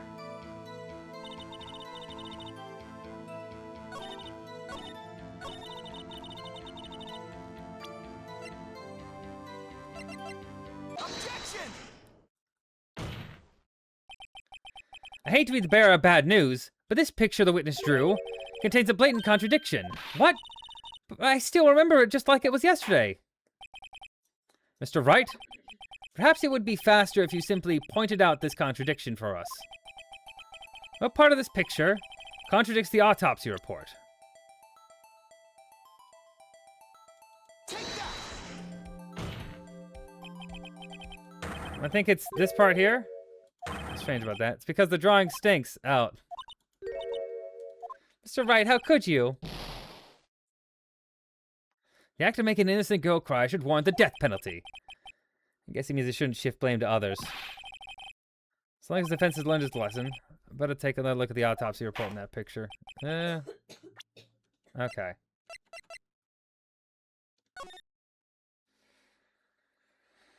A single stab wound piercing heart and lungs. Assessment, died, blood loss in 10 minutes. Wound found was missing tip.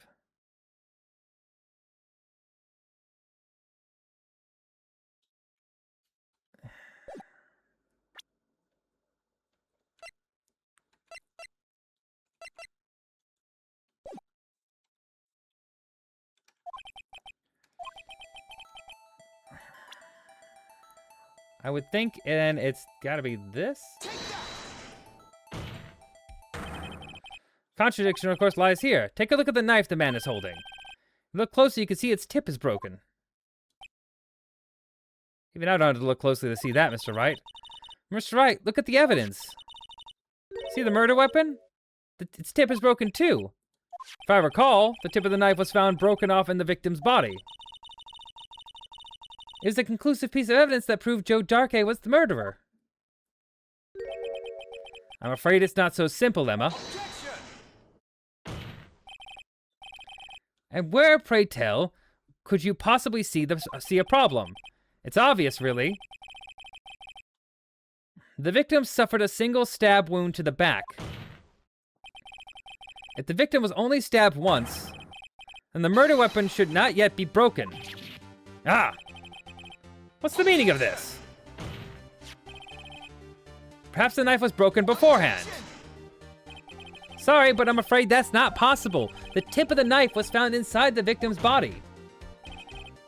It was broken. If it was broken beforehand, it couldn't possibly wind up there. That's right. Well, what does this mean? The tip of the knife is undeniably discovered within the victim's body. The only possible explanation is the witness' memory is mistaken. That's why I asked her so many times to see was sure she remembered correctly. I believe you were annoyed at the time, but she was sure she remembered correctly.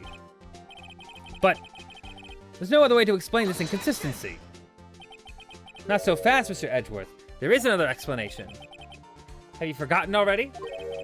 About a little something called falsified evidence? You're treading on thin ice, right? All I'm saying is that this broken knife tip might be the piece of evidence that was forged. You can't deny the possibility. No. Ah!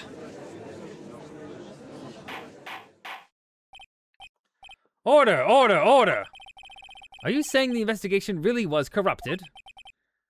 Your Honor, please allow me to once again go over the events that took place the day of the murder. The police department and the prosecutor's office were holding a ceremony that day. After receiving the King of Prosecutors Award at the ceremony, Neil Marshall questioned Joe Darkey along with Damon Gant. During his questioning, Joe Darkey fled the room. Prosecutor Marshall chased after him and was killed by Darkey. It's my belief that somewhere in this story there is a lie. I'm not lying. The man was really holding a broken knife. If that's true, there's no other way around it. This could not have been the actual murder weapon. There must have been another broken knife. What are the chances of there being two broken knives? Another broken knife besides Joe Darkey's. Could there have been another one? There is another one. If the witness is this adamant about the accuracy of what she saw, it can't just be explained away by a simple observational error. Mr. Wright.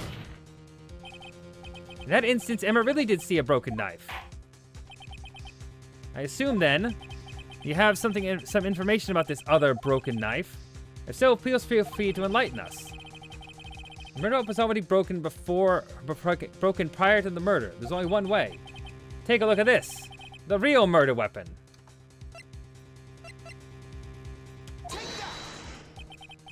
The answer lies in the past. 2 years in the past.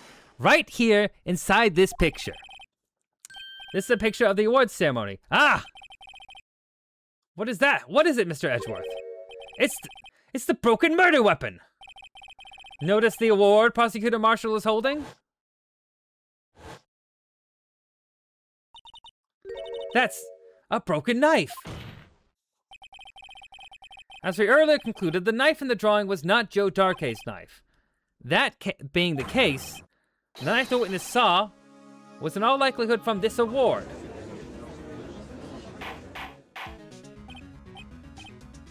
Order, order, order! Neil Marshall was awarded the King of Prosecutors that day. As an award, he was given this broken shield and knife. When he chased after Joe Darkey, he pulled out this knife. Being a prosecutor, he did not carry a pistol. This broken knife was the only weapon he had in this dangerous situation. But that can't be. Oh, and why not, Mr. Edgeworth? Because if the King of Prosecutors award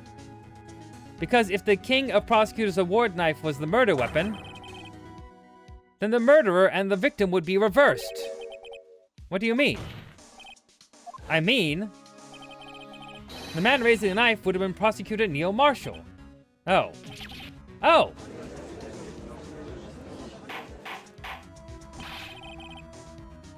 But the prosecutor was the one who actually died. That's true. What's going on here? It seems Mr. Wright has been a bit too eager to jump to conclusions. Wait! I remember now. I remember everything. Witness? Mr. Edgeworth.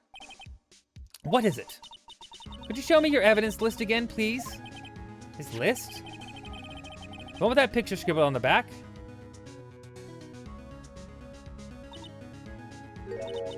I knew it. His picture. I'm the one who drew it. What? You drew that? That's right. The list wasn't torn in half at the time I drew this picture.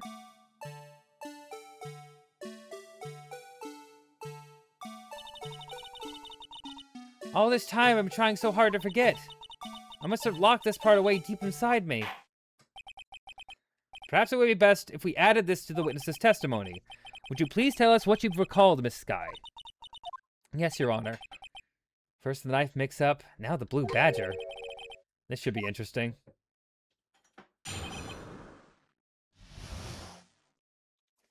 I actually have to do my Duolingo real quick. Hold on a second.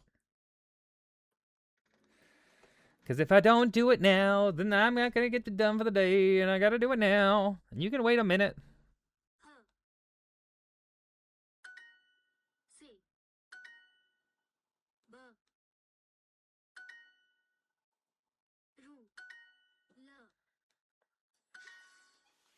Ugh.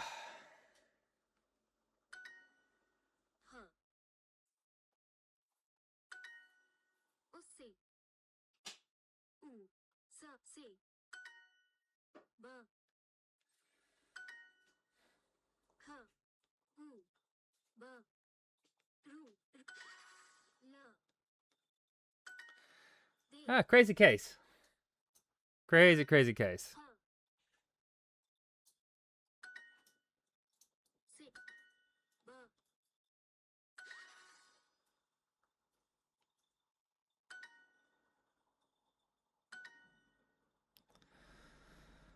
Almost done.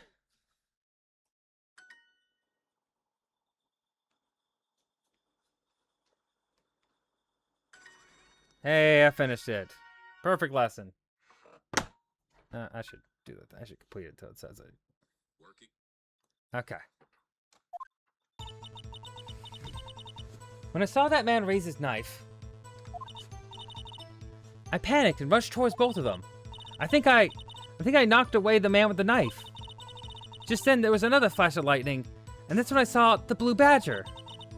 It wasn't in the room, but I'm sure I saw its shadow.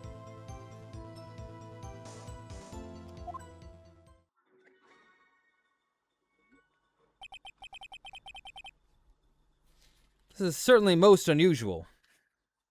Objection! Try impossible. The chief of detectives hadn't even designed him until this year. That would mean he didn't even exist 2 years ago. Yes, well, the defense may begin its cross-examination. Stop, please, don't pursue this any further. Lana, what is the meaning of this? Please remain seated in the defendant's chair. But you can't do this, I've already confessed to the crime. Why can't you just leave it at that? Chief Prosecutor Sky, we've already come this far. It's too late to turn back. Silence! The defense will now begin its cross-examination. Bailiff, please detain the defendant. It seems we're finally getting to the core of the matter.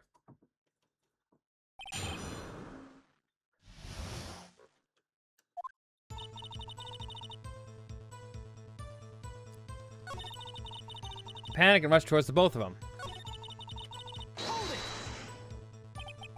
When you saw that man, I assume you referred to Joe Darkey. Yes, at least I think it was him. You think. All I could really see was shadows.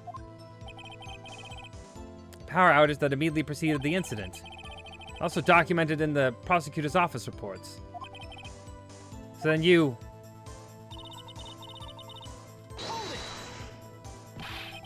Why would you do something so dangerous?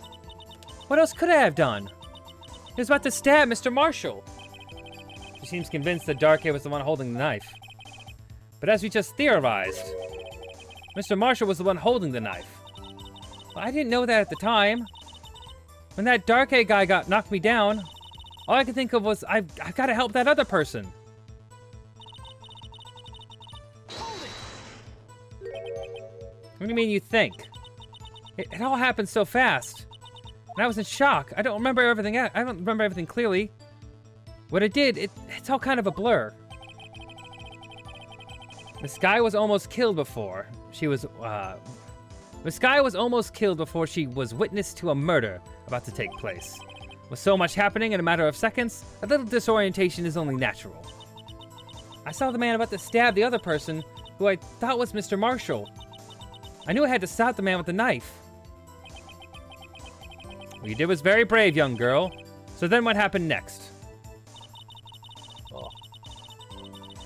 Just then, there was another flash of lightning, and that's when I saw the blue badger. Are you sure about this? Of course, see? I drew a picture of him here. But it was the chief of detectives who thought up this hideous beast. That was just this year. The blue badger didn't exist 2 years ago. It's all quite verifiable. I know it sounds strange. I was surprised too when I saw him at the police department. I had this nagging feeling that I'd seen him before, somewhere. Now I finally remembered. Oh, brother. Just when you thought this thing had caused enough commotion. Tell us, where in the room did you see him dancing? He wasn't in the room, but I'm sure I saw his shadow. His shadow? So you mean you didn't actually see his face with its winning smile and all? That's right, but I still remember it. It had those three creepy horns.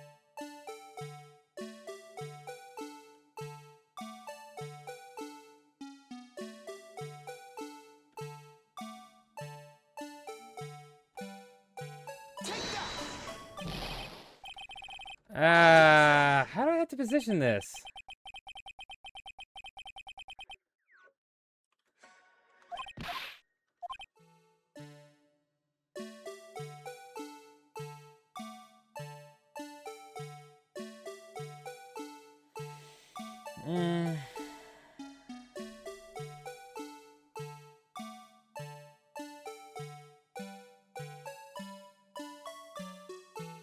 Okay.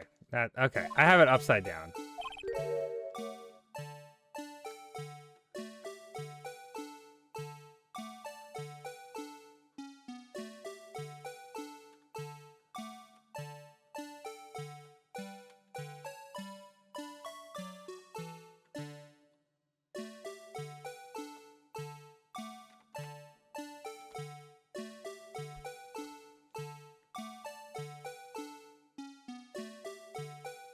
Take that! Yeah.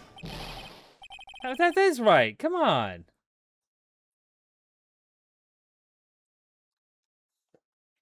Objection! Okay, come on, come on, come on, come on. Okay.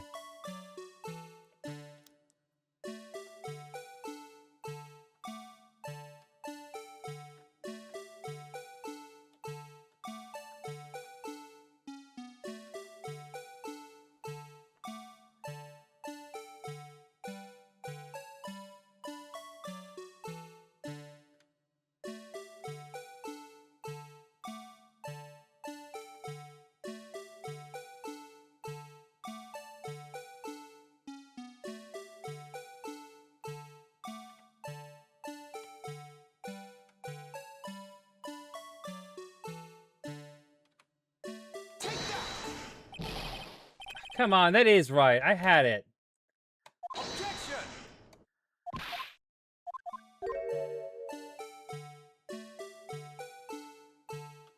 I hate this stupid little thing.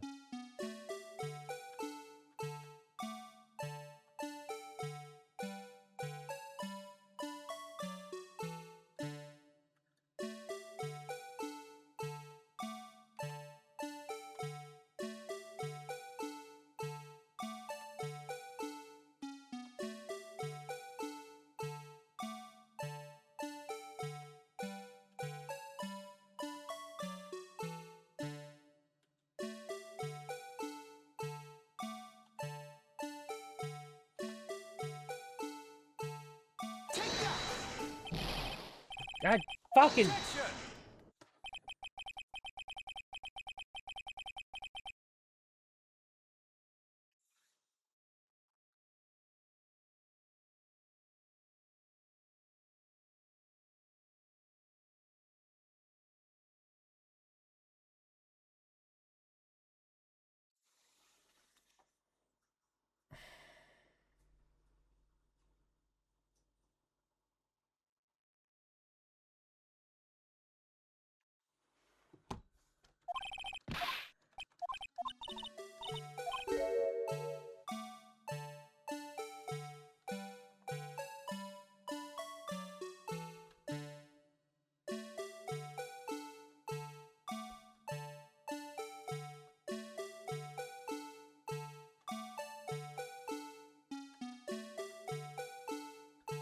Take that!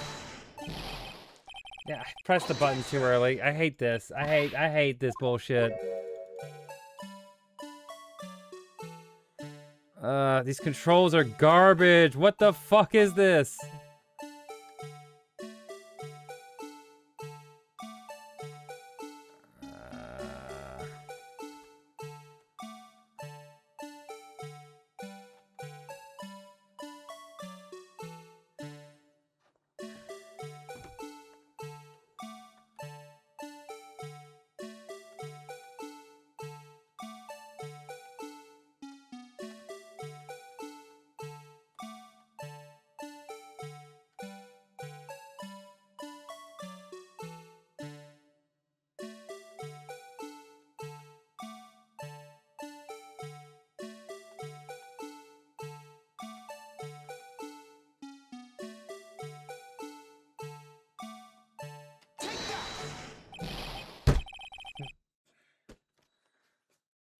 I'm gonna lose my mind, because that is fucking correct.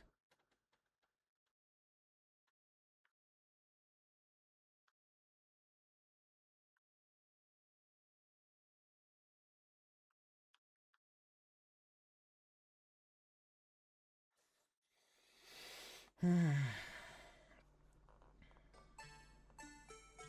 looking at someone else doing it just because I can't stand this.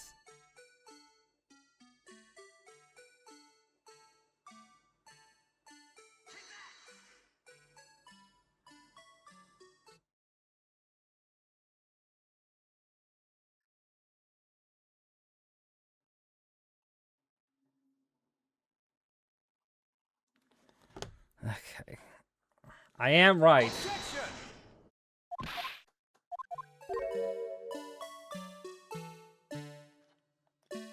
Okay. So again, I do it.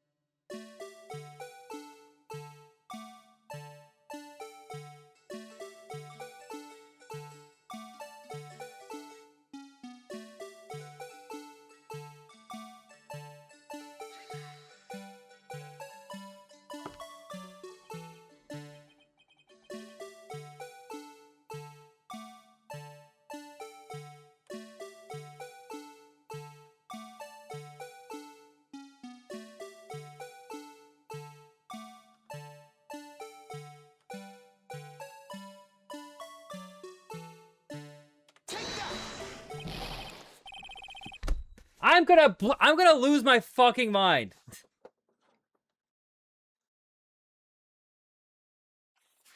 Okay.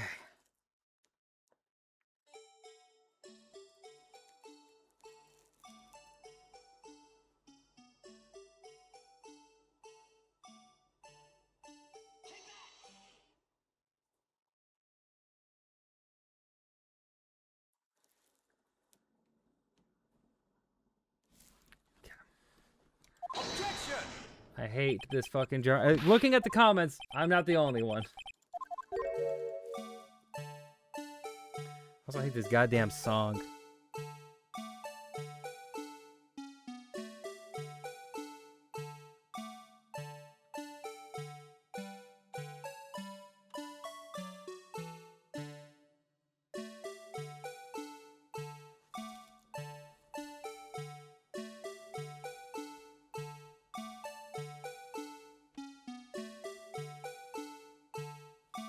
Take that! Literally, it is. Literally, it is right. I am doing it right.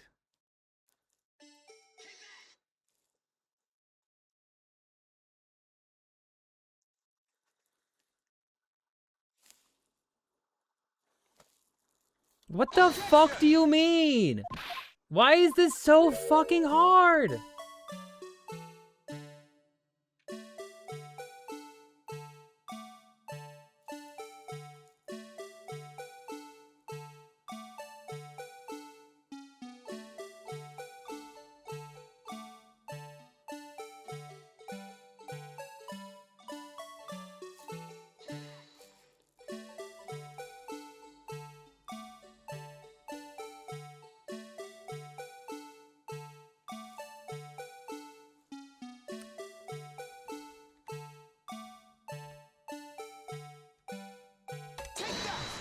I was already fucked. Objection!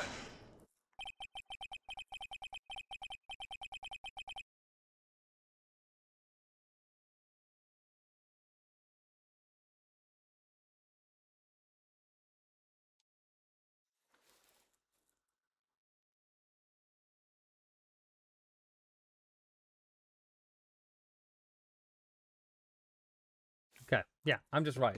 I'm just right. Apparently people complain about this too. This is the fucking worst. Okay. He said to keep doing it until it magically starts working.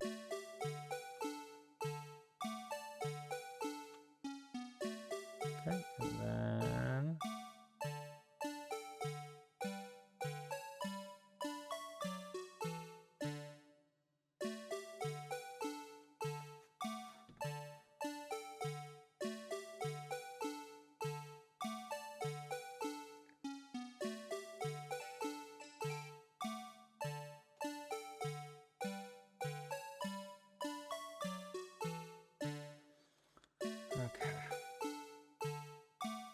1, 2.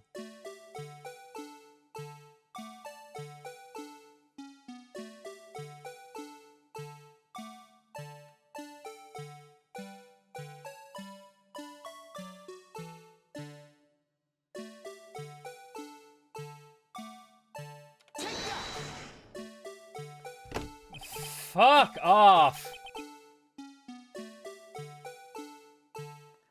I knew it. That was my first guess, was this angle, but...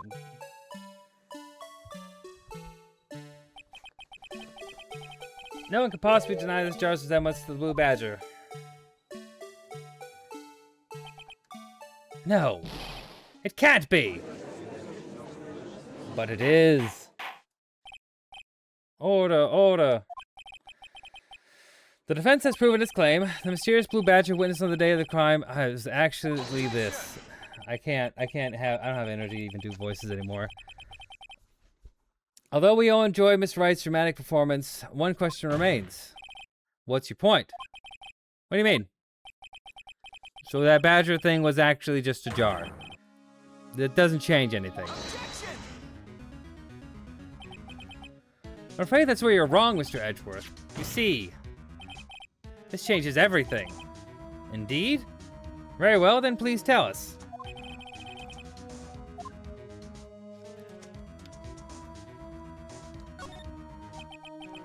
Now I'm going to take these in turn.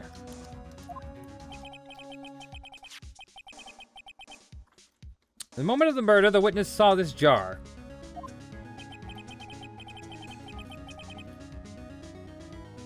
At a very specific angle, I might add, Mr. Wright. Yes, well, knowing this, where could she have seen this jar? Where? The location of the jar was shown in a picture taken on the day of the crime. It's on the shelf in the office of Damon Grant. Gant. But the body was found lying near Lana Sky's desk. Witnesses testified so herself.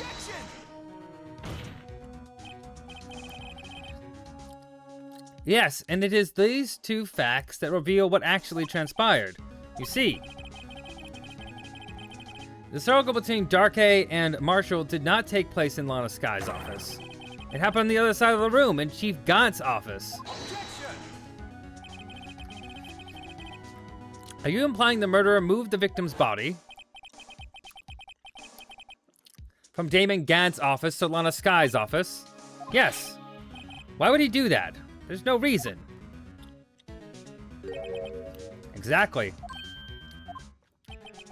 If there wasn't a reason, he wouldn't have gone through the trouble. The only logical conclusion was that there was a reason.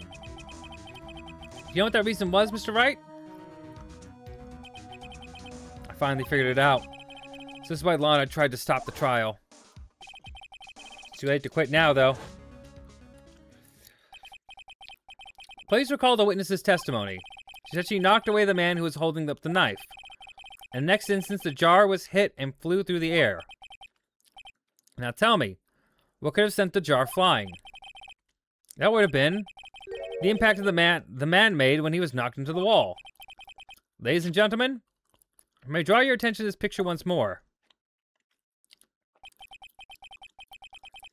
If man was knocked in the direction of the shelf the jar was sitting on, what would he have hit? Ah! The suit of armor, holding a very sharp and dangerous-looking sword. Yes. And since the man who knocked into the armor was carrying a broken knife, he would have to have been Neil Marshall, wielding the King of Prosecutors trophy. No. Mr. Wright, you can't be thinking. Yes. There was another possibility to what actually transpired in that room. Another possibility? Of course, the perpetrator would have had no idea, but nevertheless... I don't know if I can go through with this. Mr. Wright, what's the matter? Events took place as the defense theorizes, and the outcome is obvious. In that moment, Assuming the man Emma Sky knocked away was actually Prosecutor Neo Marshall.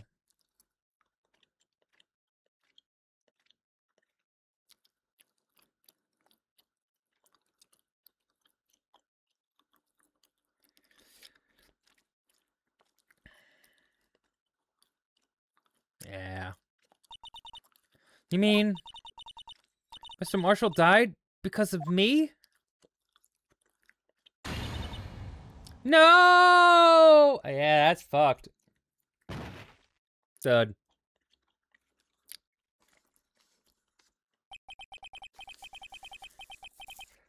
I never imagined her testimony would lead to this.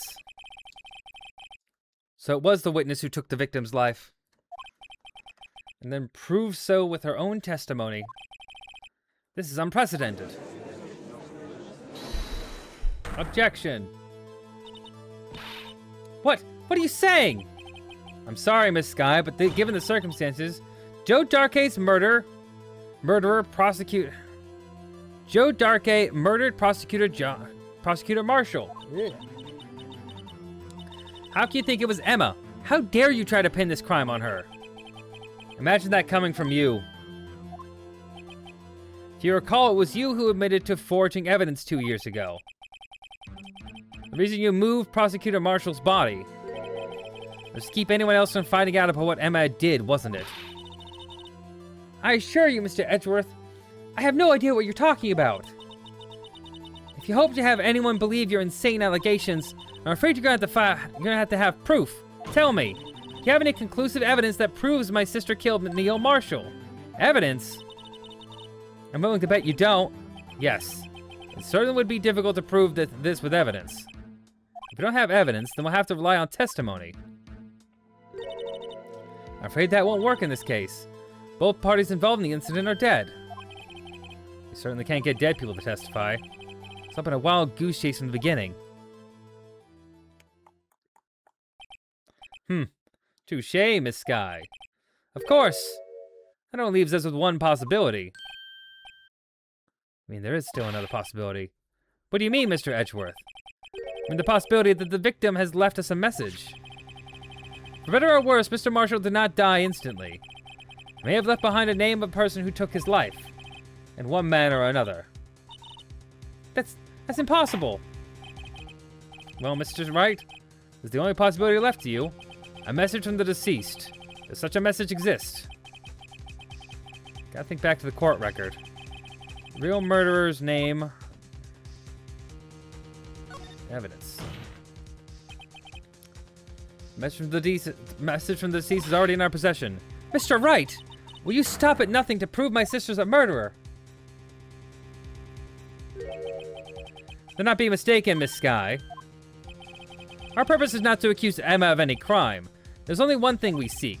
The truth. No matter how painful it may be. Now then, Mr. Wright. Please show us a piece of evidence that conveys a message from the deceased.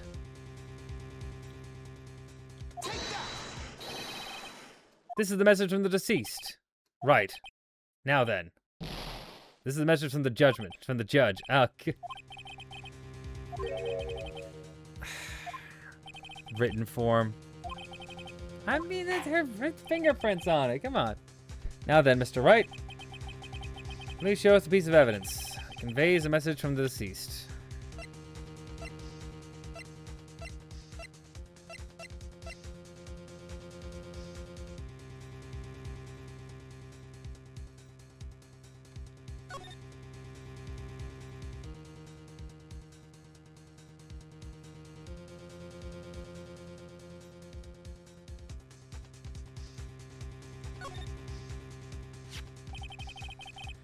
Documents stains through blood traces from the incident 2 years ago.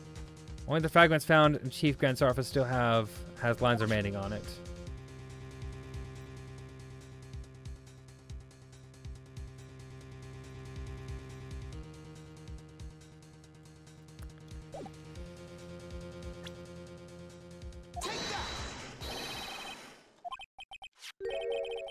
This is the blue badger from before, right? Oh, is he going to just... Oh, is he going to just speak the killer's name? If that thing could, I'm sure it would. Looks like everyone's forgotten this is just a jar. The message was left here, on the surface of this jar. What do you mean? If you look closely, you can see a faint trail of blood on this jar. Looks like someone wiped the blood away. Yes, but notice, for some reason the blood on some of the fragments was not wiped away. Yes, there's a line here, drawn in blood. So what you're saying is that these dots were once lines. Prosecutor Marshall did not die instantly. He used the few precious moments left to him to leave behind a message. One that someone apparently wiped away. The blood must have seeped into the jar where the lines changed directions. Precisely so. All we need to do now is connect these points, and the victim's message will become apparent. No! Mr. Wright, what kind of message did the victim leave for us? Your Honor? I believe these bloodstains will reveal the answer to us. Gotta connect the dots to make the letters. But one way the victim would have left, given the circumstances, murderer's name.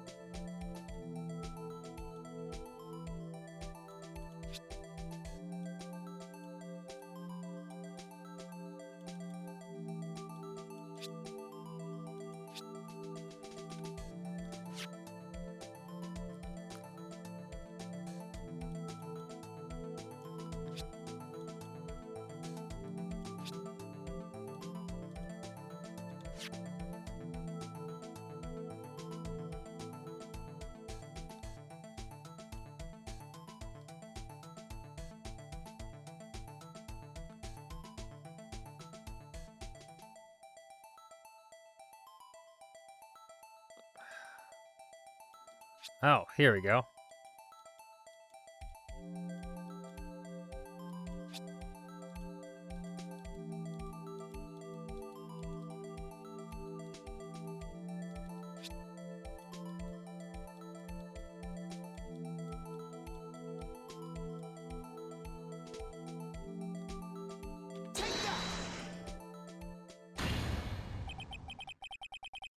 It's a defense attorney's duty to prove their client's innocence.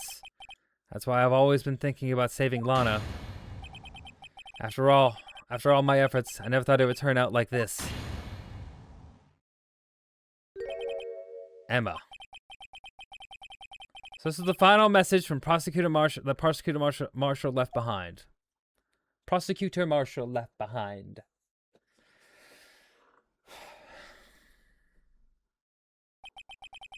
Of all people. She may not have meant it, but in the end, the one who took the victim's life was Emma Skye.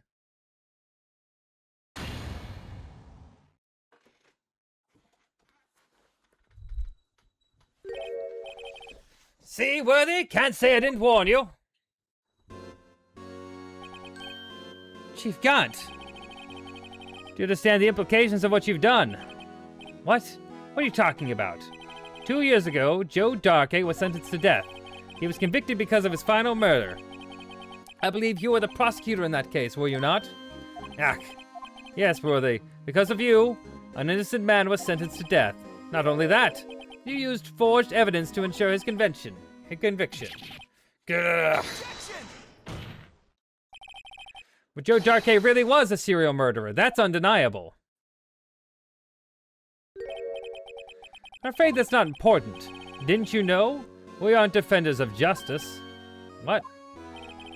We're merely keepers of the law. Sentencing a man to death is no light matter. Even if there wasn't any cover-up or evidence forgery, ultimately the responsibility falls to the prosecutor in charge. Despite what anyone may say, this fact cannot be denied.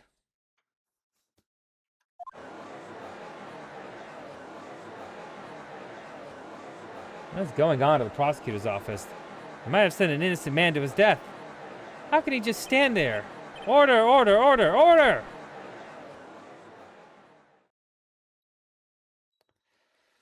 Gavel's found on death ears. Unable to settle the crowd, the judge declared a recess. This trial is headed, no one knows. Oh my god, to be continued. I can't do any. I can't keep going. It's already past midnight. Oh my god, this is so long. I had no idea this trial was this long. Oh my god. I gotta call it there for tonight. I gotta do it. Yeah. Okay.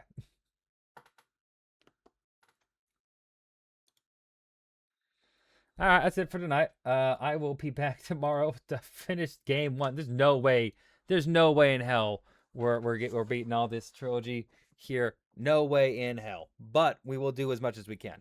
So I hope you have a great day, a great night, whatever you're having, and stay around. I'll see you all later. Okay, goodbye now, goodbye. I'll be back tomorrow, probably like 2 Pacific Standard Time. We'll get right back into gaming. So, oh, there's an ad. Okay.